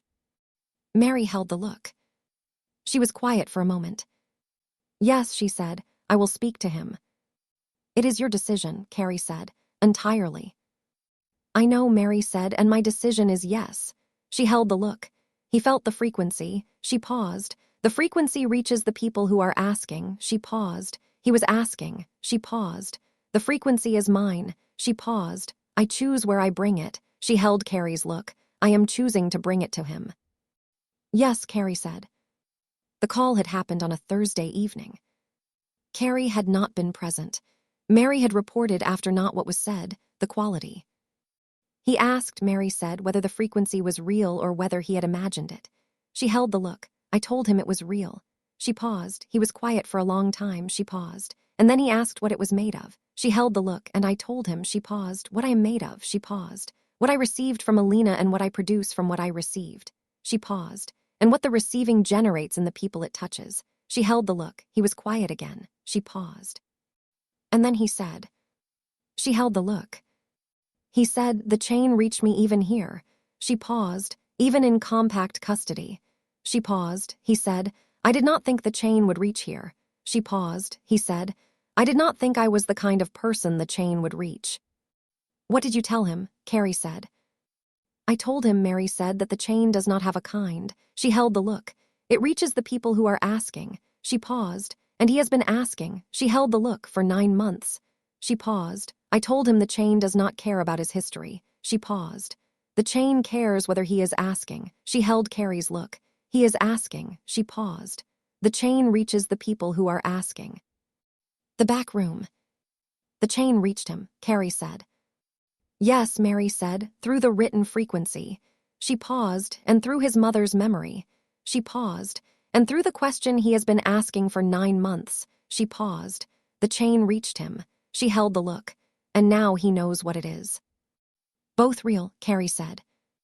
Yes, Mary said, both are real, everything he did and the chain reaching him. She held the look. I told him that too. She paused. I told him the chain is honest. She paused. It does not cancel what he did. She paused. It reaches him anyway. She paused, because the chain is for the people asking. She paused, not the people who are done. What did he say? Carrie said. Mary held the look. He said, she said, that was the most honest thing anyone had told him in 9 months. The back room. The chain reached the person it was not supposed to reach. The chain that did not have a kind. Yes, Carrie said, that is what the honest walls do. The end of September. The written frequency had been accessed by 4,000 people. Not all from the supernatural community. Donna's tracking, implemented carefully, with Carrie's specific instruction to track without managing, showed the pattern. The document was circulating in mundane human spaces alongside supernatural community channels. The section about fear as information. The section about isolation as stored energy. The section about the practice of asking whether you are honest. The plain sight consensus was crossed by something honest before the community formally decided whether to cross it. She reported this to Margaret Voss. Margaret Voss held the phone. The community has not yet decided, she said. No, Carrie said, but the written frequency has. Margaret Voss paused. That is significant. Yes, Carrie said, I wanted you to know. The convening session in June, Margaret Voss said. The community committed to 12 months of ongoing deliberation before the next session. She paused. The next session is in 9 months. She paused. The plain sight consensus question is still formally open. She paused. And the written frequency is crossing the line before the community has formally decided to cross it. Yes, Carrie said. What does that mean, Margaret Voss said, for the ongoing process? I think, Carrie said carefully, it means the community is already in relationship with the question in ways that the formal process has not yet caught up to. She held the phone. The written frequency reached humans who found it honest without knowing it was from the supernatural community. She paused. The chain crosses the consensus line because the chain is honest. She paused. And honesty does not recognize the consensus. She held the phone. The community is going to have to decide what it wants the relationship to be. She paused. And part of the information for that decision is that the honest frequency is already crossing the line. I will bring this to the council, Margaret Voss said. As information. She paused, not as a crisis. She held the phone, as information. Yes, Carrie said, that is right. The honest walls, Margaret Voss said. Yes, Carrie said.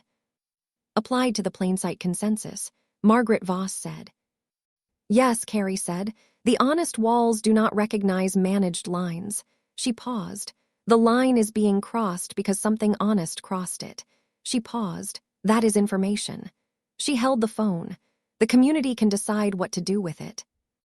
I will tell the council, Margaret Voss said, that the question is developing faster than the process. She paused, and that the process needs to develop faster. Yes, Carrie said. The process needs to be honest about how fast the chain is moving. Yes, Margaret Voss said. The honest walls. Saturday. The Pack House Kitchen. October is approaching on the calendar, the last Saturday of September. She was at the kitchen table with the worth-noting thing document, the small personal writing that had begun in August and had been growing slowly. The way the silver quill ran slowly, in the sustained rhythm of the ongoing rather than the intense rhythm of the building. The document was 21 pages now. Not the written frequencies, 73. Smaller, more particular. The specific seeing applied to the specific ordinary. The worth-noting things that arrived in the ordinary and were received and named. The kitchen table in July and what it held. Priya's face, after the working lighter received and named. The September rain arrived and what it communicated. The chain reached Kane Holt through his mother's memory. Amara says the building is a participant. Marcus Jr. in the circle saying my grandfather's question is in the process now. The ordinary holding the extraordinary in it, not despite the ordinary through it. The worth-noting things arriving inside the ordinary because the ordinary was not managed and was simply what it was. She was writing the section about the song. The song she had written is ordinary. I hum it without noticing. It runs underneath the ordinary the way the chain runs through things I cannot account for, both ordinary and not. My father wrote it as a love song. It became a lullaby. It became a thread. It became a competition. It became simply mine. The worth-noting thing about the song is not its history. I know the history. The worth-noting thing is that it is still running, that it runs through the ordinary without requiring my attention, that it is simply present the way the chain is simply present, that the love my father put into it travels through me continuously without needing anything from me. The chain is like the song. It runs. The worth-noting thing is, it runs. She read it back. Yes, she said, that is right. Lilith sat across from her. She had been reading something of her own, a pack operations document, the ordinary Saturday morning operational catch-up. She had been present without requiring anything from the writing. She looked up. You wrote something, she said. Yes, Carrie said. Read it to me, Lilith said. Carrie read the song section. Lilith held the look after. The chain is like the song, she said. It runs. Yes, Carrie said. The worth-noting thing is that it runs, she said. Yes, Carrie said. I have been knotting it for 12 years, Lilith said. The running. She held the look. I did not have language for what I was knotting. She held the look. That is the language. Yes, Carrie said. She held the document. She added a line. Lilith has been running for 12 years. Before there was language for it, nothing was already in practice. She read it to Lilith. Lilith held the look. Nothing was already in practice, she said. Yes, Carrie said. Add something, Lilith said, about what 12 years of nothing without language produces. She held Carrie's look. I want that in the document. Tell me what it produced, Carrie said, in your words. Lilith held the look. She thought. Understanding, she said. The specific quality of understanding something from having been present with it for a long time without being able to name it. She held Carrie's look. The understanding is deeper than the named version. She paused, because nothing happened before the language. She paused. The language arrived and confirmed what was already understood. She paused. That is different from learning something new. She paused. It is the relief of finding the language for what you already know. The relief of finding the language for what you already know, Carrie said. Yes, Lilith said that. Carrie added it. 12 years of nothing without language produces the specific understanding that comes from long presence with a true thing. The language arrives and confirms, not teaching, confirms, the relief of finding the language for what you already know. She read it back. Yes, Lilith said, that is right. She looked at Carrie across the kitchen table. The worth-noting document, she said, is going to be the most important thing you write. No, Carrie said. The written frequency is the most important. The written frequency, Lilith said, is the chain in written form. It reaches the people who are looking. She held the look. The worth-nodding document is different. She held the look. It is the chain inside the ordinary. She held the look for the people who are already ordinary. She held the look, who are already in the practice without knowing they are in the practice. She held Carrie's look. Nothing was already in the practice. She paused. The people who have been nodding things without language. She paused. This document gives them the language. She held the look. That is not less significant than reaching people who are looking. She held Carrie's look. That is reaching the people who are already there. The kitchen table. September rain on the pack house windows. Carrie held the document. You are right, she said. Yes, Lilith said, I am. She picked up her operational document. She went back to reading it. The specific ordinary quality of the Saturday morning. Carrie held the worth-nodding document. She added one more line. The chain runs through the ordinary. The worth-nodding thing is, the ordinary is the chain. She held it. Yes, she said, that is the true thing. Sunday evening. The last Sunday of September. She was at the Silver Quill, the front room, the armchair. The September rain on Capitol Hill outside. The light went earlier now, autumn having arrived with its honest quality, the light shortening without drama, the city adjusting to what the season was. She held the armchair. She thought about the year. October to October, 1 year. Not quite October was next week, but close enough to hold the shape of it. October to October, the bond was removed, the threshold built, the convening session, the chain is named and running. The ordinary, now holding all of it. She thought about Harry Summers, the blank paper, the worth-nodding thing. She thought about what Mike had said on the morning of the convening session's first day. Your father would have been in the front row. She thought about what he had said on the Saturday after the convening session. Your father would have written that. You wrote it instead. That is how it was supposed to go. She thought about the worth-nodding document, the chain inside the ordinary. She picked up her phone. She opened the worth-nodding document. She wrote, It has been almost 1 year. October to October, the year that built the threshold. I want to name what the year was. The year was the chain becoming visible. The chain was always there. It ran through Alina and Amber and Harry and Valerie and Mary and the whole of it. It was always running. The year made it visible. Not to everyone, to the people who needed to see it. The worth-nodding thing about the year is not the threshold, or the convening session, or the formal records. The worth-nodding thing is that people who had been asking alone found out they were not alone. Reva Macpherson from Edinburgh saying, After 30 years of asking alone, we are not alone today. That is the year. That is what the chain produced. The worth-nodding thing. She held what she had written. She added, and it will keep producing it. The chain does not stop. The worth-nodding thing about October arriving.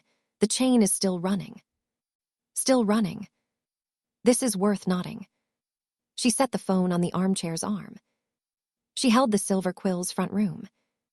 The warmth, the smell of lilac and mint, the September rain on the window, the cats in their evening positions, the 30 years of threshold work in the walls and Alina's exit tradition amplifying quietly and the chain running through all of it. She was humming. She had been humming since she sat in the armchair. The whole song, beginning to end. Her father's love song running through the last evening of September in the Silver Quill's front room. Amber appeared from the back room. She looked at Carrie in the armchair. She heard the humming. She did not say anything. She sat in the adjacent chair, her position, the one that was hers when the configuration was Carrie in the armchair and someone beside her. They sat in the Silver Quill's front room. The September rain. The song is running. 1 year, Amber said, next week. Yes, Carrie said. What does it feel like, Amber said, to be approaching 1 year? Carrie held the armchair. Like arriving at something, she said, and finding it is not an arrival, she held the look. It is a point on a continuous line. She paused. Not a destination, she paused. A location. She held Amber's look. I am here. The chain is running. The threshold is what it is. She paused. October will arrive and the chain will still be running and the work will continue and the ordinary will have its direction. She held the look.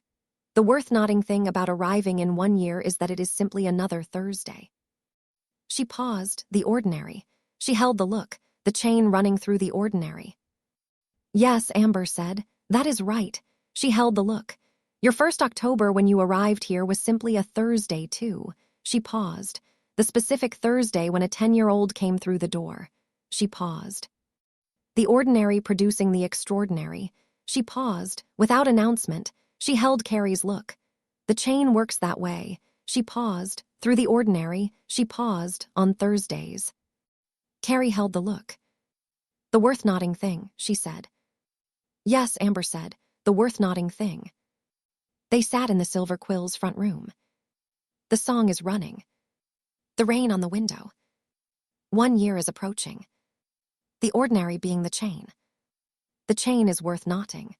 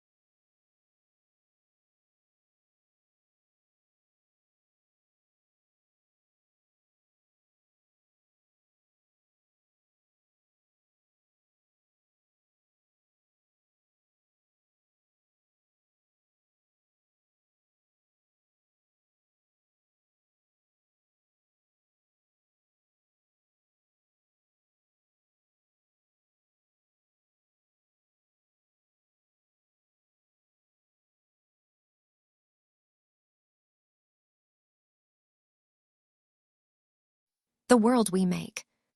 Book 3 of the Shattered Bonds trilogy. Chapter 11. October arrived on a Tuesday. She noted this specifically. The first October of the threshold, the October a year ago when everything had begun, had arrived on a Thursday. The Thursday when Kane Holt had first come to the Silver Quill and the bond had been exposed for what it was, and the community had begun to see what it had not been seeing. This October arrived on a Tuesday. The ordinary Tuesday quality of October begins. The light is different from September's light, not dramatically, the specific incrementalism of the Pacific Northwest's seasonal shift. The gold retreated further. The rain is more frequent. The mornings dark in the specific way of autumn mornings that were not yet the winter dark but were preparing for it. She was at the Silver Quill at 7:30. She sat in the armchair in the front room, the armchair near the window. Tobias's armchair, which was hers when he was not using it, and which had been the place where the significant things settled. She held the October morning. 1 year. She did not do formal accounting. She had been doing pieces of the accounting all through September, the What I Know page, the worth-noting document, the reports from Donna and Jimmy and Elias. The accounting was already held. What she wanted this morning was not accounting. What she wanted was simply to be in the Silver Quill on the first morning of the 2nd October. The Silver Quill was what it had been. The warmth, the smell of lilac and mint, the cats in their morning positions. Amber in the front running the opening sequence, she could hear the specific sounds of the Silver Quill coming to life, the same sounds as every morning, the same sounds as the 1st October when she had been different and the world had been different and the chain had not yet been visible. 1 year. The chain is visible now. The ordinary, with a direction now. The practice running. She hummed. She did not notice. The whole song, beginning to end, ran through the first morning of October the way it ran through all the mornings. Amber appeared in the back room doorway. She looked at Carrie in the armchair. She came and sat in the adjacent chair. They sat together in the October morning.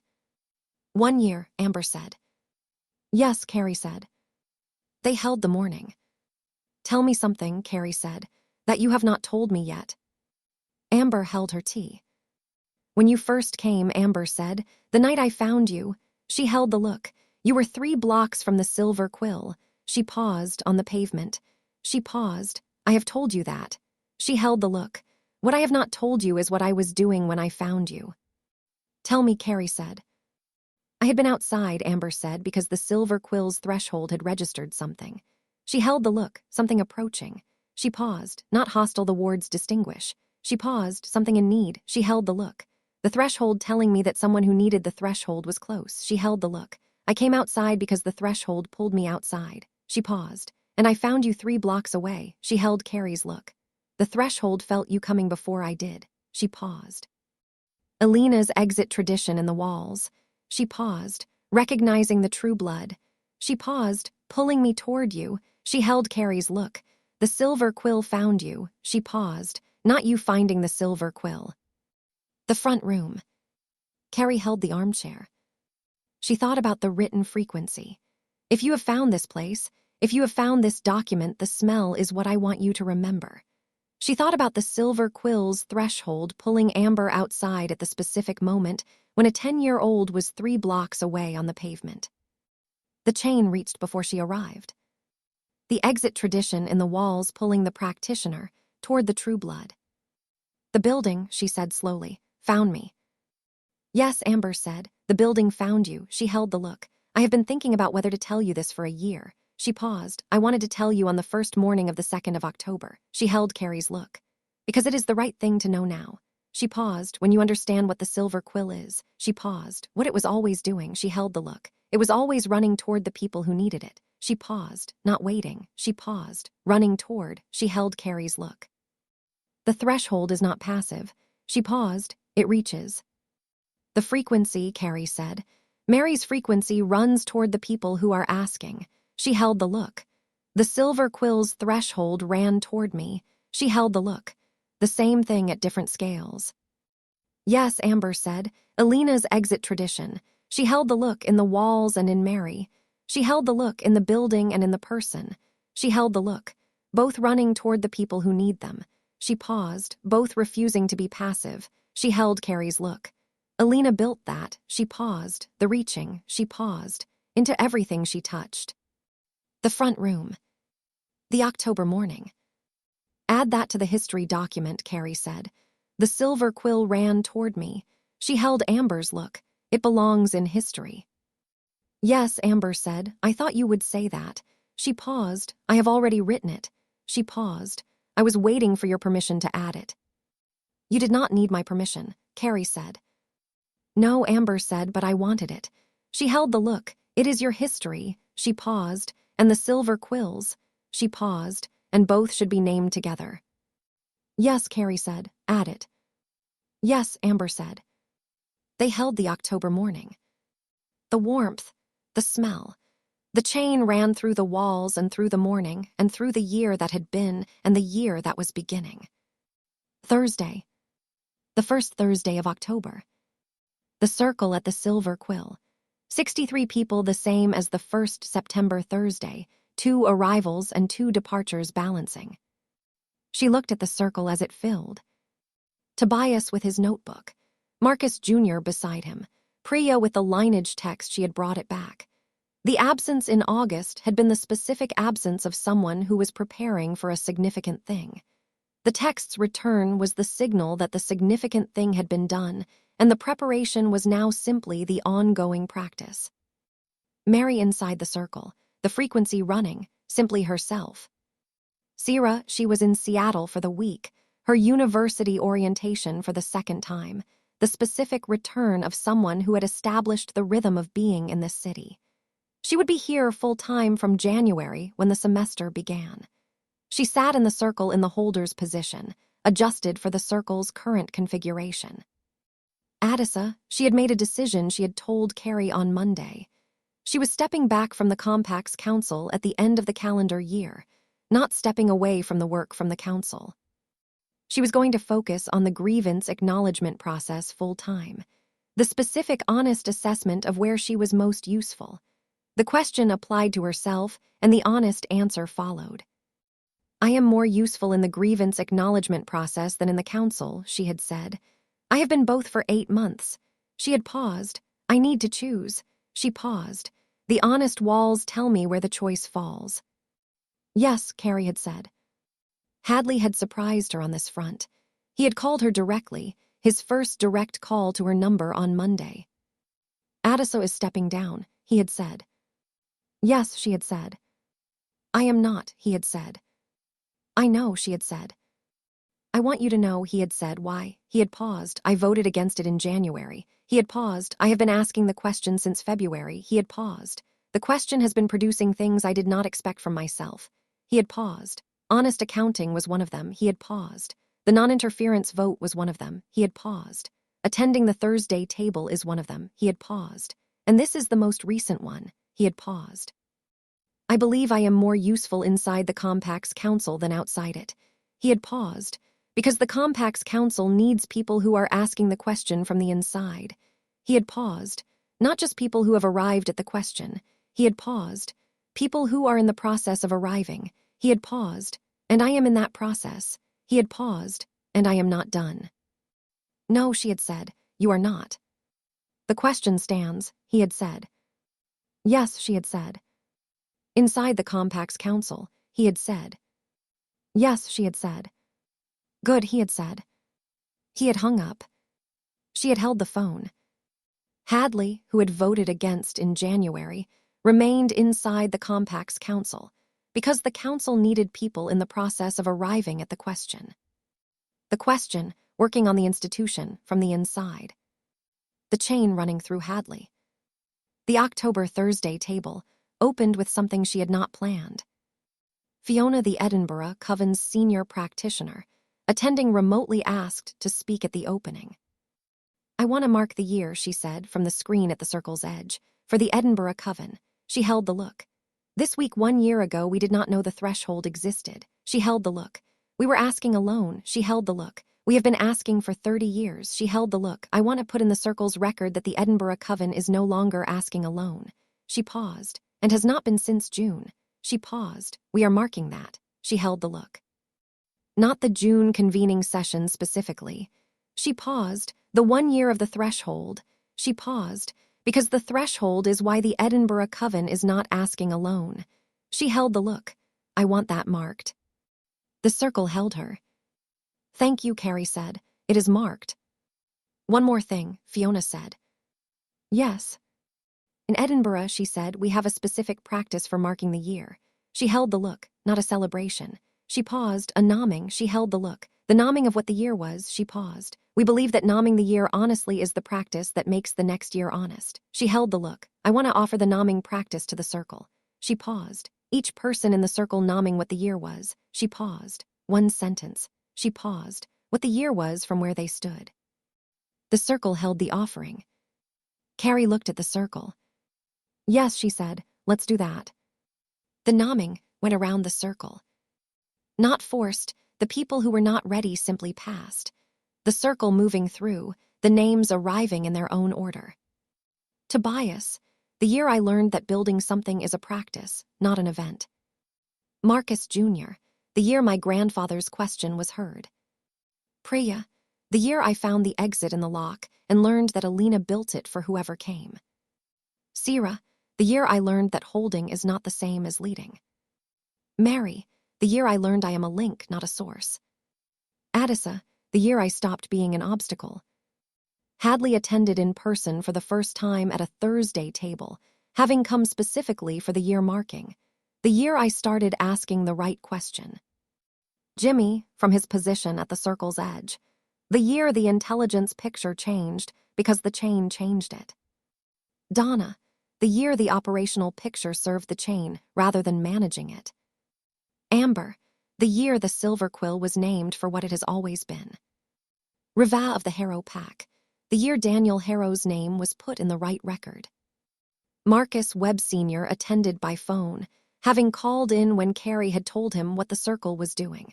The year my father's question found the community asking it with him. Jana, the year the door was visible to the communities I could reach. Danny, the year I learned the difference between survival and freedom. Costa, the year I came through the door. Ibanu, the year my tradition found the same practice it had been building alone. Burns attended by video, the year I started asking, are you honest of myself? Beaumont beside Burns on the video, the year I found the room where the question was being asked collectively. Riva Macpherson from Edinburgh, the year we were not alone. The practitioner from the Ontario Pack, the year the adjacency was named honestly. Reverend Hector from the Southern States, the year what we had been doing quietly was named as something the community could do together. The Oregon Wolf Shifter, the year I found out the chain was real by following it back. Amara, the year my tradition found recognition. The Bear Shifter from Australia, who had become a Thursday table regular, the year I learned what lighter feels like. And the people who had been on fewer Thursdays, who had come through the door more recently, each of them nomming their year in the specific register of where they had been standing when the chain reached them. The circle going around. When it reached Carrie, she held the room. She thought about what she wanted to say. She thought about Harry Summers and Valerie Summers, and the song and the door and the chain and the year. She thought about the silver quill running toward her 3 blocks away on the pavement, and about Amber coming outside because the threshold pulled her. She thought about the What I Know page, and the What I Don't Know document, and the written frequency, and the worth-noting thing. She thought about the year. She said, the year the chain became visible. The circle held her. Then Fiona from Edinburgh on the screen, and it will keep becoming visible. She held the look. That is what the year produces. She paused, not an ending. She paused, more visibility. She paused. Each year the chain is more visible than the year before. Yes, Carrie said, that is right. After the table, the circle disperses. The specific Thursday dispersal of people who had been building something together and who were going back to their various places to continue building it. She was in the Silver Quill's front room. The armchair. The October evening dark earlier now, the autumn asserting itself, the street outside in the specific quality of early dark October. Lilith came and sat on the armchair's arm, the position she took when the configuration required it, beside. The year the chain became visible, Lilith said. Yes, Carrie said. That is exactly what it was, Lilith said. Yes, Carrie said. And the second year, Lilith said, what will it be? Carrie held the armchair. She thought about September's rain and October's turning, and what the second year held. The compact's ongoing process. The next convening session is in June, 9 months away. The plain sight consensus being revisited. The written frequency crossing the consensus line through the mundane world. The framework is approaching completion through Ibanu's tradition and Amara's recognition, and the ongoing arrival of new people and new specific experiences and new accurate language. Priya's practice, the work that would be performed again and again as the constructed communities found their way to it. The Melbourne coven first, not the last. Kane's transition continues, the question working on him. The chain had reached him, not yet becoming something. Tobias at 15 becoming 16 in the spring. The framework that had started as a 15-year-old's attempt to build what would have reached him became something that was being taught and transmitted and used in communities he had never visited. Marcus Jr., the companion framework, 16 becoming 17. Sierra at university in January, in Seattle full-time, the holder deployed in the city she had chosen. The Edinburgh coven is in formal relationship with the threshold. Fiona's chain-tracking practice joining the Thursday table's ongoing education. The 200-year record receiving new names each month. Amara's recognition produced the specific collaboration of 2 traditions that had arrived independently at the same practice. The Burns Parliament's honest network reached communities it had maintained in isolation, and instead created the channels through which the frequency ran fastest. the compact asking, "Are you honest?" of itself annually. The council learned what that question produced from the inside. The ordinary with a direction. The chain is still running. The second year, she said slowly, will be the year the practice deepens. Lilith held the look. Tell me what that means, she said. The first year, Carrie said, was building, nomming, making visible. She held the look, the foundation. She paused. The second year is the practice settling into who the community is. She held the look, not the building becoming the building. She paused. The practice becomes the habit of mind. She paused. The community not having to think about asking, "Are you honest?" She paused. Simply asking it, she paused, because it is who they are. She held Lilith's look. The first year the chain became visible. She paused. The second year, the chain becomes ordinary. Lilith held the look. The ordinary with a direction, she said. Yes, Carrie said. The chain became ordinary. She paused, the worth-noting thing. She held the look in the ordinary. The ordinary is the chain, Lilith said. Yes, Carrie said. Lilith held her look for a moment. She said, 1 year ago you were sitting in this armchair after October's first significant Thursday, and you were 22 years old, and the bond had just been exposed and everything was beginning. Yes, Carrie said. And now, Lilith said, you are 23 years old and the chain is visible and the practice is running, and 63 people named their year in a circle, and all the names were different and all of them were the chain. Yes, Carrie said. You built that, Lilith said. The chain built that, Carrie said. Yes, Lilith said, and you built the chain visible. She held the look, which is not the same as building the chain. She paused, but it is also not nothing. No, Carrie said, it is not nothing. She was humming. She had been humming since the circle named the year, the whole song, running underneath the October evening the way it ran underneath everything. She let it continue. Lilith heard it. The song is the chain, Lilith said. Yes, Carrie said. And the chain is ordinary, Lilith said. Yes, Carrie said. And the ordinary is worth knotting, Lilith said. Yes, Carrie said. So the song, Lilith said, is worth knotting. Carrie held the look. She almost smiled. Yes, she said, the song is worth knotting. Good, Lilith said, note it. She picked up her phone. She opened the worth knotting document. She wrote, the song is worth knotting. It runs through everything. It is ordinary. The ordinary is the chain. Therefore, the song is the chain. The chain is worth knotting. It is still running. This is worth knotting. She read it back. Yes, she said, that is right. She set the phone down. She held the armchair, the silver quill, the October evening, the year that had been and the year that was beginning. Lilith, she said. Yes. The second year, she said. I want to tell you something about what the second year requires from me. Tell me, Lilith said. The first year required building, she said, the specific intensity of making something from nothing. She held the look. The second year requires something different. She paused, the sustained quality. She paused, the practice in itself. She paused. The light is staying on not because someone is coming tonight, but because the light stays on. She held Lilith's look. I'm learning what that requires. She paused. Amber has been teaching me. She paused. 30 years. She paused. The specific quality of holding a practice for a long time. She held the look. It requires a different relationship to the significance. She paused. The significant has to become less separated from the ordinary. She paused. The significance has to be receivable in the ordinary.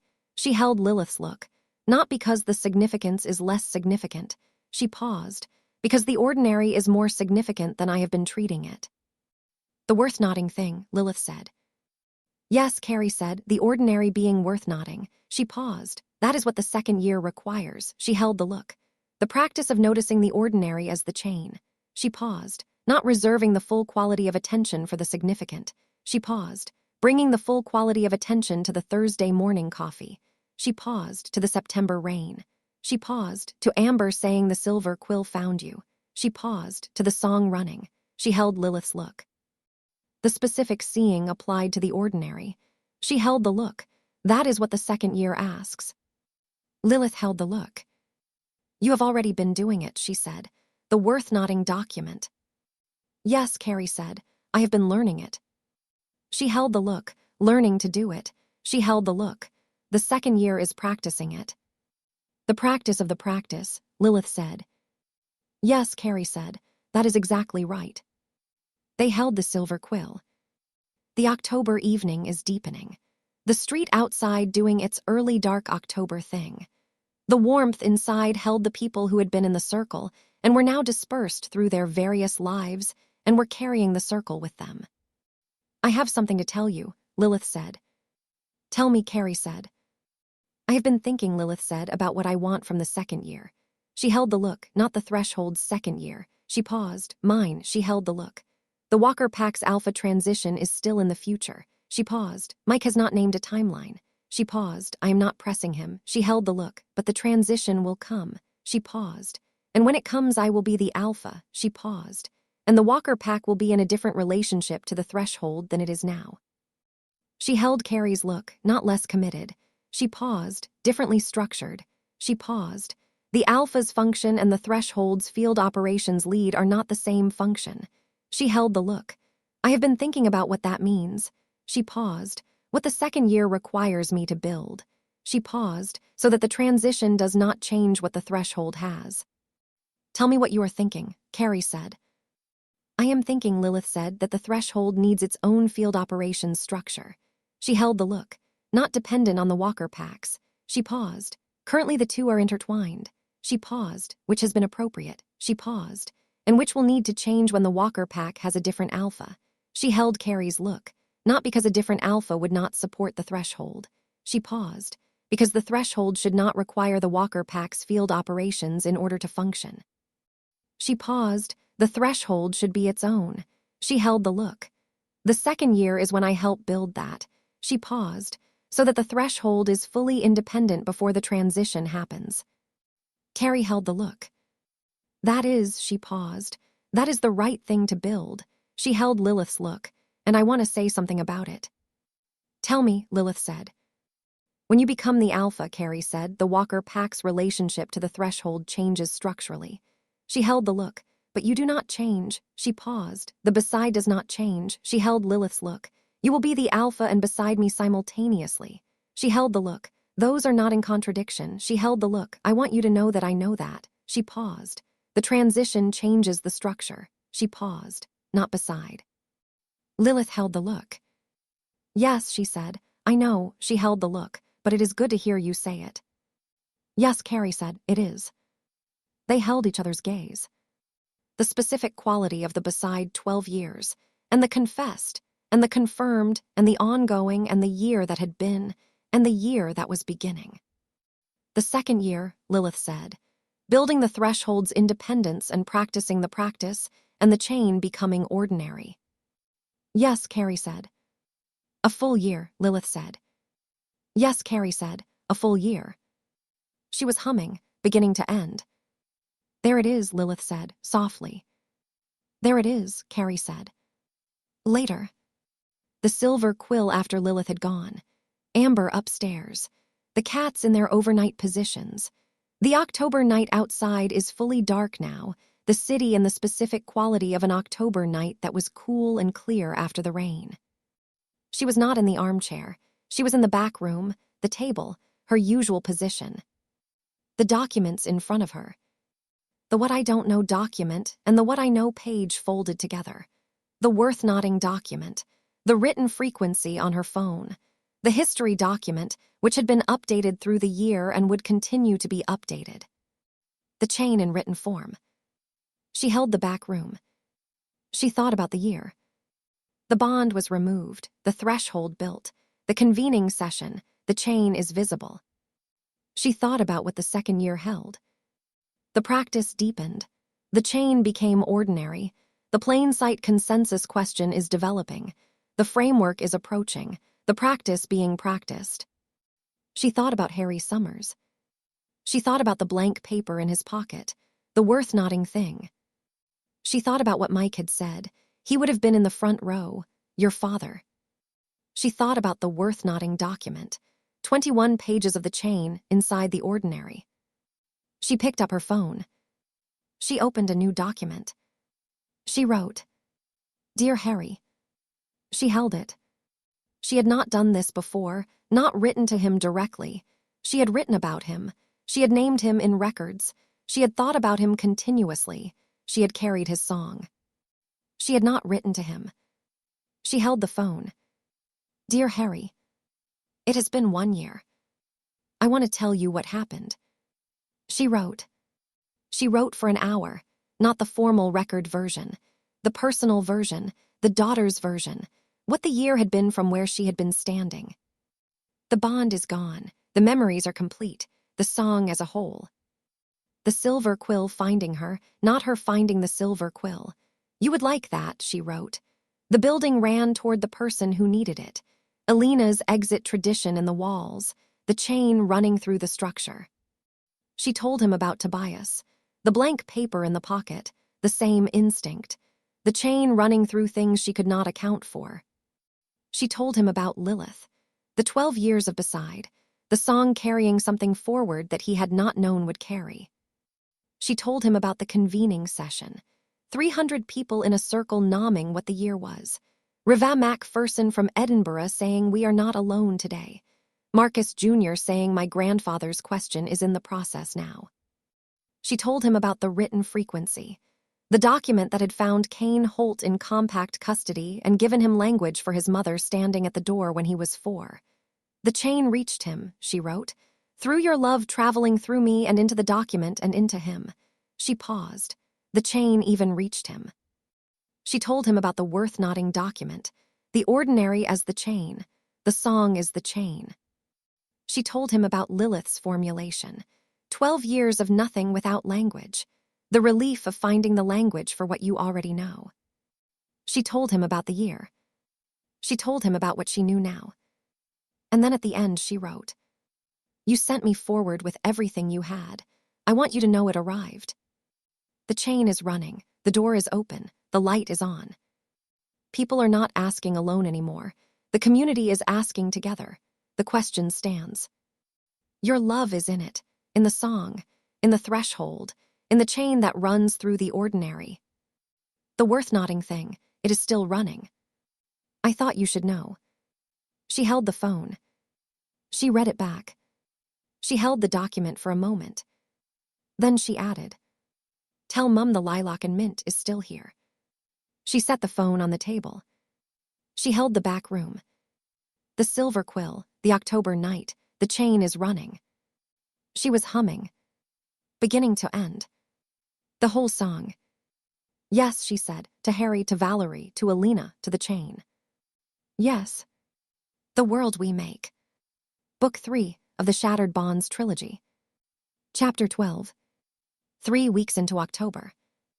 She was at the Silver Quill on a Wednesday morning when Tobias arrived with something in his expression that she had learned to read over the years, the specific quality of someone who had worked through something and had arrived at a conclusion that was larger than the working through had suggested. He sat at the back room table across from her. He held the notebook. He said, "I want to tell you something about the framework." "Tell me," she said. "The framework is complete," he said. She held the look. "You said approaching," she said. "You said approaching was the honest description." "Yes," he said. "I said that in August." He held the look. "I have been thinking about it since." He paused, "and I want to revise." "Tell me the revision," she said. "The framework is complete," he said, "and is always approaching." He held the look, both simultaneously. He paused. "The framework is complete in the sense that it holds what it was built to hold." He held the look, the specific seeing, the holding capacity, the community health requirements, the practice of continuous asking. He held the look, Ibanu's facilitation, Amara's recognition, the chain of frequencies, the isolation within distinction, the holder's function, the builder's accountability. He held the look, all of it is present. He held the look. The framework holds what it needs to hold. He paused, and it will continue to grow. He paused, but the growth is no longer building toward completion. He paused. Growth is the practice of something that is already complete. He held Carrie's look, complete and growing simultaneously. He paused, like the chain. He held the look. The chain is complete. It is the whole of what it is, and it is always running forward. He held the look. The framework is the same. She held the look. The framework is complete and always approaching, she said. Like the chain. Yes, he said, both are real. She held the look. Add that to the framework, she said. The formulation. Already added, he said. I wanted to tell you directly before I added it to the formal version. Thank you, she said. He held the look. There is something else, he said. Tell me. He held the notebook for a moment. The specific quality of organizing something that was significant and required precise delivery.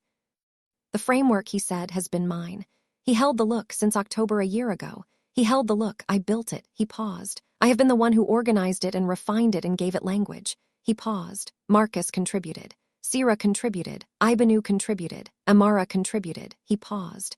But it has been mine in the sense of being organized by me. He held the look. I am 16 years old in the spring. He paused. And I have been thinking about what it means for the framework to continue past me. Past you, she said. Not that I am going anywhere, he said, but the framework is being used in communities I have never visited. He held the look. It is being taught. He paused. Fiona is teaching it in Edinburgh. Ibanu's elder council is teaching it in their tradition. He paused. Reverend Hector is using it in the southern states communities. He paused. The Melbourne Coven is using it in Australia. He paused. The framework is past me already. He held Carrie's look. And I want to make sure it is past me correctly. What does it mean? She said. That the framework does not depend on me to be accurate, he said. That the framework is transmissible. He held the look. That someone who encounters it without knowing me can practice it honestly. He held the look. That it is not a document built around a specific person's insights. He held the look. That it is a practice anyone can enter. Yes, she said. What are you thinking? I want to write the transmission guide, he said. A specific document. He held the look. Not the framework itself, the guide for how to practice the framework in a community that has not been part of building it. He paused. The guide for communities that are encountering the framework for the first time. He paused. The entry document. He held the look, so that the framework is genuinely transmissible. He held Carrie's look. So that someone in Korea or Germany or Brazil can read the transmission guide and practice the framework honestly. He held the look, without me having to be there. She held the look. You have been thinking about this since the propagation data from June, she said. Yes, he said, 37 communities in 2 weeks. He held the look. Communities the framework was reaching before I had addressed transmissibility. He held the look. I should have addressed it sooner. He held the look. I am addressing it now. The honest walls, she said. Yes, he said. Correcting the gap. He paused. The nomming of the gap is the correction. Yes, she said. Write the transmission guide. I have already started, he said. Of course you have, she said. He almost smiled. He said, I want your input on one specific section. Tell me. The section on the builder's accountability, he said. I added it to the framework in August. He held the look. The transmission guide needs to explain it. He paused, but explaining it requires explaining you. He held the look. The specific person who built this and the specific history she built it from. He held the look. I want to include that accurately. He held the look. I want to include that the threshold was built by a specific person from a specific history. He paused. And I want to include what that means for how it should be received. He held the look, but I want your words for it. He held Carrie's look, not my description of you. He paused. Your own words. He held the look. What should someone know encountering the framework for the first time about who built it and why? The back room. She held the question. What should someone know? She thought about the written frequency. The threshold was built by me, from my specific history. She thought about what she had said in the convening session. The microphone, 300 people. The accurate account of the specific person who built the specific thing. She thought about what Amara had said. The threshold did not build something from nothing. The threshold built something that was already built. The practice was already there. The threshold named it and gave it structure. In the community that needed it. At the moment it was needed. She thought about what she had written to Harry. The chain is running. The door is open. The light is on. What should someone know, she said slowly, is this. She held the table. The threshold was built by a person who was inside a constructed pack at 10 years old and escaped and spent 12 years rebuilding herself. She held the look. She built the threshold from what she did not have when she needed it. She paused. That means the threshold has a perspective. She paused. Her perspective. She paused. Built into it. She paused. The specific seeing sees every person as specific rather than as a category she built because she was seen as a category. She paused. The holding capacity she built because she did not have it when she needed it. She paused. The honest walls she built because she was inside managed walls for 12 years. She held the look. Everything the threshold comes from what she did not have. She paused, which means the threshold is not a neutral infrastructure. She paused. It is something offered from a specific place. She paused. The specific place is honest. She paused. The offering is honest. She paused. The practice that comes from it is honest. She held the look. But the community that receives it should know where it came from. She paused. And should know that the chain did not start with her. She paused. The chain started with Alina Voss, who built the exit into every lock she made. She paused. And with Harry and Valerie Summers, who left a door unlocked and sent a love forward. She paused. And with Amber Silver, who ran a threshold for 30 years for whoever came. She paused. The threshold is where the chain arrived. She paused, not where it started. She held the table. Add that, she said, to the transmission guide. She held Tobias's look, not a summary. She paused that, the specific version. Yes, he said, that is what the transmission guide needs. He was writing. She held the table. She added and add this. She held the look. The framework is complete and always approaching. Like the chain, the community that receives it is not receiving a finished thing. She paused. They are entering a practice. She paused. The practice grows through them. She paused. Their experience adds to what the framework holds. She paused. The chain continues through them. She held the look. That is what they should know. Yes, Tobias said. That is right. He wrote. She held the back room. Tobias, she said.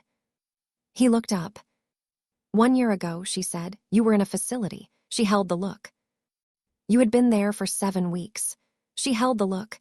You were making maps because it was the only thing you could control. She held the look. You did not know the threshold existed. She held the look. You did not know you were going to build the framework that defines it. She held the look. You did not know any of it. He held the look. No, he said, I did not. What do you know now, she said, that you did not know then? He held the notebook. The specific Tobias quality of organizing the precise answer. I know, he said, that the thing you can control in an impossible situation is always worth doing. He held the look, not because it will produce the specific outcome you are hopping for. He held the look because doing it is practice. He paused. The maps were the practice. He paused. The practice produced the framework. He paused. The framework produced the communities that are now practicing it. He paused. The maps produced this. He held the look, not because I planned it. He paused. Because the practice is always worth doing. He paused. Even in the impossible situation, he paused, especially then. Yes, Carrie said, that is what I know too. He held the look. Add that, he said, to the transmission guide.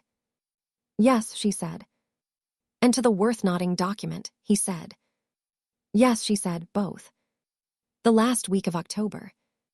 The Compacts Council held an emergency session. Not a crisis of the language of significant and requiring immediate attention.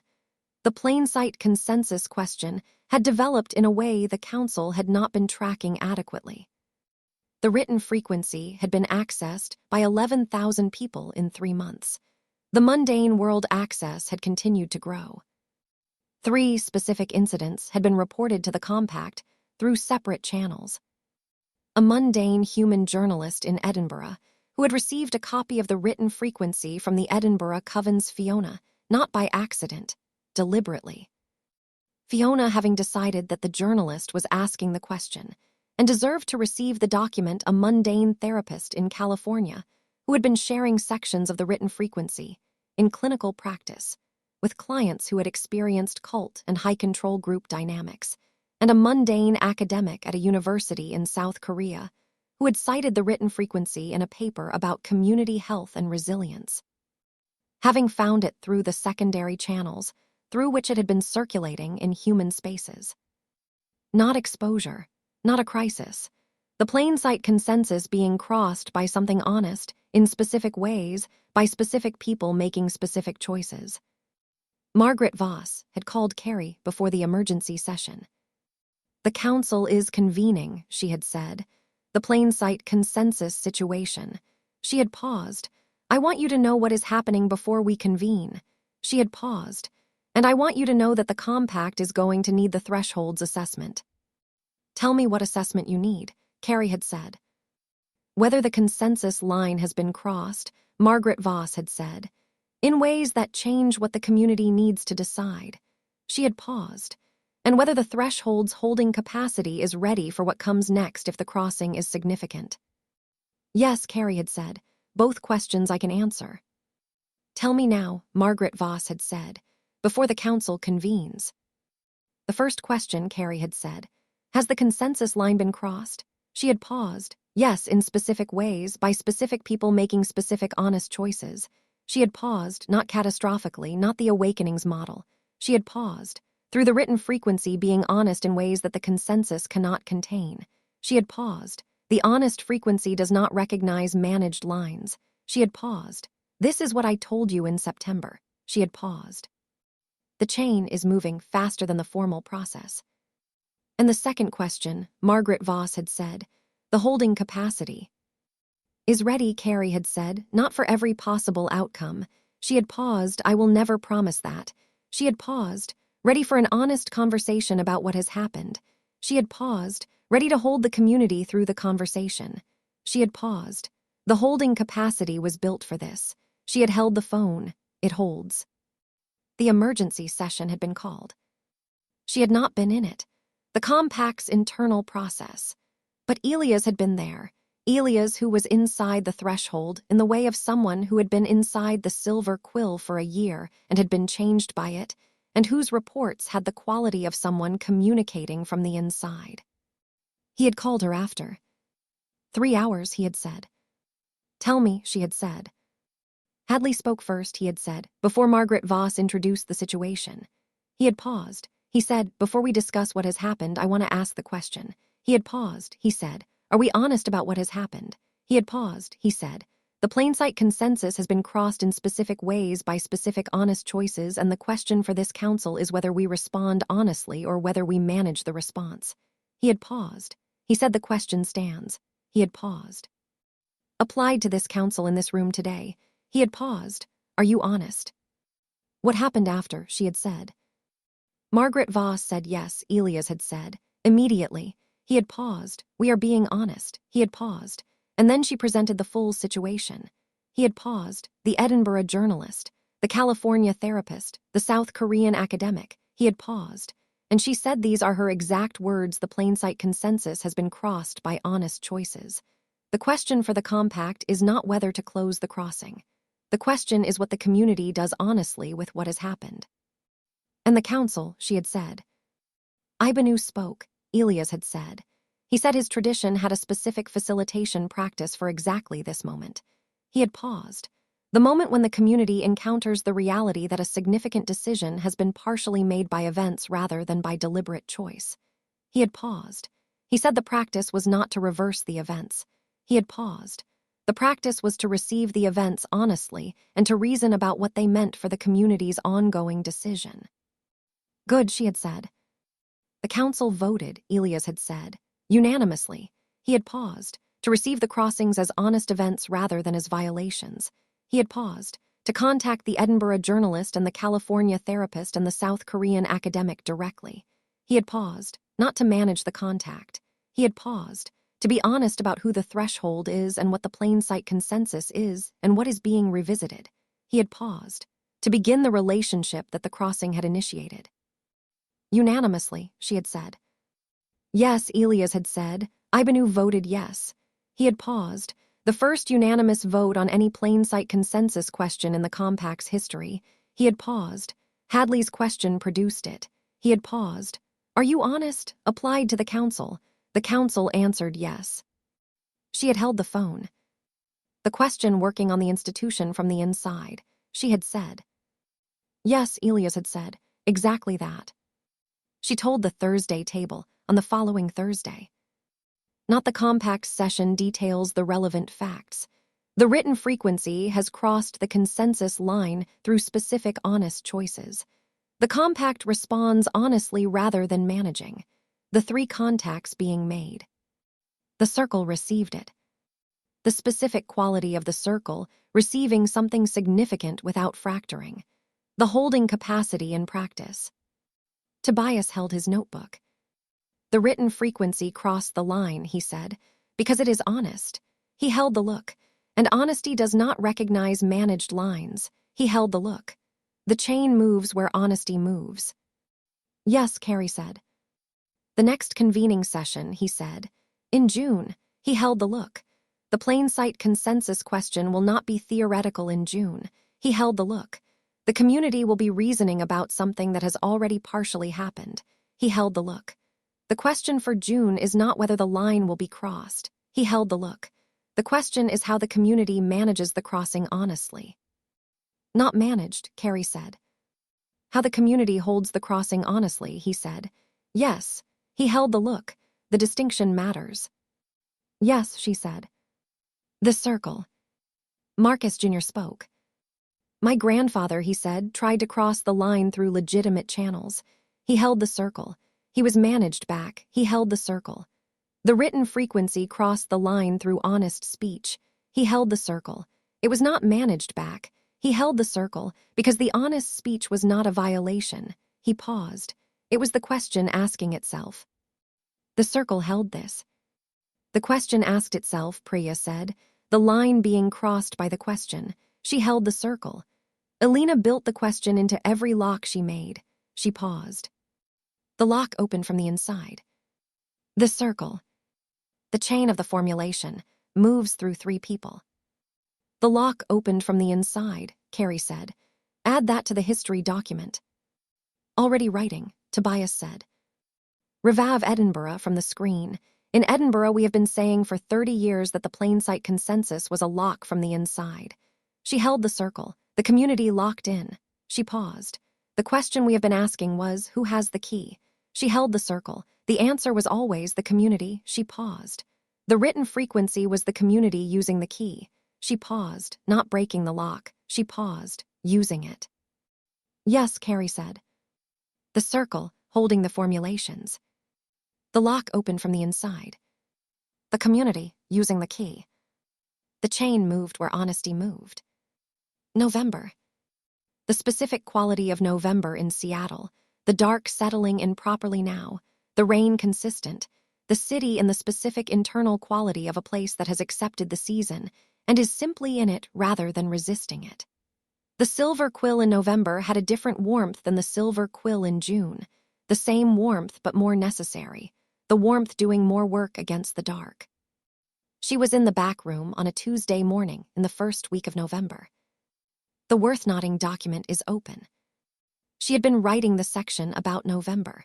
The specific quality of November in Seattle. What was worth nodding in the November ordinary? She had written, November has a quality that August does not. The dark requires practice to do more, not to be more to do more. The practice in November is more visible than in June because the practice is doing visible work, holding the warmth, keeping the light on. The silver quill in November is the silver quill being what it is against the specific resistance of the season. The worth nodding thing about November, the practice is most visible when it is doing the most work. She read it back. Yes, she said, that is the true thing. She added, this is why Alina's decades mattered. The decade was November. The practice doing the most work against the most resistance. The frequency running through the binding. The exit built into every lock. The work was most visible because the work was hardest. The chain was built in November, in the internal November of a binding that lasted decades. The threshold runs in November too. She set the phone down. Amber was at the counter, the November morning's silver quill running. She looked at Carrie. You wrote something, she said. Yes, Carrie said, about November. Tell me, Amber said. Carrie read it. Amber held the November morning. Alina's decades, she said, the internal November. She held the look. Yes, she paused. That is the most accurate thing you have written about Alina. She paused, not the most complete. She paused, the most accurate. She held Carrie's look. She was practicing in November for decades. She paused. The practice was most visible because the work was hardest. She held the look. And the silver quill was also built in November. She paused. The first 10 years were November. She paused. Nobody came. She paused. The threshold ran. She paused. The warmth was maintained. She paused. The practice was most visible because the work was hardest. She held Carrie's look. The November of 30 years. She paused. Occasional Junes. She held the look, but mostly in November. Mostly November, Carrie said. Yes, Amber said. That is the honest account of 30 years. She held the look. And November made the practice what it is. She held the look. The practice that works in June is easy. She paused. The practice that works in November is real. She held Carrie's look. Alina's decades of November made the chain real. She paused. My 30 years of November made the silver quill real. She held the look. The threshold's November is coming. She held Carrie's look. The plain sight consensus being crossed. The community reasoning about what is already happening. The second year of sustained practice without the specific intensity of building. She held the look. That is the threshold's November. She held Carrie's look. The practice doing the most work against the most resistance. She held the look. The chain is most visible because the work is the hardest. Yes, Carrie said, I think so. Are you ready? Amber said. For the threshold's November, Carrie said. Yes. She held the look. I have been learning for 30 years. She held Amber's look. You have been teaching me. Yes, Amber said. I have. She held the look. And you have been the best student I have had in 30 years. She paused, which is also worth nodding. Yes, Carrie said, it is. In the middle of November, Marcus Webb Sr. called. Tuesday morning, 7:30, the silver quill. She answered. I want to tell you something, he said. That happened this week. Tell me, she said. Marcus, he said, my nephew. He paused. He came to me on Saturday. He paused. He had the companion framework. He paused. He had been reading it for weeks. He paused. And he said Marcus Sr. paused. He said he wanted to build something. He held the phone, not the companion framework, something new. He paused. He said the companion framework described what he had been through. He paused. And he wanted to build something for what came after. He held the phone. After the identity transition. He paused. After the companion framework's work was done. He paused. He said the companion framework brought people to the other side of the transition. He paused. But what was on the other side was he paused. Not yet described. He paused, and he wanted to describe it. The back room. What did you tell him? She said. I told him Marcus Sr. said that his grandfather would have said, go to the table with the blank paper. He held the phone. I told him to bring it to Tobias. He held the phone. I told him it was exactly the right next thing. Yes, she said. He is 17 in January, Marcus Sr. said. Yes, she said. He was in a facility for 5 weeks at 16, Marcus Sr. said. Yes, she said. And now he wants to describe what comes after the identity transition, Marcus Sr. said. For the people who need to know what is on the other side. Yes, Carrie said. The chain continues. The chain continues, Marcus Sr. said. I wanted you to know. Thank you, she said, for telling me. One more thing, Marcus Sr. said. Yes.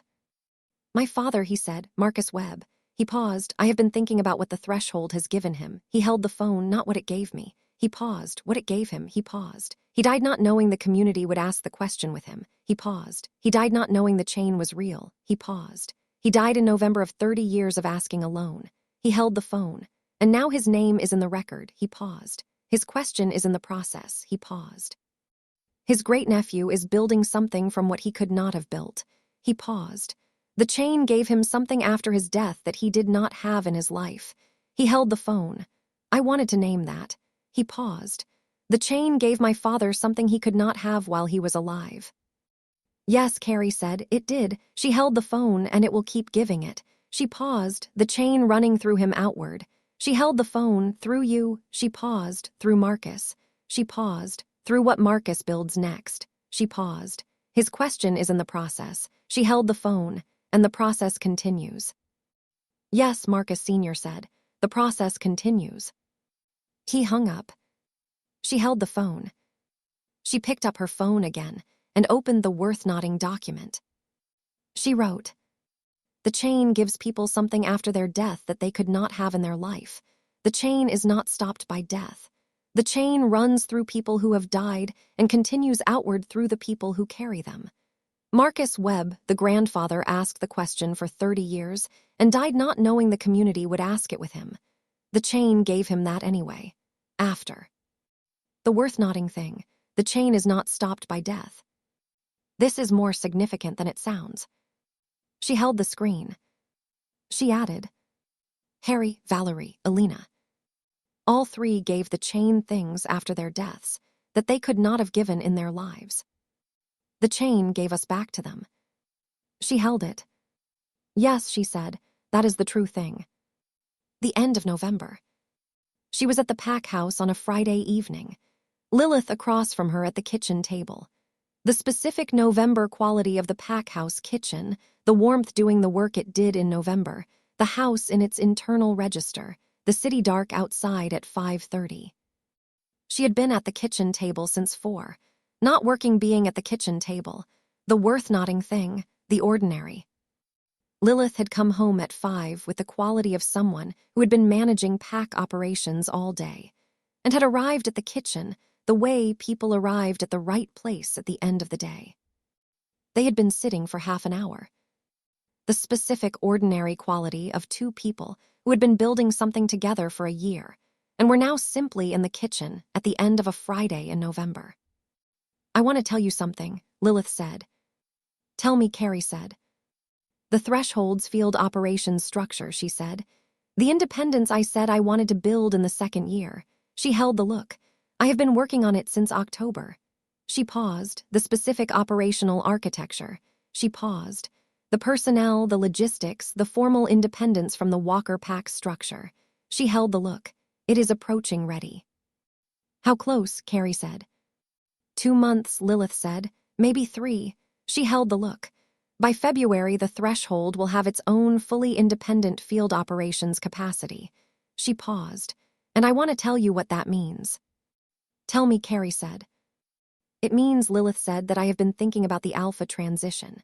She held the look, not planning it. She paused. "Mike has not named a timeline." She paused. "I am not pushing." She paused. "But I have been thinking about what it means to be ready for it." She held the look.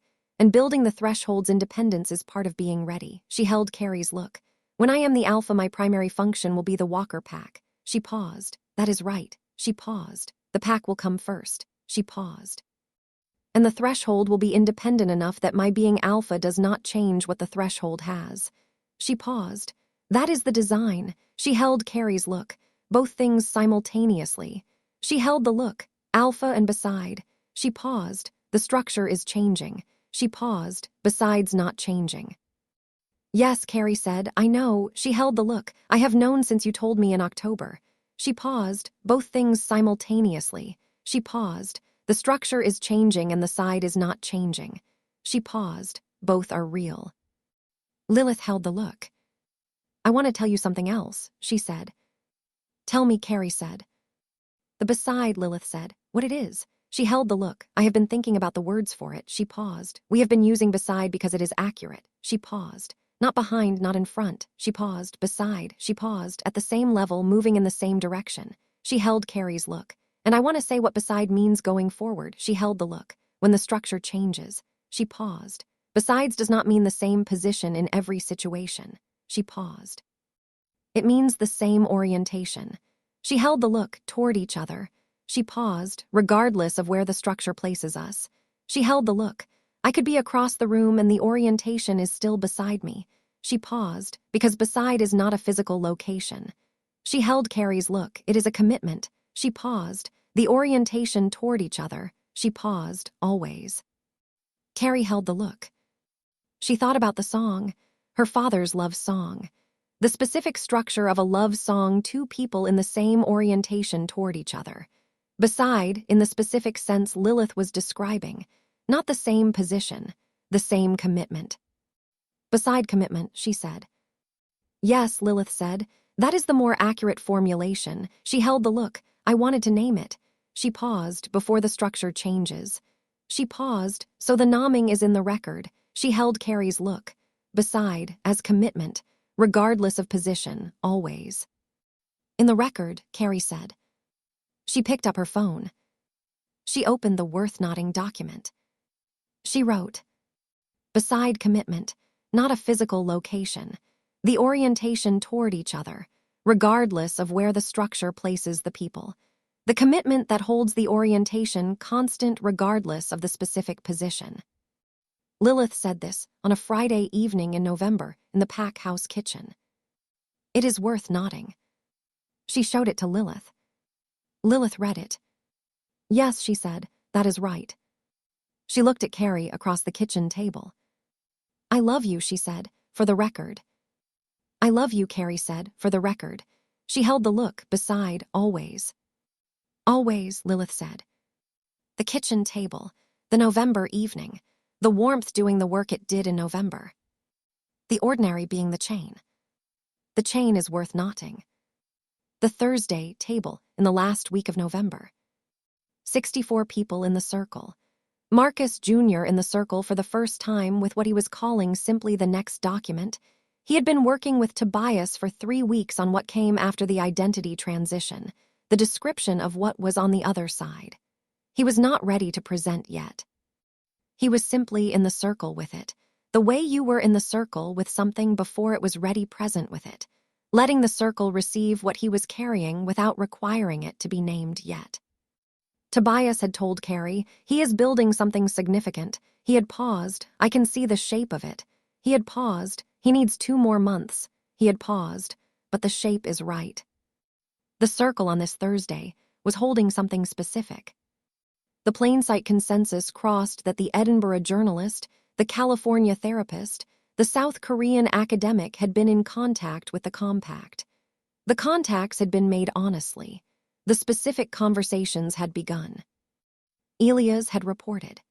The Edinburgh journalist had received the compact's honest disclosure about what the supernatural community was with the specific quality of someone who had suspected something significant, was present in the written frequency, and was receiving the confirmation as confirmation rather than revelation. She said Elias had reported that she had felt the chain in the document without knowing what the chain was, and that knowing what the chain was made it more significant rather than less. The California therapist had said, I have been using these principles with my clients for months without knowing they came from a community I did not know existed. The principles are right. They work. I am glad to know where they came from. The South Korean academic had said, the paper I cited this in was rejected by 2 journals for lacking empirical grounding. I am revising it with the empirical grounding now available to me. I intend to resubmit. The community health principles in the written frequency are the most robust I have encountered. They deserve the academic record. The chain running through the mundane worlds, academic and therapeutic and journalistic practices. The honest frequency crossing the consensus line and finding people who were already using it without knowing what it was. She had told the Thursday table all of this. The circle had received it. Priya had said, every room has a window. The written frequency was the window for the mundane world. She had paused. The community did not know there was a window into the mundane world's practice. She had paused. Alina built it anyway. She paused. Into the written frequency. She paused through Carrie. Through the chain, Carrie had said. Through the chain, Priya had agreed. The circle. The November Thursday circle. 64 people. In November, the warmth is doing more work against the dark. The practice was most visible because the work was hardest. She held the circle. She said, I want to name something. The circle attended. The threshold is 1 year old, she said, and approaching. She held the circle.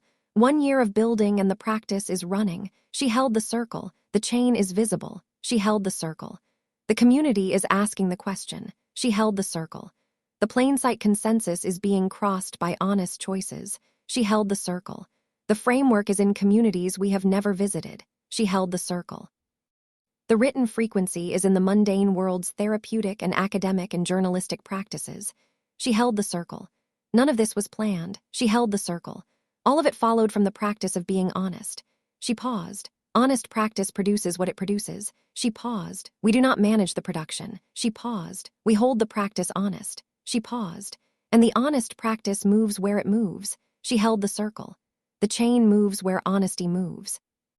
She held the circle. I want to say something about November, she said, specifically. She held the circle. November is when the practice is doing the most work. She held the circle. The dark requires more. She held the circle. The plain sight consensus question developing requires more. She held the circle. The second year of sustained practice without the specific intensity of building requires more. She held the circle. And I want to name that. She paused. The practice of doing more is worth nodding. She held the circle, the practice visible in the doing. She paused, the warmth being maintained against the dark. She paused. That is the Thursday table in November. She paused. 64 people in a circle keeping the warmth. She paused. The practice is most visible because the work is the hardest. The circle. Amber at the counter's edge, very still. She said, yes, that is what 30 years of November taught me. She held the circle. The practice is most visible in November. She paused, because the practice is doing what it is for. Yes, Carrie said. The circle held the November warmth. The chain ran through 64 people in a circle in Seattle in November. The practice doing the work it was for. The World We Make. Book 3 of the Shattered Bonds trilogy. Chapter 13. December arrived with a specific quality. Not the dramatic December of some climates. No snow, no sudden cold. The Pacific Northwest's specific December. The dark fully established, the rain consistent, the city in the interior register of a place that had accepted the season and was simply inside it. The silver quill in December had the warmth at its most necessary, the smell of lilac and mint carrying differently against the cold, the specific quality of sanctuary most visible when the outside was most inhospitable. She noticed December from the armchair on the first morning of the month. She had been in the armchair for 20 minutes, holding the morning before the operational day began. The worth-nodding practice. The ordinary receiving the full quality of attention. What was worth nodding about December? The dark was all the way in. Not as a complaint, as an honest observation. The dark was all the way in, and the silver quill was all the way lit, and the specific work of keeping the warmth was visible in exactly the way November had taught her to see. She wrote in the worth-nodding document. December, the dark is all the way in. The silver quill is all the way lit. This is what the practice looks like when it is doing everything it is for. The warmth is most visible when everything outside it is dark. Worth-nodding, the dark makes the warmth visible. The warmth was always there. The dark reveals it. She held what she had written. Yes, she said, that is the true thing. She added, Alina's decades in the binding were December. The binding was dark. The frequency was lit. The dark made the frequency visible to whoever was sensitive enough to receive it. The frequency was always running. The dark revealed it. The threshold in its second year is entering December. The plain sight consensus question is developing. The chain crossing lines. The practice doing its hardest work. The dark of the most difficult questions reveals the warmth of what the threshold is. The worth-nodding thing about December. This is what it was built for. The first week of December. 3 things happened. The first, the transmission guide was completed. Tobias had been working on it since October. It was 48 pages long. She had read the final version on Sunday and had sent back one note. The builder's accountability section is exactly right. The rest is exactly right. This is the document. He replied in 4 minutes. Thank you. I am sending it to the archive. The transmission guide went to the Ashworth Covens archive, the Edinburgh Covens record, the Burns Parliaments network, the Compact's formal record, and the communities that had been using the framework without the transmission guide. It went to Brazil and South Korea and Australia and New Zealand and Germany and the United Kingdom. It went to the southern states and the Midwest and the East Coast and the Ontario Pac and the Harrow communities. Jimmy reported. The day after the transmission guide was distributed, 14 communities that had been using the framework informally contacted the threshold to formally engage. They had been waiting, the report suggested, for exactly this document that told them they could enter the practice without needing someone from the original circle to bring them in. The framework is genuinely transmissible, Tobias said at the Thursday table. The transmission guide works. Yes, Carrie said, it works. The chain is past me, he said. The chain was always past you, she said. Now it knows it. He held the look. Yes, he said, now it knows it. The second thing, Kane Holt completed the compact's formal assessment process.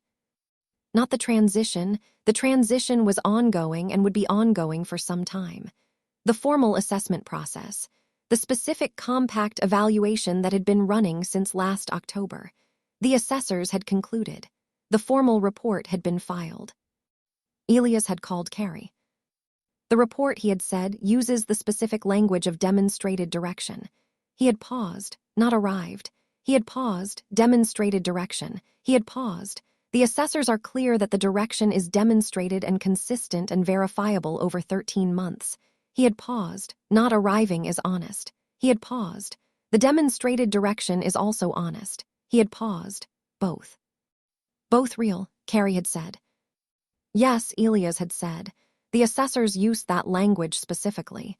He had paused. I believe they have been reading the written frequency. She had almost laughed. Yes, she had said.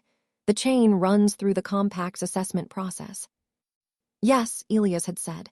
The chain is running everywhere. The third thing, Margaret Voss had called. The plain sight consensus question, she had said. The three contacts are the journalist, the therapist, and the academic. She had paused. The conversations have been ongoing for 5 weeks. She had paused. I want to tell you what they have produced. Tell me, Carrie had said. The Edinburgh journalist, Margaret Voss had said, has proposed to Fiona's coven a specific collaboration. She had paused, not an exposé. She had paused, a documentary series. She had paused. The community's story told from inside with full community approval and editorial control. She had paused. The chain's story. She had paused. She said the chain's story is the most significant human story she has encountered in 20 years of journalism, and she wants to tell it accurately. And Fiona, Carrie had said. Fiona has brought it to the Edinburgh Coven formally, Margaret Voss had said. The Coven has not decided. She had paused. They are asking the question. She had paused. Are we honest about what we want? She held the phone. The question standing inside the Coven's deliberation. And the compact, Carrie had said. The compact, Margaret Voss had said, is formally aware of the proposal and has communicated that the decision belongs to the community, to the Edinburgh Coven specifically, and to the broader community in the convening sessions process. She had paused. The compact is not managing it. She held the phone. The compact is being honest about where the decision belongs. The second year producing something the first year could not, Carrie had said. Yes, Margaret Voss had said. The question the journalist asked in October was not whether to tell the story, but how to tell it honestly. The community is beginning to receive that question. She had paused, not the managed version. She had paused, the honest question. She held the phone. The community is asking it of itself. The lock opening from the inside, Carrie had said. Yes, Margaret Voss had said, from the inside. The Thursday table in the second week of December. 66 people. She stood not at the microphone, from the circle, and told them what the week had produced. The transmission guide is distributed and working. The formal assessment concluded. The Edinburgh journalist's proposal. The circle received each piece.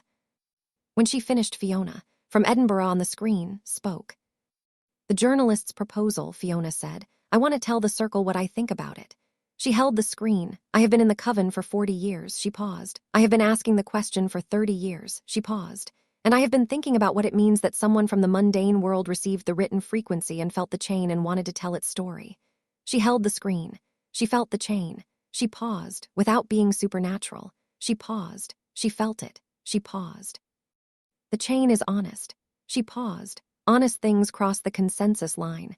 She paused. She felt what was honest in the chain. She held the screen. I think that is significant. She paused, not because it resolves the consensus question. She paused because it is evidence. She paused. The chain is received by people who are sensitive enough to receive honesty. She paused. That is not a function of being supernatural. She paused. It is a function of being honest. She held the screen.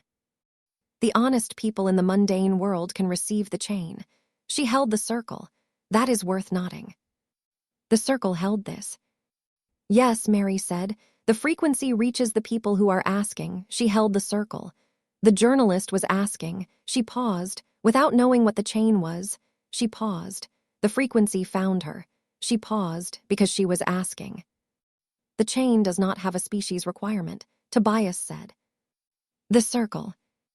The chain does not have a specific requirement, Priya said. She held the formulation. Add that to the framework. Already writing, Tobias said. Add it to the history document, Carrie said, and to the written frequency. The chain does not have a species requirement, Fiona said. From Edinburgh. 30 years of asking alone. That is more significant than we knew. She paused. The chain was always running toward anyone asking. She paused. Not just supernatural community members asking. She paused. Everyone is asking. She held the screen. The written frequency found them because they were asking. She paused. The chain always could have found them. She paused. The plain sight consensus was the lock. She paused. The written frequency opened it from the inside. She held the screen by being honest. The lock opened from the inside, Marcus Jr. said, by being honest. He held the circle. Elena built every lock so the honest thing could open it from the inside. He held the circle. The plain sight consensus was the same design. He paused. Honest speech opens it. He paused. That is not a violation. He paused. That is the design. The circle. She held it. The chain does not have a specific requirement. Elena built every lock so the honest thing could open it from the inside. Both of those, she said, in every record. Yes, Tobias said. He was writing. The circle, December, 66 people. The practice doing the work it was for. The week before the winter solstice. She was at the Silver Quill on a Wednesday morning. 7:30, the worth nodding practice. She had been writing for 40 minutes. The worth nodding document was 38 pages now. She had been writing about the chain not having a specific requirement. The specific implications, not in the operational sense, the sense of what it meant for the chain. For what Elena had built, for what the threshold was. She had written. The chain that Elena built was not a supernatural community chain. It was a chain of honest things. The supernatural community was where it ran because the supernatural community was where the specific wrong things had been done and the specific honest repairs were needed. But the chain does not belong to the supernatural community. The chain belongs to honesty, and honesty is not a supernatural trait. The worth nodding thing. The chain was always larger than the community that needed it most. She had held this. She had kept writing. Harry Summers wrote a love song. The love was human, not supernatural, not magical. The specific quality of a man who knew what he had and wrote it honestly and sent it forward. The chain runs through his love. The chain runs through honest human love. The worth nodding thing. The chain was always this big. We just could not see it until the lock opened. She set the phone down. Amber appeared. She looked at Carrie. Read it to me, she said. Carrie read it. Amber held the December morning. The chain runs through honest human love, she said. Yes, Carrie said. Your father, she said. Yes, Carrie said. Amber held the morning. When I first opened the Silver Quill, she said, I was 23 years old. She held the look. I had trained as a hearth witch. She paused. I knew the specific magic of threshold work. She paused, and I knew why I was opening a bookstore rather than simply practicing privately. She held Carrie's look. It was because my mother had run a community space. She paused, a completely mundane community space. She paused, a food pantry in Edinburgh. She paused. And she had the same quality as the Silver Quill. She held the look, the same warmth. She paused, the same specific quality of a place that simply was what it was. She held the look. She was not supernatural. She held Carrie's look. She ran a food pantry. She paused, and the chain ran through her. She paused. Through her honest love for her community, she held Carrie's look.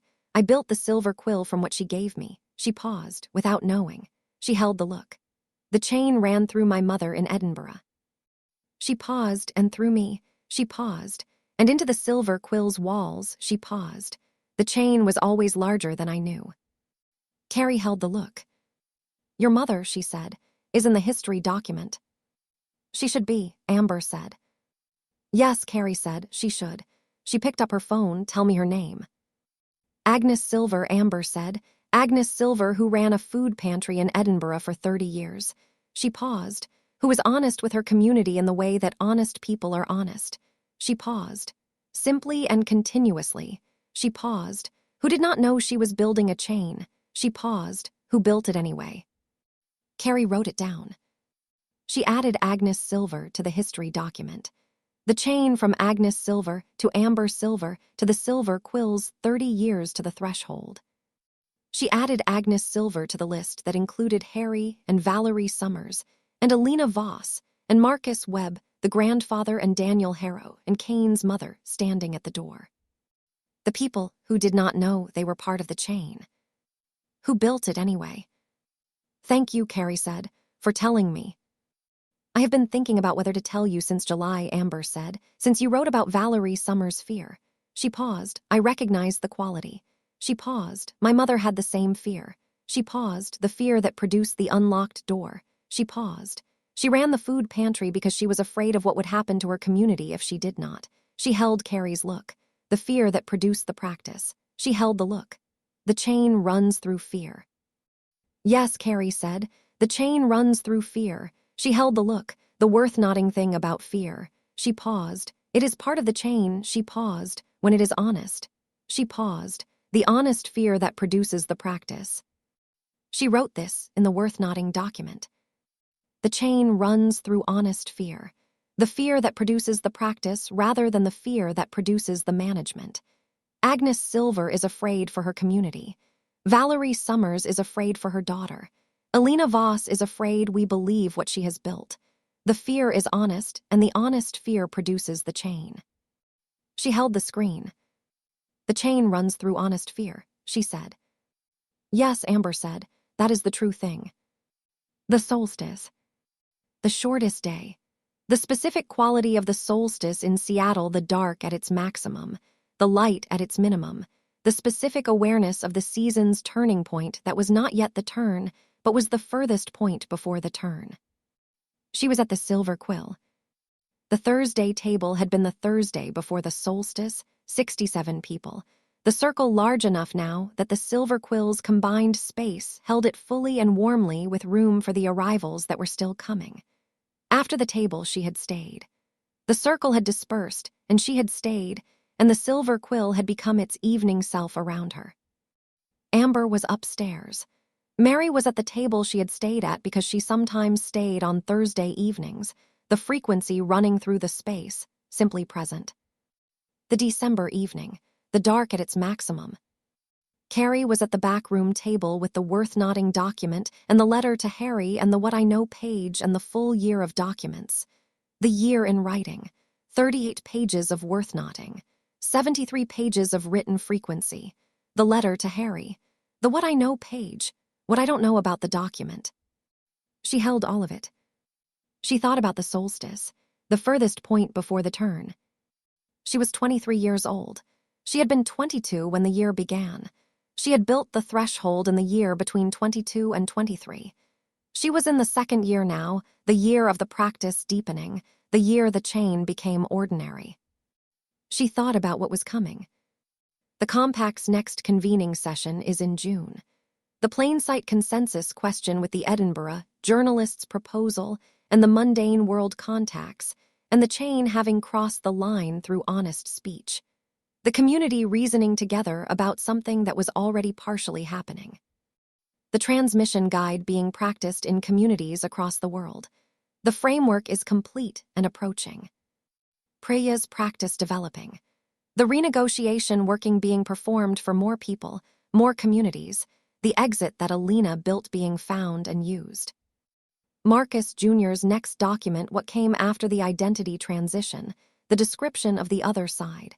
2 months from ready. The threshold's independent field operations by February. The structure is changing, besides not changing. The compact asking, are you honest annually? The question in the institutional record. Hadley inside the institution asking it from the inside. The chain does not have a specific requirement. The honest people in the mundane world received what was honest in the frequency. The lock opening from the inside. All of it coming. She held the December solstice. Mary, she said. Mary looked up from the table. Tell me something, Carrie said, about what the frequency feels like in December. Mary held the question. She held it the way she held things that required the full quality of attention. Different, she said, from June. She held the look. In June, the frequency runs easily. She paused. The light carries it. She paused. In December, she paused. The frequency runs with intention. She held Carrie's look, not difficult. She paused. Intention, she paused. The dark requires me to run it more consciously. She paused, not more forcefully. She paused, more deliberately. She held the look. I am aware of running it in December. She paused. In June, I am not always aware. She paused. In December, the awareness is the practice. The practice is most visible in December, Carrie said. Yes, Mary said, because I am aware of it. She paused. The frequency is the same. She paused. I am more present with it. She paused. The dark makes me present with it. She held Carrie's look. I think this is what Amber means about November. She paused. The dark requires practice to be conscious. She paused. And the conscious practice being more visible. She held the look, not more effective necessarily. She paused, more visible. She paused, to me. She held Carrie's look. I can see it in December. In a way, I cannot quite see it in June. Yes, Carrie said. The dark makes the warmth visible. She held the look. The dark makes the frequency visible to the person running it. She paused. The frequency was always running. She paused. December lets you see it. Yes, Mary said. That is right. She held the look. The change, she said. In December, she held Carrie's look. I can see it.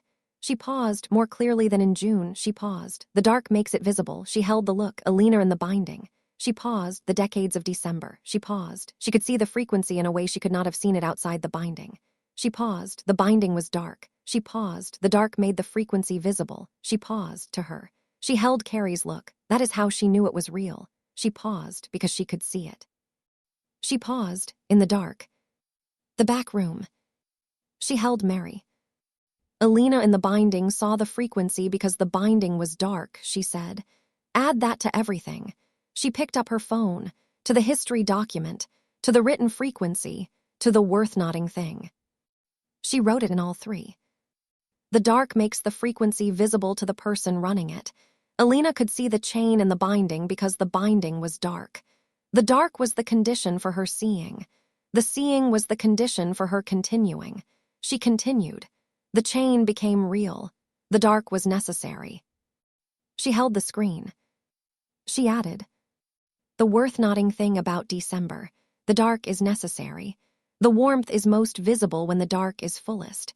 The frequency is most visible to the person running it when the dark requires the most intention.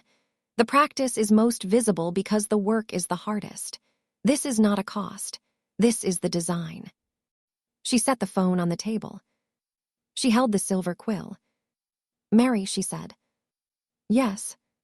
The frequency, she said. In the Edinburgh Coven's deliberation about the journalist, she held Mary's look. Is it running there? Yes, Mary said. The chain reached Edinburgh through Ravam Macpherson in June. She held the look. The chain runs through everyone it has reached. She paused, including the people at the Edinburgh Coven's Thursday deliberations. She paused. I cannot know what it is doing there. She paused, but the chain is present. She held the look. The frequency is present wherever the people are who have come through the threshold. She paused. The Edinburgh Coven came through the threshold in June. She paused. The frequency is in their deliberation. She paused, running through what they are deciding. She held Carrie's look. Not directing, she paused. Present. She paused, the way the frequency is always present. She paused, asking whether they are honest. She paused.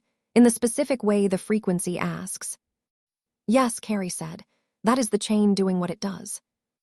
Yes, Mary said. The chain asking the question through everyone it has touched. She paused, and the question produces the honest answer. She paused. Whatever the honest answer is, she held Carrie's look. The Edinburgh Coven will decide honestly. She held the look because the chain is in their deliberation. She paused, and the chain asks the question. She paused, and the honest answer is what it is. Yes, Carrie said, the community decides. She held the look with the chain present. She paused, not managing, she paused, present. Yes, Mary said, that is the threshold. She held Carrie's look, not the manager, she paused, the presence. The silver quill, the December solstice, the dark at its maximum. The warmth at its most visible. The chain is running. She was humming. She had been humming since the Thursday table. The whole song, running through the solstice evening without requiring her attention. There it is, Mary said, softly. There it is, Carrie said. The song is running. The chain is running. The week of the solstice produced one more thing. Kane Holt sent a message. Not to the formal channel. Through Elias, the Compact's bridge with a note from Elias that said, he asked me to pass this. He said it was not formal communication. He said it was his words, the worth-noting thing. She read the message. It was short. I have been reading the worth-noting document, it said. The sections you have shared through the formal channel. It paused in the way written things paused. I want to tell you something I have been holding since the call in July. The frequency, it said, that Mary carries. It paused, I felt it again. It paused, not in the call with her, it paused. In the Thursday table, it paused, I am not at the Thursday table. It paused, I have never been to the Thursday table. It paused, but I felt it. It paused, in the documents, it paused. In the weekly reports Elias shares, it paused. In the written frequency, it paused. Something running through the formal channel, it paused. Something honest, it paused. I feel it. It paused. I thought you should know. I know what the frequency is now, it said. Mary told me. It paused. What she is made of. It paused. What Alina built. It paused. What the chain is. It paused. I know what I am feeling when I feel it. It paused, and I feel it. The chain reached me, it said. Even through the formal channel. It paused. Even here, it paused. I thought you should know. I am still asking, it said. The question, it paused. Are you honest? It paused. I am still asking it. It paused. Not yet is becoming something. It paused. I thought you should know that too. Kane. She held the message. She thought about him in October, the first Thursday of the threshold, coming through the silver quill's door with the specific momentum of someone who had decided the outcome. She thought about January in the compact custody room. What was left on your side when the bond went? She thought about the call in July. I want to be somewhere honest. She thought about Mary's call. The chain reached him even there. She thought about his mother, standing at the door. She replied through Elias. The chain does not recognize managed lines or formal channels, she wrote. It runs through whatever is honest. The formal channel apparently was honest enough. She paused. That is worth noting. Not yet becoming something is the practice. She paused. The practice is the chain. She paused. The chain is real. Keep asking. She sent it. She held the phone. She added to the worth-noting document. The chain runs through the formal channel when the formal channel is honest. Worth noting. Honesty is the carrier, not the medium. The frequency runs through whatever is honest. The formal document, the video call, the compact's weekly report, the written frequency, the Thursday table, the letter, the message through an intermediary. The carrier is the honesty in the medium, not the medium itself. The chain reaches people through honest things regardless of the form the honest thing takes. This is more significant than it sounds. She set the phone down. She was humming.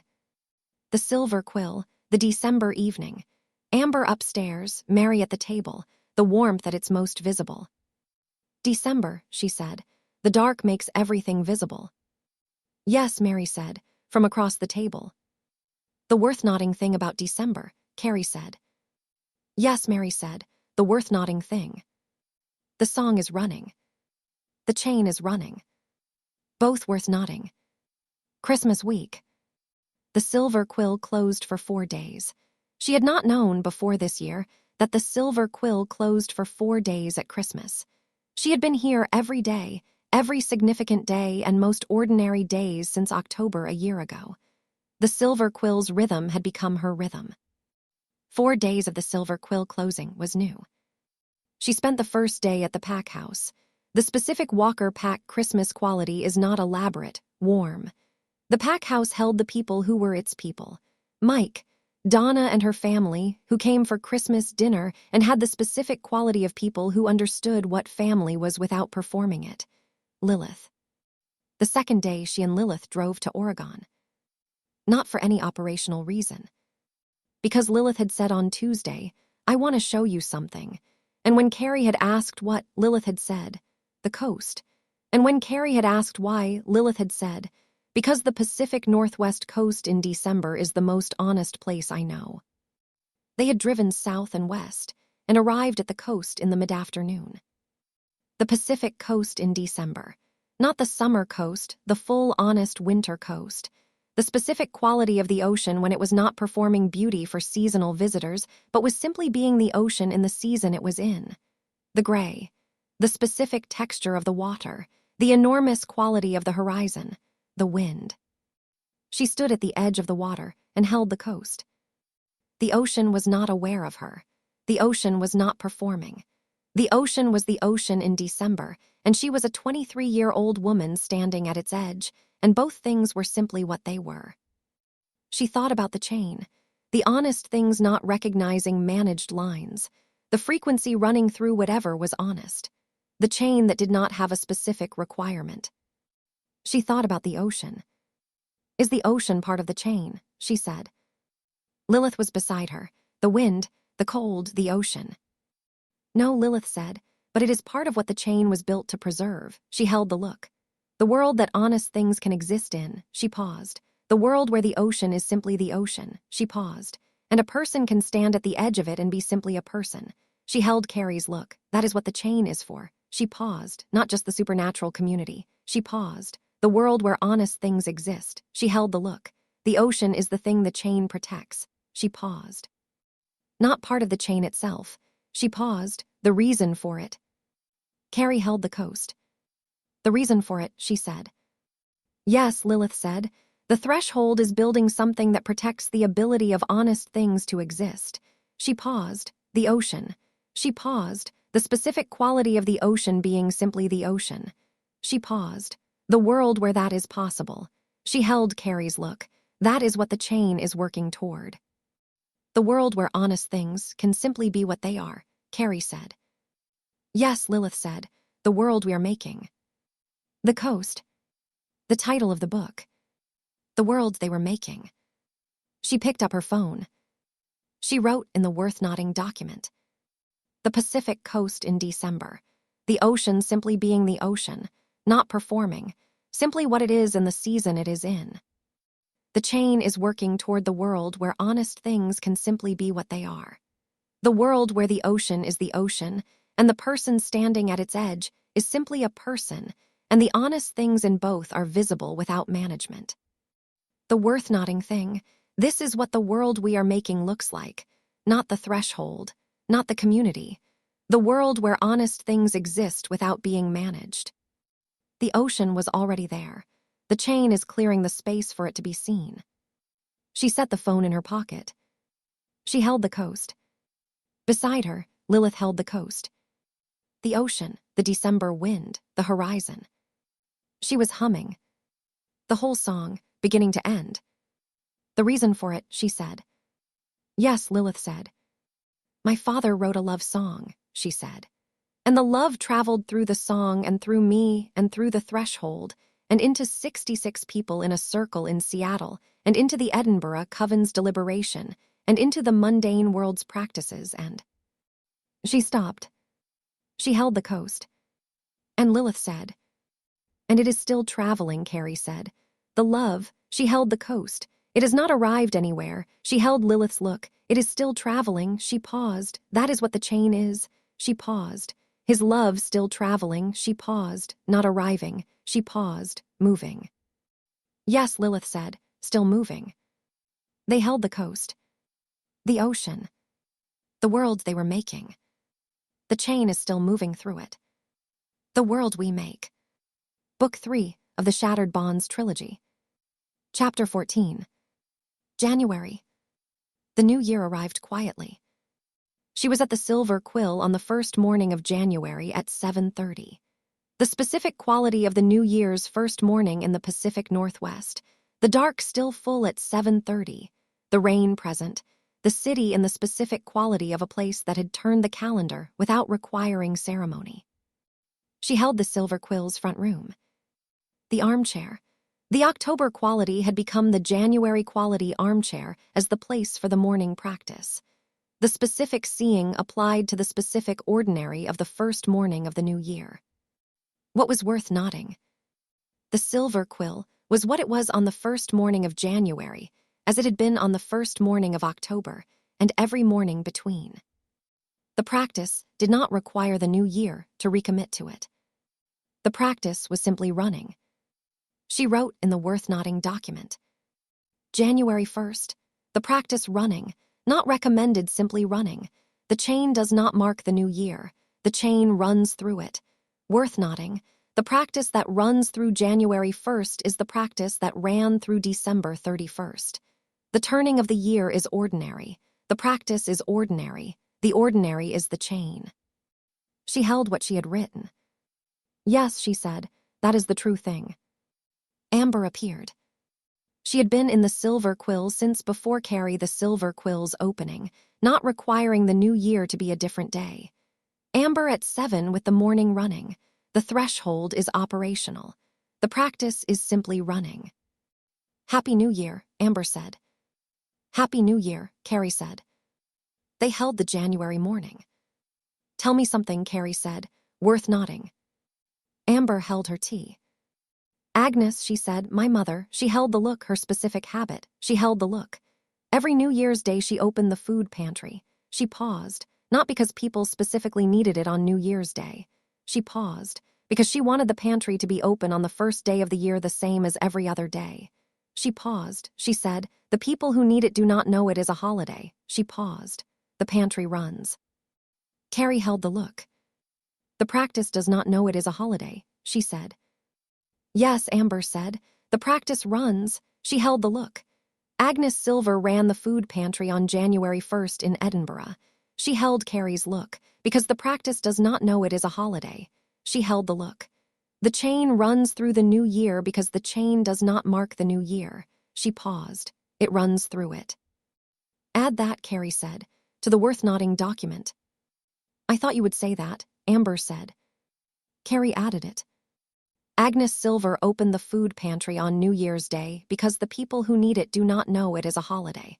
The practice runs. The chain runs through the new year because the chain does not mark the new year. It runs through it. Worth noting, the practice is not seasonal. It runs in every season because the people who need it are in every season. She held the screen. She was already humming. There it is, Amber said, softly. There it is, Carrie said. January had 3 things she had been waiting for. The first, Sierra at university. She had started on the second Monday of January. She had moved into her flat in Capitol Hill in December close to the Silver Quill, deliberately, the geography of Sierra's life in Seattle organized around what she had said in January a year ago. The work is here. I want to be where the work is. She arrived at the Silver Quill on her first Monday as a university student at 4 in the afternoon, after her classes, with the quality of someone who had been waiting to arrive here since the day ended and was arriving. She sat at the back room table. First day, Carrie said. First day, Sierra said. How was it, Carrie said. The classes were paused, ordinary. She held the look in a good sense. She paused. The ordinary, that is what you find when you have been building towards something and you arrive and find it is simply what it is. She held the look. The university is simply the university. She paused. The work is here. She held the look. The university is where I will learn what I need to learn. She paused. And here is where the work is. She paused. Both. She held Carrie's look. I wanted to be here first. She paused. Before I did anything else with the first day, she paused. The silver quill first. She held the look. Because the silver quill is where the chain runs. Yes, Carrie said. The silver quill first. Sierra held the table. I want to tell you something, she said, about the past year. Tell me, Carrie said. I was 17 in the facility, she said, holding 8 people through 7 weeks. She held the look. I did not know what I was doing. She paused. I just did what I could do. She paused.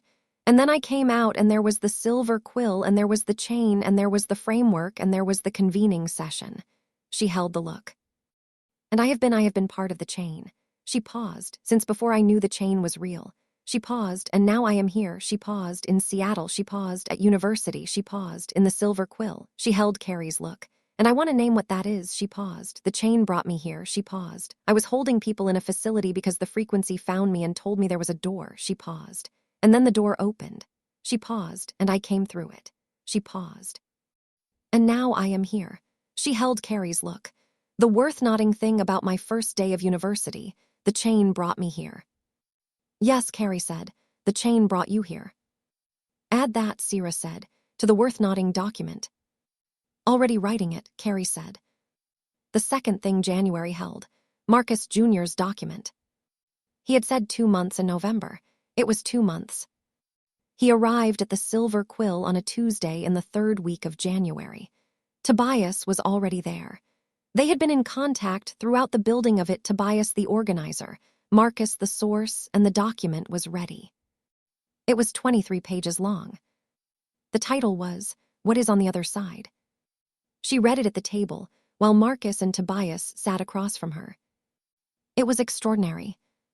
Not the framework's precision, not the companion framework's structural analysis. Something more personal and more universal simultaneously. The specific description of what the identity transition arrived at, the other side of the companion framework's work. Marcus had written it from his specific experience, but the specific experience had a quality she recognized. The quality of something that was true in a way that exceeded the specific. The same quality as the written frequency. The same quality as the worth-noting document. The true thing that was true beyond the person who wrote it. She read. The other side of the identity transition was not a resolved identity, he had written. It was a different relationship to identity. Not the fixed thing you had been constructed as, not the destroyed thing you had discovered you were not. Something new. The specific quality of a person who had been through the fire of knowing that what they were was not what they thought, and who had come out of it with something that was theirs. The other side, he had written, is not arriving. It is the first morning of building from what you actually are, not what was built into you, what you are when the building is gone. The other side is not resolution. It is the beginning of honest construction, the construction that is yours. The other side is lighter. Ruth said this. She said lighter.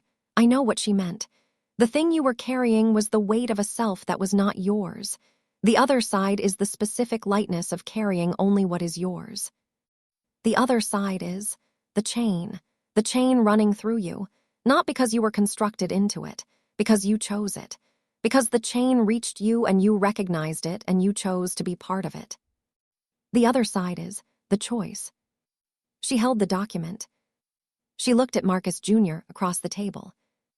I will be 17 years old in January. His grandfather's name, 5 weeks in a facility, the companion framework, and now this. The other side is the choice, she said. Yes, he said, that is the most important sentence in it. He held the look. The constructed identity does not choose. He paused. The identity on the other side chooses. He paused. The chain reaching someone and them recognizes it and chooses to be part of it. He paused. That is the other side. He held Carrie's look. Not the chain claiming you. He paused. You choose the chain. Yes, she said, that is. She held the document. That changes something, she said, about how we describe the chain. Yes, Tobias said. He had been very still since she started reading. The chain is not just a thing that runs through people. He held the look. The chain is also a thing that people choose. He held the look. The choosing is part of the chain. He held the look. The chain and the choosing are both real. Both real, she said. The chain runs through us, Marcus said, and we ran through the chain. He held the look, both directions, he held the look. Alina did not only build something that ran through people, he held the look. She built something that people could choose, he paused. The choice makes the chain more real. He paused, not less. He paused, more. He held Carrie's look, because the chosen chain is more durable than the unchosen chain. The chosen chain, she said. Yes, Marcus said. She held the document. This goes in everything, she said. The framework, the written frequency, the history document, the worth-noting thing. She held Marcus's look. The chosen chain. She paused. The other side being the first morning of choosing what was already running through you. Yes, Marcus said. That is what it is. She held the document for a moment longer. Your grandfather, she said. Choose the chain. She held Marcus's look. He chose it for 30 years. She paused, asking the question. She paused. Even when the community was not asking it with him. She paused. The chosen chain. She held the look. He chose it. Marcus held the look. Yes, he said. He did. Something in his expression shows the arriving quality. Something receiving itself. He chose it, he said again. For 30 years alone, he held the look. That is, he paused. That is more than I knew how to name. He held Carrie's look until I wrote the document, he paused. He was choosing the chain every day for 30 years, he paused. Before the chain was visible, he paused. The choosing was what kept the chain real. He held the look. The chosen chain is more durable, he held the look. He was making it more durable, he paused. Every day he asked the question, he paused. He was making the chain more durable. Yes, Carrie said, that is what he was doing. Marcus held the look. I want to add that to the document, he said. My grandfather chose the chain for 30 years and made it more durable by choosing it. He held the look. The individual chooses the chain, making the chain more real. He held the look. That belongs in the document. Yes, Carrie said, add it. He added it, at the table, writing in the notebook he had been carrying since his first appearance at the Thursday table. The blank pages, the worth-noting thing. She noted this. He had blank pages in his notebook. He was carrying blank paper. Marcus, she said. He looked up. The blank paper, she said, in the notebook. He looked at the notebook. Yes, he said, I always have blank pages. He paused, in case I need to write something. Yes, she said, that is. She held the chain, running through things she could not account for. My father, she said, carried blank paper in his pocket. She held Marcus's look, always, in case the worth-noting thing arrived. Marcus held the look. I did not know that, he said. No, she said, you would not have. She held the look. The chain runs through things we cannot account for. She held the look. Tobias carries blank paper too. She paused. He has since the facility. She held Marcus's look. The three of you are carrying blank paper. She paused, without knowing. The three of them held the back room. The chain, Tobias said. The chain, Marcus said. Yes, Carrie said, worth-noting. She wrote it in the worth-noting document immediately. My father carried blank paper. Tobias carries blank paper. Marcus Webb Jr. carries blank paper. None of them coordinated this. The chain runs through the blank paper.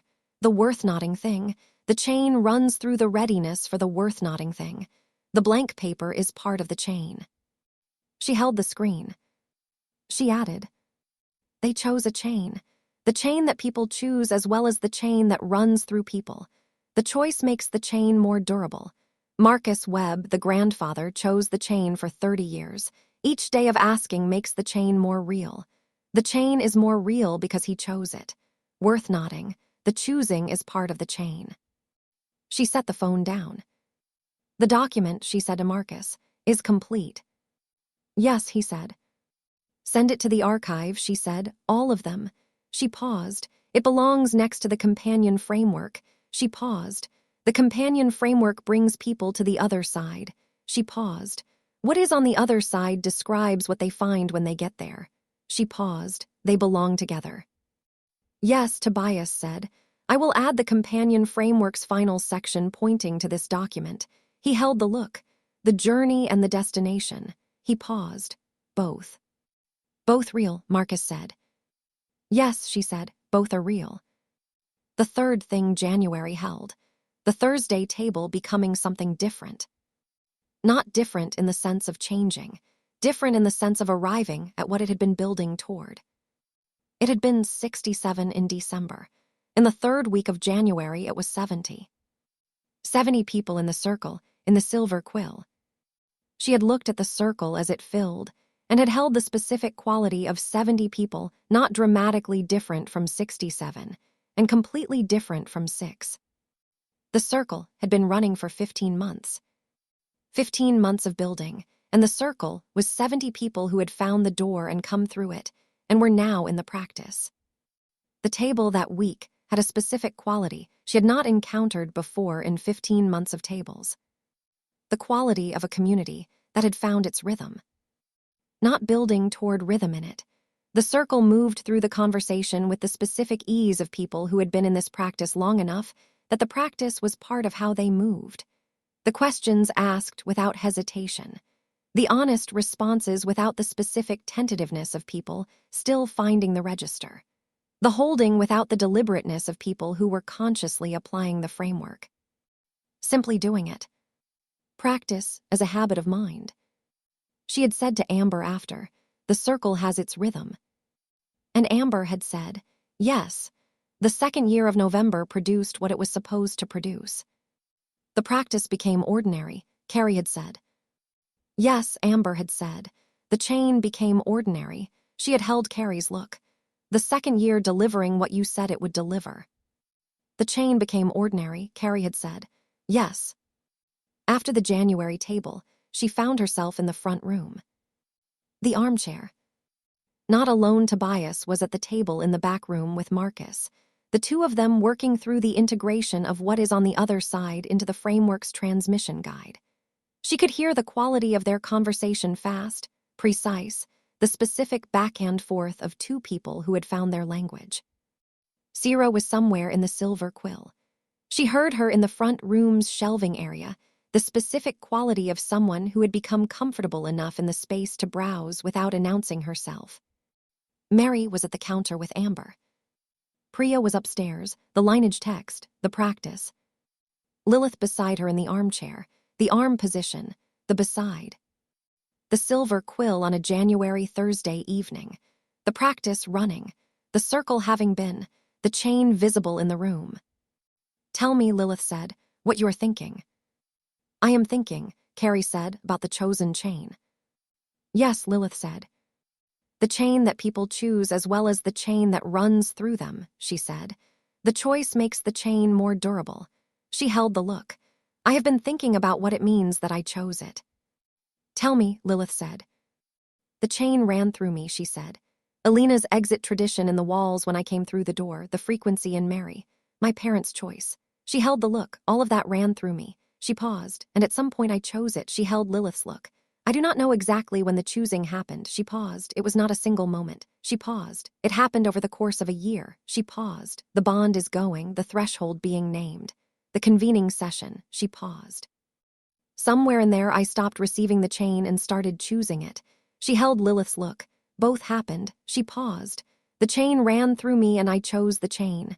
She paused. The choice made me part of the chain differently. She held the look, not just a carrier. She paused. A chooser. She paused. Like my grandfather, Marcus had said, the choice makes the chain more durable. Yes, Lilith said. My father chose it, Carrie said, when he wrote the love song. She held the look. He was inside a constructed pack. She paused. The wrong thing. She paused. And he chose to make something honest. She paused. The love song was a choice of the chain. She paused. He did not know what the chain was. She paused. He chose it anyway. She held Lilith's look. The love song was the choosing. Yes, Lilith said. The love song was the choosing. And my mother, Carrie said yes before he finished the second verse. She held the look. She chose it too. She paused, both of them. She paused, in a constructed pack in Missouri. She paused, choosing the chain. She paused, without knowing what they were choosing. She paused, making the chain more durable by choosing it. Yes, Lilith said. Alina, Carrie said, built the exit into every lock. She held the look. That was a choice. She paused. Every time she built the exit in, she paused. She was choosing the chain. She paused, even inside the wrong thing. She paused. She chose it. Yes, Lilith said. And Amber, Carrie said, 30 years of the silver quill. She held the look. Every morning I open the threshold. She paused, every morning choosing. She paused. The practice was not because she did not have a choice. She paused because she chose it. She paused every day. Yes, Lilith said. The chosen chain, Carrie said, is why it is real. She held Lilith's look, not just because it runs through people. She paused because people chose it. She paused. Every person who chose it made it more real. She paused. Every morning Amber opened the silver quill. She paused. Every day that Marcus Webb, the grandfather, asked the question alone. She paused. Every lock Alina built the exit into. She paused. Every time my father played the song. Every time you hummed it, Lilith said, without knowing what it was. Carrie held the look. Yes, she said. Even then, she paused. I was choosing without knowing I was choosing. She paused. The choosing ran underneath before I knew what I was choosing. She held Lilith's look. And then I knew. She paused, and the choosing became conscious. She paused, the threshold. She paused, the chain. And me, Lilith said, the choosing. Yes, Carrie said, you chose. She held Lilith's look. For 12 years beside me. She paused. Not required to, she paused. Choosing, she held the look. The chosen beside. She paused, making it more real. Yes, Lilith said, the chosen beside. She held the look. Both are real. She paused. Besides running through 12 years and me choosing it every day. She paused, both making it more real. Yes, Carrie said. They held the armchair. The silver quill, the January evening, the practice running, the circle having been, the chosen chain. She was humming. The chosen song, Lilith said. Yes, Carrie said, my father chose to write it. She held the look. My mother chose to receive it. She paused, I choose to carry it. She paused. Every morning I hum it, I am choosing it. She paused. The chain is more real because it is chosen. She held Lilith's look. Every morning. Every morning, Lilith said. The song is running. The chain is running. Both chosen. Both more real for being chosen. The last week of January. She was at the pack house on a Sunday. The specific quality of a Sunday at the end of January, the January that had delivered its 3 things and was concluding and leaving the practice running. She was in the 3rd floor room. The window. The February trees visible from the window, the last January trees before February arrived, and the first argument for spring began to form in the branches. Not yet, but the branches holding the potential of it. She had the worth-noting document on her phone. She had been adding to it throughout January. It was 44 pages now. The New Year's first morning. Agnes Silver's food pantry. Sierra's first day. The chosen chain. The blank paper in Marcus's notebook. She was adding one more thing. She wrote, January, the 3rd January thing, the chosen chain. The chain runs through people and people choose the chain. Both directions, both making the chain more real. My father chose, my mother chose, Alina chose, Amber choosing, Marcus Webb, the grandfather chosen alone for 30 years, Tobias chooses the facility. Marcus Jr. choosing on the other side of the identity transition. Sierra chooses to be where the work is, Lilith choosing the beside. All of them chose the chain. All of them make it more real.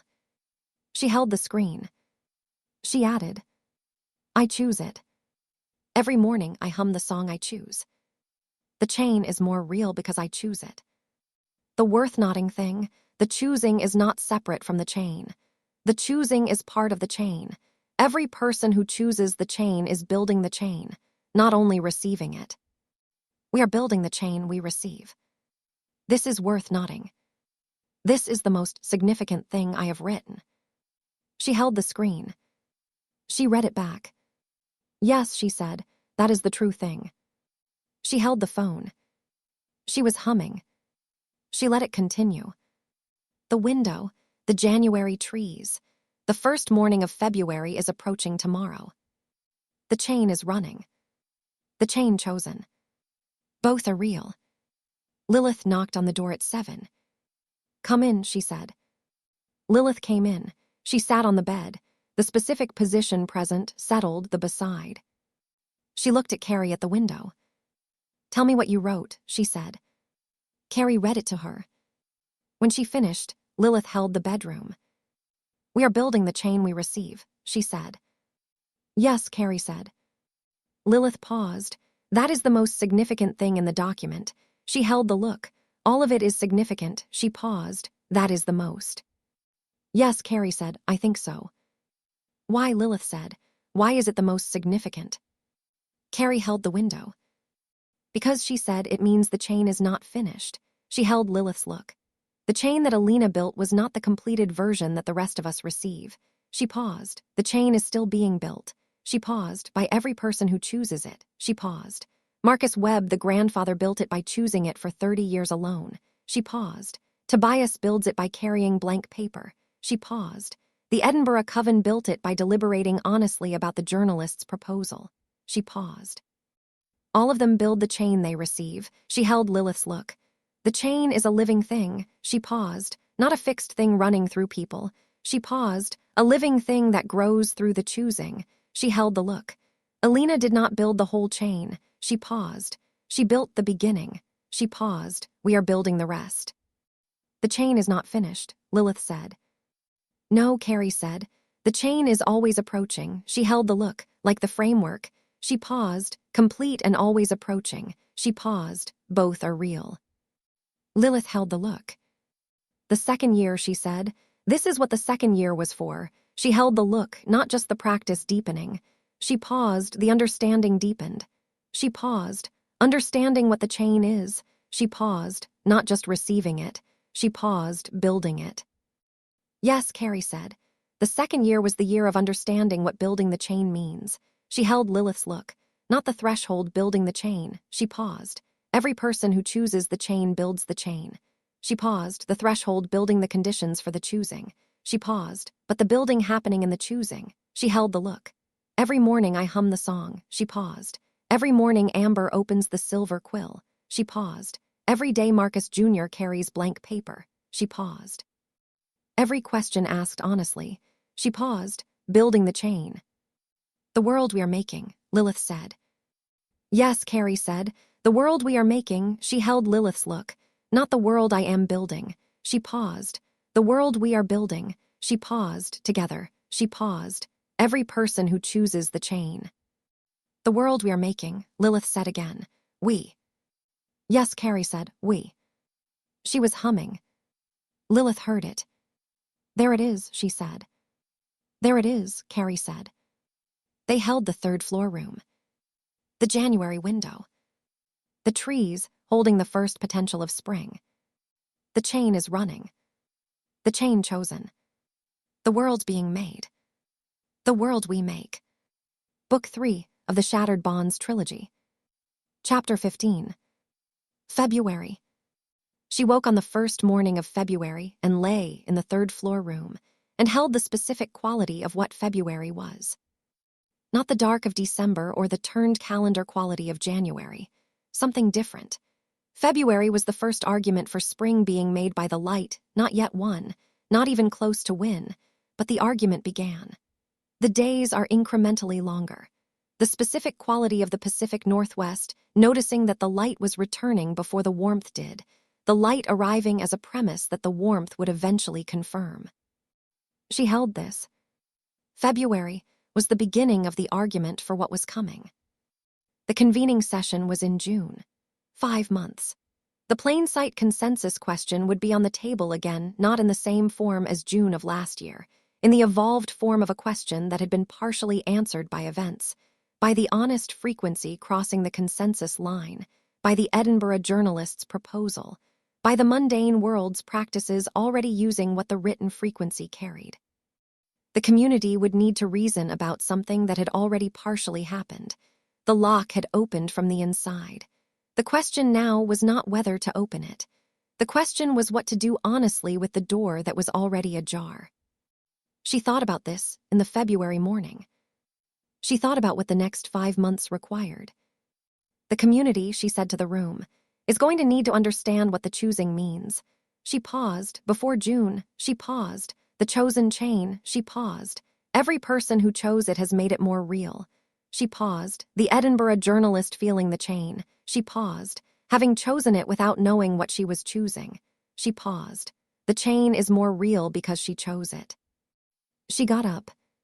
She went to the silver quill. She wrote in the worth-noting document before the operational day began. February, the first argument for spring. The light arrives before the warmth, the argument being made before the conclusion is reached. Worth noting, the argument for what is coming is itself part of what is coming. The February light is not a promise. It is the beginning of the answer to the question of whether spring will arrive.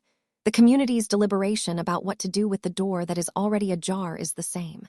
The deliberating is part of the answering, not waiting for the answer, being inside it. She held the screen. She added, 5 months before June, the time to make the argument for what is coming, not to manage the outcome, to make an honest argument. The community chooses what it is choosing. Every honest conversation between now and June building the chain, making the choosing more real. The world we are making is made in the February light, before the warmth arrives, because the argument is the beginning of the answer. The first Thursday of February. The circle was 71. The additional person was someone she had not expected. Constance Beaumont. She had been attending Thursday tables by video since April of last year. She had been to the Silver Quill in person once the Thursday table in October when Burns had brought her for the first time. Since then, by video, consistently, the Parliament's council chair in the circle remotely.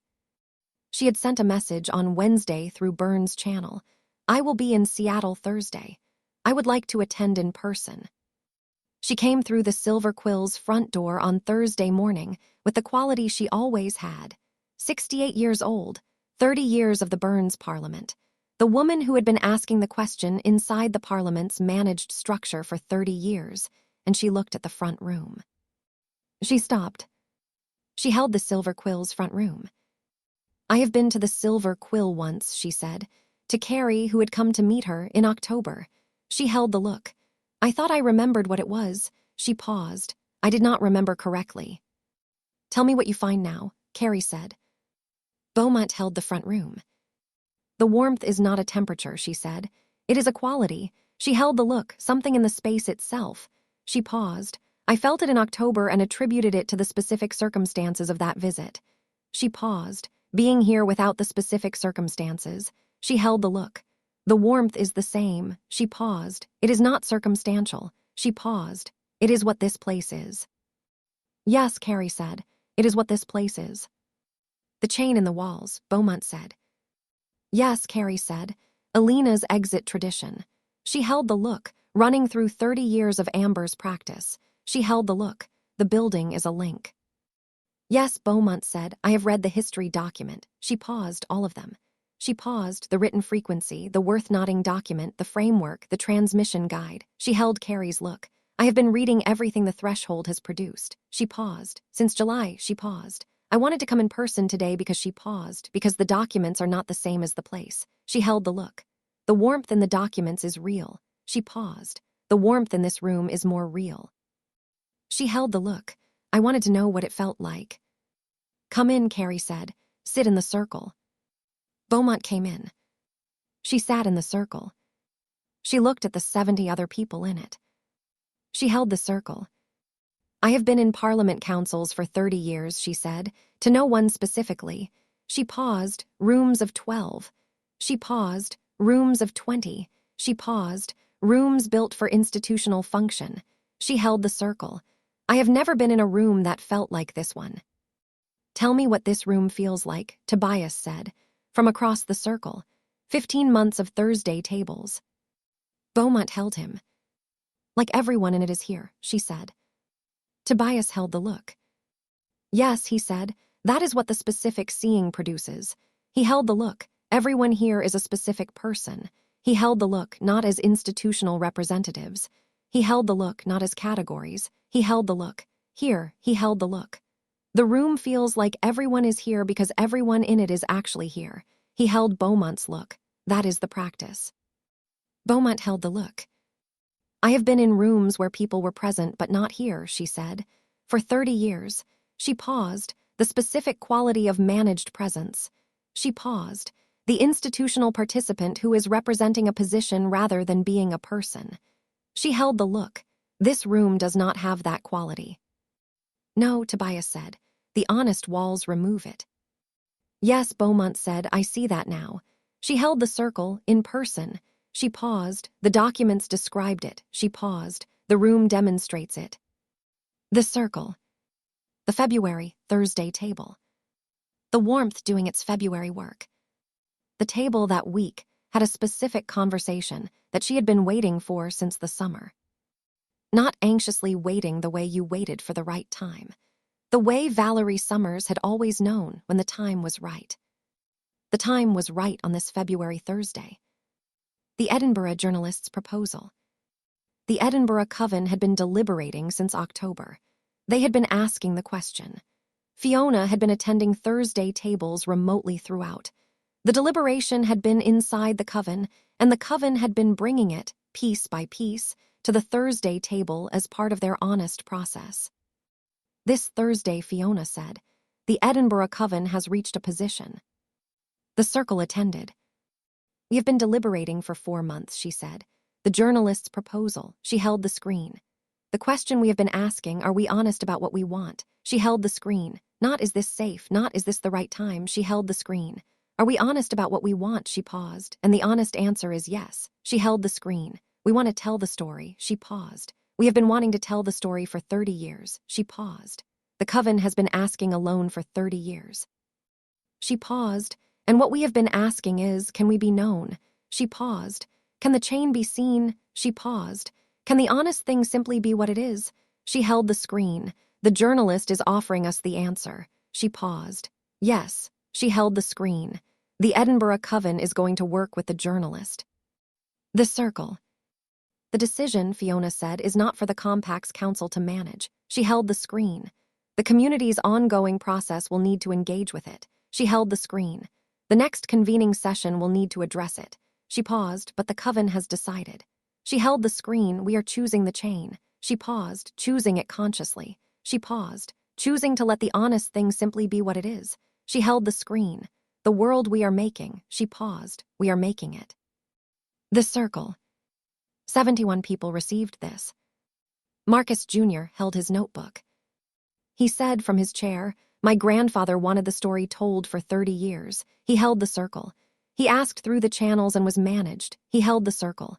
The Edinburgh Coven is telling it. He paused. The community is telling it. He paused, not because it was managed toward. He paused, because it chose. He held the circle. The chosen chain makes the story possible. The circle. She held the circle. I want to say something, she said, to Fiona, to the Edinburgh Coven. She held the screen. The chain reached you in June. She held the screen. You came through the door. She held the screen. And you have been building the chain ever since. She held the screen. This decision to tell the story, to choose the chain consciously, is building the chain. She held the screen. Every conversation Fiona has had in the Thursday table. Every week of deliberating honestly. She held the screen.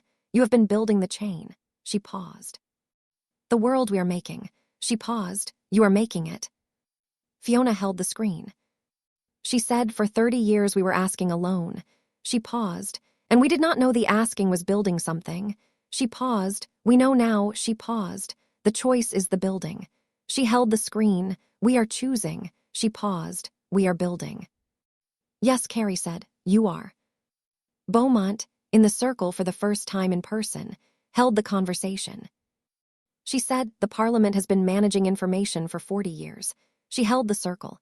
Managing what communities knew about each other. She paused, managing whether the story could be told. She paused. The Edinburgh Coven is telling the story now. She paused. Without the Parliament managing it, she held the circle, because the chain made the management unnecessary. She paused. The chain did what the Parliament was supposedly doing. She paused, connected communities. She paused, more honestly. She paused. More durable, she held the circle. I want to say in this room, for the record, the Parliament was doing the wrong thing for the right reason. She paused. Connecting communities mattered. She paused. The management was wrong. She paused. The chain does it better. She held the circle. The honest connection. She paused. I want that in the record. It is in the record, Tobias said.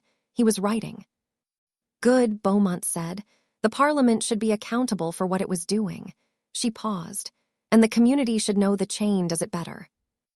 Both real, Mary said, from the circle. Both real, Beaumont said. Yes. After the table. She was in the back room with Beaumont. The quality of a conversation that was finding its own register, two people who had been in the same orbit for a year, and were sitting down alone together for the first time. Beaumont held her tea. I have been thinking, she said, about the Parliament's role in the next convening session. Tell me, Carrie said. The Edinburgh Coven's decision, Beaumont said, will need to be engaged with by the full community in June. She held the look. The plain sight consensus question is no longer theoretical. She paused. The lock has opened. She paused. The question in June is not whether the community will engage with the mundane world. She paused. The community is already engaging. She paused. The question is how the community does it honestly. She held Carrie's look. The Parliament has a specific function in that. She paused. Not managing. She paused. The intelligence function. She paused. Done honestly. She paused. The Parliament knows things about the specific ways supernatural communities have been exposed historically. She paused. The specific dangers. She paused. The specific conditions under which exposure has gone well and the specific conditions under which it has gone badly. She paused. The Parliament has 40 years of intelligence on this. She paused. That intelligence belongs to the community's deliberation. She held Carrie's look, not as management. She paused, as honest information. She held the look. The community reasoning from complete information. She paused, rather than the incomplete information the consensus has produced. Yes, Carrie said, that is the Parliament's honest function. She held the look. The intelligence that helps the community reason rather than the intelligence that manages the community's conclusions. Yes, Beaumont said, the distinction. She held Carrie's look. Burns and I have been building the honest intelligence function for 8 months. She paused. It is ready. She paused. The Parliament has something to offer the June deliberation that it has never offered before. She held the look. Complete and honest intelligence. She paused, with no managed conclusions. She paused, just the information. She paused. The community decides. Yes, Carrie said. I want to present it formally at the convening session, Beaumont said. The Parliament's honest intelligence. She held the look. As a contribution to the community's reasoning. She paused. Not a position. She paused. A contribution. She held Carrie's look. Is that appropriate? Yes, Carrie said. That is exactly the Parliament's appropriate function in June. She held the look. Information without managed conclusions. She paused. The community reasoning from the complete picture.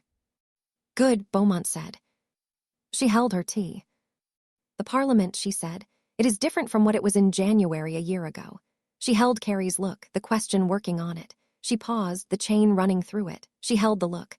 I have been the chair for 12 years. She paused. I have been trying to move the Parliament toward honest function for 12 years. She paused. The threshold moved it in 8 months. She held the look, by being adjacent to it. She paused. By the frequency running through the Parliament's network. She paused. Burns started to ask the question. She held Carrie's look. The chain did in 8 months what I could not do in 12 years. Because the chain was adjacent to the Parliament, Carrie said. Not inside it. She held the look. The inside and outside working simultaneously. She paused. Beaumont inside for 12 years. She paused. The threshold adjacent. She paused. Both necessary. She paused. The inside holds the space for change. The outside provides the chain that changed it. Beaumont held the look. Both real, she said. Yes, Carrie said. Both are real. Beaumont held the back room. She held it the way people held the silver quill, when they were receiving what the silver quill was not the pleasant quality of a warm bookstore, but the specific quality of a place that was doing what it was for. The warmth in the walls, she said. Yes, Carrie said. I felt it when I came in, Beaumont said, and I feel it now. She held the look. The chain, she paused, running through the structure, she paused, Alina's exit tradition. She paused, 4 generations, she paused, into these walls, she held Carrie's look. The building chooses the chain. She paused. Every morning Amber Silver chose to open it. She paused. The building became part of the chosen chain. She held the look. The chain in the walls is the chosen chain. She paused. 30 years of choosing. Yes, Carrie said. The chosen chain in the walls. The world we are making, Beaumont said. It is made in places like this. She held the look, places that have been choosing the chain. She paused every day. She paused without requiring recognition. She paused, simply choosing. She held Carrie's look. The silver quill chose the chain for 30 years before anyone called it the chain. She paused. That is the most significant thing about this place. She held the look. It chose before it knew what it was choosing. She held the look. And the choosing was what made it what it is. Yes, Carrie said. Agnes Silver, Beaumont said. Carrie held the look. You read the history document, she said. Yes, Beaumont said, all of it. She held the look. Agnes Silver in Edinburgh. She paused. Running the food pantry, she paused. Before Amber Silver ran the silver quill. She paused. The chain in 2 generations of silver women. She paused. Neither knew what they were building. She paused. Both building it. She held Carrie's look. The chosen chain running through a family. Yes, Carrie said. The chain runs through families. And through packs, Beaumont said. Marcus Webb the grandfather and his son and his grandson. She held the look. And through covens. She paused. The Edinburgh coven asked for 30 years. She paused. Choosing the chain for 30 years. She paused. Without knowing the chain was real. She paused and still choosing. Yes, Carrie said. The chain runs through the choosers. She held the look. Whether or not they know what they are choosing. The chain does not require knowledge to run through, Beaumont said. No, Carrie said, only honesty.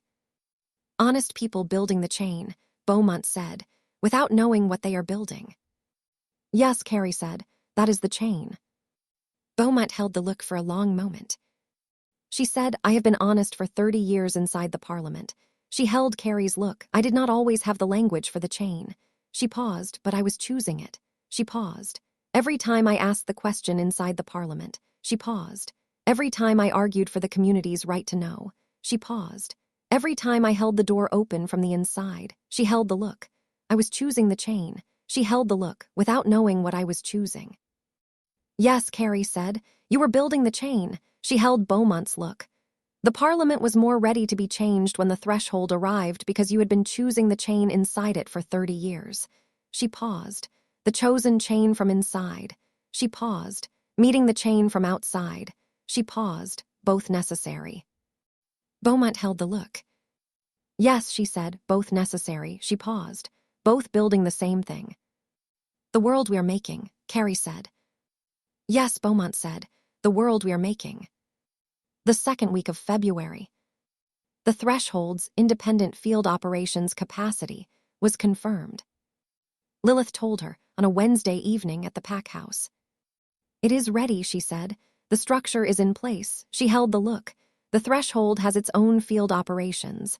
Independent of the Walker pack, she held the look. Personnel, logistics, communication, budget. She held the look. Independent, she paused. The Walker pack provides support as it chooses to. She paused. The threshold does not require it. How do you feel, Carrie said, about the completion of it? Lilith held the look. Good, she said, the right kind of good. She held the look. The kind that comes from having done the right thing. She paused. Not the kind that comes from achieving something I wanted. She paused. The kind that comes from the thing being right. She held Carrie's look. The threshold of being independent is right. She paused. The structure serves the practice rather than the practice serving the structure. She held the look. The threshold being what it is regardless of the Walker pack's position. She paused. That is right. She paused, and it is done. The beside, Carrie said, not changing. No, Lilith said, besides not changing. She held the look, the structure is changing. She paused. Besides, it is permanent. Permanent, Carrie said.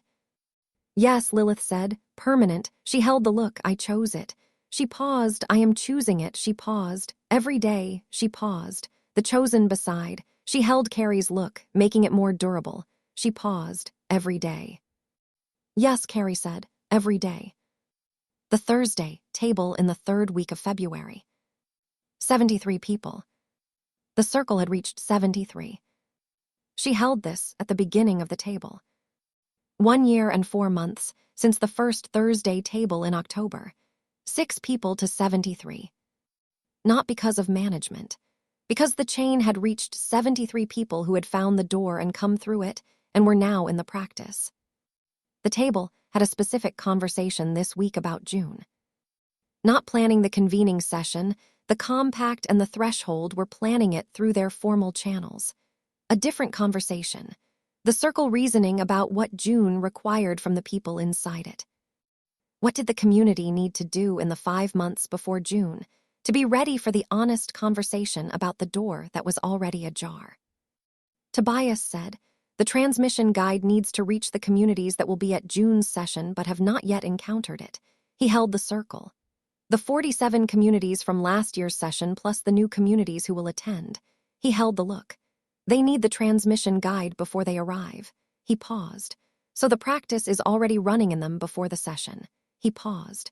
The session will be more honest if the people in it are already in the practice.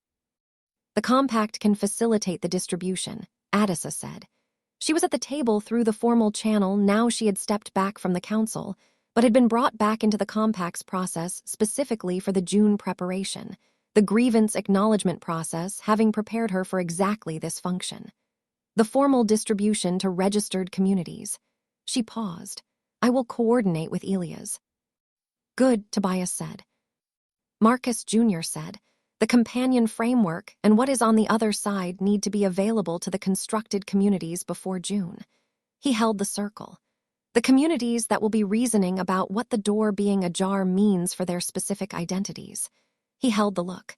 They need to know what the other side looks like before they reason about whether to go through. Yes, Carrie said. Arrange that through the Parliament's network. She looked at Burns on the video call. Can the network facilitate it? Already drafting the distribution, Burns said. The Honest Network reaches the constructed communities directly. Thank you, she said.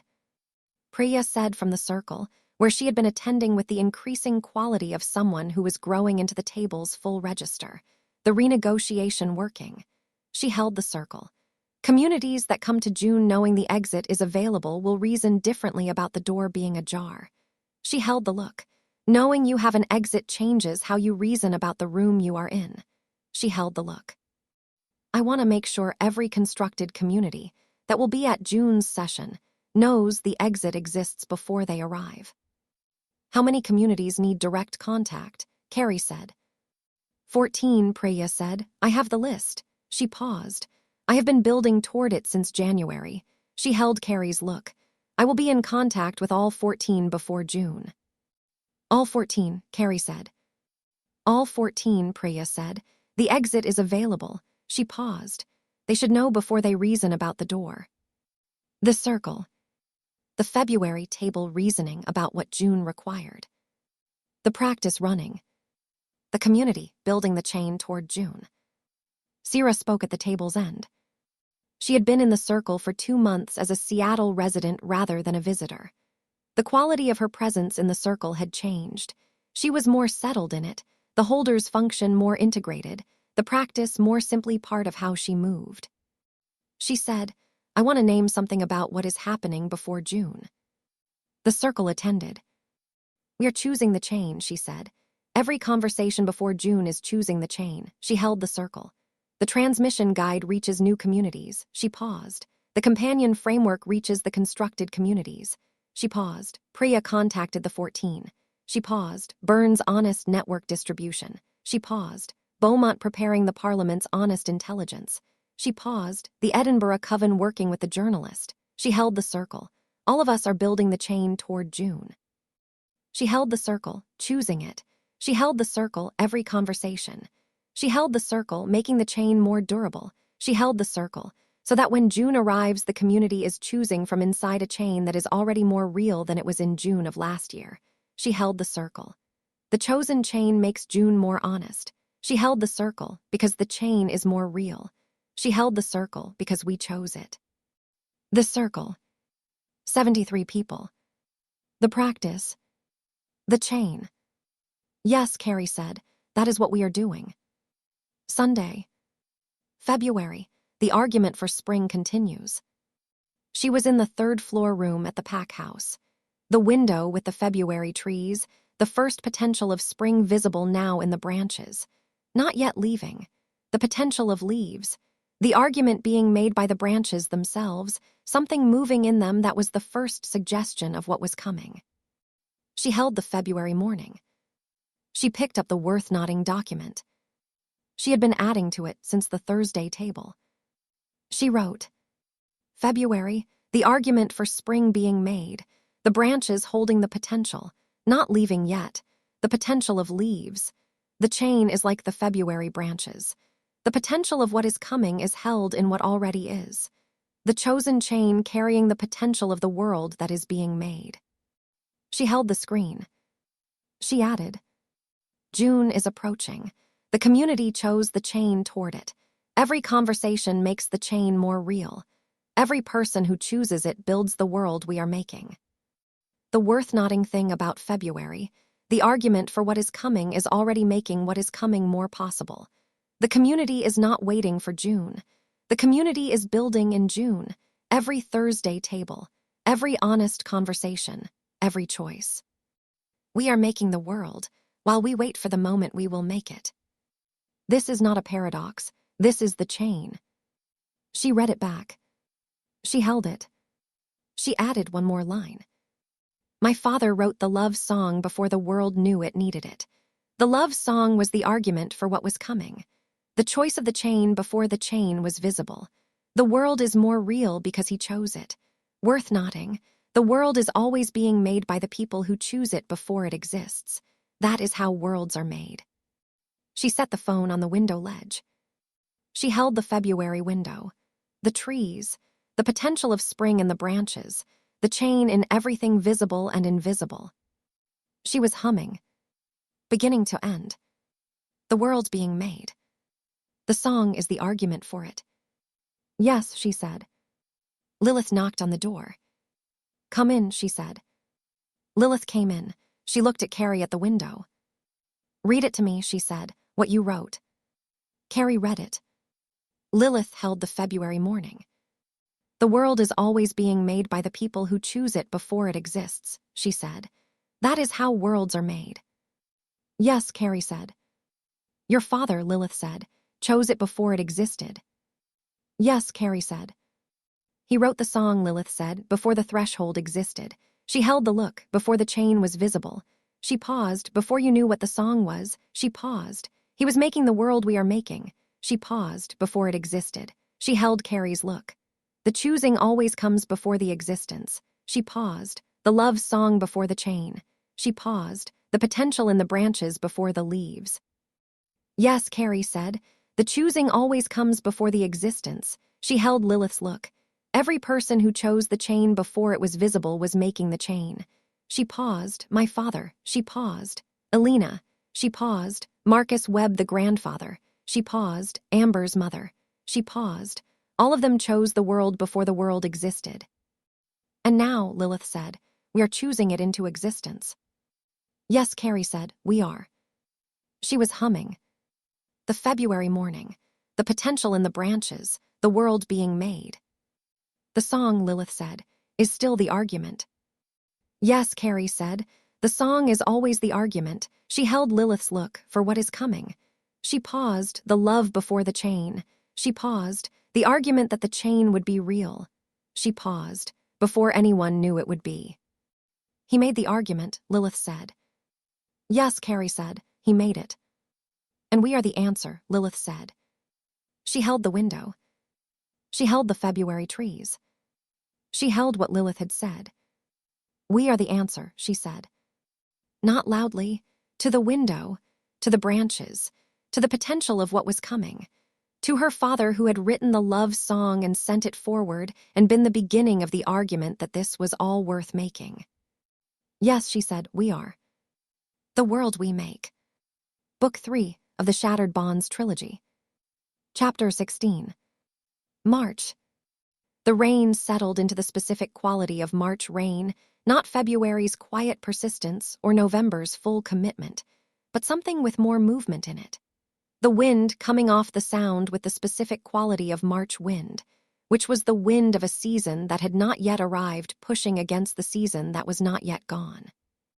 She was at the Silver Quill on the first Thursday of March. The circle was 73, still one arrival, one departure, the same count. She had stopped expecting the count to only increase. People's lives moved. The circle was not a permanent installation. It was a living thing, and living things breathed in and out. This was worth noting. She wrote it in the worth noting document before the table began. The circle breathes, not only expands. 73 this week, same as last, one arrived. One left to a different city, carrying the practice with them. The circle is not a growing institution. It is a living community. Living communities breathe. The worth noting thing, the person who left is still in the chain. They took it with them. The circle did not shrink. It extended. She held what she had written. Yes, she said, that is accurate. The Thursday table in March held a conversation she had not planned and had been building towards simultaneously the specific quality of things that arrive when they are ready rather than when they are arranged. It began with Hadley. He had been attending Thursday tables since February in person now, consistently, the Compact's council member who had voted against in January and was building something from the inside. He sat in the circle with the specific quality he had developed over months, present, precise, not performing. He said at the table's midpoint, I want to raise something that has been in the Compact's council. He held the circle, not as a report. He paused, as a question, he held the circle. The plain sight consensus question is developing toward June. He paused, the Edinburgh Coven's decision, the mundane world contacts, the honest frequency crossing the line. He paused. The Compact's council has been reasoning about what June requires from the Compact. He paused. And there is a specific disagreement I want to bring here. He held the circle, not for the circle to resolve. He paused, for honest reasoning. Tell us, Carrie said. Disagreement, Hadley said, is about pace. He held the circle. Some council members believe the community should move deliberately toward a formal decision about the consensus, a specific timeline, a specific process, a specific endpoint. He paused. Others believe the process should be ongoing with no fixed endpoint, the question continuously revisited, the community's relationship with the question rather than the community's answer to it. He held the circle. These are genuinely different positions. He paused. I have been in both camps at different times in the last 3 months. He paused. I am not asking the circle to tell me which is right. He held the circle. I am asking the circle to think honestly about both. The circle received this. The specific quality of a genuinely open question, arriving in a circle that had been practicing honest reasoning for 15 months. Tobias spoke first. The ongoing process, he said, is not the same as the indefinite delay. He held the circle. The Compact managed the question by making the answer feel indefinitely postponed. He paused. The ongoing process is different. He paused. The ongoing process is the community continuously choosing its relationship to the question as the world changes. He held the circle. The world will keep changing. He paused. The answer that is right in June of this year may not be the right answer in June of next year. He paused. The fixed endpoint assumes the answer will not need to change. He paused. The ongoing process acknowledges that the answer will need to change as the world changes. He held the circle. I think the ongoing process is honest. He paused. But I want to name what the risk of the ongoing process is. He held the circle. The risk is that ongoing life becomes perpetual. He paused. That the community is always in the process and never arrives at the choice. He held the circle. The honest ongoing process requires the community to actually make choices within the ongoing process. He paused, not to defer the choice forever while calling the deferral a process. He held the look. The distinction matters. Reva Macpherson from Edinburgh on the screen. The Edinburgh Coven's decision was a choice within the ongoing process. She held the screen. We did not resolve the whole plain sight consensus question. She paused. We made one specific choice. She paused. We chose to work with the journalist. She paused. The ongoing process did not stop us from choosing. She paused. It gave us the context in which the specific choice made sense. She held the screen. I think that is what the ongoing process is for. She paused, not to prevent choices. She paused, to hold the context in which specific honest choices can be made. Adisa, the compact's 31 years of management was not an ongoing process. She held the circle. It was the prevention of any process. She paused. The genuine ongoing process feels different from the inside. She paused. You know you are in an ongoing process because specific choices are being made within it. She paused. The Coven's decision was a specific choice. She paused. The compact voting unanimously to receive the crossings as honest events was a specific choice. She paused. The community is making choices. She paused. That is the ongoing process. She paused. The management was not. Hadley received all of this. He held it for a moment. Yes, he said, I think that is the distinction. He held the circle. The ongoing process that makes specific choices versus the managed delay that prevents them. He paused. The council members who want a fixed endpoint are, I think, afraid that ongoing will become indefinite. He held the circle.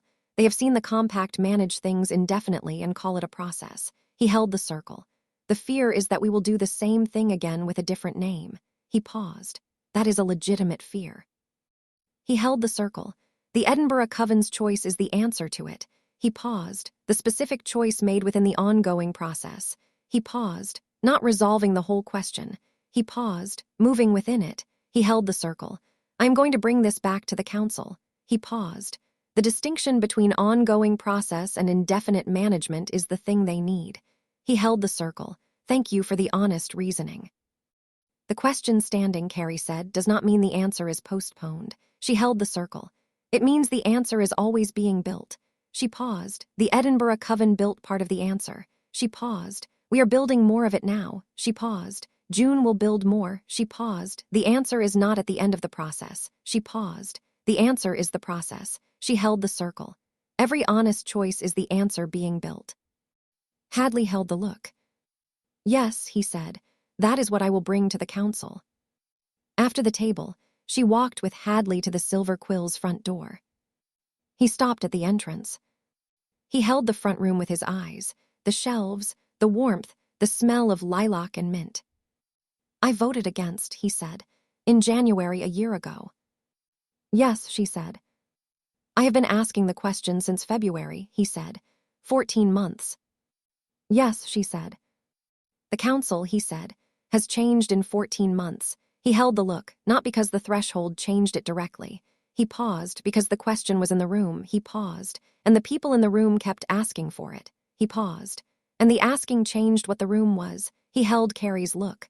The room is different because the question is in it. He paused. That is what the question does. He held the look. Changes the room by being asked. Yes, Carrie said. The question working on the institution. Yes, Hadley said, from the inside. He held the look. I am the question working on the institution from the inside. He paused. I voted against. He paused. And I became the question working on the institution from the inside. He held the look. The honest walls do not require agreement. He paused. They require asking. Yes, Carrie said. They require asking. He held the look for a moment. The world we are making, he said, is being made inside the compact as well as outside it. He held Carrie's look. Both necessary. Yes, Carrie said, both. He left. She held the front room. The Silver Quill, the March afternoon, the warmth doing its March work. She picked up her phone. She wrote in the worth-noting document. Hadley, 14 months of asking. The question working on the institution from the inside. He voted against and became the question inside the institution. The worth-noting thing, the honest walls do not require agreement. They require asking. Hadley asked for the honest walls in the compact's council. The world being made inside the institution as well as outside it. Both are real, both necessary. She held the screen. She thought about something Hadley had said. The room is different because the question is in it. She thought about Alina in the binding. The question she had been asking for decades, the question of whether what she had built could be undone. The binding was different because the question was in it. The exit existed because the question had been asked inside the lock. She wrote, the room is different because the question is in it. Alina's binding was different because the question of whether it could be undone was in it. The exit existed because the question existed inside the lock. The compact's counsel is different because the question is in it. The world is different because the question is in it. The question changes the room it is asked in. This is the most honest thing I have understood about the chain. The chain is not a thing that runs through rooms. The chain is what the question does to rooms. Worth nodding, the question is the chain. She held the screen. She read it back. Yes, she said, that is the true thing. The question is the chain. She held this. She had been writing about the chain for months, the chain as a thing that ran through people, the chain as the frequency, the chain as the chosen thing, the chain as what Alina built. All of that was accurate. And under all of it, more fundamental. The chain is what the question does to rooms. The question that stands changes the room it stands in. The room is different because the question is in it. She texted Tobias, the question is the chain. Come to the silver quill when you can. I want your response. He replied in 3 minutes, on my way. He arrived at 5. He came into the back room and sat across from her, and she read him what she had written. He held the table. The specific organizing quiet. The question is the chain, he said. Let me think about what that means for the framework. Tell me what you think it means, she said. The framework, he said, has been describing the chain as the thing the practice produces. He held the look. The honest walls produce the chain. He paused. The specific seeing produces the chain. He paused. The relationships produce the chain. He paused, but if the question is the chain, he paused. Then the chain is not what the practice produces. He paused. The chain is the practice. He held the look. The asking is the chain. He held the look. The chain does not flow from the asking. He paused. The asking is the chain flowing. He held Carrie's look. The question standing is the chain running. Yes, she said, that is what I mean.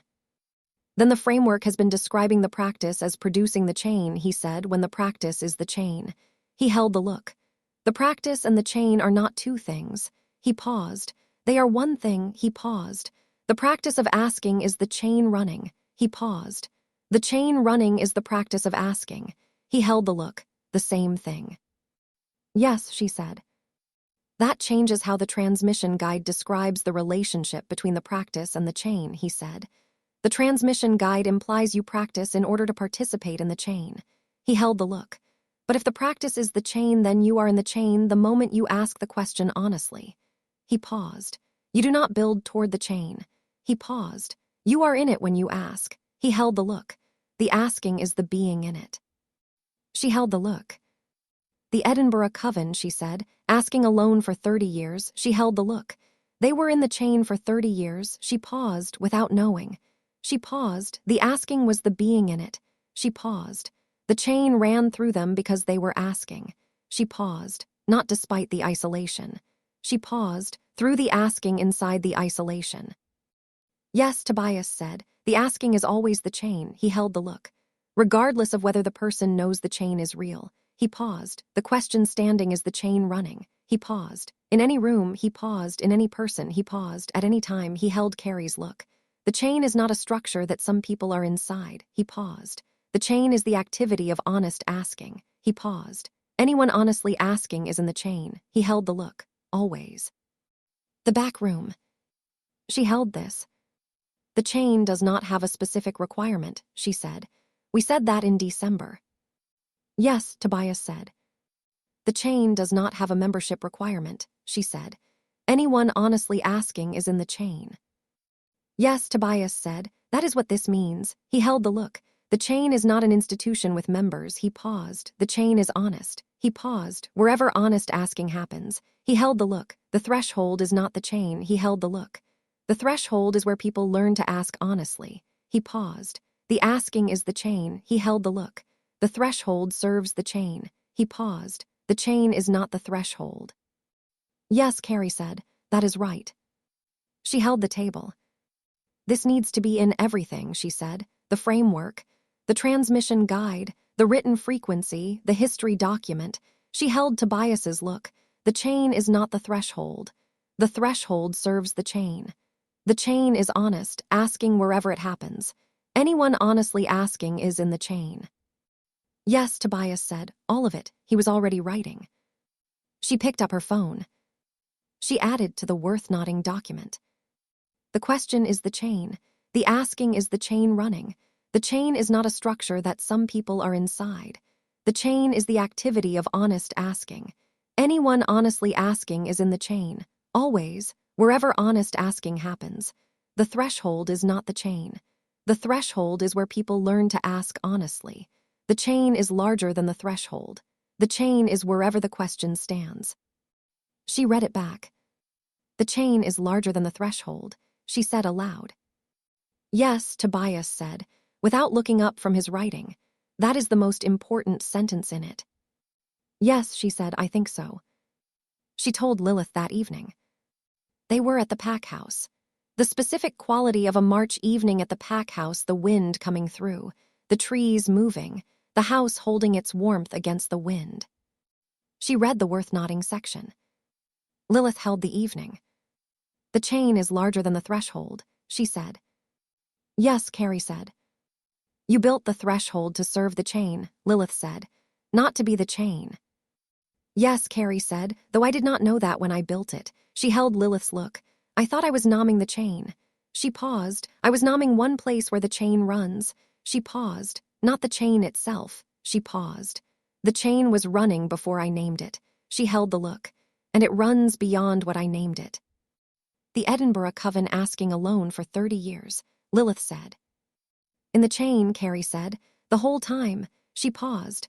Marcus Webb, the grandfather, asked alone for 30 years. She paused. In the chain. She paused. Agnes Silver running the food pantry. She paused. In the chain. She held Lilith's look. All of them in the chain before the threshold existed. She paused. The chain does not require the threshold to be real. The threshold made the chain visible, Lilith said. Yes, Carrie said. That is the function. She held the look, not creating the chain. She paused, making it visible. She paused so that the people who have been in it without knowing can see that they are in it. She paused so that the people who find the threshold can find the chain. She held Lilith's look. The silver quill made the chain visible to me when I was 10 years old. She paused. I made the chain visible to others. She paused. That is the function. She paused, making visible. She paused. The chain was already real. Yes, Lilith said. The chain was always real. She held Carrie's look. The worth-noting thing about that. Yes, Carrie said. The chain was always real. She paused. In every room where someone was honestly asking. She paused. In every person who was honestly afraid. She paused. In every honest love song. She held Lilith's look. The chain was always real. She paused. We found it. She paused. We did not make it. They held the March evening. The wind, the warmth inside. We found it, Lilith said, and made it visible. Yes, Carrie said. That is still significant, Lilith said. Yes, Carrie said, it is. She held the look. Making something visible is significant. She paused. The Edinburgh Coven could not see that they were not alone until the chain was visible. She paused. Marcus Webb's grandson could not build the companion framework until the chain was visible. She paused. Making visible matters. She held Lilith's look. But it is not the same as the making. No, Lilith said, it is not. She held the look, more humble. She paused. And more honest. Yes, Carrie said, more honest. She paused. The honest walls. She paused. Applied to what we built. She paused. We did not build the chain. She paused. We made it visible. She paused. Both things. Both real, Lilith said. Yes, Carrie said, both are real. She was humming. The song is running. The song, Lilith said, was making the chain visible before the threshold existed. Yes, Carrie said, my father made the chain visible in a love song in Missouri. She held the look. Before I was born, she paused before any of this. She held the look, the chain visible in the song. She paused, running. She paused, forward. And you carried it, Lilith said. And I carried it, Carrie said, for 12 years without knowing. She paused, and then I knew. She paused, and I made it visible in a different way. Yes, Lilith said. The chain becomes more visible with each person who carries it and names it. Yes, Carrie said, more visible. She paused, never finished becoming visible. She paused, always approaching. Always approaching, Lilith said, like the framework. Yes, Carrie said, the same quality. She held the look, complete and always approaching. She paused.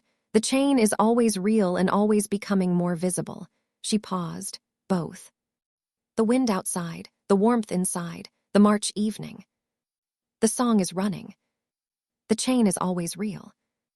Always becoming more visible. Both. The world we make. Book 3 of the Shattered Bonds trilogy. Chapter 17. April. The argument for spring had been won. Not dramatically, the Pacific Northwest did not do dramatic springs.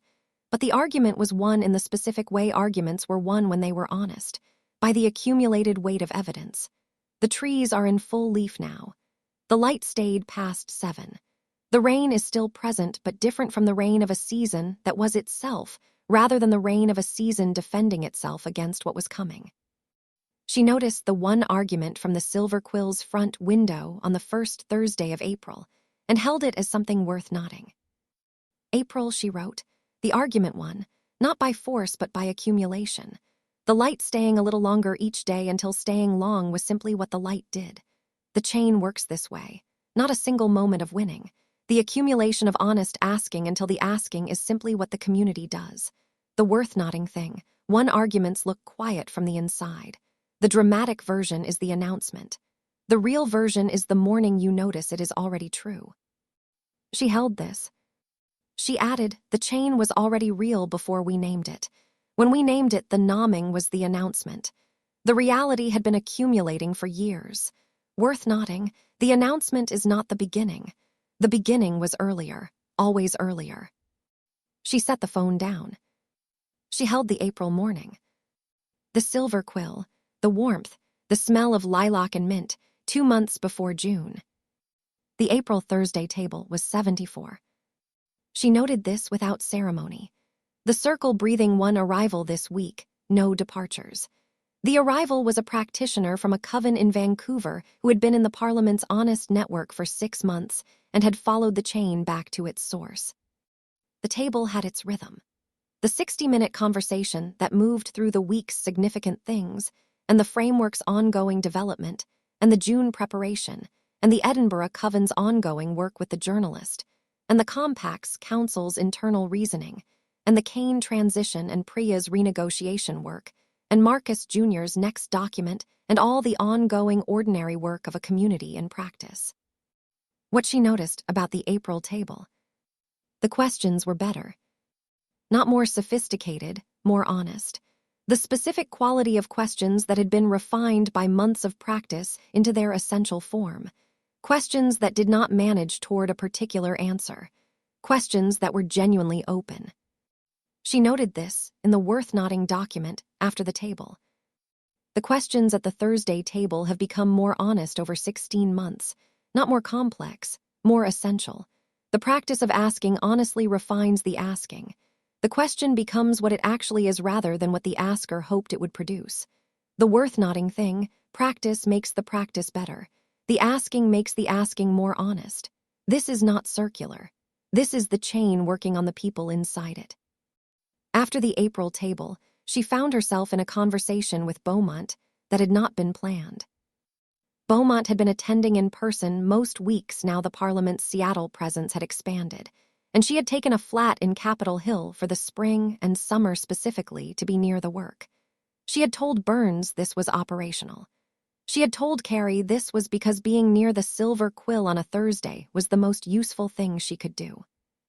They sat in the back room after the circle dispersed.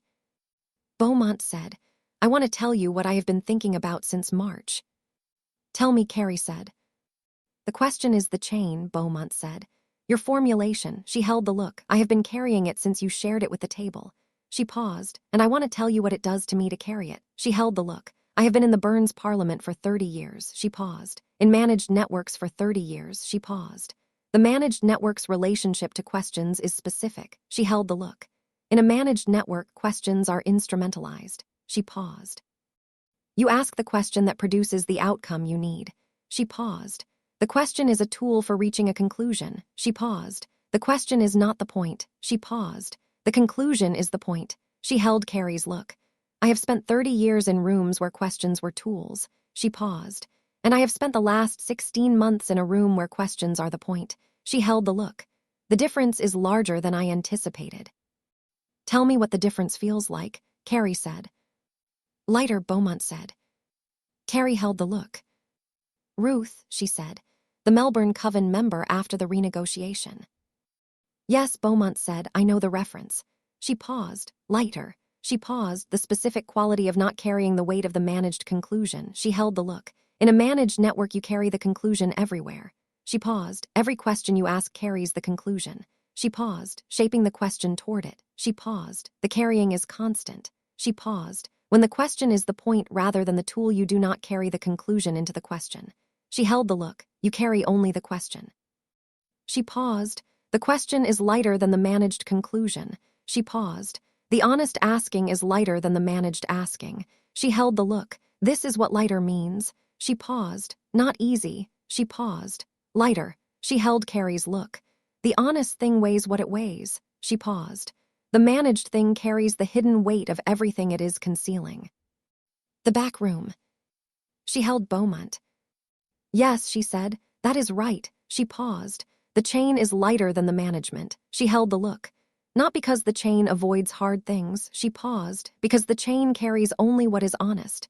She paused. The management carries the honest thing plus the management of it. She paused. The chain carries only the honest thing. She paused. That is why it is lighter. Yes, Beaumont said. The chain carries only what is honest. She held the look. I have been thinking about the Parliament's intelligence. She paused. What we will present in June. She paused. The honest intelligence for the community's deliberation. She paused. I have been preparing for it for 3 months. She paused. And I want to tell you something about preparing. Tell me, Carrie said. Honest intelligence, Beaumont said, is lighter than managed intelligence. She held the look. For 40 years, the Parliament prepared intelligence by deciding what the community needed to believe and then constructing the intelligence to produce that belief. She paused. The preparation was exhausting. She paused, because the managed intelligence had to be internally consistent. She paused. Every piece had to support every other piece. She paused. The maintenance was constant. She held the look. Honest intelligence is different. She paused. You simply describe what you found. She paused. The internal consistency is given. She paused. Because honest things are consistent. She held Carrie's look. The honest intelligence for June took 3 months to prepare because there was a great deal of it. She paused. Not because it was difficult to maintain. She paused. Because honest things can simply be what they are. She held the look. The preparation was not effortless. She paused, but not exhausting. She paused. The difference is significant. Yes, Carrie said. Honest things can simply be what they are. She held the look. That is what the ocean in December looked like. She paused, the ocean simply being the ocean. She paused, not performing. She paused, simply what it is. She held the look. Honest intelligence is the same. She paused, simply what it is. She held the look, not maintaining a managed version of itself. Yes, Beaumont said, simply what it is. She held the look. For 40 years, the Parliament was not simply what it was. She paused, it was maintaining what it needed to appear to be. She paused, the maintenance was the work. She held Carrie's look. The honest function is the work now. She paused, the work is different. She paused, honest work produces something. She paused. The maintenance work maintains something. She paused, both are work. She paused. One of them builds the chain. She held the look. One of them does not. Yes, Carrie said. Honest work builds the chain. She held the look. Because the question is the chain. She paused. And honest work is asking questions that are actually open. She paused. Every honest piece of intelligence the Parliament prepares is asking something genuinely. She paused.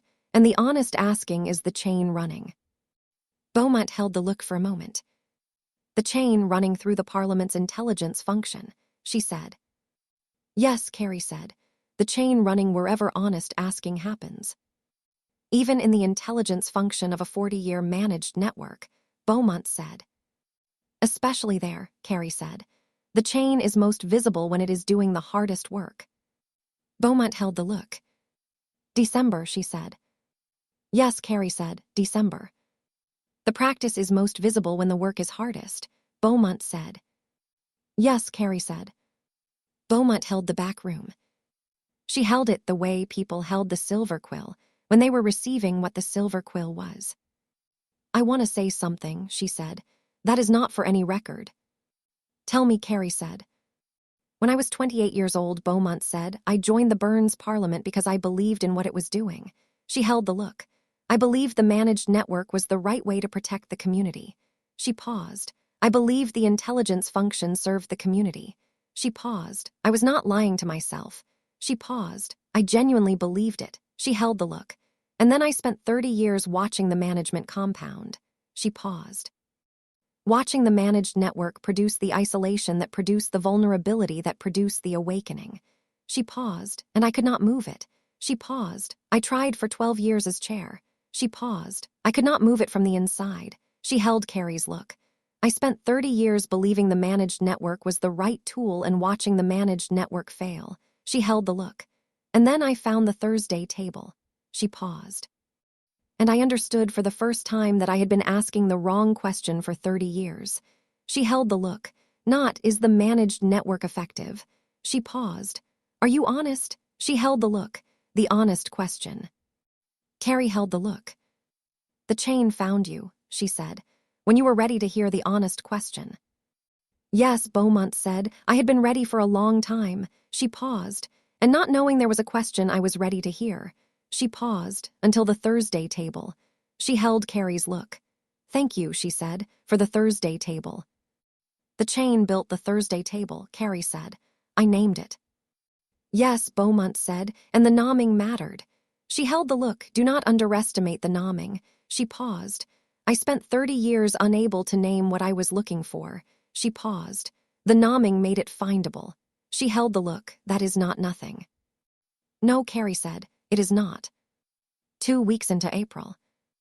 Marcus Jr. came to the Silver Quill on a Wednesday morning. Not with the notebook. Without the notebook, she noted the absence. He came and sat at the back room table with the quality of someone who had something to say that was not in any document yet.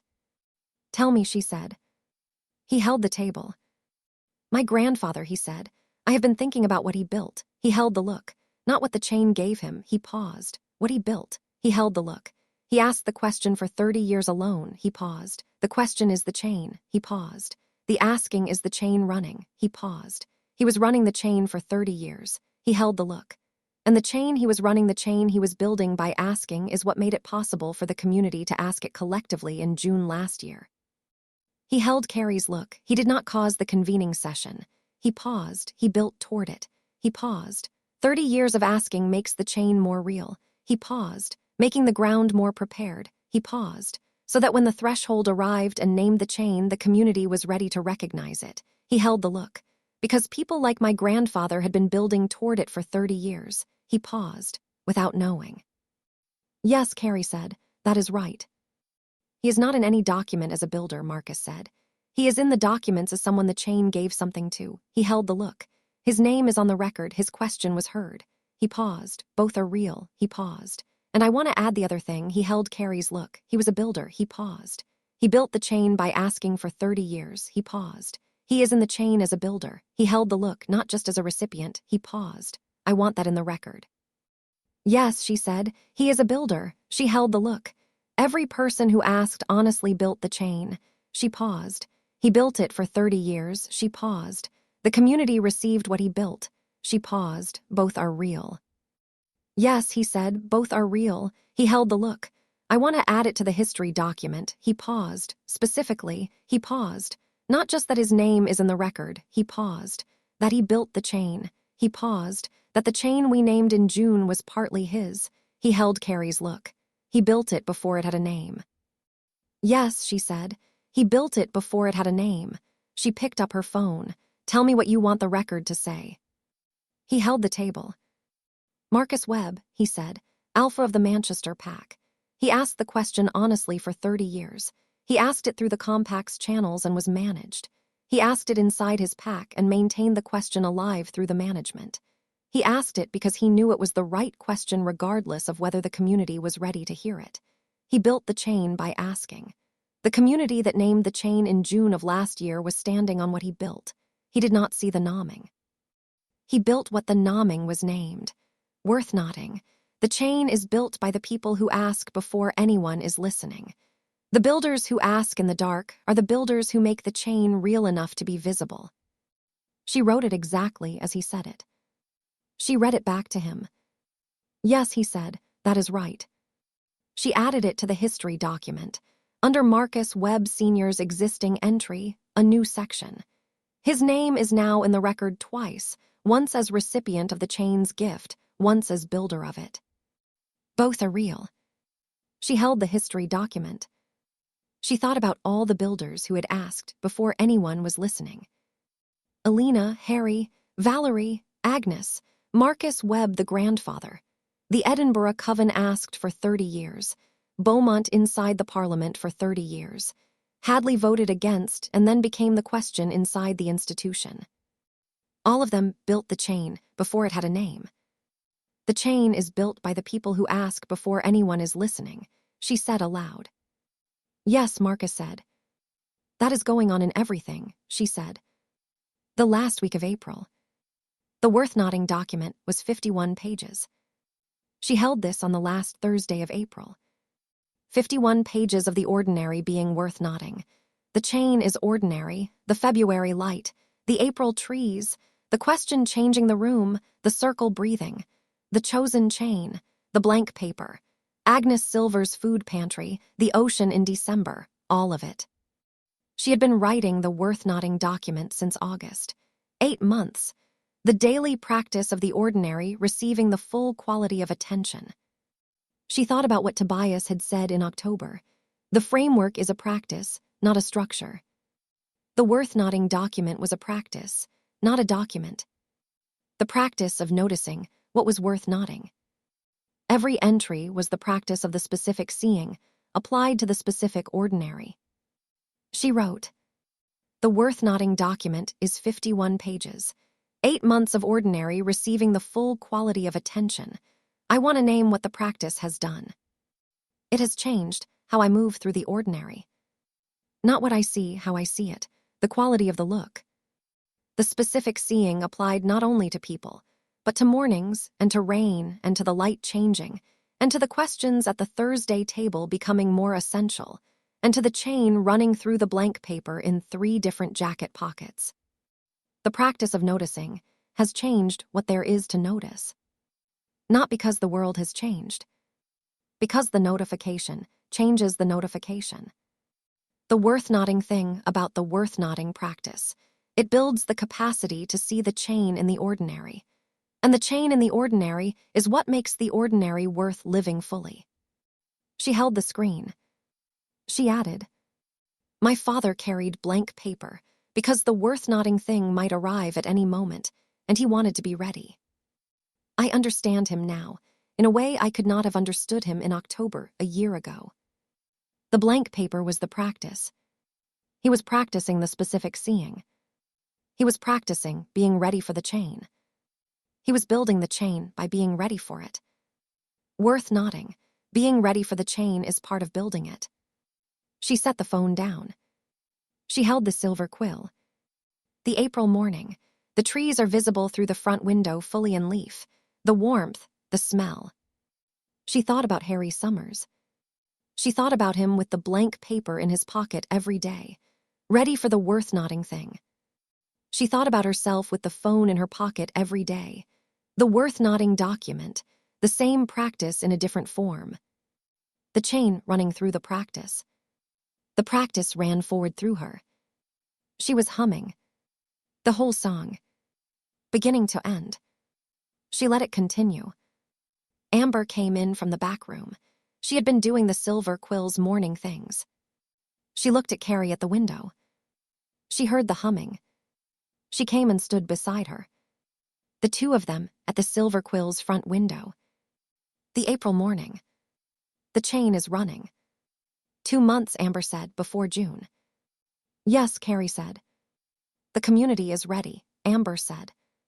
Yes, Carrie said, I think so. You have been building toward this since October a year ago, Amber said. 6 weeks. She paused. And building toward June of this year since June of last year. She paused. The whole year has been building toward June. Yes, Carrie said. Are you ready? Amber said. Carrie held the window. She thought about being ready. Not ready in the sense of having managed all variables. Not ready in the sense of knowing the outcome. Ready in the sense she had named before every significant thing in the last 18 months. Ready to be honest. Ready to hold whatever the community decided. Ready to bring the full quality of attention to what arrived. Ready to note what was worth noting. Yes, she said, I am ready. Good, Amber said. They held the April morning. The chain is ready too, Amber said. Yes, Carrie said. The chain was always ready, Amber said. It runs where honest asking happens. She paused. The community is going to ask honestly in June. She paused. The chain will be there. She paused. It always is. Yes, Carrie said. The chain is wherever the question stands. Yes, Amber said, and the question is going to stand in June. She paused, very visibly. She paused. 300 people asking together. She paused. And then more people. She paused. And then more. She paused. The chain becomes more visible with each honest session. Yes, Carrie said. She held the window. She thought about what Lilith had said in February. We are the answer to the argument my father made. She thought about what Marcus Jr. had said about his grandfather. He built the chain before it had a name. She thought about the chain running through everyone who had ever asked honestly, in any room, at any time, in any language, without knowing they were part of something larger. She thought about June approaching. The community gathering again. The question stands. The chain runs through all of it. Tell me something, she said to Amber, about June, what you expect from it. Amber held the window. I expect, she said slowly, that it will be different from last year. She held the look. Not because the people are different, she paused, because the chain is more real. She paused. Last year the community named the chain. She paused. This year the community knows what it named. She paused. That is different. She paused. Knowing changes the conversation. She held Carrie's look. Last June the community was discovering what it was. She paused. This June the community knows what it is. She paused. And is deciding what to do with what it is. She held the look. That is harder. She paused and more honest. She paused, both. Both real, Carrie said. Yes, Amber said, both are real. She held the window. The community choosing, she said. This June. She paused. Not just receiving a name, she paused. Choosing what to do with what has already been named. She paused. The Edinburgh Coven's decision has already been made. She paused. The community reasoning about what it means that a decision has been made. She paused. The chosen chain requires the community to be responsible for its choices. Yes, Carrie said, the chosen chain carrying weight. Yes, Amber said, the choice is not free. She held the look. The chosen chain carries what it carries. She paused. The Edinburgh Coven chose and the choice has consequences. She paused. The community will reason about the consequences. She paused. That is the harder work. She held Carrie's look. Last June was the nomming. She paused. This June is my responsibility. Yes, Carrie said, and the threshold holds the responsibility. She held Amber's look. Not managing it. She paused. Hold it. She paused. The holding capacity was built for this. She paused. The community being responsible for what it chose. She paused. The holding makes the responsibility survivable. Yes, Amber said, the holding makes the responsibility survivable. She held Carrie's look. That is what the threshold is for. She paused, not making the community's choices for it. She paused, holding the community through the weight of its own choices. Yes, Carrie said. The April morning. The chain is running. The question stands. June is approaching. She was still humming. She had been humming since she sat down with the worth-noting document. The whole song, running through the April morning without requiring her attention. The argument her father had made. The answer they were still becoming. Both are real. Still running. There it is, Amber said softly. There it is, Carrie said. The World We Make. Book 3 of the Shattered Bonds trilogy. Chapter 18. May. 6 weeks before June. She was at the Silver Quill on the first Monday of May at 8 in the morning. Not the armchair, the back room table, the operational Monday quality. The week began with the specific work that needed doing. She had a list. Not the worth-noting document, a practical list. The kind her father would have made on the blank paper when the worth-noting thing was the work itself. Priya 14 constructed communities, status check. Tobias transmission guide revision, question is the chain language. Beaumont Parliament's honest intelligence, final review. Elia's June registration, current count. Jimmy propagation data, June projections. Compact 4 requirements annual review, Margaret Voss. She held the list. She thought about what Amber had said. Last June was the nomming. This June is my responsibility. The responsibility required practical work. The transmission guide, revised to reflect the question is the chain understanding. Parliament's intelligence prepared honestly and completely. The constructed communities knew the exit was available. The registration is finalized. The propagation understood well enough to know who was coming and what they were carrying. The responsibility required being ready in the specific practical sense, as well as the honest sense. She began. Priya first. 14 communities, Priya said. They were at the Silver Quill's back room table at 9. Priya had her notebook, not the lineage text, a working notebook that had been accumulating since January. I have been in contact with all 14. She held the look. 13 have confirmed they understand the exit is available. She paused. They know the renegotiation working exists and what it requires. She paused. 6 of the 13 have requested formal engagement with the working. She paused. 2 I have already completed the initial assessment for. She paused. The other 4 are in process. She held Carrie's look. The 14th community she paused. They have not responded to contact. She paused. 3 attempts. She paused. I do not know why. She held the look. I wanted to be honest about that. Yes, Carrie said. The door is open for them. She held Priya's look. Not responding is information, not failure. She paused. They will come when they are ready or they will not. She paused. The exit is there when they need it. Yes, Priya said. The exit is there. She held the look. I want to say something about the 6 who requested formal engagement. She paused, the quality of their asking. She held Carrie's look. It is different from how I expected it to be. She paused. I expected relief mostly, the weight being lifted. She paused. There is relief. She paused. But there is also something I did not anticipate. She held the look. Grief. She held Carrie's look, not for what they were. She paused. For the years of not knowing what they were. She paused. For years carrying something they did not have language for. She paused. The exit being available is a relief. She paused. The 40 years of not knowing the exit was a grief. She held the look. Both simultaneously. Both real, Carrie said. Yes, Priya said. The companion framework helps. She paused. What is on the other side helps. She paused. The grief is named. She paused. Named things are navigable. She held the look. But I wanted you to know it is present. She paused. The grief alongside the relief. She held Carrie's look. The honest thing carrying the full weight of what it is. Yes, Carrie said. Thank you for nomming it. She held the look. It belongs in the record. She paused. The exit being available does not undo the years before the exit was known. She paused. Both are real. She paused. The relief and the grief for the years before it. Priya held the look.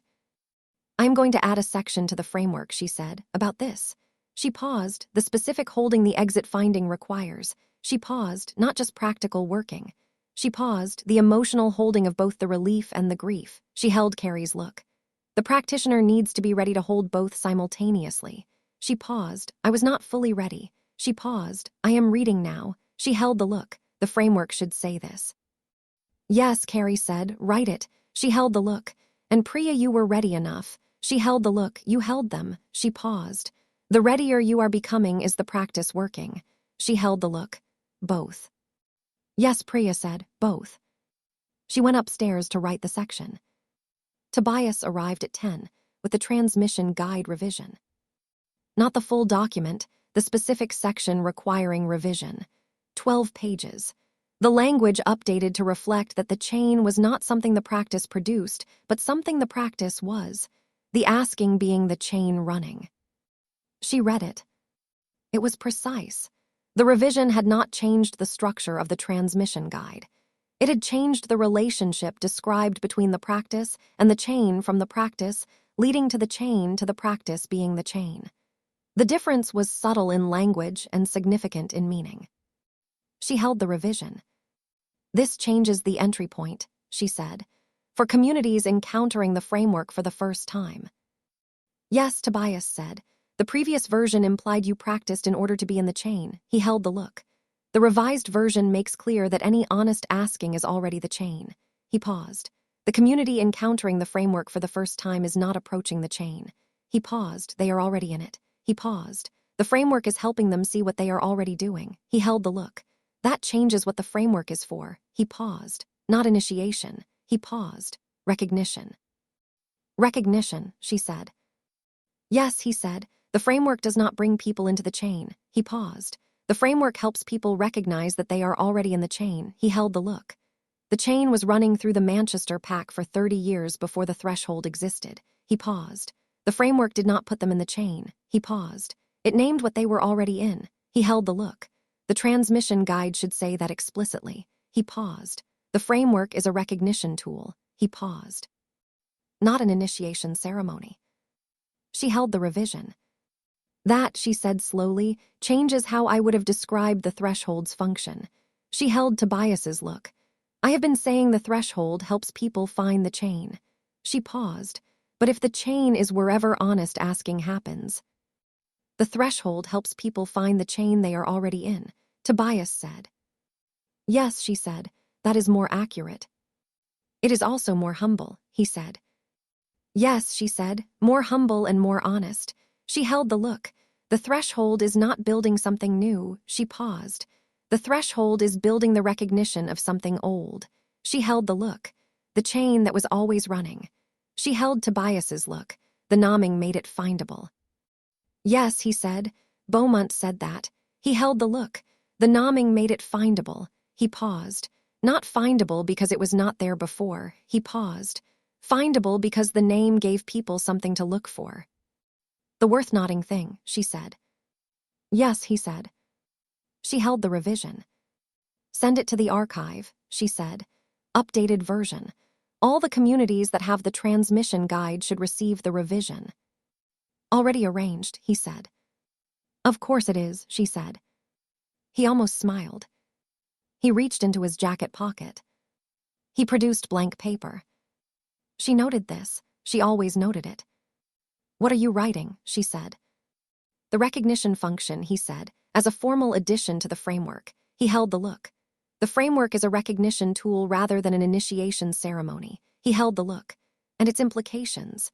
He held the look, the most significant implication being anyone can recognize the chain because anyone honest can be in it. He held the look. The framework lowers no bar. He paused. There is no bar. He paused. The bar was the management. He paused. The management said, you must do these things to be in the community. He paused.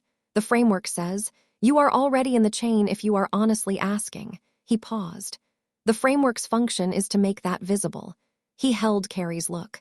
That is a very different kind of document from a governance guide. Yes, she said, it is. He wrote. The blank pages are filling. The chain running through the filling. Jimmy at 11 with the propagation data. He sat across from her with his laptop, and the neutral at its standard calibration, which she had learned over 18 months, was not flatness, but precision. Jimmy's neutrality was the quality of someone who gave every piece of information exactly the weight it deserved, and no more. June projections, he said, based on propagation data through April. Tell me, she said. The convening session will be larger than last year, he said. Significantly. He held the screen. Last year, 47 formal registrations. He paused. Current registrations as of Friday, 112. He held the look, with 6 weeks remaining. He paused. I project final registration between 130 and 150 communities. He paused, with individual attendees in the range of 500 to 600. She held the number. 500 to 600, she said. Yes, he said. The holding capacity, she said. The holding capacity, he said, has not been tested at this scale. He held Carrie's look. I want to name that directly. He paused. The Thursday table at 74 is significantly smaller than 600. He paused. The convening session last year at 300 was the largest test. He paused. 600 is different. He held the look, not in kind. He paused, in scale. Tell me what you think the scale requires, she said. More holders, he said. The holder function was Sierra primarily last year with support. He paused. 600 people across 3 days requires more. He paused. I would want 8 to 10 people in the holder function. He paused. People who have been in the practice long enough to hold without managing. He held the look. The distinction matters at scale. He paused. At 300 there was enough redundancy. He paused. At 600 the redundancy needs to be built deliberately. Yes, she said. Who do you have in mind? Sierra is primary, he said. She knows the function. He paused. Marcus Jr., the companion framework gives him specific capacity for the identity transition moments that will be more frequent with constructed communities present. He paused. 3 members of Ibanu's tradition who practice the facilitation. He paused. 2 members of the Edinburgh Coven who have been trained in Fiona's chain tracking practice. He paused. And he paused. I want to propose something. Tell me, she said. Hessa, he said. The back room. She held the look. Hessa Vane, she said. Yes, he said. She has been at the Thursday table for 8 months. He held the look. She has been practicing the holder function informally since February. He paused. She understands the constructed community's experience from the inside. She built the renegotiation working. He paused. She understands what the exit costs and what it gives. He paused. The specific knowledge required for holding someone through the relief and the grief simultaneously. He held Carrie's look. She is better positioned for that specific holding than almost anyone else in the community. He paused. I am not making this as a statement about her accountability situation. He paused. I am making it as an operational assessment. He paused. The function requires someone with her specific knowledge. He paused. She has it. He held the look. Priya's terms still stand. He paused. The decision is Priya's. She held the assessment. Yes, she said. It is Priya's decision. She held the look. I will ask her. Good, he said. The venue, she said, for 600. I have 3 options, he said. He turned the laptop, all within a reasonable distance of the silver quill. He paused, all large enough. He paused. The question is which one holds the circle configuration at that scale. He paused. Not all large venues can hold a circle. She looked at the 3 options.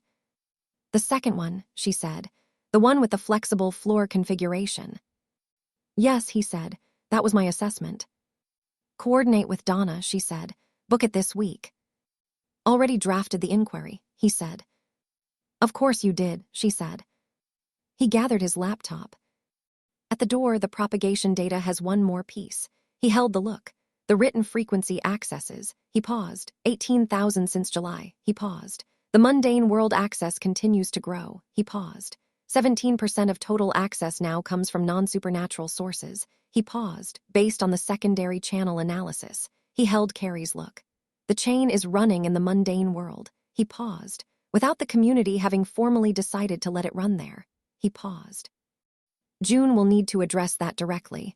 He paused. Not as a problem, he paused, as a reality. Yes, she said, as a reality. The lock opened from the inside, he said. It is open. He held the look.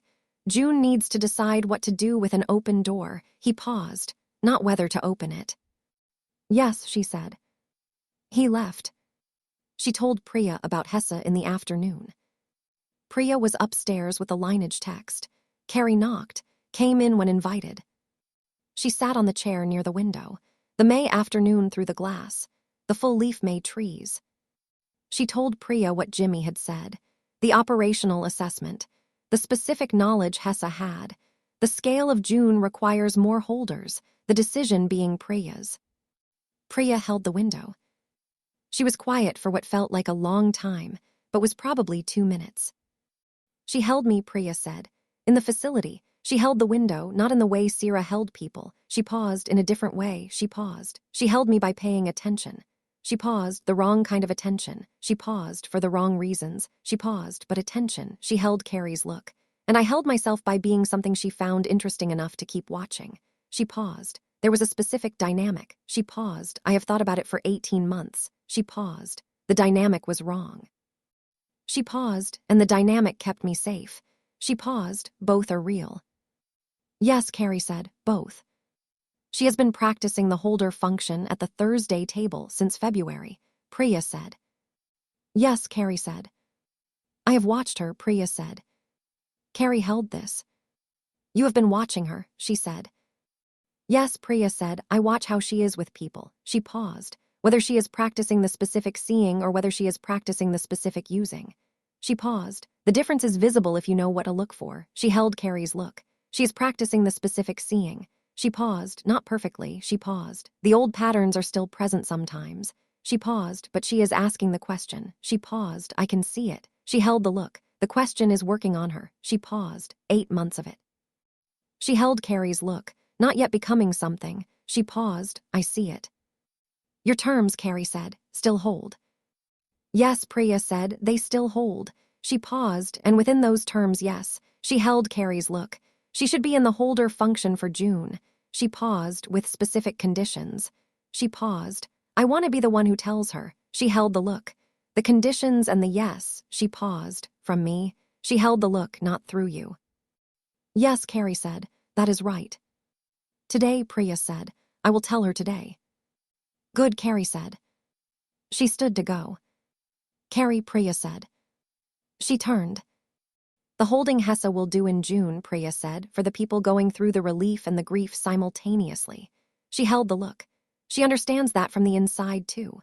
She paused, not from the perspective of the person being held. She paused, from the perspective of the person who built the wrong thing and is trying to repair it. She paused. She carries both. She paused, the grief of what she did. She paused, the relief of doing something honest with what she knows. She held Carrie's look. Both simultaneously. She paused. She can hold that in other people because she is holding it in herself. Yes, Carrie said. That is why specific knowledge matters. She held Priya's look. She knows what holding both feels like from the inside. Yes, Priya said. The chain runs through even that. Yes, Carrie said. The chain runs through even that. Margaret Voss called on Wednesday. The Compact's 4 requirements are an annual review, she said. The first year. Yes, Carrie said. How is it? Complete, Margaret Voss said. The review is complete. She paused. I want to share the findings before I publish them. She paused. Because the honest walls require me to tell you what I found before the community hears it. Tell me, Carrie said. The compact has met the formal requirements, Margaret Voss said. The convening rather than managing commitment. She paused. The grievance acknowledgement process is operational. She paused. The constructed community's full standing confirmed. She paused. The public honest accounting published. She held the phone. The formal requirements have been met. She paused. What the review also found was that she paused. Is that meeting the formal requirements is not the same as becoming the institution the requirements describe. She paused. The compact has done the formal things. She paused. The compact has not yet become what the formal things are supposed to produce. She paused. The council still operates with managed habits. She paused, myself included. She paused. We do the honest things, but we are not yet naturally honest. She paused. The practice has not yet become the habit of mind. Yes, Carrie said. That is accurate. She held the phone. And it is the right thing to publish. It will be uncomfortable, Margaret Voss said. Yes, Carrie said. The honest walls are not comfortable. She paused. The community needs to know that meeting the formal requirements and becoming an honest institution are different stages. She paused, and that the compact is in the first stage. She paused, honestly. The council will not all approve, Margaret Voss said. No, Carrie said, but Hadley will. She paused, and Beaumont. She paused, and Adisa. She paused, and Ibanu. She held the phone. The question working on the institution from the inside. She paused. The honest review is the question being asked of the institution. She paused. Publish it. Yes, Margaret Voss said. I will. She paused, Carrie. Yes. The chair question, she said. Should I still be a chair? She held the phone. I have been asking since February of last year. She paused. I want you to know where I am with it. Tell me, Carrie said. I am still asking it, Margaret Voss said. I have not answered it. She paused. The question is still information rather than threat. She paused. That has not changed. She paused. What has changed is she held the phone. I think I understand what the answer depends on. She paused. Not whether I have done enough. She paused. Whether the Compact's council can do what needs to be done without me being the one doing it.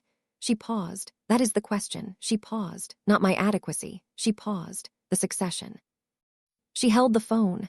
Whether the council has people who can hold the question inside the institution after I am gone. She paused. I think Hadley can. She paused. I think Ibanu can. She paused. I am less certain about the others. She paused. I am building toward being certain before I answer. Yes, Carrie said. That is the right question to be asking.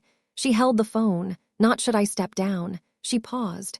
Is the institution ready to hold the question without me? She paused. That is the honest form of the question.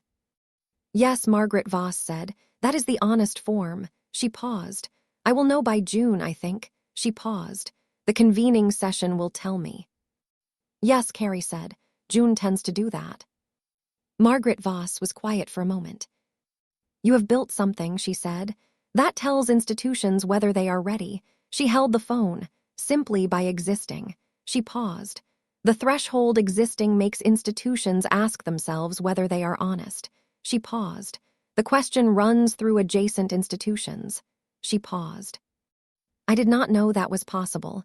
She paused. The threshold did not impose anything. She paused. It simply was what it was. She paused. And being what it was changed what the institutions adjacent to it were asking. The chain running through the adjacent rooms, Carrie said. Yes, Margaret Voss said. The question is changing the rooms it is adjacent to. She paused. Not just the rooms it is in. Yes, Carrie said. Good, Margaret Voss said. I will publish the review. She hung up. The last week of May. She was at the Pack House on a Sunday. The specific quality of the last Sunday of May, the month that had been the month of preparation concluding. June is a week away. She was in the kitchen with Lilith.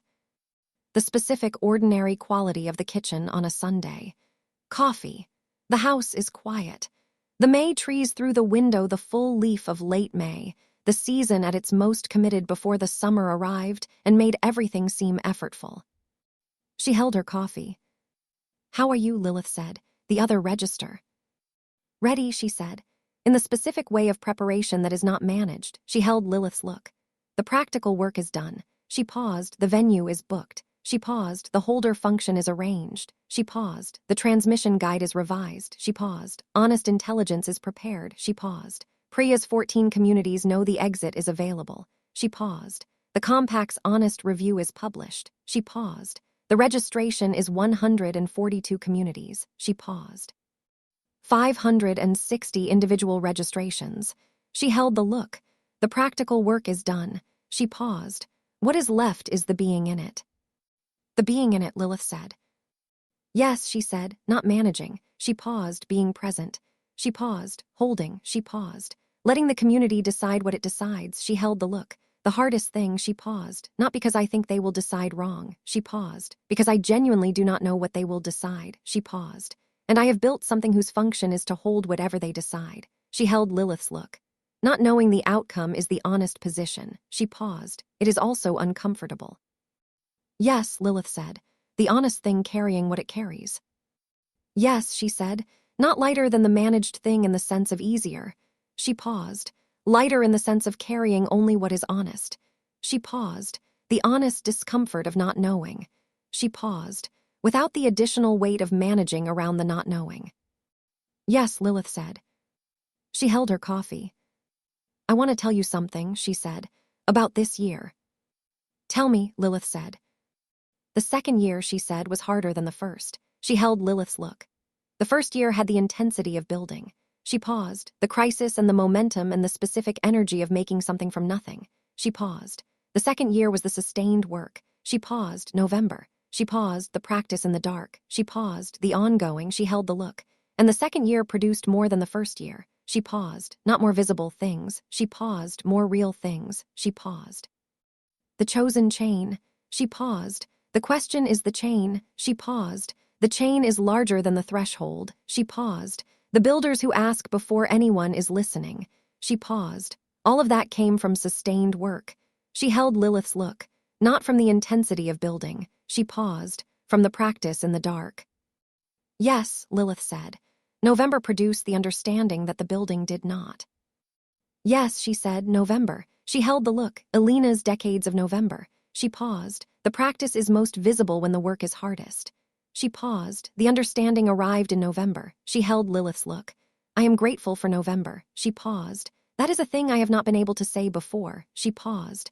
I am grateful for the sustained dark work. She paused because of what it produced. Yes, Lilith said. That is the practice working on the practitioner. Yes, she said. She held the coffee. The May morning, the trees through the window, 1 week before June. The beside, she said. They chose beside. She held Lilith's look. I want to say something about it before June. Say it, Lilith said. You have been beside me through 2 years of this, she said. The first year building. She paused. The second year, the sustained work. She paused, all of it. She held the look. The beside was the condition for everything else.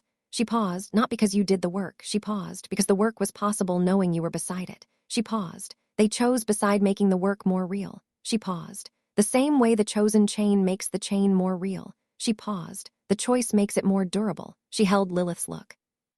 Thank you, she paused, for choosing it. She paused every day. Lilith held the look. Every day, she said. For 2 years, she paused. And for however many years come after, she held Carrie's look. I want you to know something. She paused. Besides, there is not a cost. She held the look. I do not choose it despite what it requires. She paused. I choose it because of what it is. She paused. What it is worth. She held the look. The being present for the building and the November and the June approaching. She paused. Worth it. She held the look. Every day is worth it. Yes, Carrie said. Yes, Lilith said. They held the May morning. She was humming. She had been humming since she came downstairs. The whole song. Running through the last Sunday of May in the kitchen. 1 week, Lilith said. 1 week, Carrie said. And then the community decides, Lilith said. And then the community decides, Carrie said. And the threshold holds it, Lilith said. Yes, Carrie said, the threshold holds it. She held the look, whatever it is. She paused, the door opened. She paused, the light is on. She paused, the question stands. She paused, the chain is running. She held the look, whatever they decide. Yes, Lilith said. The song is running. The world's being made. 1 week. The world we make. Book 3 of the Shattered Bonds trilogy. Chapter 19. June arrived on a Saturday. She woke early. The specific quality of the first morning of June, the light already present at 5, the Pacific Northwest having made good on spring's argument and delivered the long days she had promised. She lay in the third-floor room and held the morning. The convening session began Thursday, 5 days. She thought about what she actually knew and what she did not know. What she knew. The hall was booked, the circle configured for 600, the holders arranged, the honest intelligence prepared, the communities registered. The practical work is complete. What she did not know, what the community would decide. How the conversation about the Edinburgh Coven's decision would land across 560 people with different histories and different relationships to the plain sight consensus. Whether the holding capacity would be sufficient at this scale. Whether the honest frequency crossing into the mundane world would be received as opportunity or threat, or something she had not anticipated. She held the not knowing. It was still uncomfortable. It was the right position. She got up. Monday. She was at the Silver Quill at 8, the first Monday of June, 3 days before the convening session. She sat in the back room and did something she had not done since the week before the first convening session. She opened the What I Don't Know document. She had not looked at it since October, 8 months. She read through it.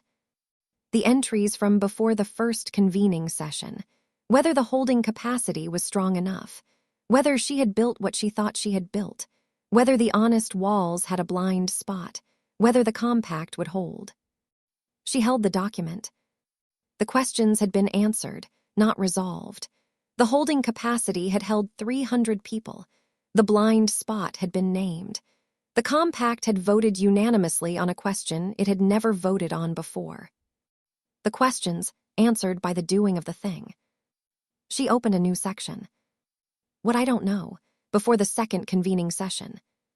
She wrote, whether 560 people can hold a genuine conversation, or whether scale produces the managed version of conversation, the kind where people perform positions rather than reason honestly. Whether the Edinburgh Coven's decision will fracture some communities who were not ready for what it means. Whether the honest intelligence the Parliament has prepared will be received as information or as the Parliament positioning itself. Whether the grief alongside the relief, which Priya named in the communities going through the renegotiation working, will arrive in the full session, and whether the holding capacity can hold it at this scale. Whether the question the community is really asking is not the plain sight consensus question. The deeper question of whether they trust themselves to decide something this significant will be surfaced or managed. She held the list. She added, whether I have understood correctly what the chain is. The chain is the activity of honest asking. The chain is larger than the threshold. Anyone honestly asking is in the chain. I believe this. I do not know if believing it and building from it has produced the right thing or a thing shaped by the believing. She held the screen. She had written something similar before the first convening session. The honest walls have a blind spot, the threshold shaped by her specific history. She had named it then. She was nomming a version of it again. The honest walls correct themselves through continuous asking. The question applied to itself. She wrote one more entry. Whether the community will decide something that I think is wrong, and whether I will hold it honestly if they do. She held this last entry. This was the truest one, not the logistical uncertainties, those were real. This was the hardest one. The community might decide something she thought was wrong. The honest walls required her to hold it. She did not know if she could. She held the document. She added, the honest answer, I don't know, I believe I can. I have not been tested at this level. I will find out Thursday. She closed the document. She opened the What I Know page. She wrote, I know the holding capacity held 300 people last year and did not fracture. I know Tobias built the framework honestly from what he actually experienced. I know Mary's frequency is real and runs toward people who are honestly asking. I know the Edinburgh Coven made a genuine choice, and the choice was theirs to make. I know the community has been asking honestly for a year, and the asking has made the chain more real. I know the question stands. I know that is sufficient. She held the page. Yes, she said, that is what I know. Tuesday. Tobias arrived at 9. He had the quality he had on the mornings before significant things, not anxious, organized. The specific quality of someone who had prepared everything he could prepare and was now simply present with the preparation. He sat across from her. I want to tell you something, he said, before Thursday. Tell me, she said. The framework, he said, what it has become. He held the look. I built it in a facility when I was 15 years old. He paused. I built it from what I needed. He paused. And it has become something larger than what I needed. He held the look. The recognition function, the question is the chain understanding. Ibanu's facilitation practice, Amara's recognition, Marcus's companion framework, what is on the other side? He paused. The grief alongside the relief. He paused, all of it. He held Carrie's look. The framework is not mine anymore. He paused. It was mine when I needed it to be mine. He paused. Now it is the community's. He paused. I gave it to the community in June of last year. He paused.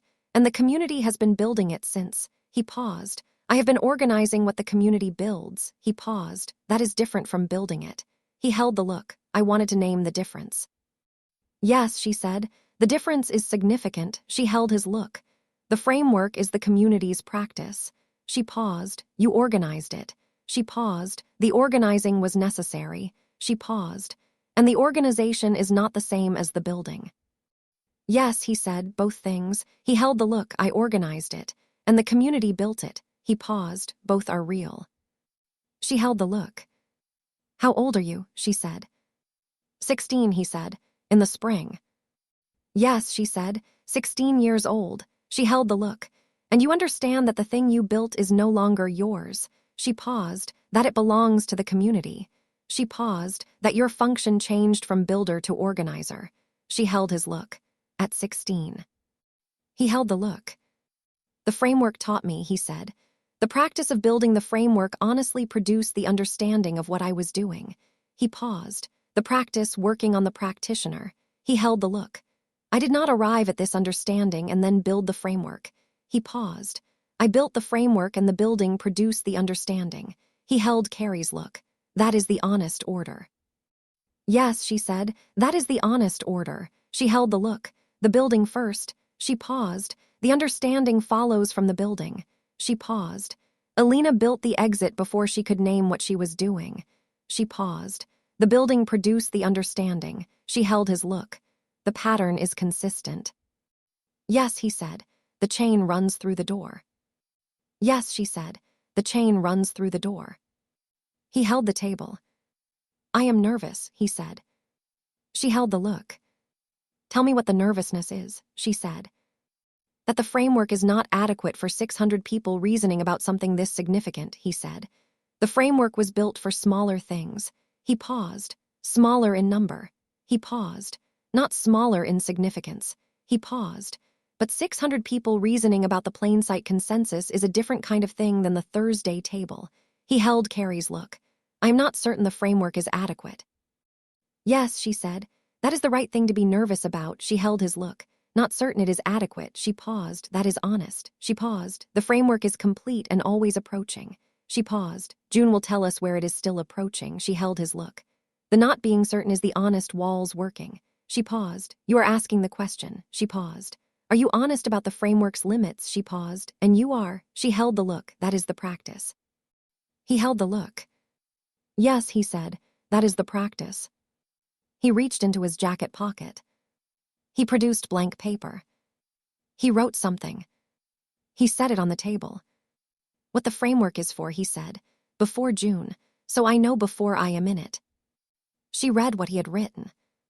The framework is for holding the community while it asks honestly. Not for answering, not for deciding, for holding the asking. If the asking is held honestly, the chain runs through it. That is all the framework needs to do. She held the paper. Yes, she said, that is what it needs to do. Then it is adequate, he said. Yes, she said, then it is adequate. Wednesday. The day before. She spent the morning at the Silver Quill, the worth-noting document, the last entry before Thursday. The day before, the specific quality of a day that is adjacent to something significant without being that thing. The practice of being on this day rather than managing toward the next one. The worth-noting thing about the day before, it is a day, the ordinary. The chain runs through it the same as any other day. Worth-noting, the chain does not know it is the day before something significant. The chain simply runs. I am the one marking it as the day before. The chain would run the same if I did not mark it. She held this. She added, my father did not know when he wrote the love song that it was the day before a chain that would run for decades. He wrote it because he needed to write it.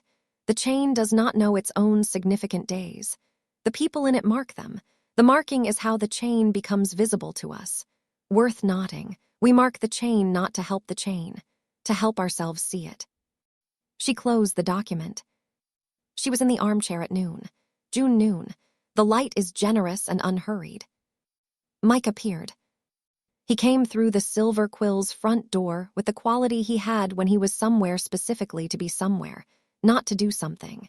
He looked at Carrie in the armchair. He sat in the adjacent chair. They held the Silver Quill for a moment. Tomorrow, he said. Yes, she said.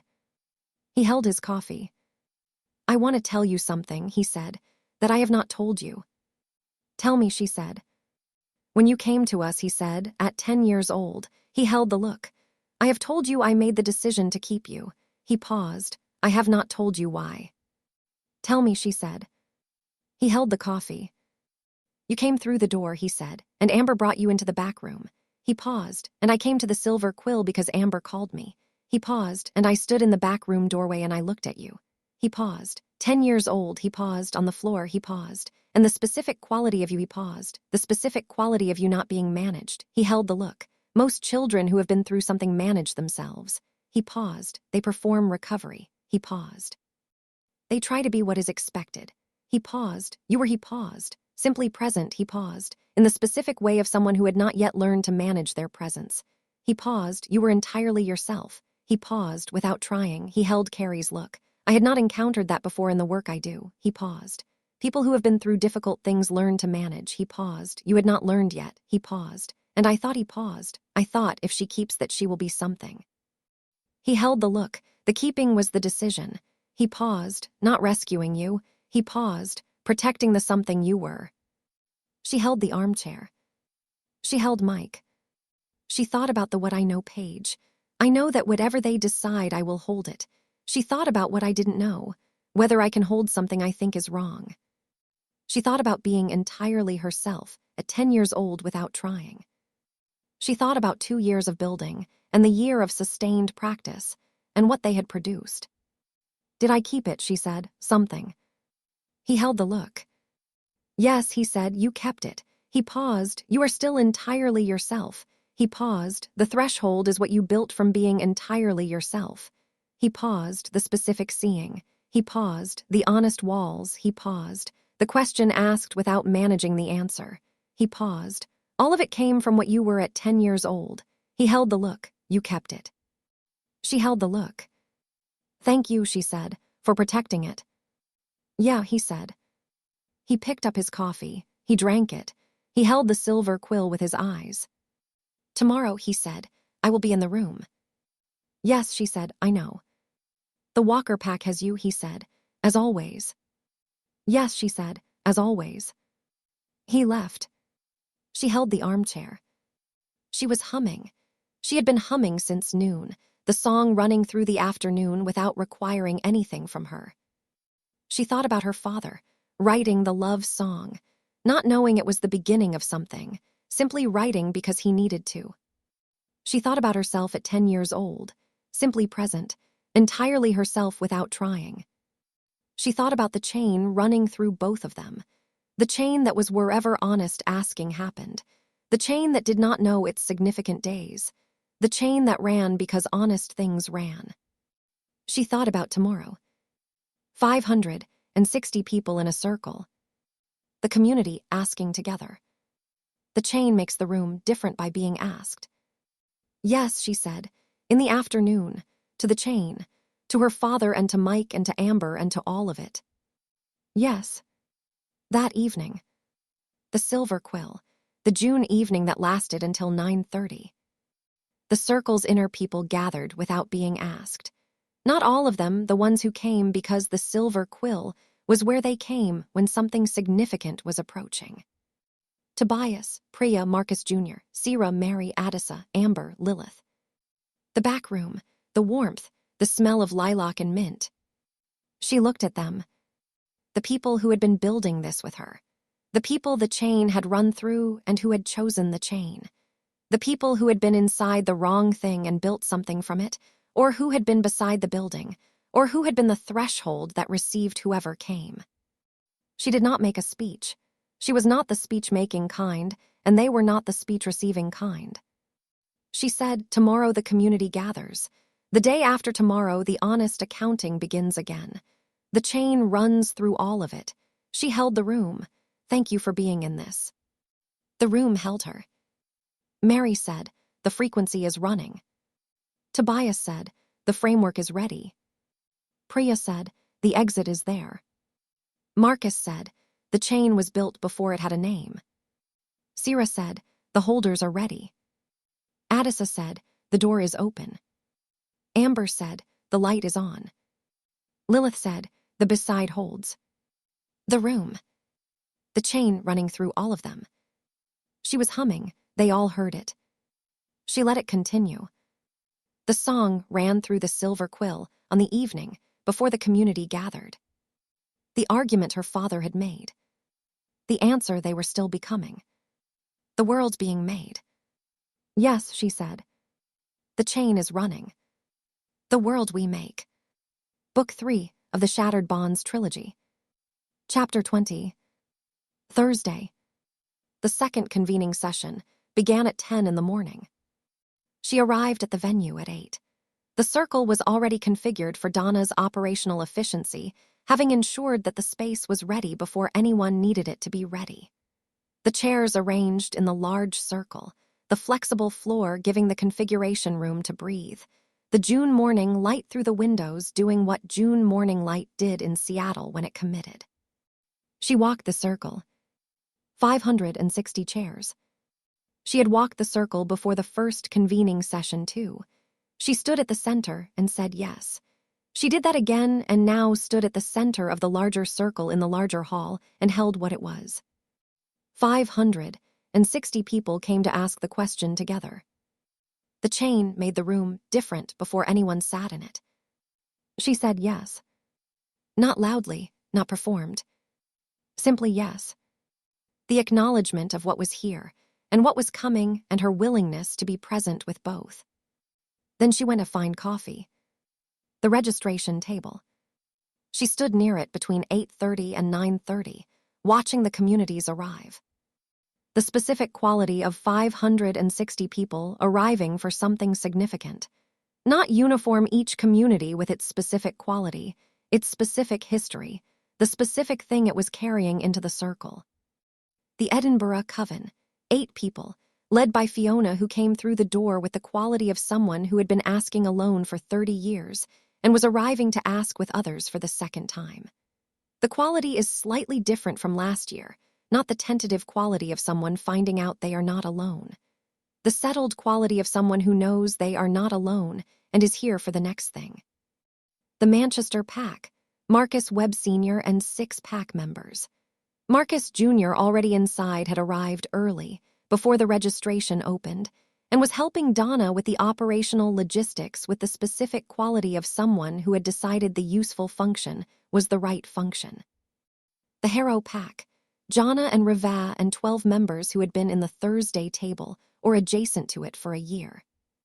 They arrived with the quality of a pack that had done significant honest work and was showing up to do more. The Melbourne Coven, Bridget Calloway and Ruth and Daniel. Ruth arrived with the quality she had described after the renegotiation, working lighter. Not dramatically lighter, simply carrying what was hers rather than what had been built into her. Communities she had not met before. 40 new communities since last June. Some arrived cautiously, the quality of people who had found the written frequency or the transmission guide and had followed it back and were encountering the thing behind the documents for the first time. She tried to be at the door for as many of these as she could. Not to manage the arrival, to receive it. The specific seeing. Each person is a specific person. At 9:30, Beaumont appeared beside her. She had the quality she had developed over months of Thursday tables, not the managed authority of someone in an institutional role. Something more genuine than that. The 68-year-old who had been asking the question inside a managed network for 30 years and had found at the Thursday table what the question was supposed to produce. The Parliament's intelligence, she said, is prepared. She held the look. I reviewed it 3 times this week. She paused. I want to tell you what I found in the review. Tell me, Carrie said. The intelligence, Beaumont said, is honest. She held the look. I know this because every time I reviewed it I was looking for the managed conclusion. She paused, the piece that was shaped toward a particular outcome. She paused, I did not find it. She paused. Intelligence is simply what we find. She paused. What the 40 years of data says about when supernatural to mundane engagement has gone well and when it has not. She paused. The conditions. She paused. The risk factors. She paused. The specific patterns. She held Carrie's look. No managed conclusion. She paused. Just the patterns. She paused. The community can reason from them however they reason. Yes, Carrie said. That is what the community needs. I want to tell you something about preparing for it, Beaumont said. Something I did not expect. Tell me. I expected the honest intelligence to be incomplete, she said, because honest intelligence does not shape toward a conclusion. She paused. I expected it to feel unfinished. She paused. It does not. She held Carrie's look. The honest intelligence feels more complete than anything the Parliament has produced in 40 years. She paused, because it is not missing the parts that were managed away. She paused. The managed intelligence was always missing the evidence that complicated the conclusion. She paused. Honest intelligence has all the evidence. She paused, including the evidence that complicates the picture. She paused, including the cases where disclosure went badly. She paused, and the cases where it went unexpectedly well. She held the look. The full picture. She paused. The full picture is more complete than the managed version. She paused. I did not know that before. She paused. Now I do. Yes, Carrie said. The honest thing carries only what is honest. She held the look. But what is honest includes complicated evidence. She paused. The full picture. She paused. The managed version excluded the complication. She paused. The honest version holds it. She held Beaumont's look. That is why it is more complete. Yes, Beaumont said. That is why. They held the registration area. I am glad you are here, Carrie said. Not in an institutional capacity. She paused, as someone who chose the chain. Beaumont held the look. 30 years of asking inside a managed network, she said. And then the Thursday table. She paused. I have been in the chain the whole time. She paused. I know that now. She held Carrie's look. Thank you for the framework that told me. The framework recognized what was already there, Carrie said. Yes, Beaumont said, both things. 10 o'clock. The circle is full. 560 people in chairs arranged in a circle large enough to hold them and specific enough that it was clearly a circle rather than an auditorium. The specific seeing applied to spatial configuration, the circle communicating that everyone in it had the same standing. No stage, no hierarchy of position. Margaret Voss at the microphone. She looked at the circle. She held it for a moment. Then she said, Last year I opened the convening session by nomming what the compact had been doing wrong. She held the circle. I said, we should have convened sooner. That is the truth. We are convening now. That is also the truth. She held the circle. This year I want to open differently. She paused. This year I want to name what the community has been doing right. The circle held her. The community has been choosing the chain, she said. For the past year, she held the circle. The Edinburgh Coven chose honestly. She paused. The Compact's Council began asking the honest question. She paused. The Burns Parliament rebuilt its intelligence function on honesty. She paused. Constructed communities learned the exit was available and began the specific difficult work of using it. She paused. Communities from 40 countries found the written frequency and followed it back. She held the circle. The Thursday table in Seattle grew from 6 to 74 people in 18 months. She held the circle. The community has been choosing the chain. She paused, every honest conversation. She paused, every question asked without managing the answer. She paused, every person who found the door and came through it. She held the circle, building the chain. She held the circle. The chain is more real because the community chose it. She held the circle. That is what happened in the past year. She paused.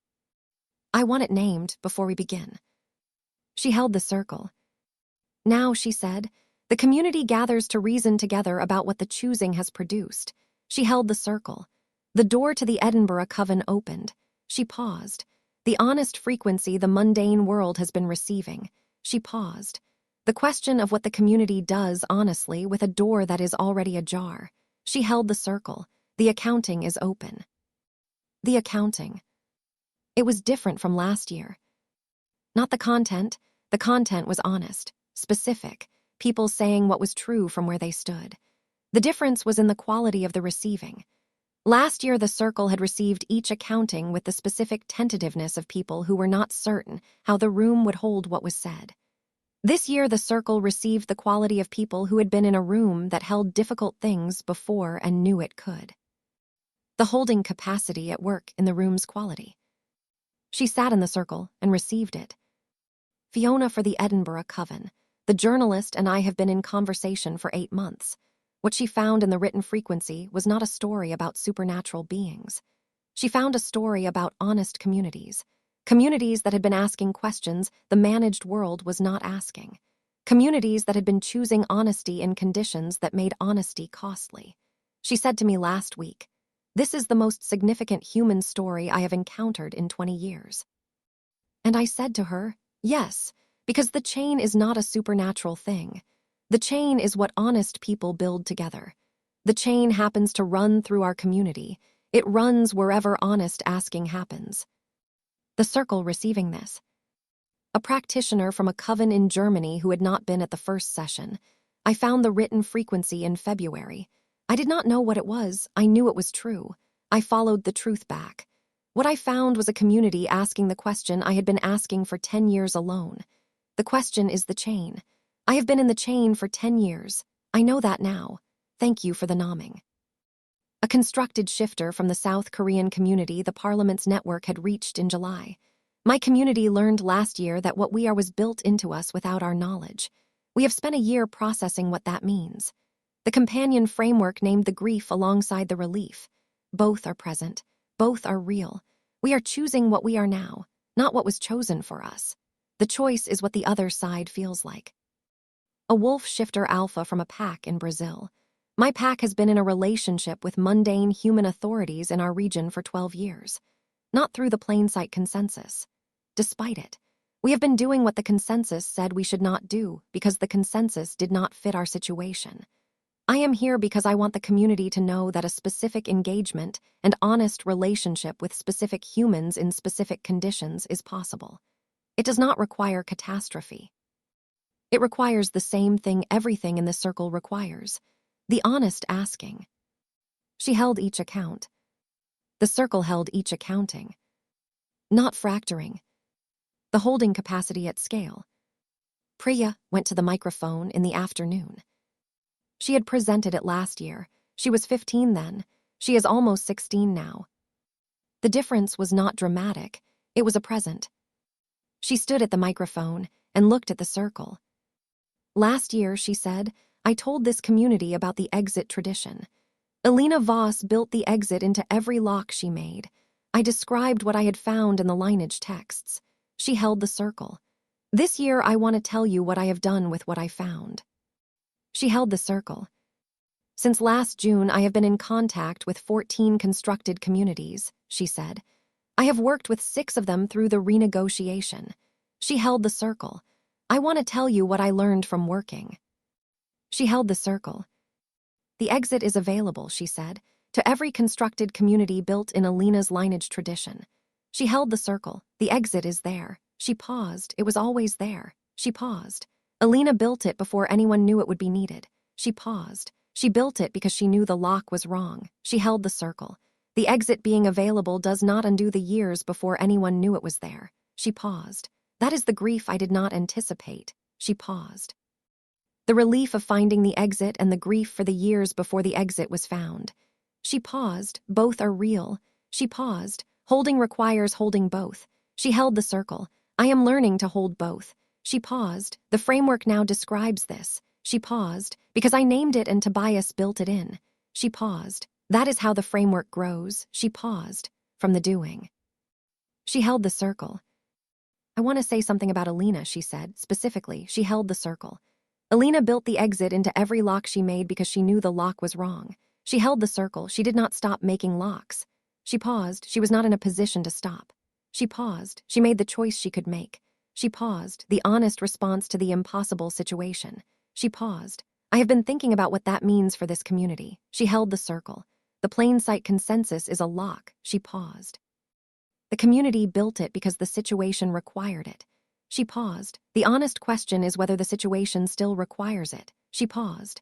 Elena's pattern suggests if the lock is wrong, build the exit into it while you are still inside it. She held the circle. The written frequency was the exit built into the consensus.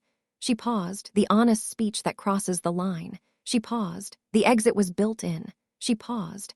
By everyone who chose to be honest inside the consensus. She paused. The community has been building the exit. She paused. While we were still inside the lock. She paused. Elena's pattern. She held the circle. The exit was already there. The holder function. Hesse was in the circle for the first time. Not at the microphone, not presenting, in the circle. She sat with the quality she had developed over 8 months of Thursday tables, precise, present, not performing, asking the question continuously. Not yet that had become something specific over 18 months. The direction demonstrated. She held the accounting sessions the way Sira held their presence rather than imposition, available rather than deployed. At one point during the afternoon, accounting a constructed shifter from the Australian community, not Ruth and Daniel's community, a different one, a community that had found the transmission guide in March, said something that landed heavily in the circle. Said that she had spent 40 years not knowing what she was. That the exit being available felt like finding out your whole life had been inside a room you did not know had a door. That the relief was real, and the grief was real, and she did not know how to be both simultaneously. The circle held it. Hesse, from her chair in the circle, did not go to the microphone. She simply moved to sit closer to the woman, the proximity of presence, not directing, not managing, simply there. The woman noticed. The specific quality of someone noticing, they were not alone in the room. Carrie watched from across the circle. She thought about Priya saying, "She can hold that in other people because she is holding it in herself." The chain runs through even that. The first day concluded at 5:30. Margaret Voss closed the accounting with the same words as last year. "The honest accounting is concluded for today," and then added, "The community has built something in this room today. The specific building that happens when honest things are said in a space that holds them. The room is different because the saying happened here." The chain running through what was said. The circle dispersed. She stood at the circle's edge as people moved through the hall and into the June evening. Tobias appeared beside her. He held his notebook. He was not writing in it. He was simply holding it. "How was it?" she said. "What it needed to be," he said, "and more than that." "Tell me more than that." "Priya," he said, "Alina's pattern." He paused. The exit was built into the consensus by everyone who chose to be honest inside it. He held the look. "I had not thought of it that way." He paused. The honest frequency crossing the consensus line was not a violation. He paused. It was the exit being used. He paused. The community had been building the exit while it was still inside the lock. He paused. Without knowing, he held Carrie's look. The chain building the exit into the lock it was inside. He paused. Alina's pattern at the community scale. "Yes," she said, "I heard it too." "I am going to add that to the framework," he said. "Yes," she said, "it belongs in." "After June," he said. "Yes," she said, "after June." They held the hall. The circle of chairs in the June evening. 560 people dispersed into the city, carrying what the day had held. She was humming. The whole song. "The chain is running." "Tomorrow," Tobias said. "Tomorrow," she said, "the deliberation." "Are you ready?" he said. She held the hall. She thought about what I didn't know about the document. The hardest entry. Whether the community will decide something I think is wrong and whether I will hold it honestly. She had not answered it on Monday. She had said, "I will find out Thursday." It was Thursday evening. She had found out some things. The holding capacity held its scale. The accounting had been honest. The circle had not fractured. The questions Priya had raised were in the room now, working on the room. She had not yet found out about the hardest entry. That was tomorrow, and Saturday. "Yes," she said, "I am ready." She meant it the way she had meant it every time she had said it. Not resolved, ready. "Good," Tobias said. He tucked the notebook under his arm. He left. She held the hall one more time. The circle of empty chairs. The June evening light. The chain in the room that had been made different by the honest asking. "Yes," she said, to the hall, to the chain.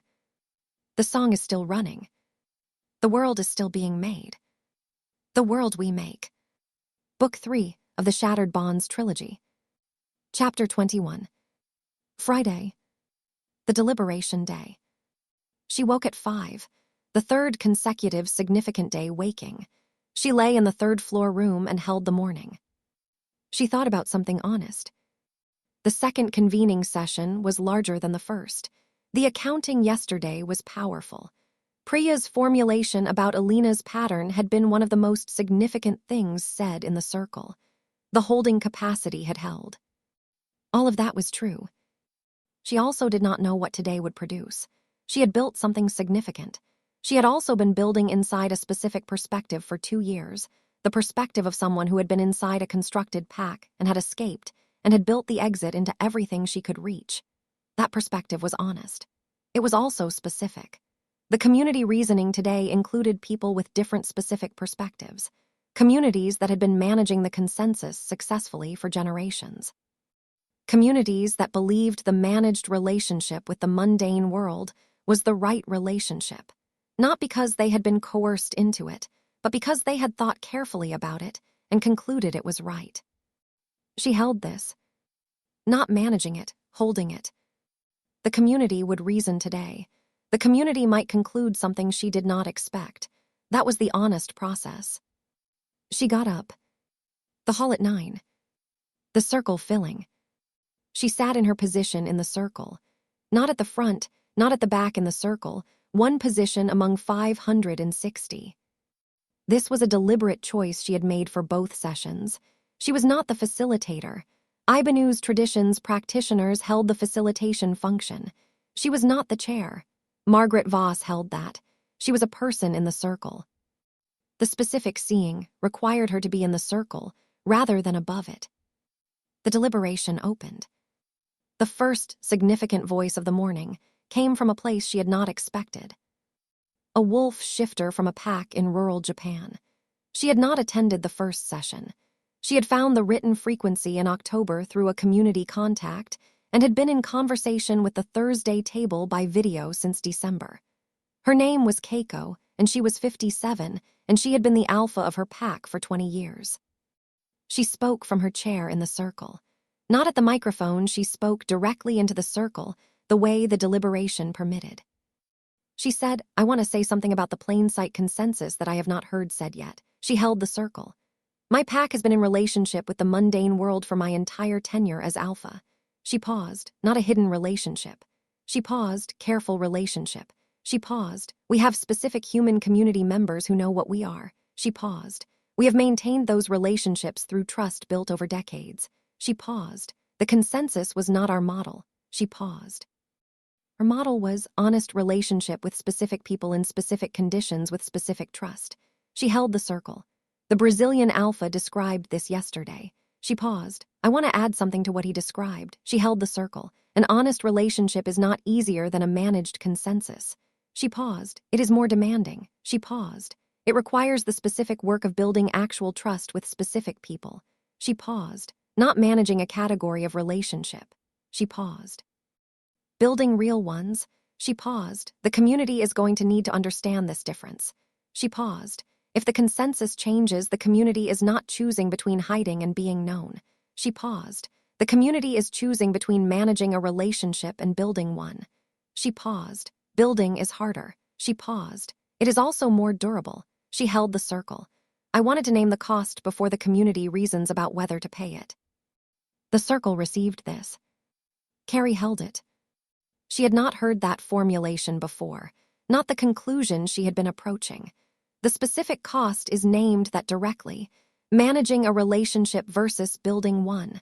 The honest relationship is more demanding, more durable.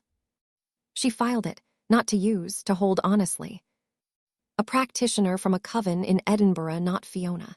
A younger member who had not been at the first session, said something that landed differently from what she expected. "I want to ask a question," she said, "that the circle has not asked yet." She held the circle. "We have been reasoning about the plain sight consensus as if the question is whether to end it or continue it." She paused. "But the question Priya named yesterday is different." She paused. "The exit built into the lock." She paused. "The community built the exit while still inside." She paused. "What if the question is not about ending the consensus?" She paused. "What if the question is about what kind of exit we build into it while we are still inside it?" She paused. What if the honest relationship with the mundane world is not the ending of the consensus, but the exit practice? She paused. The community chooses, case by case, community by community, to build honest relationships with specific people in specific conditions. She paused, not breaking the consensus. She paused, building the exit into it. She paused, Alina's pattern. She paused. Not stop making locks. Build the exit into the locks you are still making. She held the circle. What if that is what the community is already doing? She paused. And what if June is about nomming that it is happening rather than deciding whether it should? The circle was very still. Carrie held this. The Edinburgh practitioner's question was precise. It reframed the entire deliberation, not ending the consensus versus continuing it, the exit practice inside the consensus, the community nomming what it was already doing. She thought about the written frequency crossing the consensus line, the Edinburgh Coven's decision, the mundane therapist using the written frequency in clinical practice, the South Korean academic citing it. All of them have exits built into the lock. The community practiced the exit without formally nomming it as practice. The nomming makes the practice visible. The nomming makes it possible to choose consciously. The deliberation moved through the Edinburgh practitioners' reframing. Not uniformly. Some communities pushed back the communities that had been managing the consensus successfully and who believed the managed consensus was the right structure rather than a lock to be exited. They made their case honestly. A witch from a coven in New England. The consensus has protected communities that were not in a position to build the trust-based relationships the Brazilian Alpha and the Japanese Alpha describe. Small communities, isolated communities, communities without the resources for the sustained work of honest relationship building with specific humans. She held the circle. The consensus is not only a lock. For some communities, it is structural protection that they could not replace with trust-based relationships, even if they chose to. She paused. The community needs to hold both the lock and the protection simultaneously before it reasons about what to do with either. This was honest. This was information the circle needed. Carrie received it as information. She did not agree with the conclusion. She also could not dismiss the evidence. Small communities, isolated communities. The consensus was protection for the people who could not build alternatives. Both things were in the circle. The circle holding both. Ibanu's facilitation practice was visible throughout the day. Not intrusive visible. The way good facilitation was visible, not in the interventions, but in the quality of the space the interventions maintained. The circle is not fracturing under the weight of genuinely different positions, the positions being heard rather than managed. The people who found it hardest to speak were given the space to speak. At one point in the afternoon, a constructed shifter from a community in Eastern Europe said something that was difficult to receive, something that expressed genuine anger at the community's historic management of constructed communities, at the way the plain sight consensus had been used to maintain the secrecy that made constructed communities possible, at the specific way the consensus had served the people who held power while costing the people who did not. It landed heavily. The circle held it. Not comfortably, heavily. Ibanu's facilitation held the heaviness without managing it. The heaviness was accurate. The circle needed to hold it. She sat in the circle and held it. This was the thing she had built the threshold for, not for the comfortable moments, for this. At 3:30, she went to the microphone. Not to direct the deliberation, not to manage it toward a conclusion, because something had been building in the circle all day that she wanted to name, and nomming it was her honest function. She held the circle. I want to name what I see happening in this circle, she said. The community is reasoning honestly. She held the circle. It has been doing this all day. She paused. Positions that are genuinely different. She paused. Evidence that complicates the picture. She paused. The New England Coven nomming the protection the consensus provides for communities that cannot replace it. She paused. The Japanese Alpha nomming the specific cost and durability of honest relationship building. She paused. The Eastern European community nomming what the consensus has cost constructed communities specifically. She paused. The Edinburgh practitioner reframes the question, not ending versus continuing, but what exit practice to build into what we are still inside. She held the circle, all of it honest. She held the circle, all of it in the room. She held the circle. I want to name one more thing, she said. The threshold is not telling the community what to decide. She held the circle. I have a perspective. She paused. I named it in last year's accounting. She paused. My perspective is shaped by my history. She paused. I have tried to build the threshold honestly from that perspective. She held the circle. And I want to name something clearly. She paused. The New England Coven's point is a genuine point. She paused. Small communities, isolated communities. The consensus is structural protection. She paused. I do not know how to answer that. She paused. I hold my perspective honestly. She paused. And I hold the New England Coven's evidence honestly. She paused. Both in the room. She held the circle. The community reasoning about both is the honest process. She paused. I do not know what the community should conclude. She paused. I know the community is reasoning honestly. She paused. That is what the threshold is for. She stepped back. The circle held what she had said. Hadley, from his position in the circle, said from his chair. The chair of the threshold just said she does not know how to answer a genuine challenge to her own position. He held the circle. I have been in institutional spaces for 40 years. He paused. I have never heard a person who built something say publicly that a challenge to it is a genuine challenge they cannot answer. He paused. That is the honest walls. He paused. That is the question applied to the person asking it. He held the circle. Worth nodding. At 5:30, Margaret Voss closed the deliberation. The community has reasoned together today, she said. Honestly, she held the circle, multiple genuine positions. She paused, genuinely different evidence. She paused, genuinely difficult questions. She held the circle, no managed conclusion. She paused. Tomorrow is the beginning of the decision. She held the circle. What the community does with what it has reasoned. She paused. I want to say one thing before we close. She held the circle. What the threshold's chair said this afternoon. She paused, that she does not know how to answer the New England Coven's challenge. She held the circle. I have been the Compact's chair for 19 years. She paused. I have managed the consensus question for 19 years. She paused. The management required me to have an answer for every challenge. She paused. The honest process requires something different. She paused. The honest process requires holding the challenge honestly when you do not have the answer. She paused. Carrie Summers held the New England Coven's challenge honestly. She paused. That is what this community is building. She paused. Not a community where the leaders have all the answers. She paused. A community where the honest questions are held when the answers are not yet available. She held the circle. That is more significant than it sounds. She stepped back. The circle dispersed. She was the last one out. She stood in the empty hall at 6:30. The circle of chairs. The June evening light through the windows, the light that lasted until 9:30, generous and unhurried. She held the hall. She thought about the New England Coven's challenge. She genuinely did not know how to answer it. Small communities, isolated communities. The consensus was structural protection they could not replace. She held it without resolution.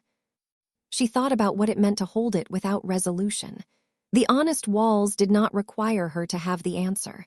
They required her to be honest that she did not have it. She had been honest. She thought about the Edinburgh practitioner's reframing, not ending versus continuing, the exit practice inside the consensus, Alina's pattern. She thought about the Eastern European community's anger, the specific cost to the communities the consensus had made possible to exploit, the legitimate weight of it. She held all of it. This was not comfortable, the honest thing carrying what it carried. She thought about what she had said at the microphone. I do not know what the community should conclude. She had meant it. She still meant it. That was the honest position.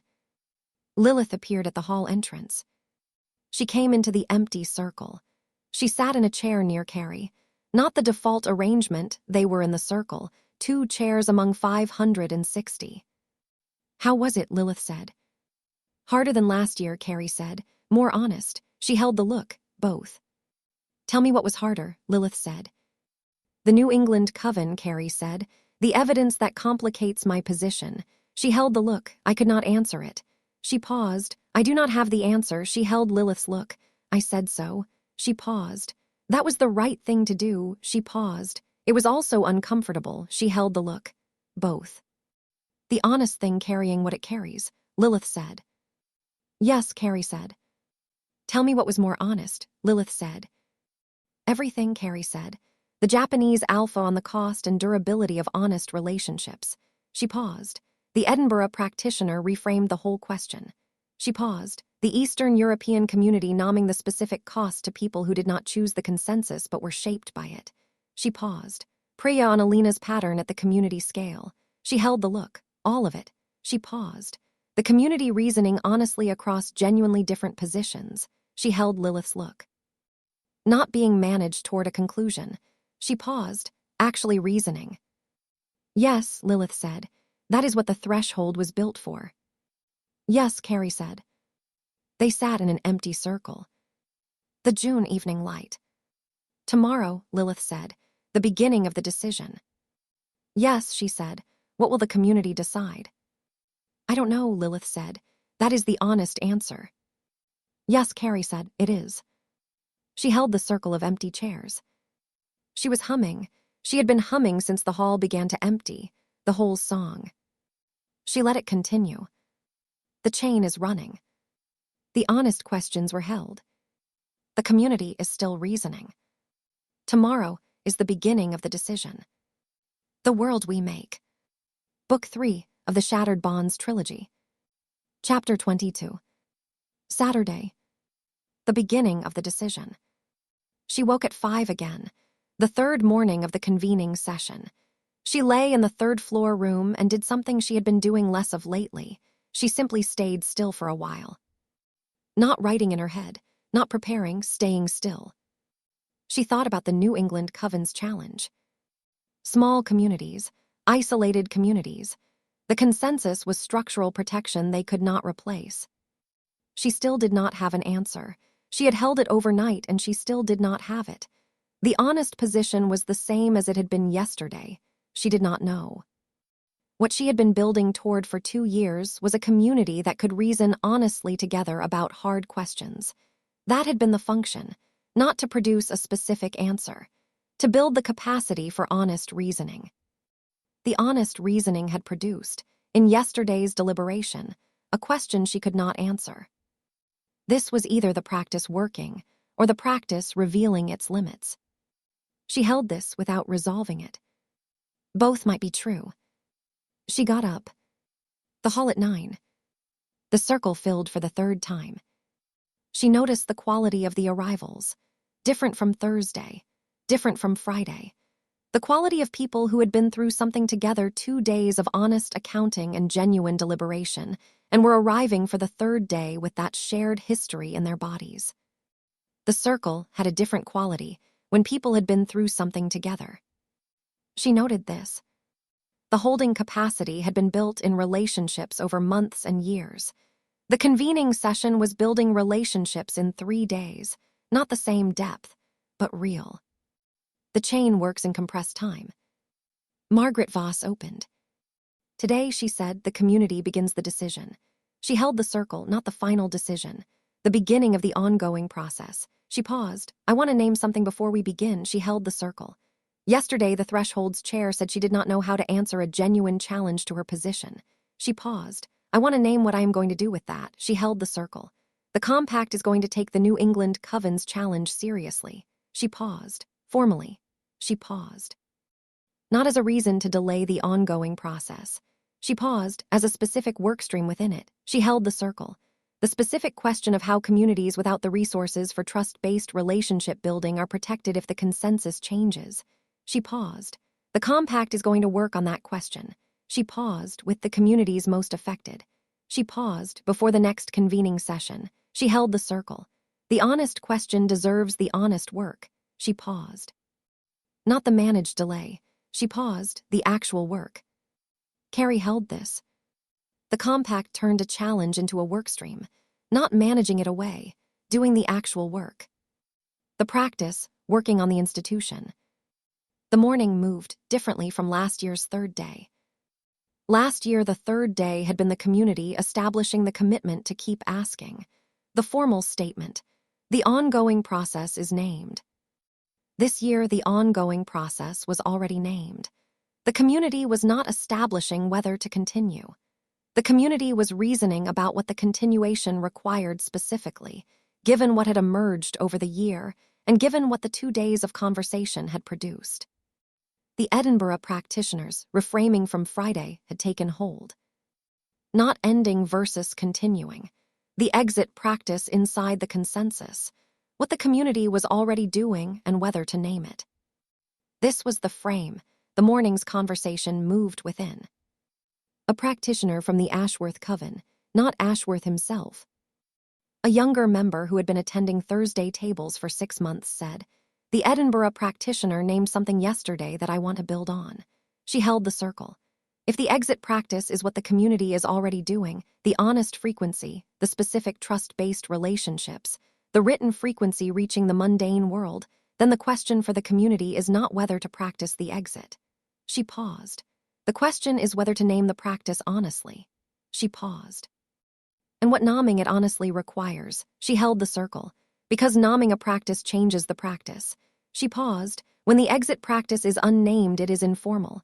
Case by case, without shared standards, without shared support. She paused. When it is named, it becomes a practice the community can hold collectively. She paused. Can develop standards for. She paused. Can support communities doing it. She paused. The New England Coven's concern for small communities without resources is directly addressed by the naming. She paused.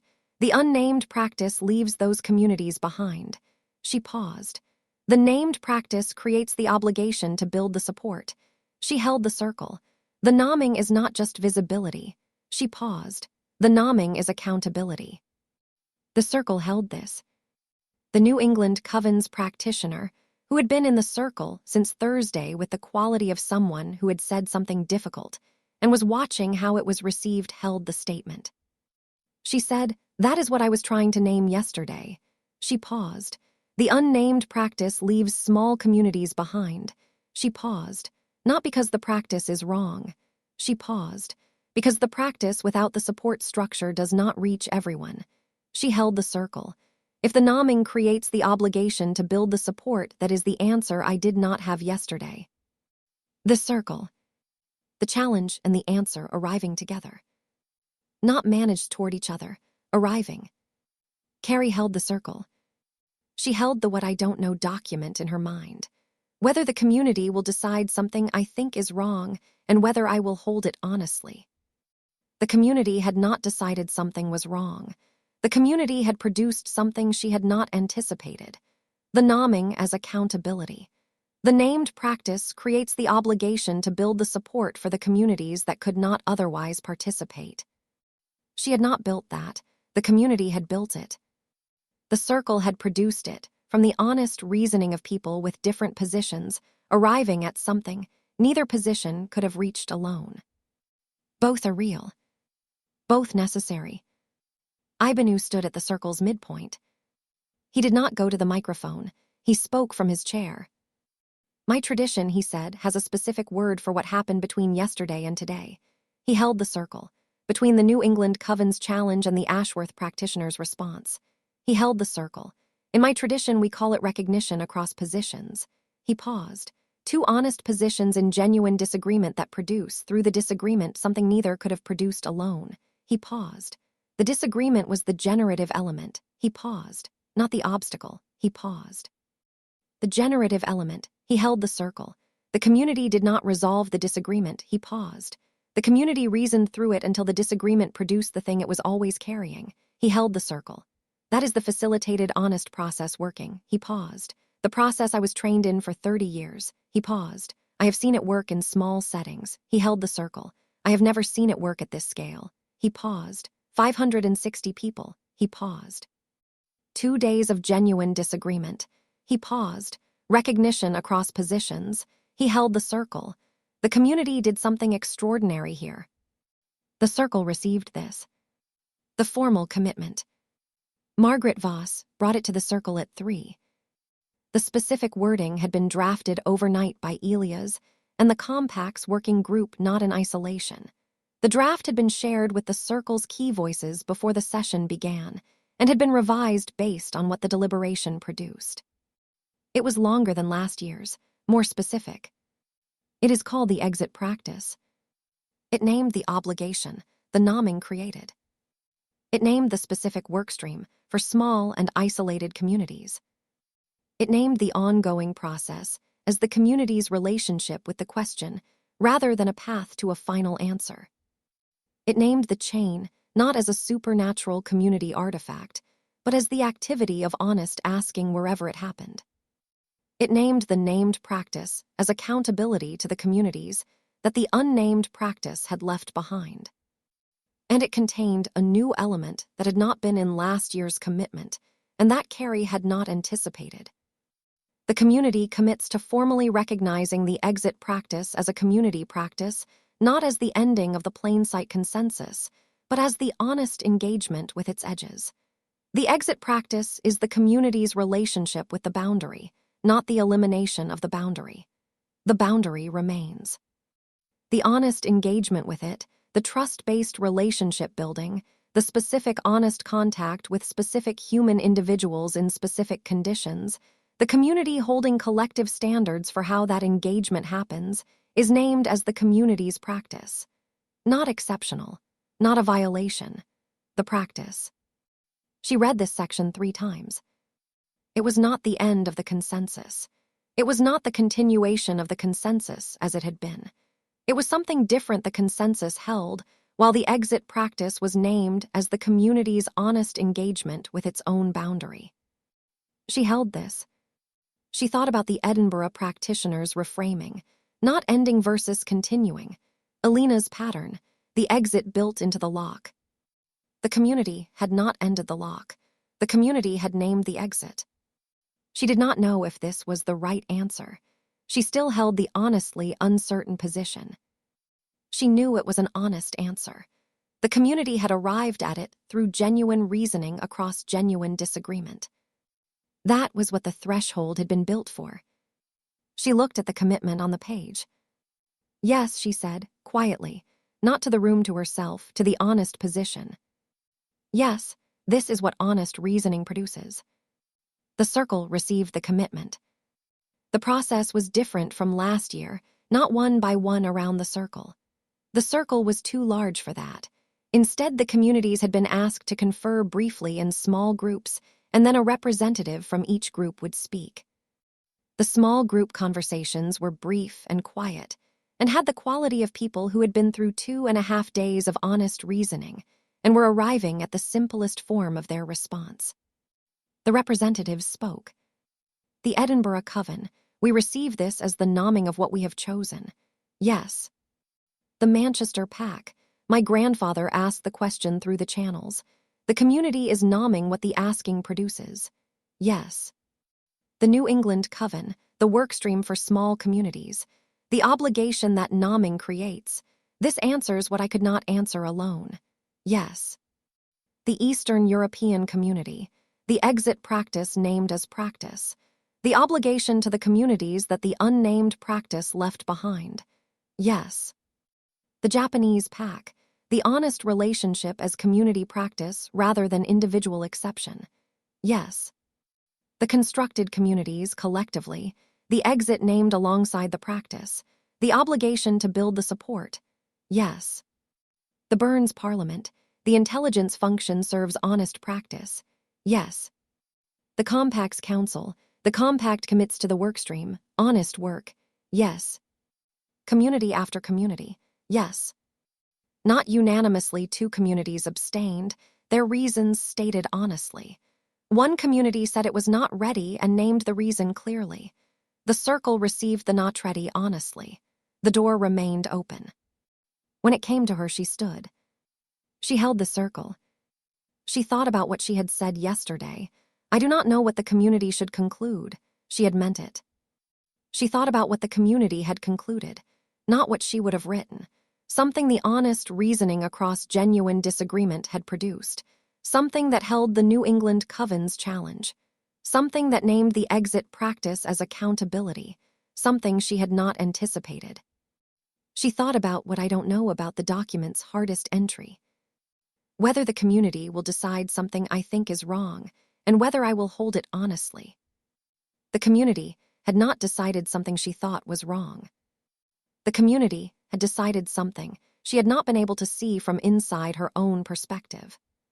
Something that required the 560 chairs, and the 2 days of honest disagreement, and the New England Coven, and the Ashworth practitioner, and Ibanu's recognition across positions to produce.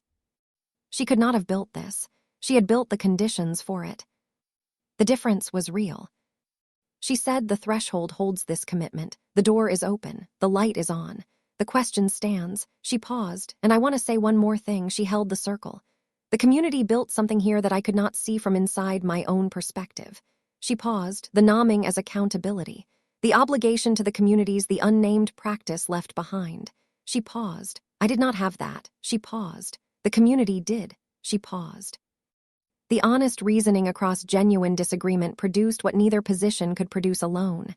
She held the circle. That is what the threshold was built to hold. She paused, not to produce. She paused, to hold. She held the circle. The community produced it. She paused. The threshold held the space.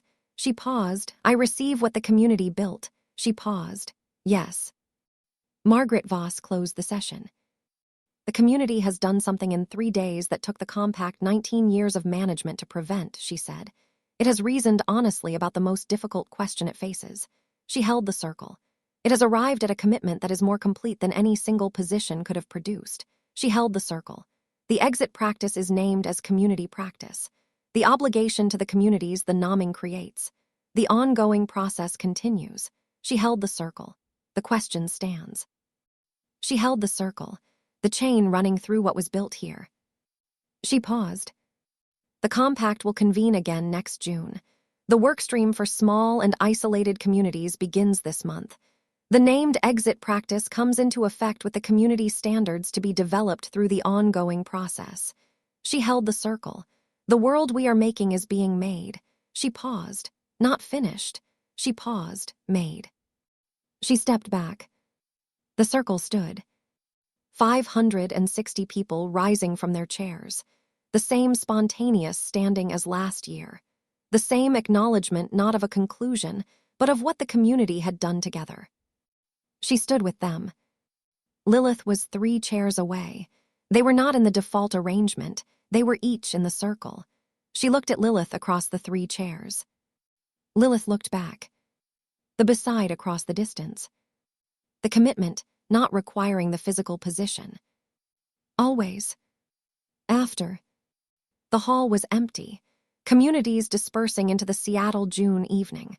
The light at 7:30 was still generous, still arguing for what the day had been. She stood at the circle's center for the 3rd time, the 3rd convening session day, the 3rd standing at the center. She held the empty chairs. She held the commitment the community had made. She held the workstream Margaret Voss had named, the compact doing the actual work on the New England Coven's challenge, the practice, not the managed delay. She held Ibanu's phrase, recognition across positions, the disagreement as the generative element. She held what she had said. The community built something I could not see from inside my own perspective. She held this without performing humility. It was simply true. She had built the threshold from a specific place with a specific perspective. The community had brought 560 perspectives into the circle and had reasoned together and had arrived somewhere none of those perspectives alone could have reached. That was the thing. Not the threshold, the community. The threshold had held the space. The community had built the world. She held the empty circle.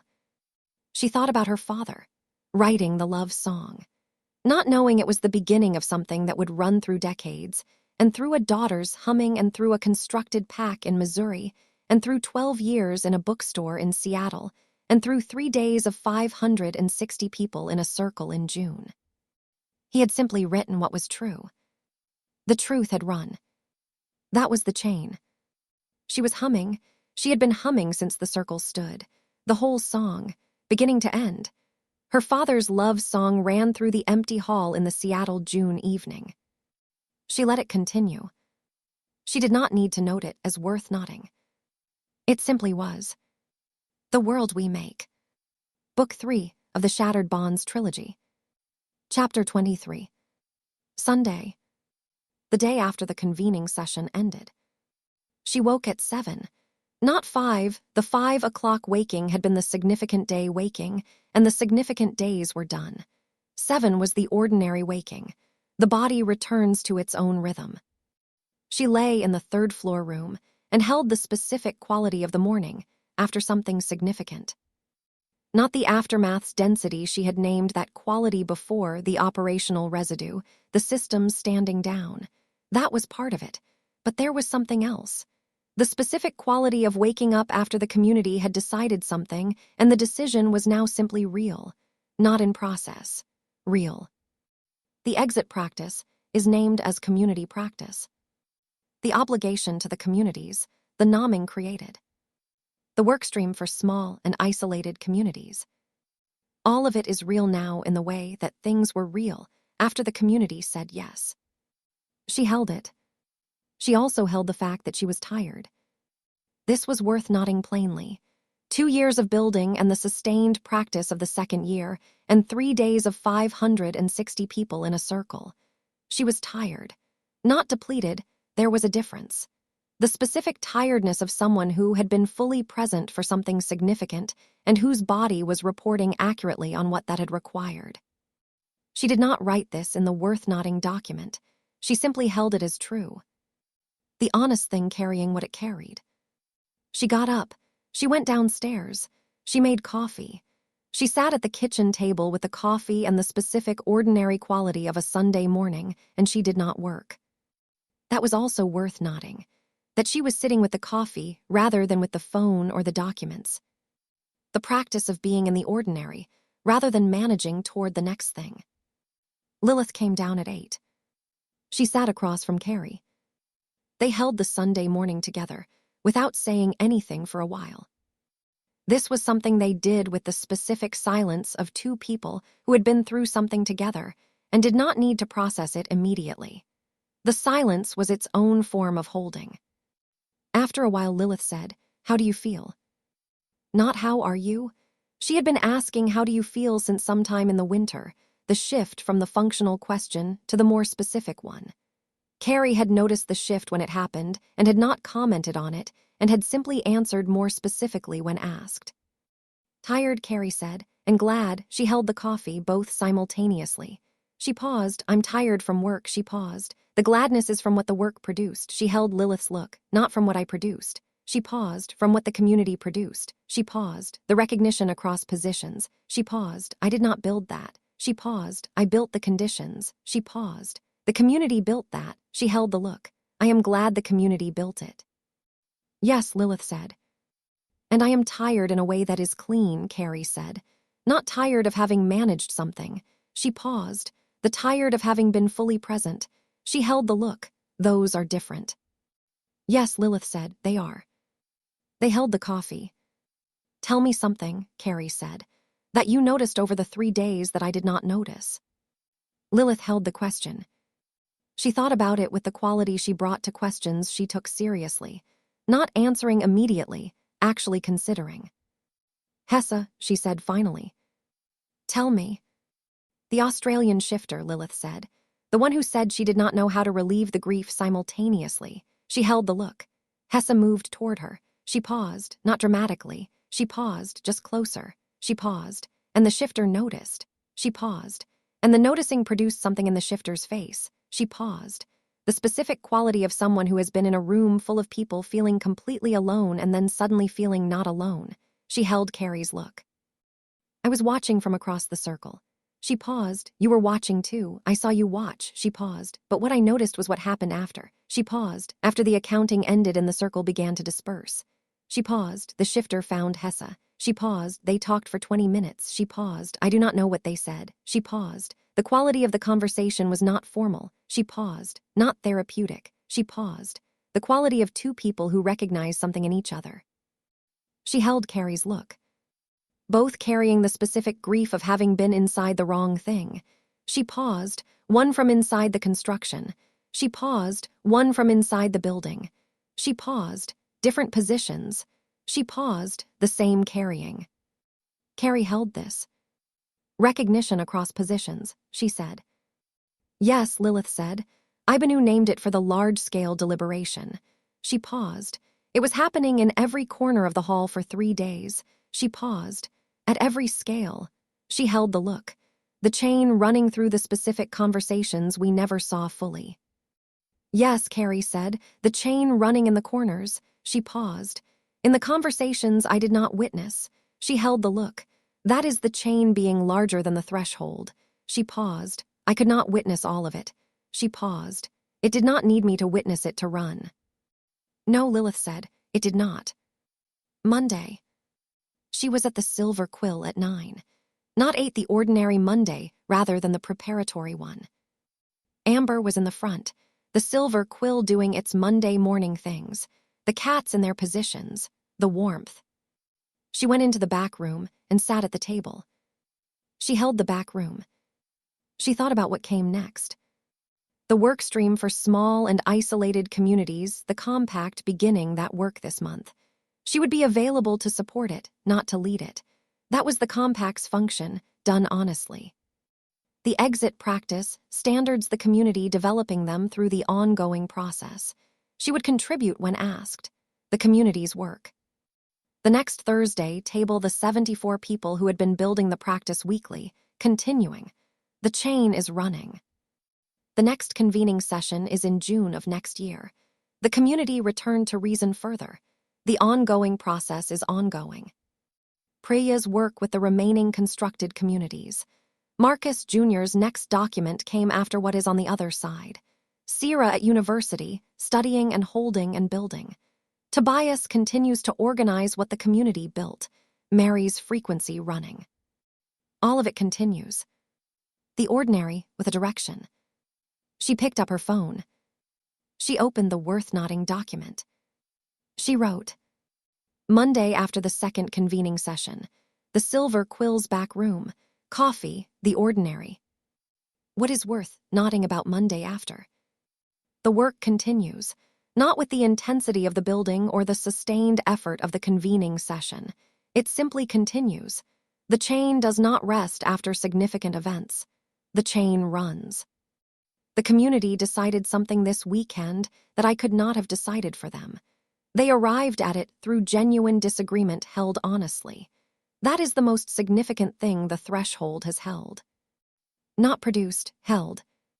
I want to sit with the distinction between producing and holding. I have been describing the threshold as something that produces things, produces community health, produces honest conversation, and produces the space for honest reasoning. But what happened this weekend was not produced by the threshold. It was held. The threshold held 560 people in a circle for 3 days while they produced something. That is a different function from production. The worth-noting thing, holding is the function. Producing is what happens inside the holding. I built a holding structure. The community fills it. That is right. She held the screen. She added, my father's love song held something. It held the specific quality of his love for my mother and sent it forward. The song did not produce what came after. It held the love while the love traveled. That is the song's function. The holding, the traveling happens inside the holding. The threshold is a love song. Not metaphorically.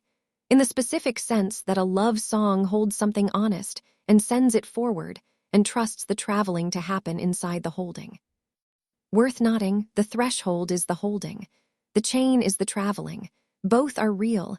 Holding makes traveling possible. Traveling is not the holding. She read it back. She held it for a moment. She was not certain it was the truest thing she had written. She was also not certain it was not. She left it in the document.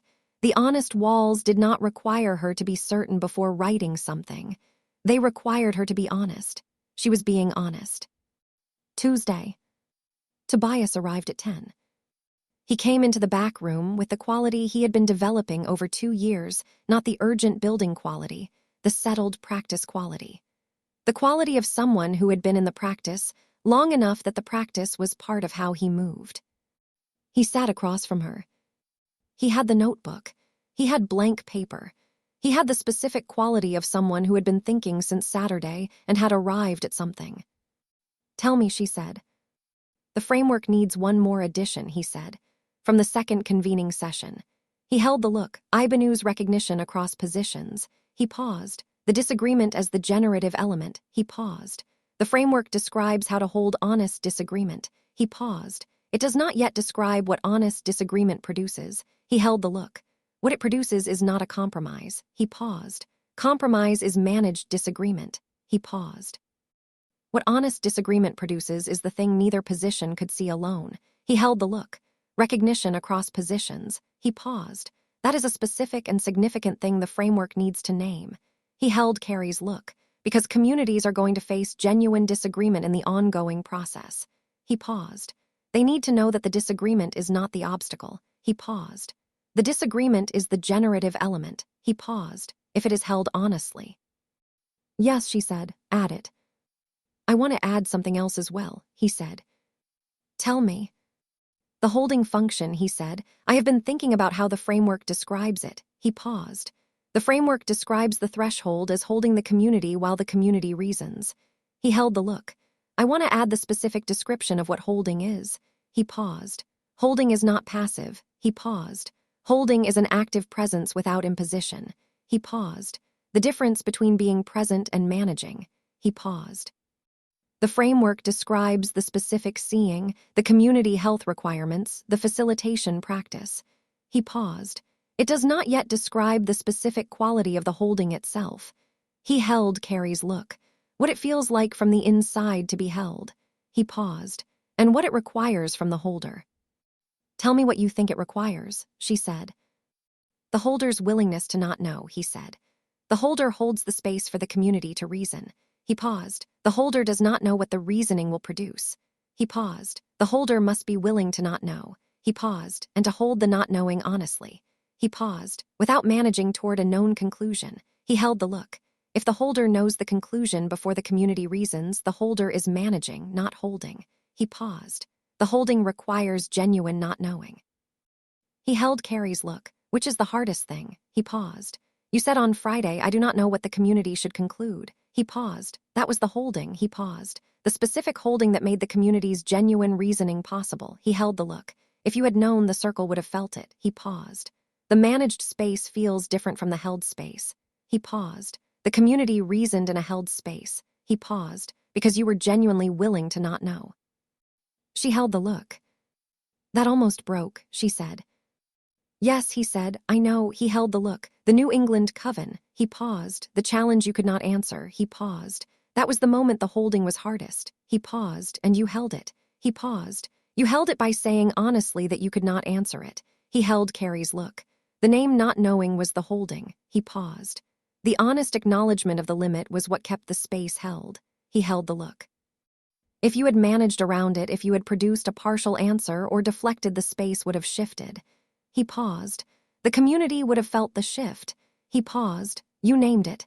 He paused. "The nomming held the space." She held this. "The named not knowing is the holding," she said. "Yes," he said, "add that to everything." He was writing it in his notebook as he said it. She picked up her phone. She added it to the worth noting document and to the history document and sent a note to Tobias to add it to the framework. He replied, already in draft.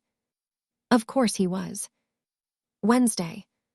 Priya came downstairs at 10 with the lineage text and the working notebook and the quality of someone who had been processing the 3 days and had arrived at something specific. She sat at the back room table. "I want to tell you what happened at the second convening session," she said, "from my specific position." "Tell me," Carrie said. "I presented," Priya said, "same as last year." She held the look. The content was different. She paused. "Last year I described what I found in the lineage texts." She paused. "This year I described what I learned from doing." She paused, the grief alongside the relief. She paused. Alina's pattern at the community scale. She held the look, but something happened during the presentation that I want to name. She held the look. I was at the microphone and I was talking about Alina. She paused, about her choice. She paused. The choice she could make in the impossible situation. She paused, and I felt something. She held Carrie's look, not the frequency. She paused, something else. She paused, the sense of continuity. She held the look.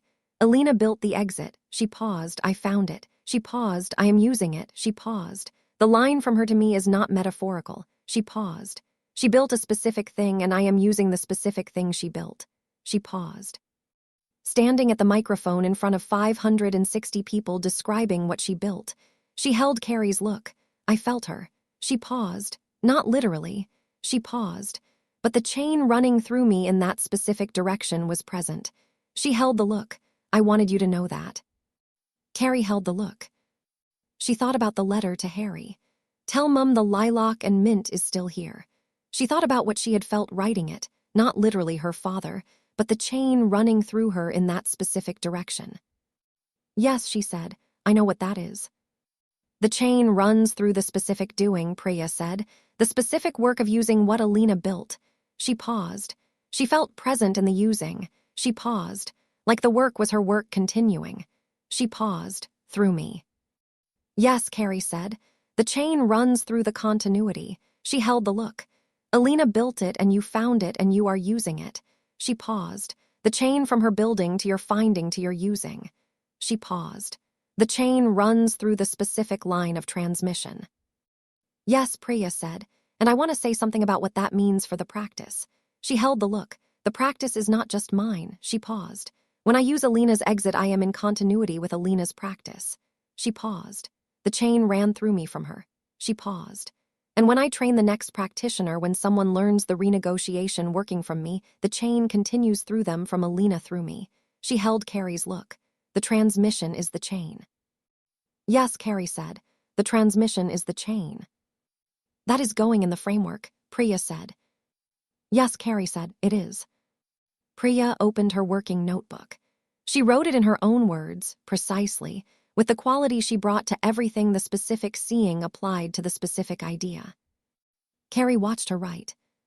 15 years old, approaching 16, writing the transmission is the chain formulation into the framework's practice section. The chain running through the doing. Thursday table. The first Thursday after the second convening session. 74 people in the circle at the silver quill.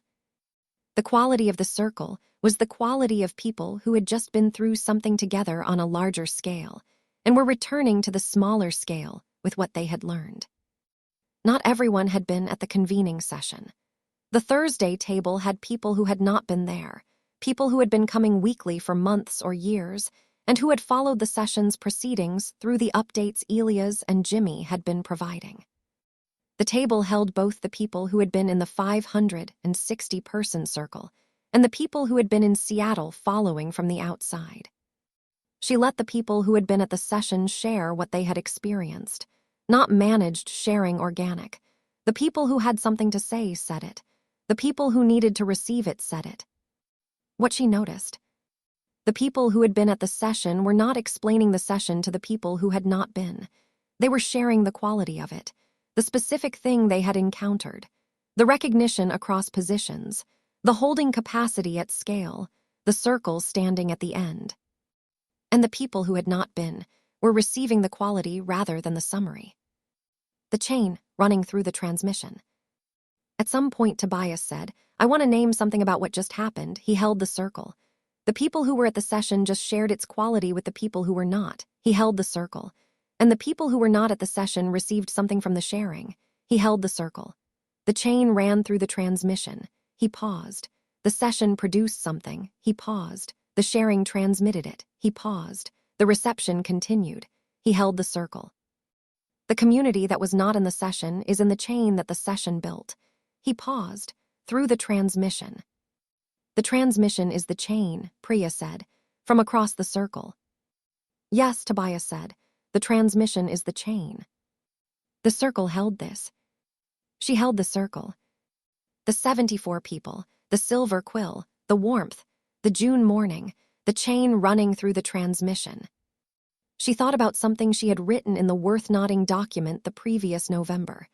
The chain gives people something after their death that they could not have in their life.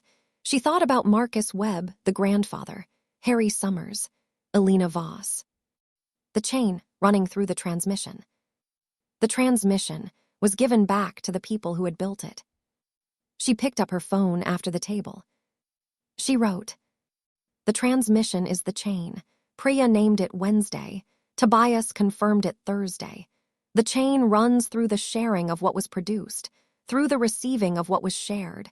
The community that was not in the session is in the chain the session built, through the transmission." Worth noting, this is how the chain becomes larger than any single event. The event produces something. The transmission extends it. The reception continues. The chain grows not through addition but through transmission. The love song was transmitted. The lineage texts transmitted. The written frequency transmitted. The framework transmitted. The convening session was transmitted. The chain is the activity of transmission as much as the activity of asking. Both. She held the screen.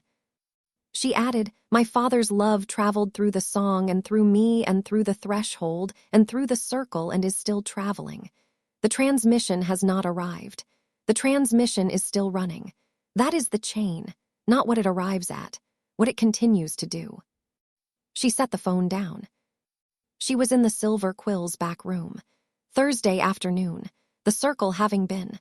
The chain ran through what had been said and would be transmitted. She was humming. She noted it. Not because it was unusual, it was not unusual anymore. The song ran nearly continuously. She had stopped tracking the individual moments it surfaced.